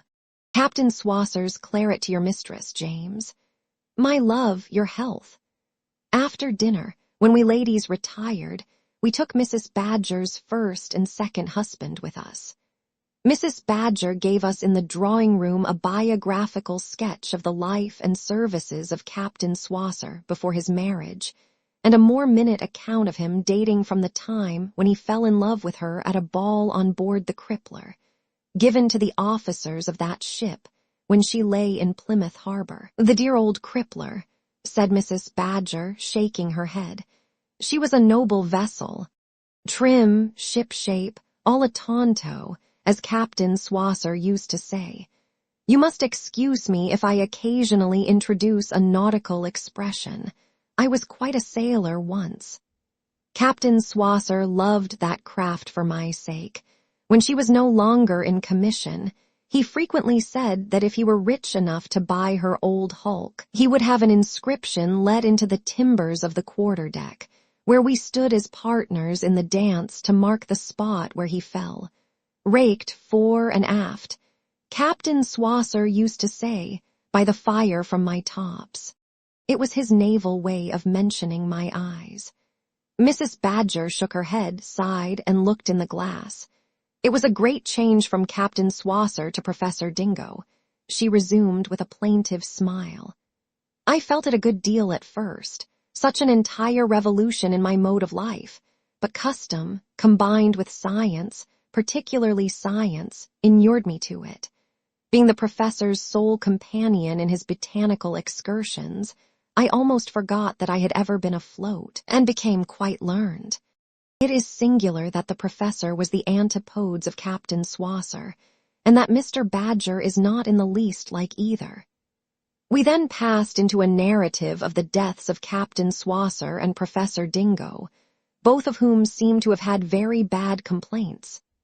In the course of it, Mrs. Badger signified to us that she had never madly loved, but once, and that the object of that wild affection, never to be recalled in its fresh enthusiasm, was Captain Swosser. The professor was yet dying by inches in the most dismal manner, and Mrs. Badger was giving us imitations of his way of saying, with great difficulty, "Where is Laura? Let Laura give me my toast and water," when the entrance of the gentleman consigned him to the tomb. Now, I observed that evening, as I had observed for some days past, that Ada and Richard were more than ever attached to each other's society, which was but natural, seeing that they were going to be separated so soon. I was therefore not very much surprised when we got home, and Ada and I retired upstairs, to find Ada more silent than usual, though I was not quite prepared for her coming into my arms and beginning to speak to me with her face hidden. "My darling Esther," murmured Ada, "I have a great secret to tell you. A mighty secret, my pretty one, no doubt. What is it, Ada? Oh, Esther, you would never guess." "Shall I try to guess?" said I. "Oh, no, don't. Pray don't," cried Ada, very much startled by the idea of my doing so. "Now, I wonder who it can be about," said I, pretending to consider. "It's about," said Ada in a whisper. "It's about my cousin Richard." "Well, my own," said I, kissing her bright hair, which was all I could see. "And what about him?" "Oh, Esther, you would never guess." It was so pretty to have her clinging to me in that way, hiding her face, and to know that she was not crying in sorrow but in a little glow of joy and pride and hope that I would not help her just yet. "He says, I know it's very foolish, we are both so young, but he says," with a burst of tears, "that he loves me dearly, Esther." "Does he indeed?" said I. "I never heard of such a thing." "Why, my pet of pets, I could have told you that weeks and weeks ago. To see Ada lift up her flushed face in joyful surprise and hold me round the neck, and laugh and cry and blush was so pleasant. "Why, my darling," said I, "what a goose you must take me for. Your cousin Richard has been loving you as plainly as he could for I don't know how long. And yet you never said a word about it," cried Ada, kissing me. "No, my love," said I waited to be told. "But now I have told you, you don't think it wrong of me, do you?" returned Ada. She might have coaxed me to say no if I had been the hardest-hearted Duna in the world. Not being that yet, I said no very freely. "And now," said I know the worst of it." "Oh, that's not quite the worst of it, Esther dear," cried Ada, holding me tighter and laying down her face again upon my breast. "No," said I, "not even that." "No, not even that," said Ada, shaking her head. "Why, you never mean to say," I was beginning in joke.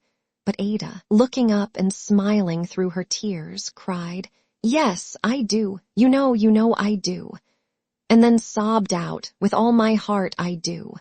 "With all my whole heart, Esther."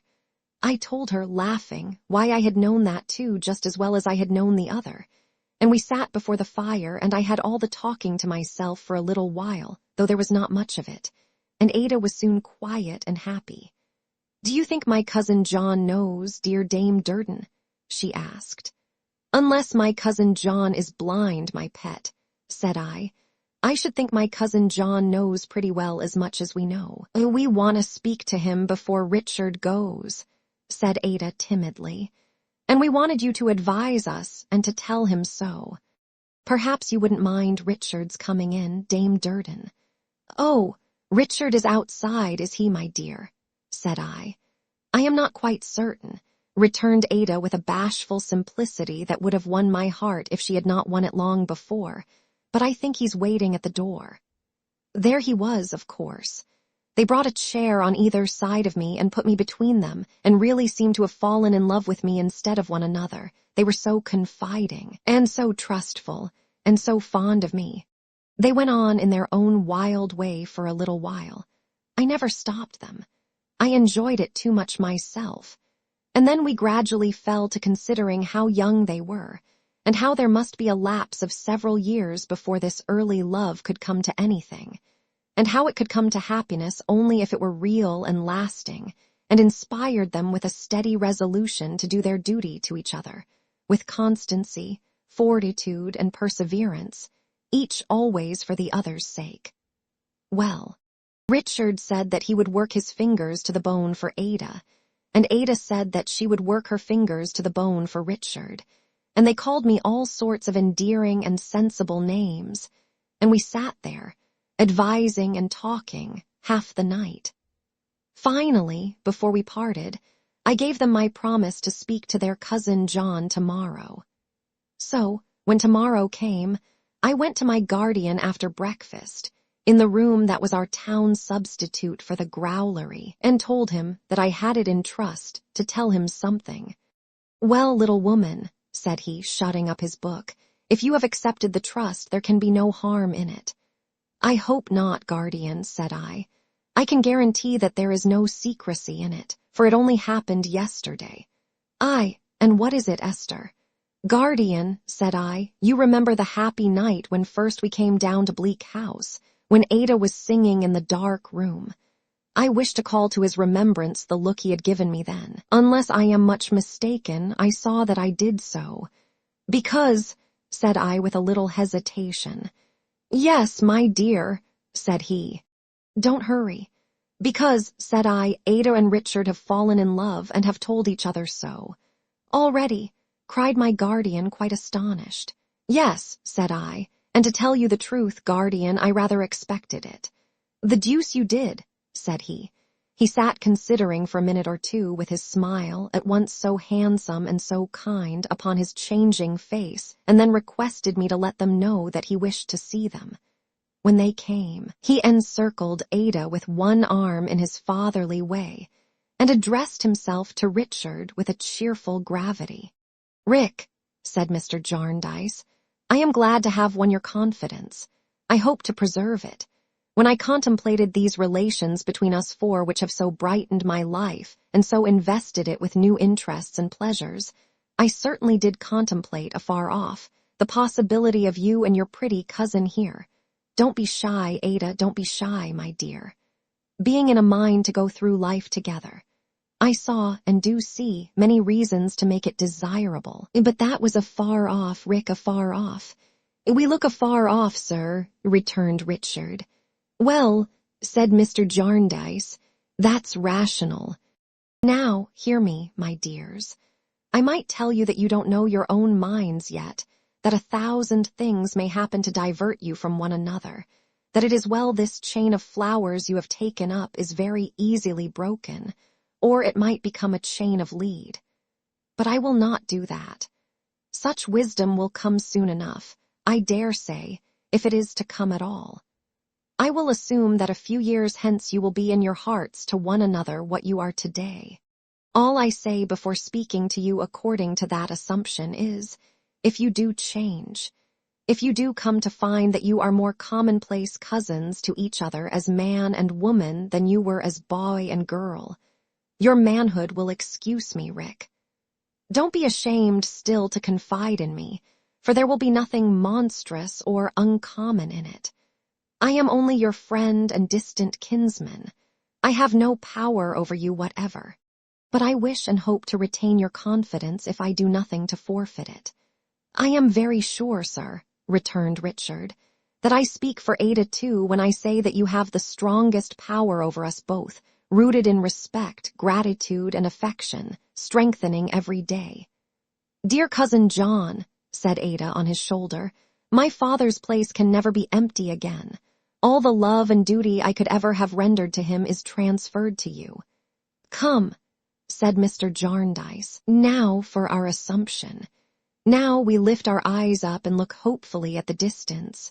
Rick, the world is before you, and it is most probable that as you enter it, so it will receive you. Trust in nothing but in Providence and your own efforts. Never separate the two, like the heathen wagoner. Constancy in love is a good thing, but it means nothing, and is nothing, without constancy in every kind of effort. If you had the abilities of all the great men, past and present, you could do nothing well without sincerely meaning it and setting about it. If you entertain the supposition that any real success in great things or in small, ever was or could be, ever will or can be, rested from fortune by fits and starts, leave that wrong idea here or leave your cousin Ada here. I will leave it here, sir, replied Richard, smiling, if I brought it here just now, but I hope I did not, and will work my way on to my cousin Ada in the hopeful distance. Right, said Mr. Jarndyce. If you are not to make her happy, why should you pursue her? I wouldn't make her unhappy, no, not even for her love, retorted Richard proudly. Well said, cried Mr. Jarndyce. That's well said. She remains here in her home with me. Love her, Rick, in your active life no less than in her home when you revisit it, and all will go well. Otherwise, all will go ill. That's the end of my preaching. I think you and Ada had better take a walk. Ada tenderly embraced him, and Richard heartily shook hands with him, and then the cousins went out of the room, looking back again directly, though, to say that they would wait for me. The door stood open, and we both followed them with our eyes as they passed down the adjoining room, on which the sun was shining, and out at its farther end.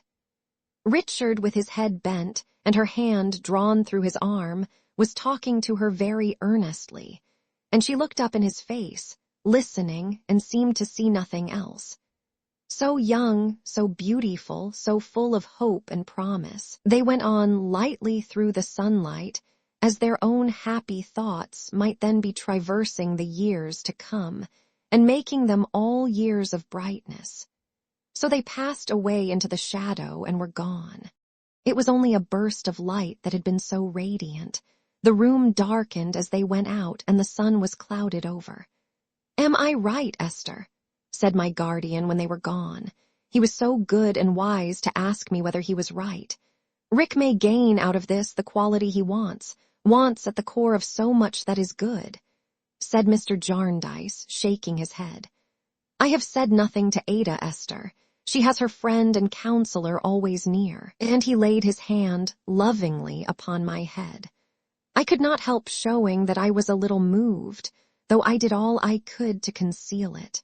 "Tut, tut," said he, "but we must take care, too, that our little woman's life is not all consumed in care for others. Care?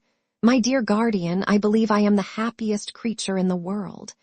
"I believe so, too," said he, "but someone may find out what Esther never will, that the little woman is to be held in remembrance above all other people. I have omitted to mention in its place that there was someone else at the family dinner party. It was not a lady. It was a gentleman. It was a gentleman of a dark complexion, a young surgeon. He was rather reserved, but I thought him very sensible and agreeable. At least, Ada asked me if I did not, and I said yes." Chapter 14. Deportment. Richard left us on the very next evening to begin his new career, and committed Ada to my charge with great love for her and great trust in me. It touched me then to reflect, and it touches me now more nearly to remember, having what I have to tell, how they both thought of me, even at that engrossing time. I was a part of all their plans, for the present and the future. I was to write Richard once a week, making my faithful report of Ada, who was to write to him every alternate day. I was to be informed under his own hand of all his labors and successes. I was to observe how resolute and persevering he would be. I was to be Ada's bridesmaid when they were married. I was to live with them afterwards. I was to keep all the keys of their house. I was to be made happy for ever and a day. "And if the suit should make us rich, Esther, which it may, you know," said Richard to crown all. A shade crossed Ada's face. "My dearest Ada," asked Richard, "why not? It had better declare us poor at once," said Ada. "Oh, I don't know about that," returned Richard, "but at all events it won't declare anything at once. It hasn't declared anything in heaven knows how many years." "Too true," said Ada. "Yes, but," urged Richard, answering what her look suggested rather than her words, "the longer it goes on, dear cousin, the nearer it must be to a settlement one way or other. Now, is not that reasonable? You know best, Richard. But I am afraid if we trust to it, it will make us unhappy." "But, my Ada, we are not going to trust to it," cried Richard gaily. "We know it better than to trust to it. We only say that if it should make us rich, we have no constitutional objection to being rich. The court is, by solemn settlement of law, our grim old guardian, and we are to suppose that what it gives us, when it gives us anything, is our right. It is not necessary to quarrel with our right." "No," said Ada, "but it may be better to forget all about it." "Well, well," cried Richard, "then we will forget all about it. We consign the whole thing to oblivion. Dame Durden puts on her approving face, and it's done." "Dame Durden's approving face," said I, looking out of the box in which I was packing his books, "was not very visible when you called it by that name, but it does approve, and she thinks you can't do better." So, Richard said there was an end of it, and immediately began on no other foundation to build as many castles in the air as would man the Great Wall of China. He went away in high spirits. Ada and I, prepared to miss him very much, commenced our quieter career. On our arrival in London, we had called with Mr. Jarndyce at Mrs. Jellyby's, but had not been so fortunate as to find her at home. It appeared that she had gone somewhere to a tea-drinking, and had taken Miss Jellyby with her. Besides the tea-drinking, there was to be some considerable speech-making and letter-writing on the general merits of the cultivation of coffee, conjointly with natives, at the settlement of Borriobooлагah. All this involved, no doubt, sufficient active exercise of pen and ink to make her daughter's part in the proceedings anything but a holiday. It being now beyond the time appointed for Mrs. Jellyby's return, we called again. She was in town, but not at home, having gone to Mile End directly after breakfast on some Borrioboolan business, arising out of a society called the East London Branch Aid Ramification. As I had not seen Peepy on the occasion of our last call, when he was not to be found anywhere, and when the cook rather thought he must have strolled away with the dustman's cart, I now inquired for him again. The oyster shells he had been building a house with were still in the passage, but he was nowhere discoverable, and the cook supposed that he had gone after the sheep. When we repeated, with some surprise, "The sheep," she said, "Oh, yes, on market days he sometimes followed them quite out of town and came back in such a state as never was." I was sitting at the window with my guardian on the following morning, and Ada was busy writing, of course, to Richard, when Miss Jellyby was announced and entered, leading the identical Peepy, whom she had made some endeavors to render presentable by wiping the dirt into corners of his face and hands, and making his hair very wet, and then violently frizzling it with her fingers. Everything the dear child wore was either too large for him or too small. Among his other contradictory decorations, he had the hat of a bishop and the little gloves of a baby. His boots were, on a small scale, the boots of a ploughman, while his legs, so crossed and recrossed with scratches that they looked like maps, were bare below a very short pair of plaid drawers finished off with 2 frills of perfectly different patterns. The deficient buttons on his plaid frock had evidently been supplied from one of Mr. Jellyby's coats. They were so extremely brazen and so much too large. Most extraordinary specimens of needlework appeared on several parts of his dress, where it had been hastily mended, and I recognized the same hand on Miss Jellyby's. She was, however, unaccountably improved in her appearance and looked very pretty. She was conscious of poor little Peepy being but a failure after all her trouble, and she showed it as she came in by the way in which she glanced first at him and then at us. "Oh, dear me," said my guardian. "Due east." Ada and I gave her a cordial welcome and presented her to Mr. Jarndyce, to whom she said as she sat down, "Ma's compliments, and she hopes you'll excuse her, because she's correcting proofs of the plan. She's going to put out 5,000 new circulars, and she knows you'll be interested to hear that. I have brought one of them with me, Ma's compliments," with which she presented it sulkily enough. "Thank you," said my guardian. "I am much obliged to Mrs. Jellyby. Oh, dear me, this is a very trying wind." We were busy with Peepy, taking off his clerical hat, asking him if he remembered us, and so on. Peepy retired behind his elbow at first, but relented at the sight of sponge cake, and allowed me to take him on my lap, where he sat munching quietly. Mr. Jarndyce then withdrawing into the temporary growlery, Miss Jellyby opened a conversation with her usual abruptness. "We are going on just as bad as ever in Thavies Inn," said she.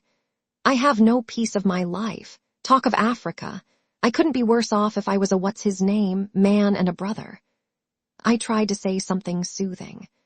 "Oh, it's of no use, Miss Summerson," exclaimed Miss Jellyby, "though I thank you for the kind intention all the same. I know how I am used, and I am not to be talked over.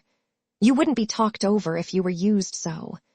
Peepy, go and play at wild beasts under the piano." "I shan't," said Peepy. "Very well, you ungrateful, naughty, hard-hearted boy," returned Miss Jellyby with tears in her eyes. "I'll never take pains to dress you any more." "Yes, I will go, Caddy," cried Peepy, who was really a good child and who was so moved by his sister's vexation that he went at once.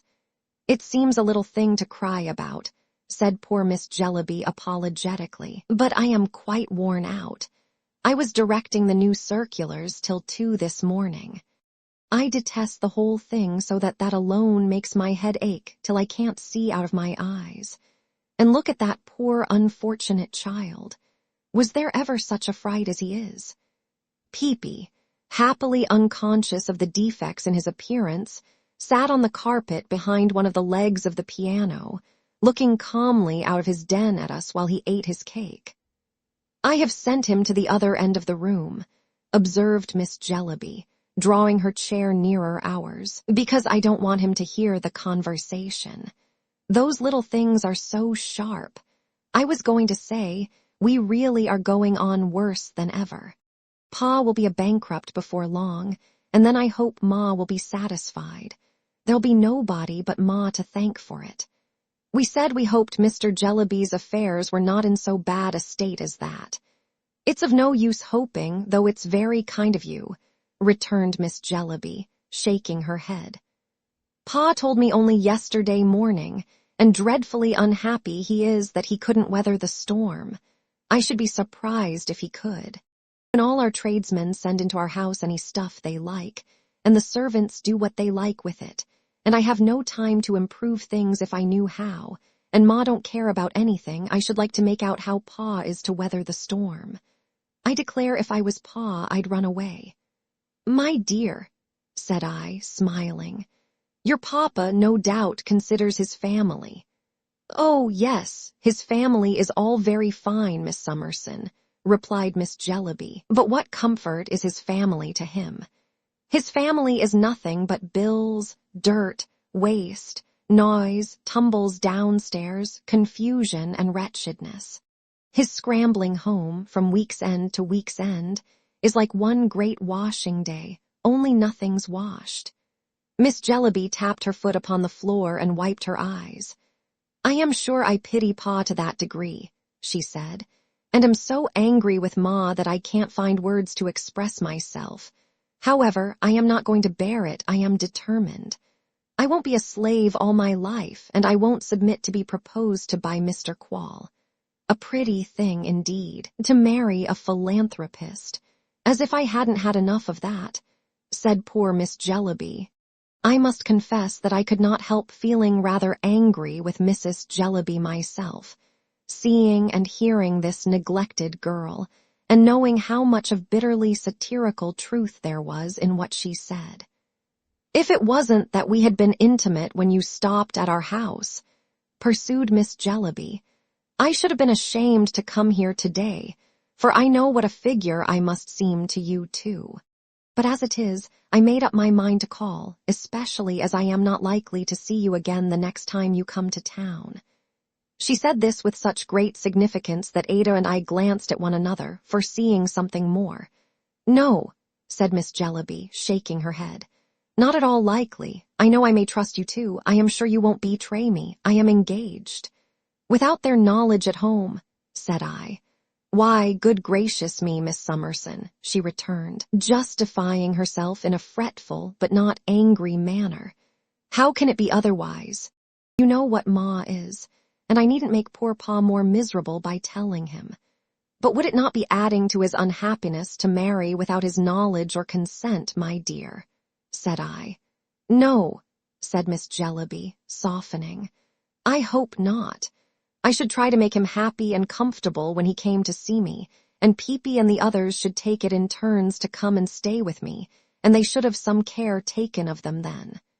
There was a good deal of affection in poor Caddy.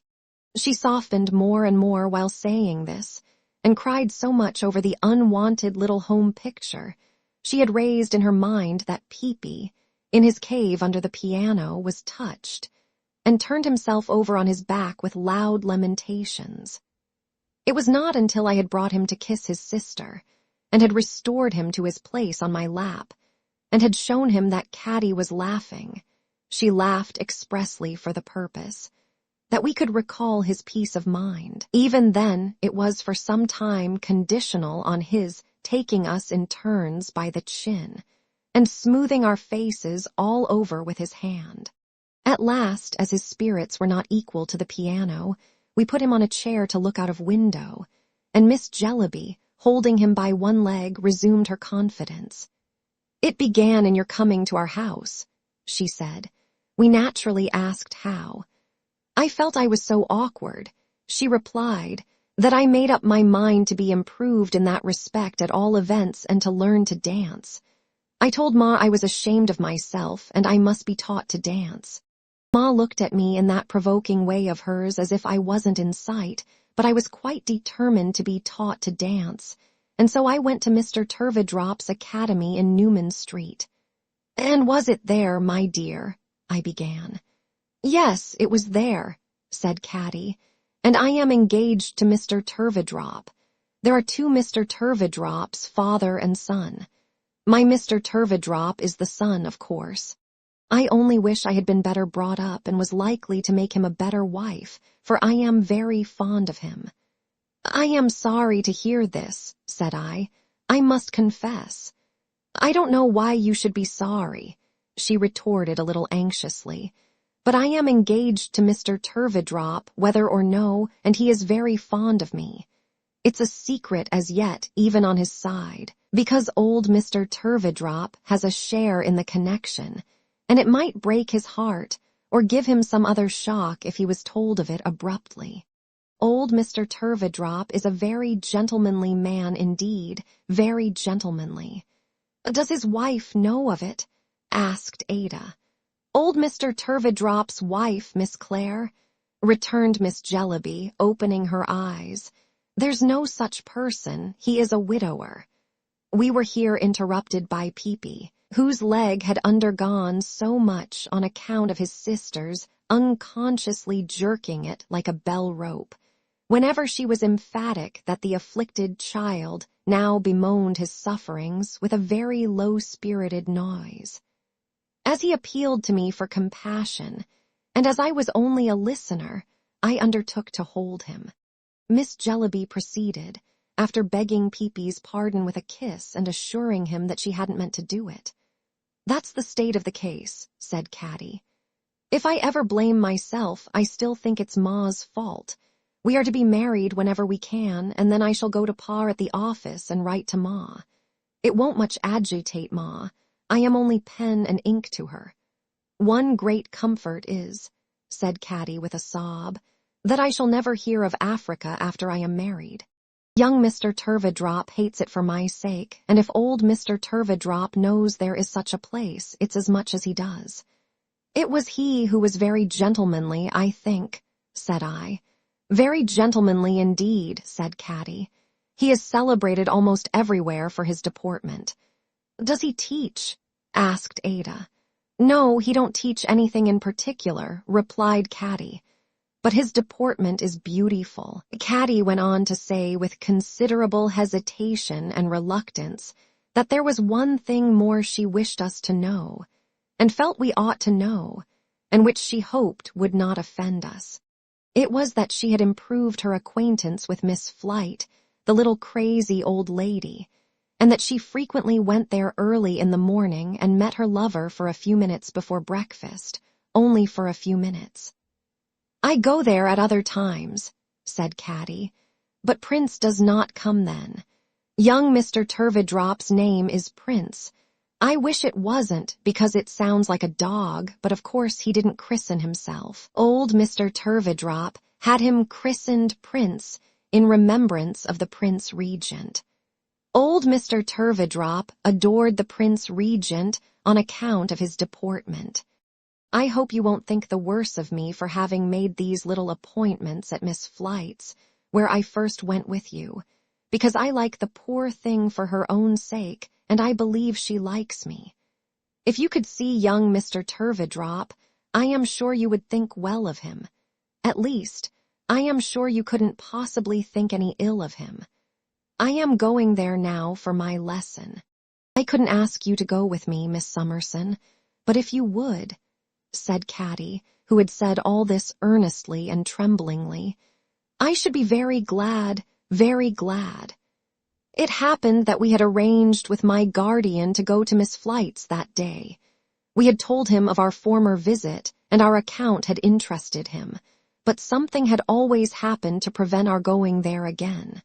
As I trusted that I might have sufficient influence with Miss Jellyby to prevent her taking any very rash step, if I fully accepted the confidence she was so willing to place in me, poor girl, I proposed that she and I and Peepy should go to the academy, and afterwards meet my guardian and Ada at Miss Flite's, whose name I now learnt for the first time. This was on condition that Miss Jellyby and Peepy should come back with us to dinner. The last article of the agreement being joyfully acceded to by both, we smartened Peepy up a little with the assistance of a few pins, some soap and water, and a hairbrush, and went out, bending our steps towards Newman Street, which was very near.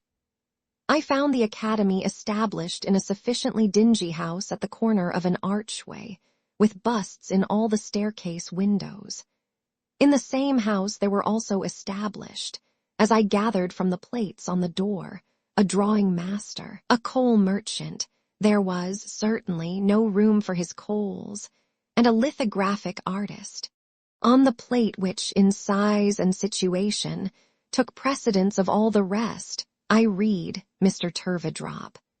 The door was open, and the hall was blocked up by a grand piano, a harp, and several other musical instruments in cases, all in progress of removal, and all looking rakish in the daylight. Miss Jellyby informed me that the academy had been lent, last night, for a concert. We went upstairs. It had been quite a fine house once, when it was anybody's business to keep it clean and fresh, and nobody's business to smoke in it all day, and into Mr. Turveydrop's great room, which was built out into a mews at the back and was lighted by a skylight. It was a bare, resounding room smelling of stables, with cane forms along the walls, and the walls ornamented at regular intervals with painted lyres and little cut-glass branches for candles, which seemed to be shedding their old-fashioned drops, as other branches might shed autumn leaves. Several young lady pupils, ranging from 13 or 14 years of age to 2 or 23, were assembled, and I was looking among them for their instructor when Caddy, pinching my arm, repeated the ceremony of introduction. "Miss Summerson, Mr. Prince Turveydrop." I curtsied to a little blue-eyed fair man of youthful appearance with flaxen hair parted in the middle and curling at the ends all round his head. He had a little fiddle, which we used to call at school a kit, under his left arm, and its little bow in the same hand. His little dancing shoes were particularly diminutive, and he had a little innocent, feminine manner which not only appealed to me in an amiable way, but made this singular effect upon me, that I received the impression that he was like his mother, and that his mother had not been much considered or well used. "I am very happy to see Miss Jellyby's friend," he said, bowing low to me. I began to fear, with timid tenderness, as it was past the usual time, that Miss Jellyby was not coming. "I beg you will have the goodness to attribute that to me who have detained her, and to receive my excuses, sir," said I. "Oh, dear," said he, "and pray," I entreated, "do not allow me to be the cause of any more delay." With that apology I withdrew to a seat between Peepy, who, being well used to it, had already climbed into a corner place, and an old lady of a censorious countenance, whose 2 nieces were in the class, and who was very indignant with Peepy's boots. Prince Turveydrop then tinkled the strings of his kit with his fingers, and the young ladies stood up to dance. Just then there appeared from a side door old Mr. Turveydrop, in the full luster of his deportment. He was a fat old gentleman with a false complexion, false teeth, false whiskers, and a wig. He had a fur collar, and he had a padded breast to his coat, which only wanted a star or a broad blue ribbon to be complete. He was pinched in, and swelled out, and got up, and strapped down, as much as he could possibly bear. He had such a neckcloth on, puffing his very eyes out of their natural shape, and his chin and even his ears so sunk into it, that it seemed as though he must inevitably double up if it were cast loose. He had under his arm a hat of great size and weight, shelving downward from the crown to the brim, and in his hand a pair of white gloves with which he flapped it, as he stood poised on one leg in a high-shouldered, round-elbowed state of elegance not to be surpassed. He had a cane, he had an eyeglass, he had a snuff-box, he had rings, he had wristbands, he had everything but any touch of nature. He was not like youth, he was not like age, he was not like anything in the world but a model of deportment. "Father, a visitor. Miss Jellyby's friend, Miss Summerson." "Distinguished," said Mr. Turveydrop, "by Miss Summerson's presence." As he bowed to me in that tight state, I almost believe I saw creases come into the whites of his eyes.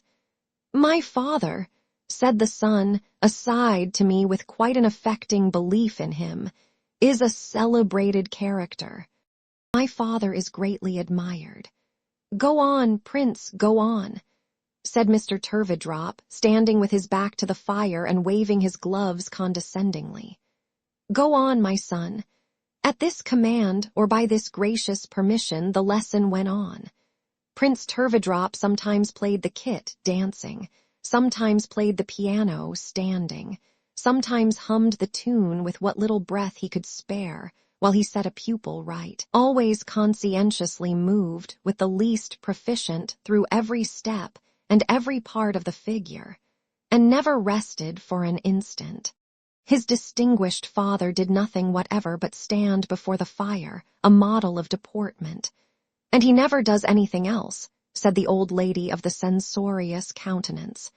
"Yet would you believe that it's his name on the door-plate?" "His son's name is the same, you know," said I.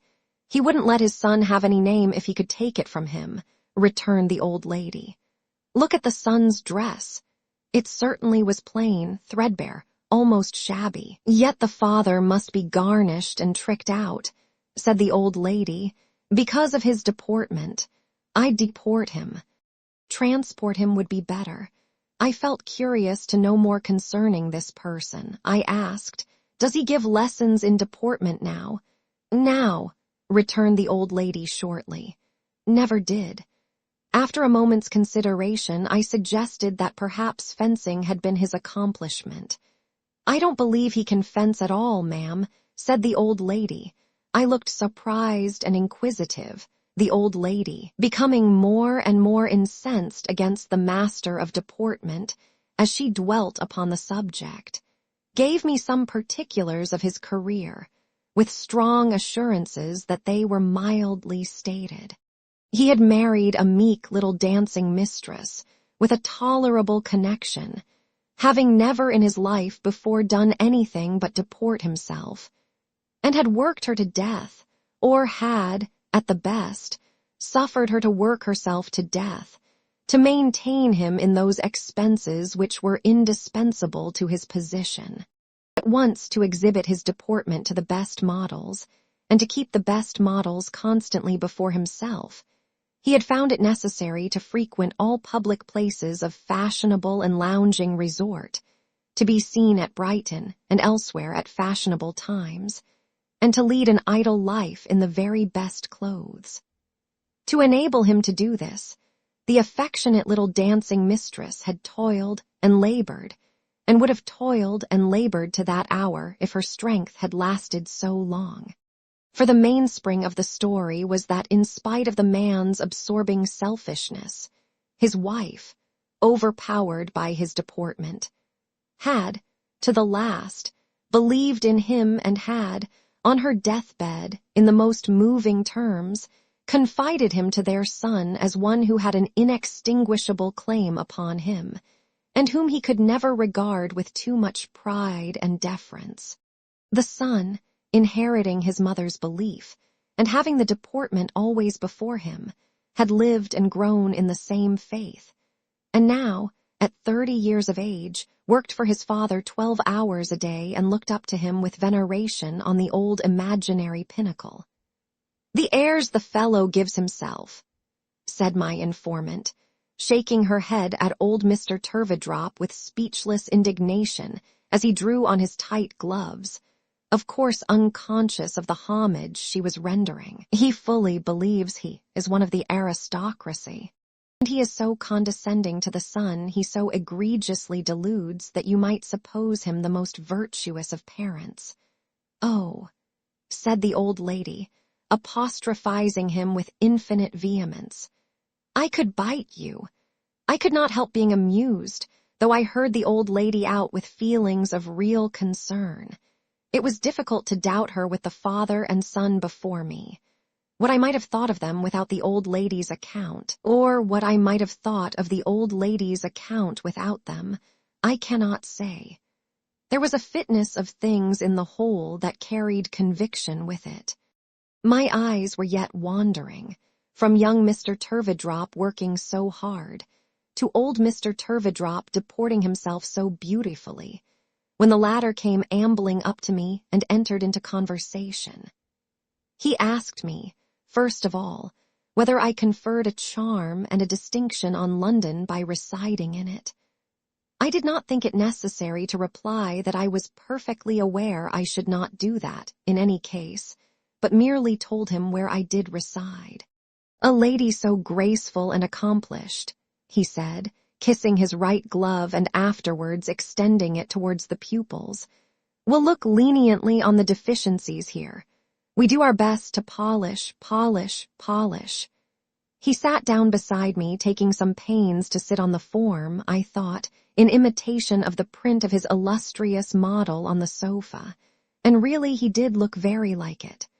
To polish, he repeated, taking a pinch of snuff, and gently fluttering his fingers. But we are not, if I may say so, to one formed to be graceful both by nature and art, with the high-shouldered bow, which it seemed impossible for him to make without lifting up his eyebrows and shutting his eyes. We are not what we used to be in point of deportment. Are we not, sir? Said I. We have degenerated, he returned, shaking his head, which he could do to a very limited extent in his cravat. A leveling age is not favorable to deportment. It develops vulgarity.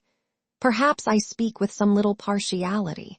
It may not be for me to say that I have been called, for some years now, Gentleman Turveydrop, or that His Royal Highness the Prince Regent did me the honor to inquire, on my removing my hat as he drove out of the pavilion at Brighton, that fine building, who is he? Who the devil is he? Why don't I know him? Why hasn't he 30,000 a year? But these are little matters of anecdote, the general property, ma'am, still repeated occasionally among the upper classes. Indeed, said I. He replied with the high-shouldered bow. Where what is left among us of deportment, he added, still lingers. England, alas, my country, has degenerated very much and is degenerating every day. She has not many gentlemen left, we are few. I see nothing to succeed us but a race of weavers. One might hope that the race of gentlemen would be perpetuated here, said I. You are very good. He smiled with a high-shouldered bow again. You flatter me, but no, I have never been able to imbue my poor boy with that part of his art. Heaven forbid that I should disparage my dear child, but he has no deportment. He appears to be an excellent master, I observed. Understand me, my dear madam, he is an excellent master. All that can be acquired, he has acquired. All that can be imparted, he can impart. But there are things...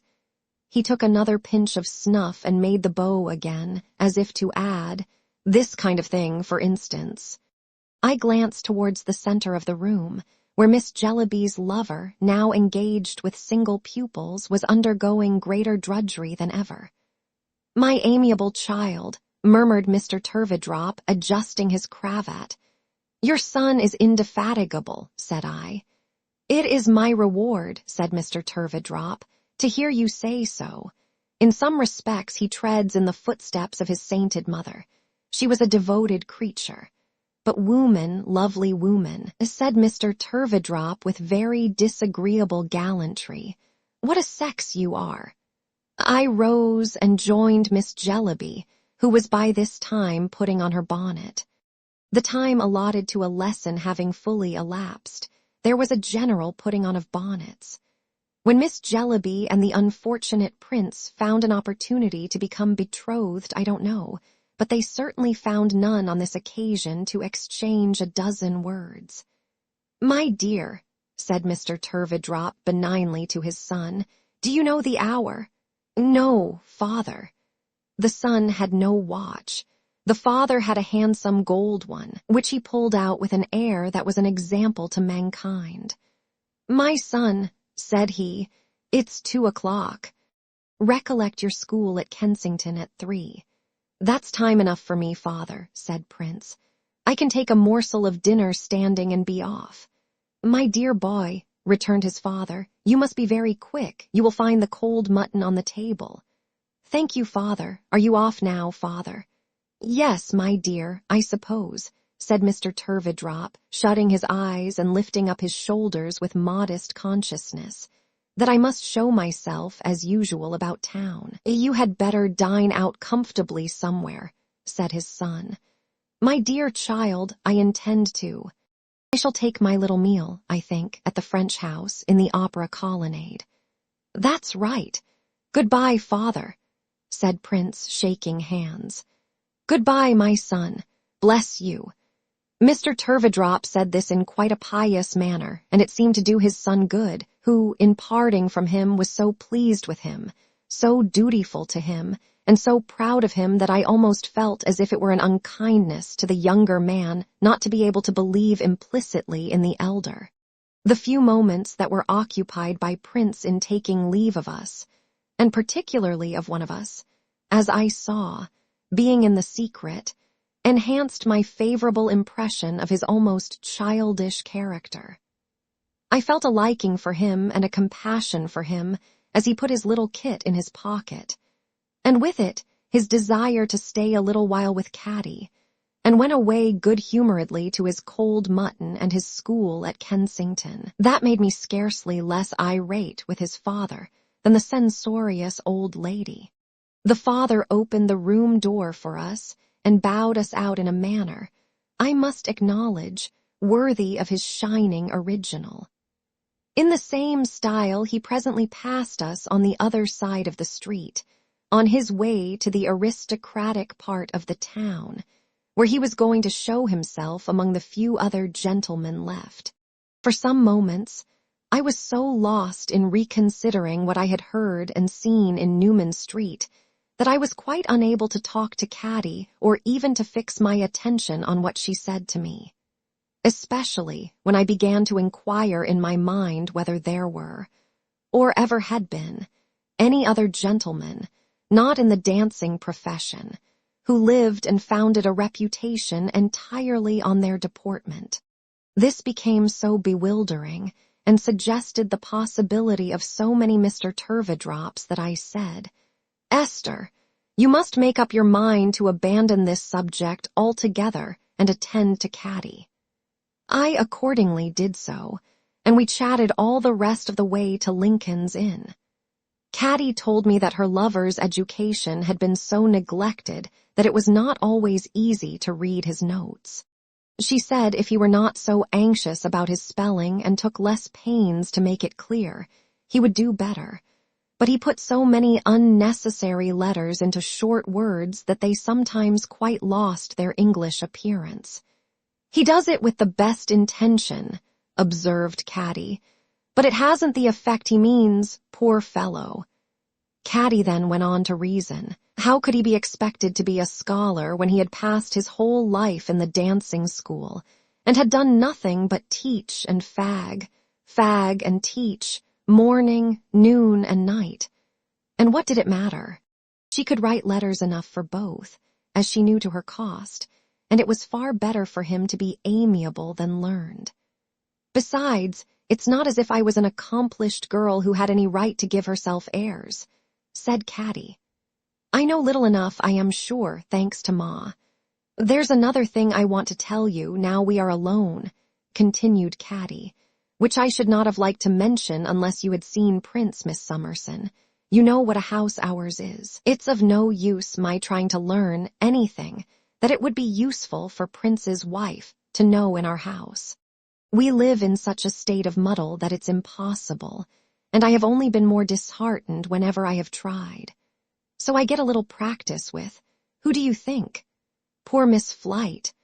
Early in the morning I help her to tidy her room and clean her birds, and I make her cup of coffee for her. Of course she taught me. And I have learnt to make it so well that Prince says it's the very best coffee he ever tasted, and would quite delight old Mr. Turveydrop, who is very particular indeed about his coffee. I can make little puddings too, and I know how to buy neck of mutton, and tea, and sugar, and butter, and a good many housekeeping things. I am not clever at my needle yet, said Caddy, glancing at the repairs on Peepy's frock, but perhaps I shall improve, and since I have been engaged to Prince and have been doing all this, I have felt better tempered, I hope, and more forgiving to Ma. It rather put me out at first this morning to see you and Miss Clare looking so neat and pretty, and to feel ashamed of Peepy and myself too. But on the whole, I hope I am better tempered than I was and more forgiving to Ma. The poor girl, trying so hard, said it from her heart and touched mine. Caddy, my love, I replied, I begin to have a great affection for you, and I hope we shall become friends. Oh, do you? Cried Caddy. How happy that would make me. My dear Caddy, said I, let us be friends from this time, and let us often have a chat about these matters and try to find the right way through them. Caddy was overjoyed. I said everything I could in my old-fashioned way to comfort and encourage her, and I would not have objected to old Mr. Turveydrop that day for any smaller consideration than a settlement on his daughter-in-law. By this time we were come to Mr. Crook's, whose private door stood open. There was a bill pasted on the door-post announcing a room to let on the second floor. It reminded Caddy to tell me, as we proceeded upstairs, that there had been a sudden death there, and an inquest, and that our little friend had been ill of the fright. The door and window of the vacant room being open, we looked in. It was the room with the dark door to which Miss Flite had secretly directed my attention when I was last in the house. A sad and desolate place it was, a gloomy, sorrowful place that gave me a strange sensation of mournfulness and even dread. You look pale, said Caddy when we came out, and cold. I felt as if the room had chilled me. We had walked slowly while we were talking, and my guardian and Ada were here before us. We found them in Miss Flite's garret. They were looking at the birds, while a medical gentleman who was so good as to attend Miss Flite with much solicitude and compassion spoke with her cheerfully by the fire. I have finished my professional visit, he said, coming forward. Miss Flite is much better and may appear in court, as her mind is set upon it, tomorrow. She has been greatly missed there, I understand. Miss Flite received the compliment with complacency and dropped a general curtsy to us. Honored indeed, said she, by another visit from the wards in Jarndyce.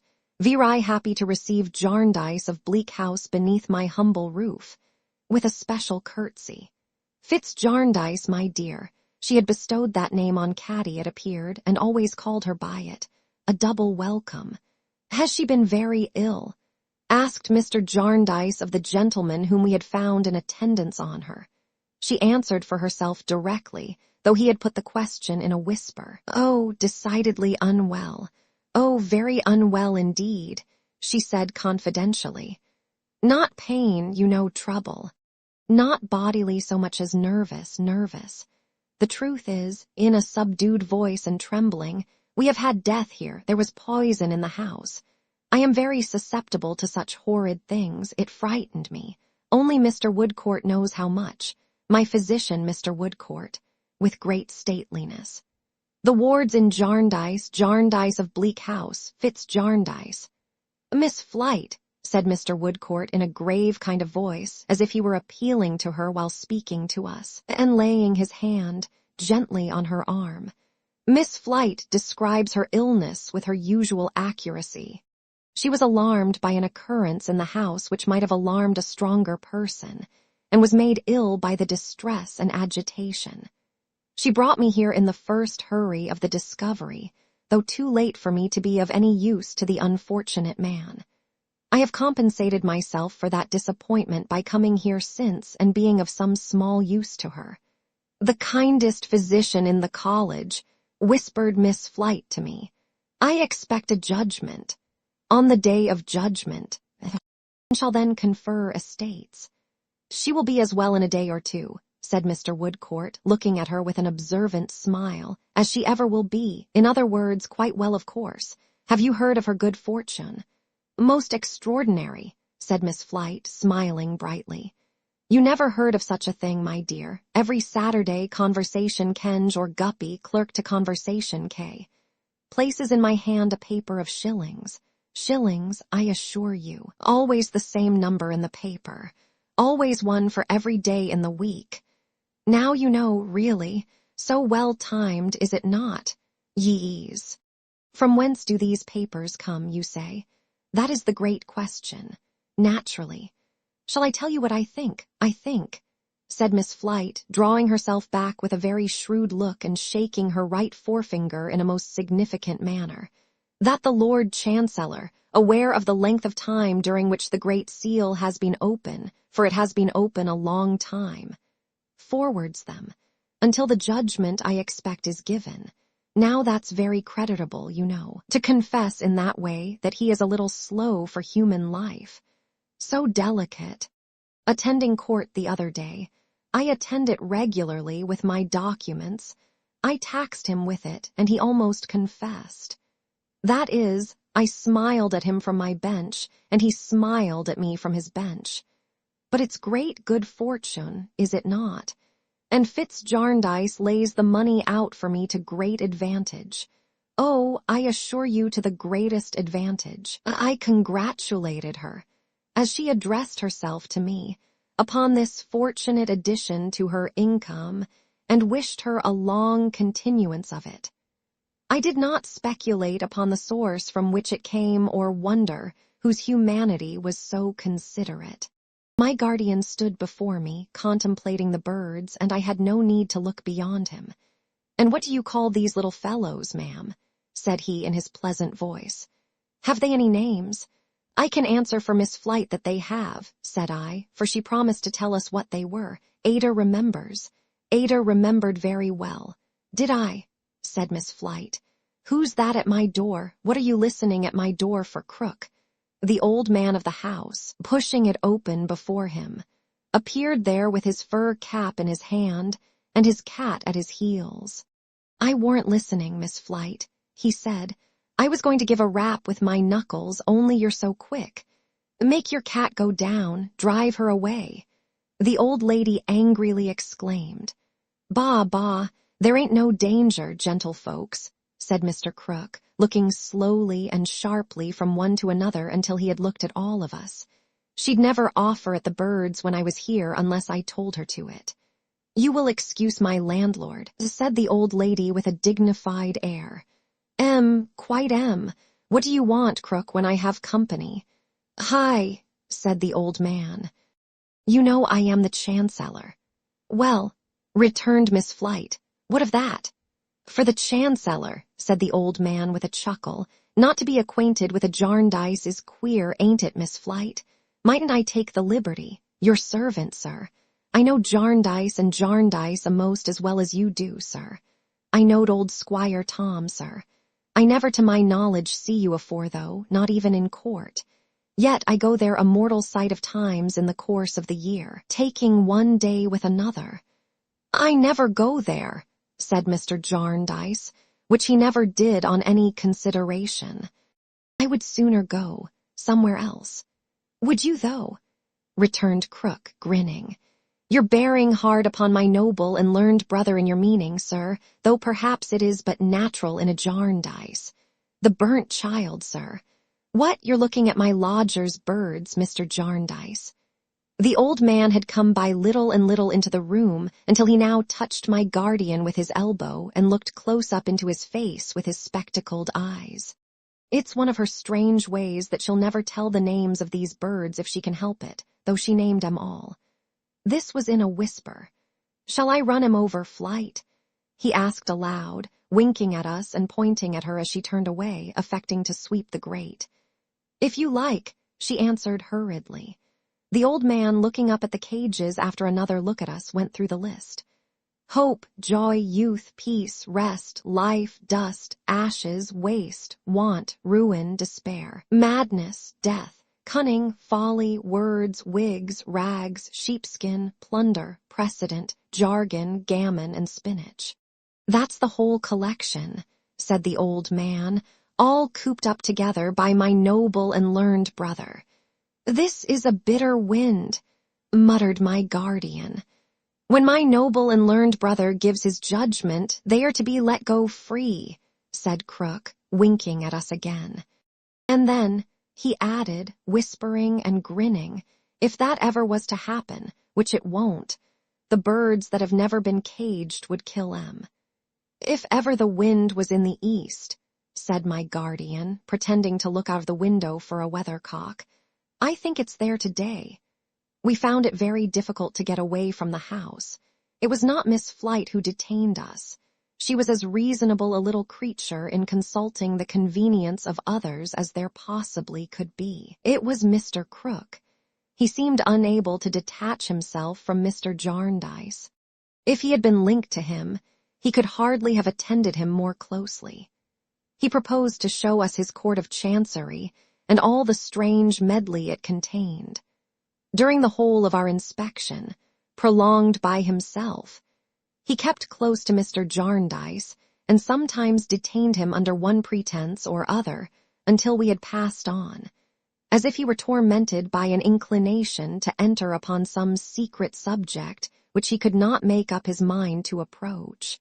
I cannot imagine a countenance and manner more singularly expressive of caution and indecision, and a perpetual impulse to do something he could not resolve to venture on, than Mr. Crook's was that day. His watchfulness of my guardian was incessant. He rarely removed his eyes from his face. If he went on beside him, he observed him with the slyness of an old white fox. If he went before, he looked back. When we stood still, he got opposite to him, and drawing his hand across and across his open mouth with a curious expression of a sense of power, and turning up his eyes, and lowering his gray eyebrows until they appeared to be shut, seemed to scan every lineament of his face. At last, having been always attended by the cat all over the house, and having seen the whole stock of miscellaneous lumber, which was certainly curious, we came into the back part of the shop. Here on the head of an empty barrel stood on end were an ink bottle, some old stumps of pens, and some dirty playbills, and against the wall were pasted several large printed alphabets in several plain hands. "What are you doing here?" asked my guardian. "Trying to learn myself to read and write," said Crook. "And how do you get on?" "Slow, bad," returned the old man impatiently. "It's hard at my time of life. It would be easier to be taught by someone," said my guardian. "Aye, but they might teach me wrong," returned the old man with a wonderfully suspicious flash of his eye. "I don't know what I may have lost by not being learned afore. I wouldn't like to lose anything by being learned wrong now." "Wrong?" said my guardian with his good-humored smile. "Who do you suppose would teach you wrong?" "I don't know, Mr. Jarndyce of Bleak House," replied the old man, turning up his spectacles on his forehead and rubbing his hands. "I don't suppose as anybody would, but I'd rather trust my own self than another." These answers and his manner were strange enough to cause my guardian to inquire of Mr. Woodcourt, as we all walked across Lincoln's Inn together, whether Mr. Crook were really, as his lodger represented him, deranged. The young surgeon replied, no, he had seen no reason to think so. He was exceedingly distrustful, as ignorance usually was, and he was always more or less under the influence of raw gin, of which he drank great quantities and of which he and his back shop, as we might have observed, smelt strongly. But he did not think him mad as yet. On our way home, I so conciliated Peepy's affections by buying him a windmill and 2 flour sacks that he would suffer nobody else to take off his hat and gloves, and would sit nowhere at dinner, but at my side. Caddy sat upon the other side of me, next to Ada, to whom we imparted the whole history of the engagement as soon as we got back. We made much of Caddy, and Peepee too, and Caddy brightened exceedingly, and my guardian was as merry as we were, and we were all very happy indeed until Caddy went home at night in a hackney coach, with Peepee fast asleep, but holding tight to the windmill. I have forgotten to mention, at least I have not mentioned, that Mr. Woodcourt was the same dark young surgeon whom we had met at Mr. Badger's, or that Mr. Jarndyce invited him to dinner that day, or that he came, or that when they were all gone and I said to Ada, "Now, my darling, let us have a little talk about Richard." Ada laughed and said, "But I don't think it matters what my darling said. She was always merry." Chapter 15. Bellyard. While we were in London, Mr. Jarndyce was constantly beset by the crowd of excitable ladies and gentlemen whose proceedings had so much astonished us. Mr. Quall, who presented himself soon after our arrival, was in all such excitements. He seemed to project those two shining knobs of temples of his into everything that went on, and to brush his hair farther and farther back, until the very roots were almost ready to fly out of his head in inappeasable philanthropy. All objects were alike to him, but he was always particularly ready for anything in the way of a testimonial to anyone. His great power seemed to be his power of indiscriminate admiration. He would sit for any length of time, with the utmost enjoyment, bathing his temples in the light of any order of luminary. Having first seen him perfectly swallowed up in admiration of Mrs. Jellyby, I had supposed her to be the absorbing object of his devotion. I soon discovered my mistake, and found him to be train-bearer and organ-blower to a whole procession of people. Mrs. Pardiggle came one day for a subscription to something, and with her, Mr. Quall. Whatever Mrs. Pardiggle said, Mr. Quall repeated to us, and just as he had drawn Mrs. Jellyby out, he drew Mrs. Pardiggle out. Mrs. Pardiggle wrote a letter of introduction to my guardian in behalf of her eloquent friend Mr. Gusher. With Mr. Gusher appeared Mr. Quall again. Mr. Gusher, being a flabby gentleman with a moist surface and eyes so much too small for his moon of a face that they seemed to have been originally made for somebody else, was not at first sight prepossessing. Yet he was scarcely seated before Mr. Quall asked Ada and me, not inaudibly, whether he was not a great creature, which he certainly was, flabbily speaking, though Mr. Quall meant in intellectual beauty, and whether we were not struck by his massive configuration of brow. In short, we heard of a great many missions of various sorts among this set of people, but nothing respecting them was half so clear to us as that it was Mr. Quall's mission to be in ecstasies with everybody else's mission, and that it was the most popular mission of all. Mr. Jarndyce had fallen into this company in the tenderness of his heart, and his earnest desire to do all the good in his power, but that he felt it to be too often an unsatisfactory company, where benevolence took spasmodic forms, where charity was assumed as a regular uniform by loud professors and speculators in cheap notoriety, vehement in profession, restless and vain in action, servile in the last degree of meanness to the great, adulatory of one another, and intolerable to those who were anxious quietly to help the weak from failing, rather than with a great deal of bluster and self-laudation to raise them up a little way when they were down. He plainly told us. When a testimonial was originated to Mr. Quall by Mr. Gusher, who had already got one, originated by Mr. Quall, and when Mr. Gusher spoke for an hour and a half on the subject to a meeting, including 2 charity schools of small boys and girls, who were specially reminded of the widow's mite, and requested to come forward with halfpence and be acceptable sacrifices, I think the wind was in the east for 3 whole weeks. I mention this because I am coming to Mr. Skimpole again. It It seemed to me that his offhand professions of childishness and carelessness were a great relief to my guardian, by contrast with such things, and were the more readily believed in since to find one perfectly undesigning and candid man among many opposites could not fail to give him pleasure. I should be sorry to imply that Mr. Skimpole divined this and was politic. I really never understood him well enough to know. What he was to my guardian, he certainly was to the rest of the world. He had not been very well, and thus, though he lived in London, we had seen nothing of him until now. He appeared one morning in his usual agreeable way and as full of pleasant spirits as ever. Well, he said, here he was. He had been bilious, but rich men were often bilious, and therefore he had been persuading himself that he was a man of property. So he was, in a certain point of view, in his expansive intentions.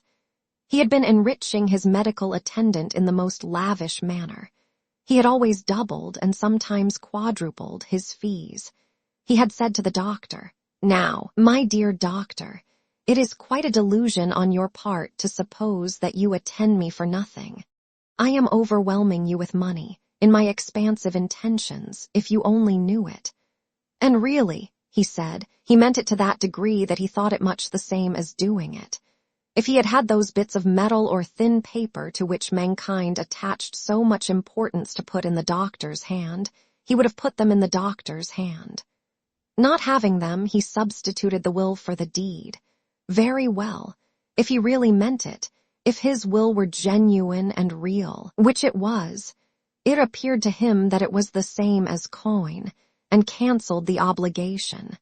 Maybe partly because I know nothing of the value of money, said Mr. Skimpole, but I often feel this. It seems so reasonable. My butcher says to me he wants that little bill. It's a part of the pleasant unconscious poetry of the man's nature that he always calls it a little bill, to make the payment appear easy to both of us. I reply to the butcher, my good friend, if you knew it, you are paid. You haven't had the trouble of coming to ask for the little bill. You are paid. I mean it. But suppose, said my guardian, laughing, he had meant the meat in the bill instead of providing it. My dear Jarndyce, he returned, you surprise me. You take the butcher's position. A butcher I once dealt with occupied that very ground. Says he, sir, why did you eat spring lamb at 18 pence a pound? Why did I eat spring lamb at 18 pence a pound, my honest friend? Said I, naturally amazed by the question. I like spring lamb. This was so far convincing. Well, sir, says he, I wish I had meant the lamb as you mean the money. My good fellow, said I, pray let us reason like intellectual beings. How could that be? It was impossible. You had got the lamb and I have not got the money. You couldn't really mean the lamb without sending it in, whereas I can and do really mean the money without paying it. He had not a word. There was an end of the subject. Did he take no legal proceedings? Inquired my guardian. Yes, he took legal proceedings, said Mr. Skimpole.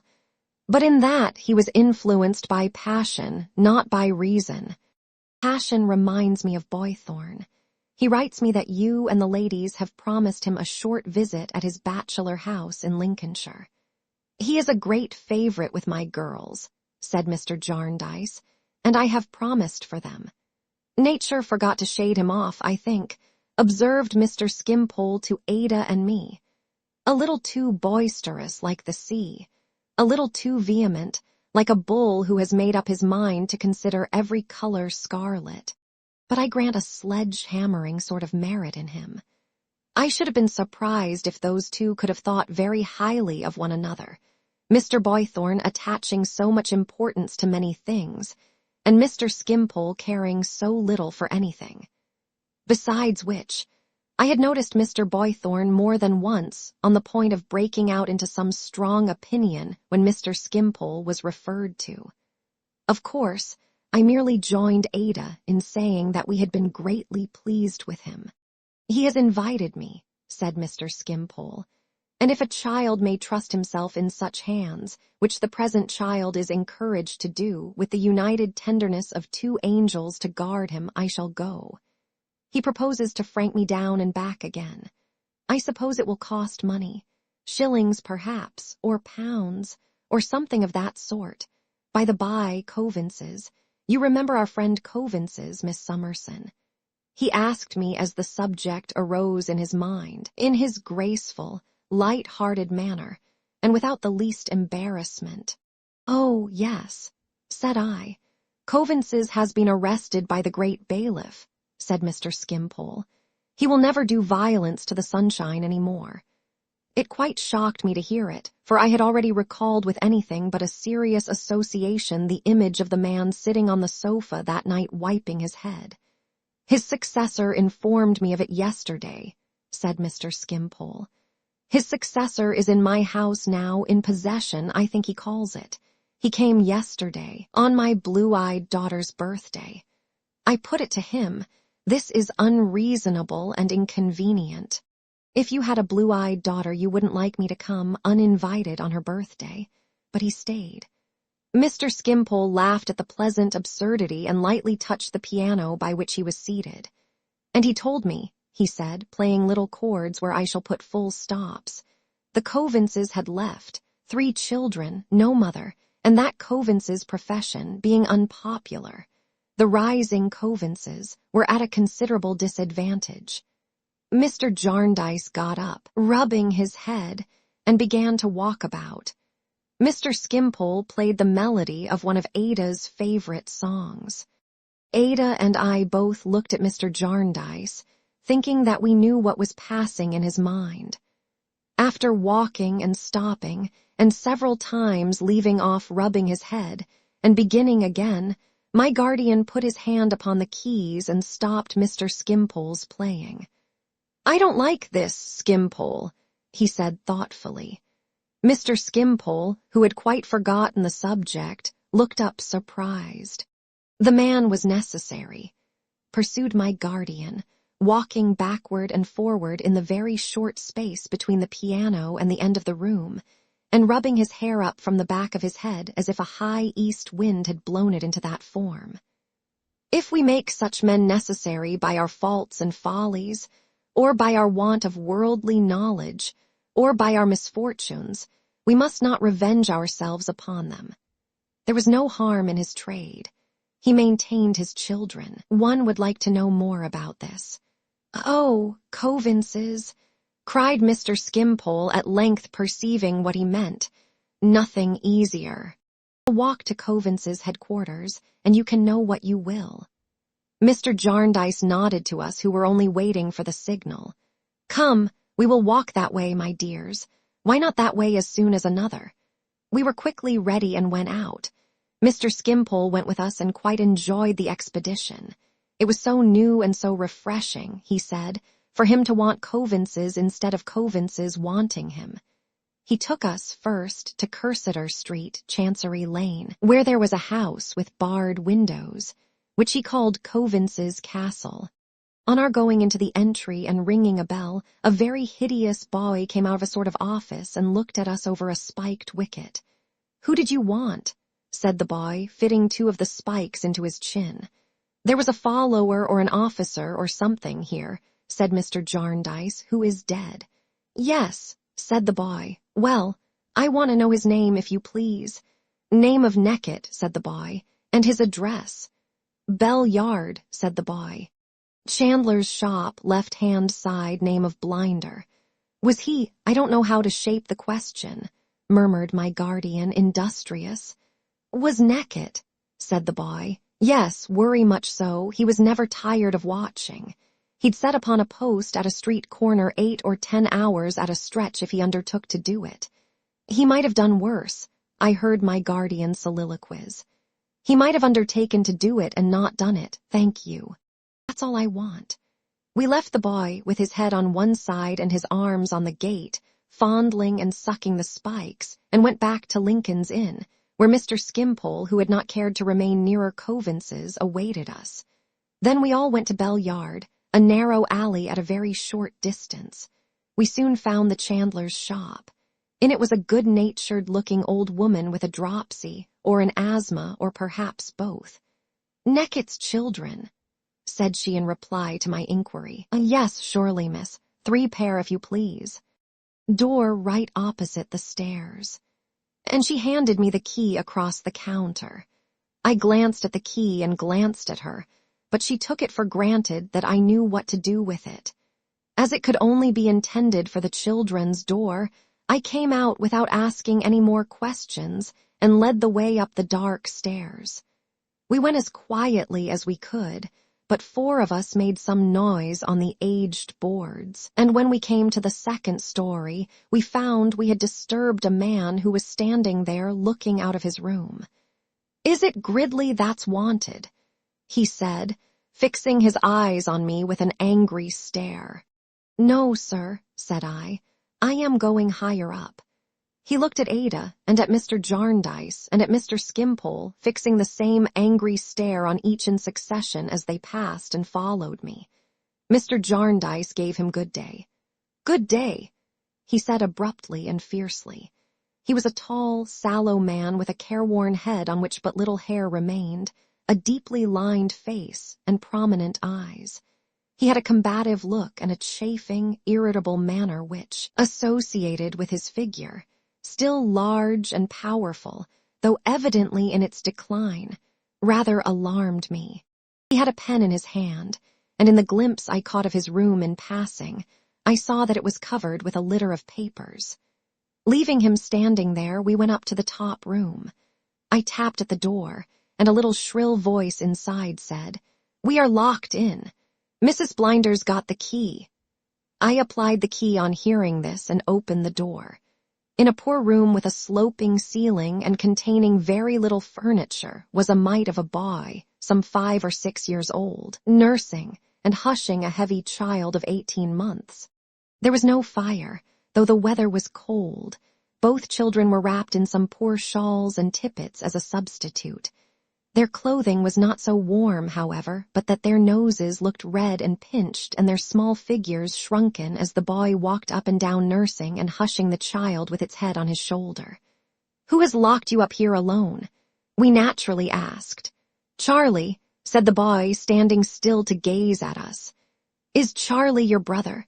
"No, she's my sister, Charlotte." Father called her Charlie. "Are there any more of you besides Charlie?" "Me," said the boy, and Emma, patting the limp bonnet of the child he was nursing. "And Charlie. Where is Charlie now?" "Out washing," said the boy, beginning to walk up and down again and taking the nankeen bonnet much too near the bedstead by trying to gaze at us at the same time. We were looking at one another, and at these 2 children when there came into the room a very little girl, childish in figure but shrewd and older-looking in the face, pretty-faced too, wearing a womanly sort of bonnet much too large for her, and drying her bare arms on a womanly sort of apron. Her fingers were white and wrinkled with washing, and the soap suds were yet smoking which she wiped off her armis, but for this. She might have been a child playing at washing and imitating a poor working woman, with a quick observation of the truth. She had come running from some place in the neighborhood, and had made all the haste she could. Consequently, though she was very light, she was out of breath and could not speak at first, as she stood panting and wiping her arms and looking quietly at us. "Oh, here's Charlie," said the boy. The child he was nursing stretched forth its arms and cried out to be taken by Charlie. The little girl took it, in a womanly sort of manner belonging to the apron and the bonnet, and stood looking at us over the burden that clung to her most affectionately. "Is it possible?" whispered my guardian as we put a chair for the little creature and got her to sit down with her load, the boy keeping close to her, holding to her apron, "that this child works for the rest. Look at this. For God's sake, look at this." It was a thing to look at. The 3 children close together, and 2 of them relying solely on the third, and the third so young, and yet with an air of age and steadiness that sat so strangely on the childish figure. "Charlie, Charlie," said my guardian. "How old are you?" "Over 13, sir," replied the child. "Oh, what a great age," said my guardian. "What a great age, Charlie. I cannot describe the tenderness with which he spoke to her, half playfully, yet all the more compassionately and mournfully. "And do you live alone here with these babies, Charlie?" said my guardian. "Yes, sir," returned the child, looking up into his face with perfect confidence, "since father died." "And how do you live, Charlie?" "Oh, Charlie," said my guardian, turning his face away for a moment. "How do you live?" "Since father died, sir, I've gone out to work. I'm out washing today." "God help you, Charlie," said my guardian. "You're not tall enough to reach the tub." "In patins I am, sir," she said quickly. "I've got a high pair as belonged to mother." "And when did mother die, poor mother?" "Mother died just after Emma was born," said the child, glancing at the face upon her bosom. "Then father said I was to be as good a mother to her as I could, and so I tried. And so I worked at home, and did cleaning and nursing and washing for a long time, before I began to go out. And that's how I know how, don't you see, sir? And do you often go out?" "As often as I can," said Charlie, opening her eyes and smiling, "because of earning sixpences and shillings." "And do you always lock the babies up when you go out?" "To keep 'em safe, sir, don't you see?" said Charlie. "Mrs. Blinder comes up now and then, and Mr. Gridley comes up sometimes, and perhaps I can run in sometimes, and they can play, you know. And Tom ain't afraid of being locked up, are you, Tom?" "No-o," said Tom stoutly. "When it comes on dark, the lamps are lighted down in the court, and they show up here quite bright, almost quite bright. Don't they, Tom?" "Yes, Charlie," said Tom, "almost quite bright." "Then he's as good as gold," said the little creature, oh, in such a motherly, womanly way. "And when Emma's tired, he puts her to bed. And when he's tired, he goes to bed himself. And when I come home and light the candle and has a bit of supper, he sits up again and has it with me. Don't you, Tom?" "Oh, yes, Charlie," said Tom.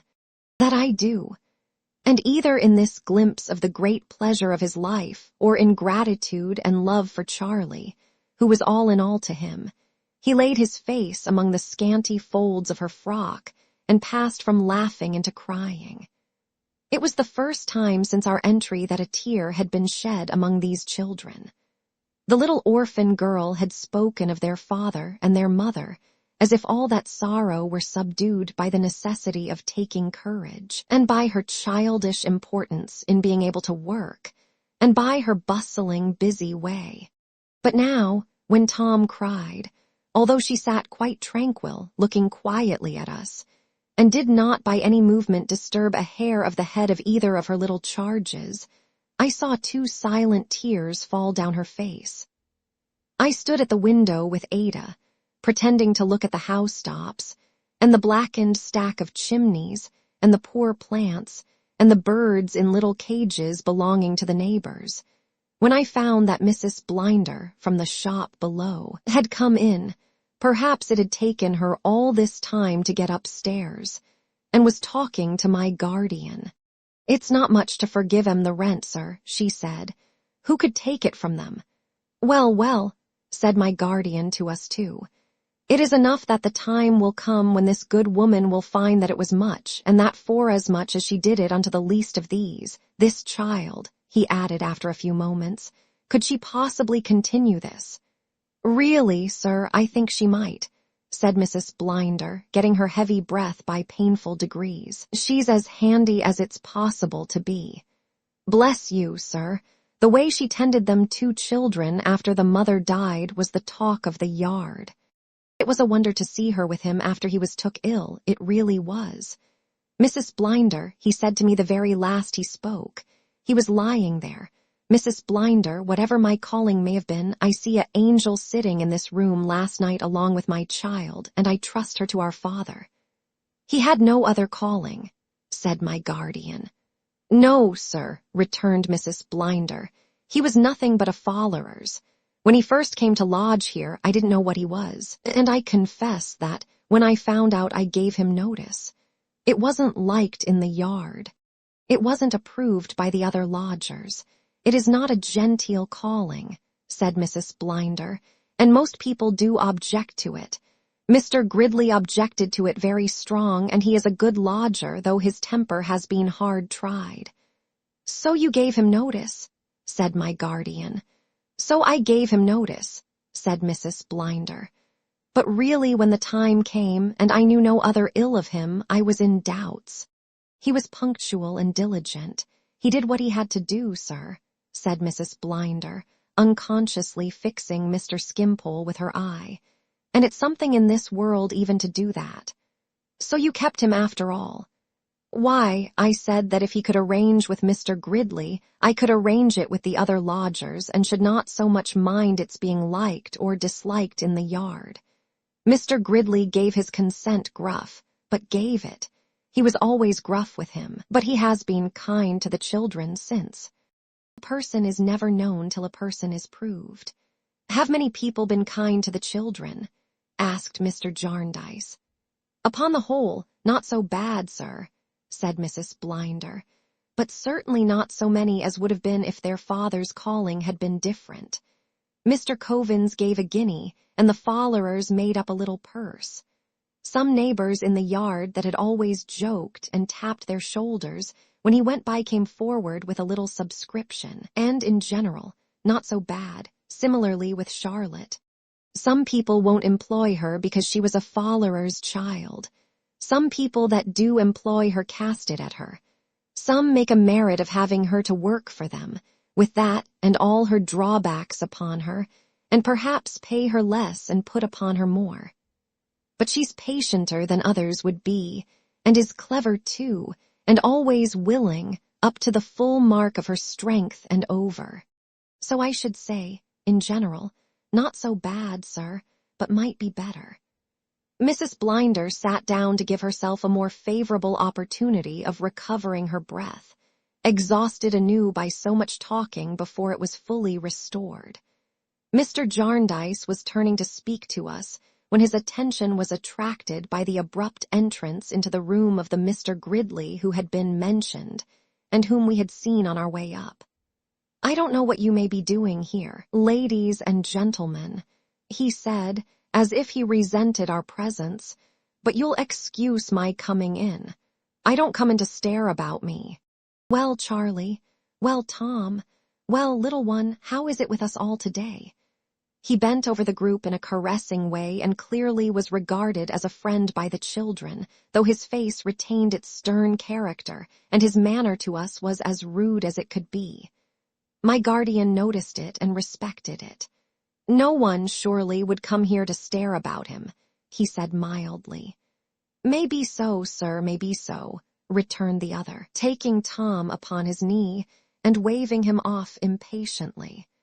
I don't want to argue with ladies and gentlemen. I have had enough of arguing to last one man his life.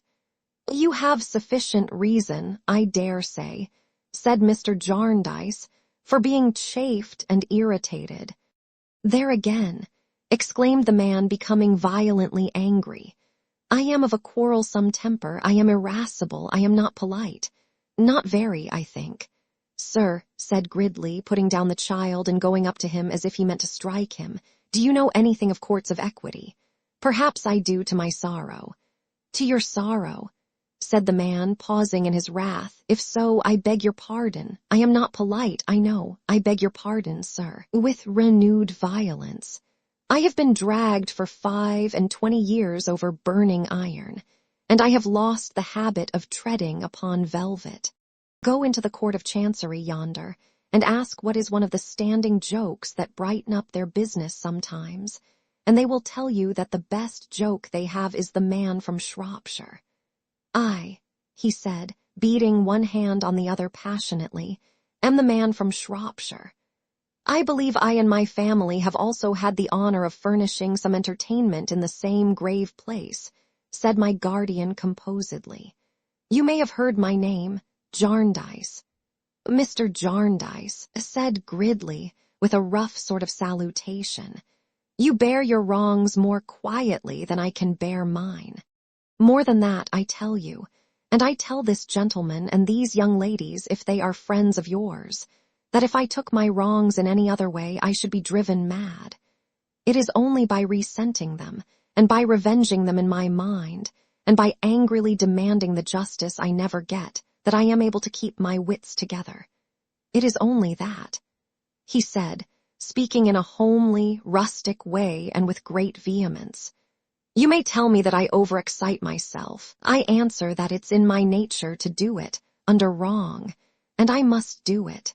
There's nothing between doing it and sinking into the smiling state of the poor little mad woman that haunts the court. If I was once to sit down under it, I should become imbecile. The passion and heat in which he was, and the manner in which his face worked, and the violent gestures with which he accompanied what he said, were most painful to see. Mr. Jarndyce, he said, consider my case. As true as there is a heaven above us, this is my case. I am one of two brothers. My father, a farmer, made a will and left his farm and stock and so forth to my mother for her life. After my mother's death, all was to come to me except a legacy of £300 that I was then to pay my brother. My mother died. My brother some time afterwards claimed his legacy. I and some of my relations said that he had had a part of it already in board and lodging and some other things. Now mind, that was the question and nothing else. No one disputed the will, no one disputed anything but whether part of that £300 had been already paid or not. To settle that question, my brother filing a bill, I was obliged to go into this accursed chancery. I was forced there because the law forced me and would let me go nowhere else. 17 people were made defendants to that simple suit. It first came on after 2 years. It was then stopped for another 2 years while the master, may his head rot off, inquired whether I was my father's son, about which there was no dispute at all with any mortal creature. He then found out that there were not defendants enough. Remember, there were only 17 as yet. But that we must have another who had been left out and must begin all over again. The costs at that time, before the thing was begun, were 3 times the legacy. My brother would have given up the legacy and joyful to escape more costs. My whole estate left to me in that will of my father's has gone in costs. The suit, still undecided, has fallen into rack and ruin and despair, with everything else, and here I stand this day. Now, Mr. Jarndyce, in your suit there are thousands and thousands involved, where in mine there are hundreds. Is mine less hard to bear, or is it harder to bear, when my whole living was in it, and has been thus shamefully sucked away? Mr. Jarndyce said that he condoled with him with all his heart, and that he set up no monopoly himself in being unjustly treated by this monstrous system. There again, said Mr. Gridley with no diminution of his rage. The system. I am told on all hands it's the system. I mustn't look to individuals. It's the system. I mustn't go into court and say, my lord, I beg to know this from you. Is this right or wrong? Have you the face to tell me I have received justice and therefore am dismissed? My lord knows nothing of it. He sits there to administer the system. I mustn't go to Mr. Tulkinghorn, the solicitor in Lincoln's Inn Fields, and say to him when he makes me furious by being so cool and satisfied, as they all do, for I know they gain by it while I lose, don't I? I mustn't say to him, I will have something out of someone for my ruin by fair means or foul. He is not responsible. It's the system. But if I do no violence to any of them here, I may. I don't know what may happen if I am carried beyond myself at last. I will accuse the individual workers of that system against me, face to face, before the great eternal bar. His passion was fearful. I could not have believed in such rage without seeing it.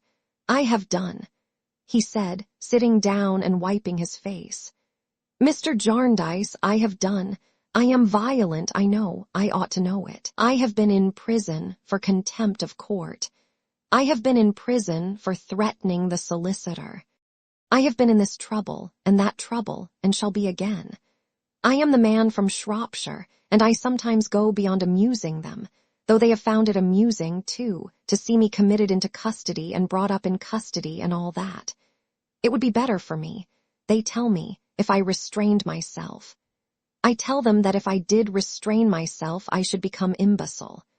I was a good enough-tempered man once, I believe. People in my part of the country say they remember me so. But now, I must have this vent under my sense of injury, or nothing could hold my wits together. It would be far better for you, Mr. Gridley, the Lord Chancellor told me last week, not to waste your time here, and to stay usefully employed down in Shropshire. My lord, I know it would, said I to him, and it would have been far better for me never to have heard the name of your high office, but unhappily for me I can't undo the past, and the past drives me here. Besides, he added, breaking fiercely out, I'll shame them. To the last, I'll show myself in that court to its shame. If I knew when I was going to die, and could be carried there, and had a voice to speak with, I would die there, saying, You have brought me here and sent me from here many and many a time. Now send me out feet foremost. His countenance had, perhaps for years, become so set in its contentious expression that it did not soften, even now when he was quiet. I came to take these babies down to my room for an hour, he said, going to them again, and let them play about. I didn't mean to say all this, but it don't much signify.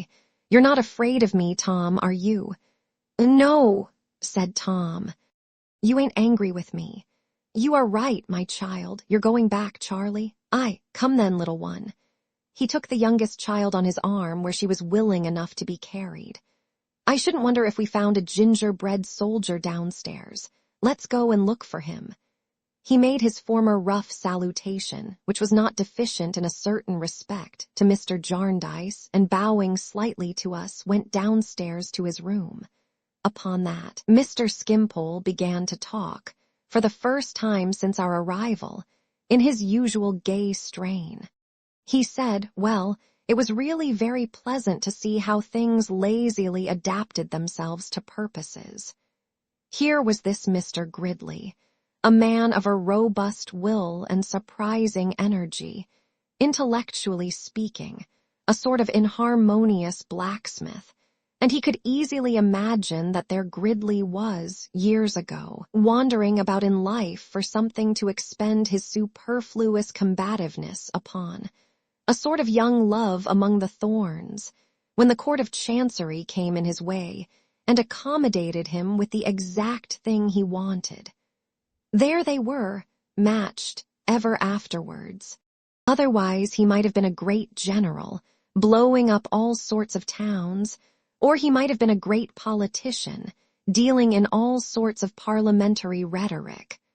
But as it was, he and the Court of Chancery had fallen upon each other in the pleasantest way, and nobody was much the worse, and Gridley was, so to speak, from that hour provided for. Then look at Coavinses. How delightfully poor Coavinses, father of these charming children, illustrated the same principle. He, Mr. Skimpole, himself, had sometimes repined at the existence of Coavinses. He had found Coavinses in his way. He could have dispensed with Coavinses. There had been times when, if he had been a sultan, and his grand vizier had said one morning, "What does the commander of the faithful require at the hands of his slave?" He might have even gone so far as to reply, "The head of Coavinses." But what turned out to be the case?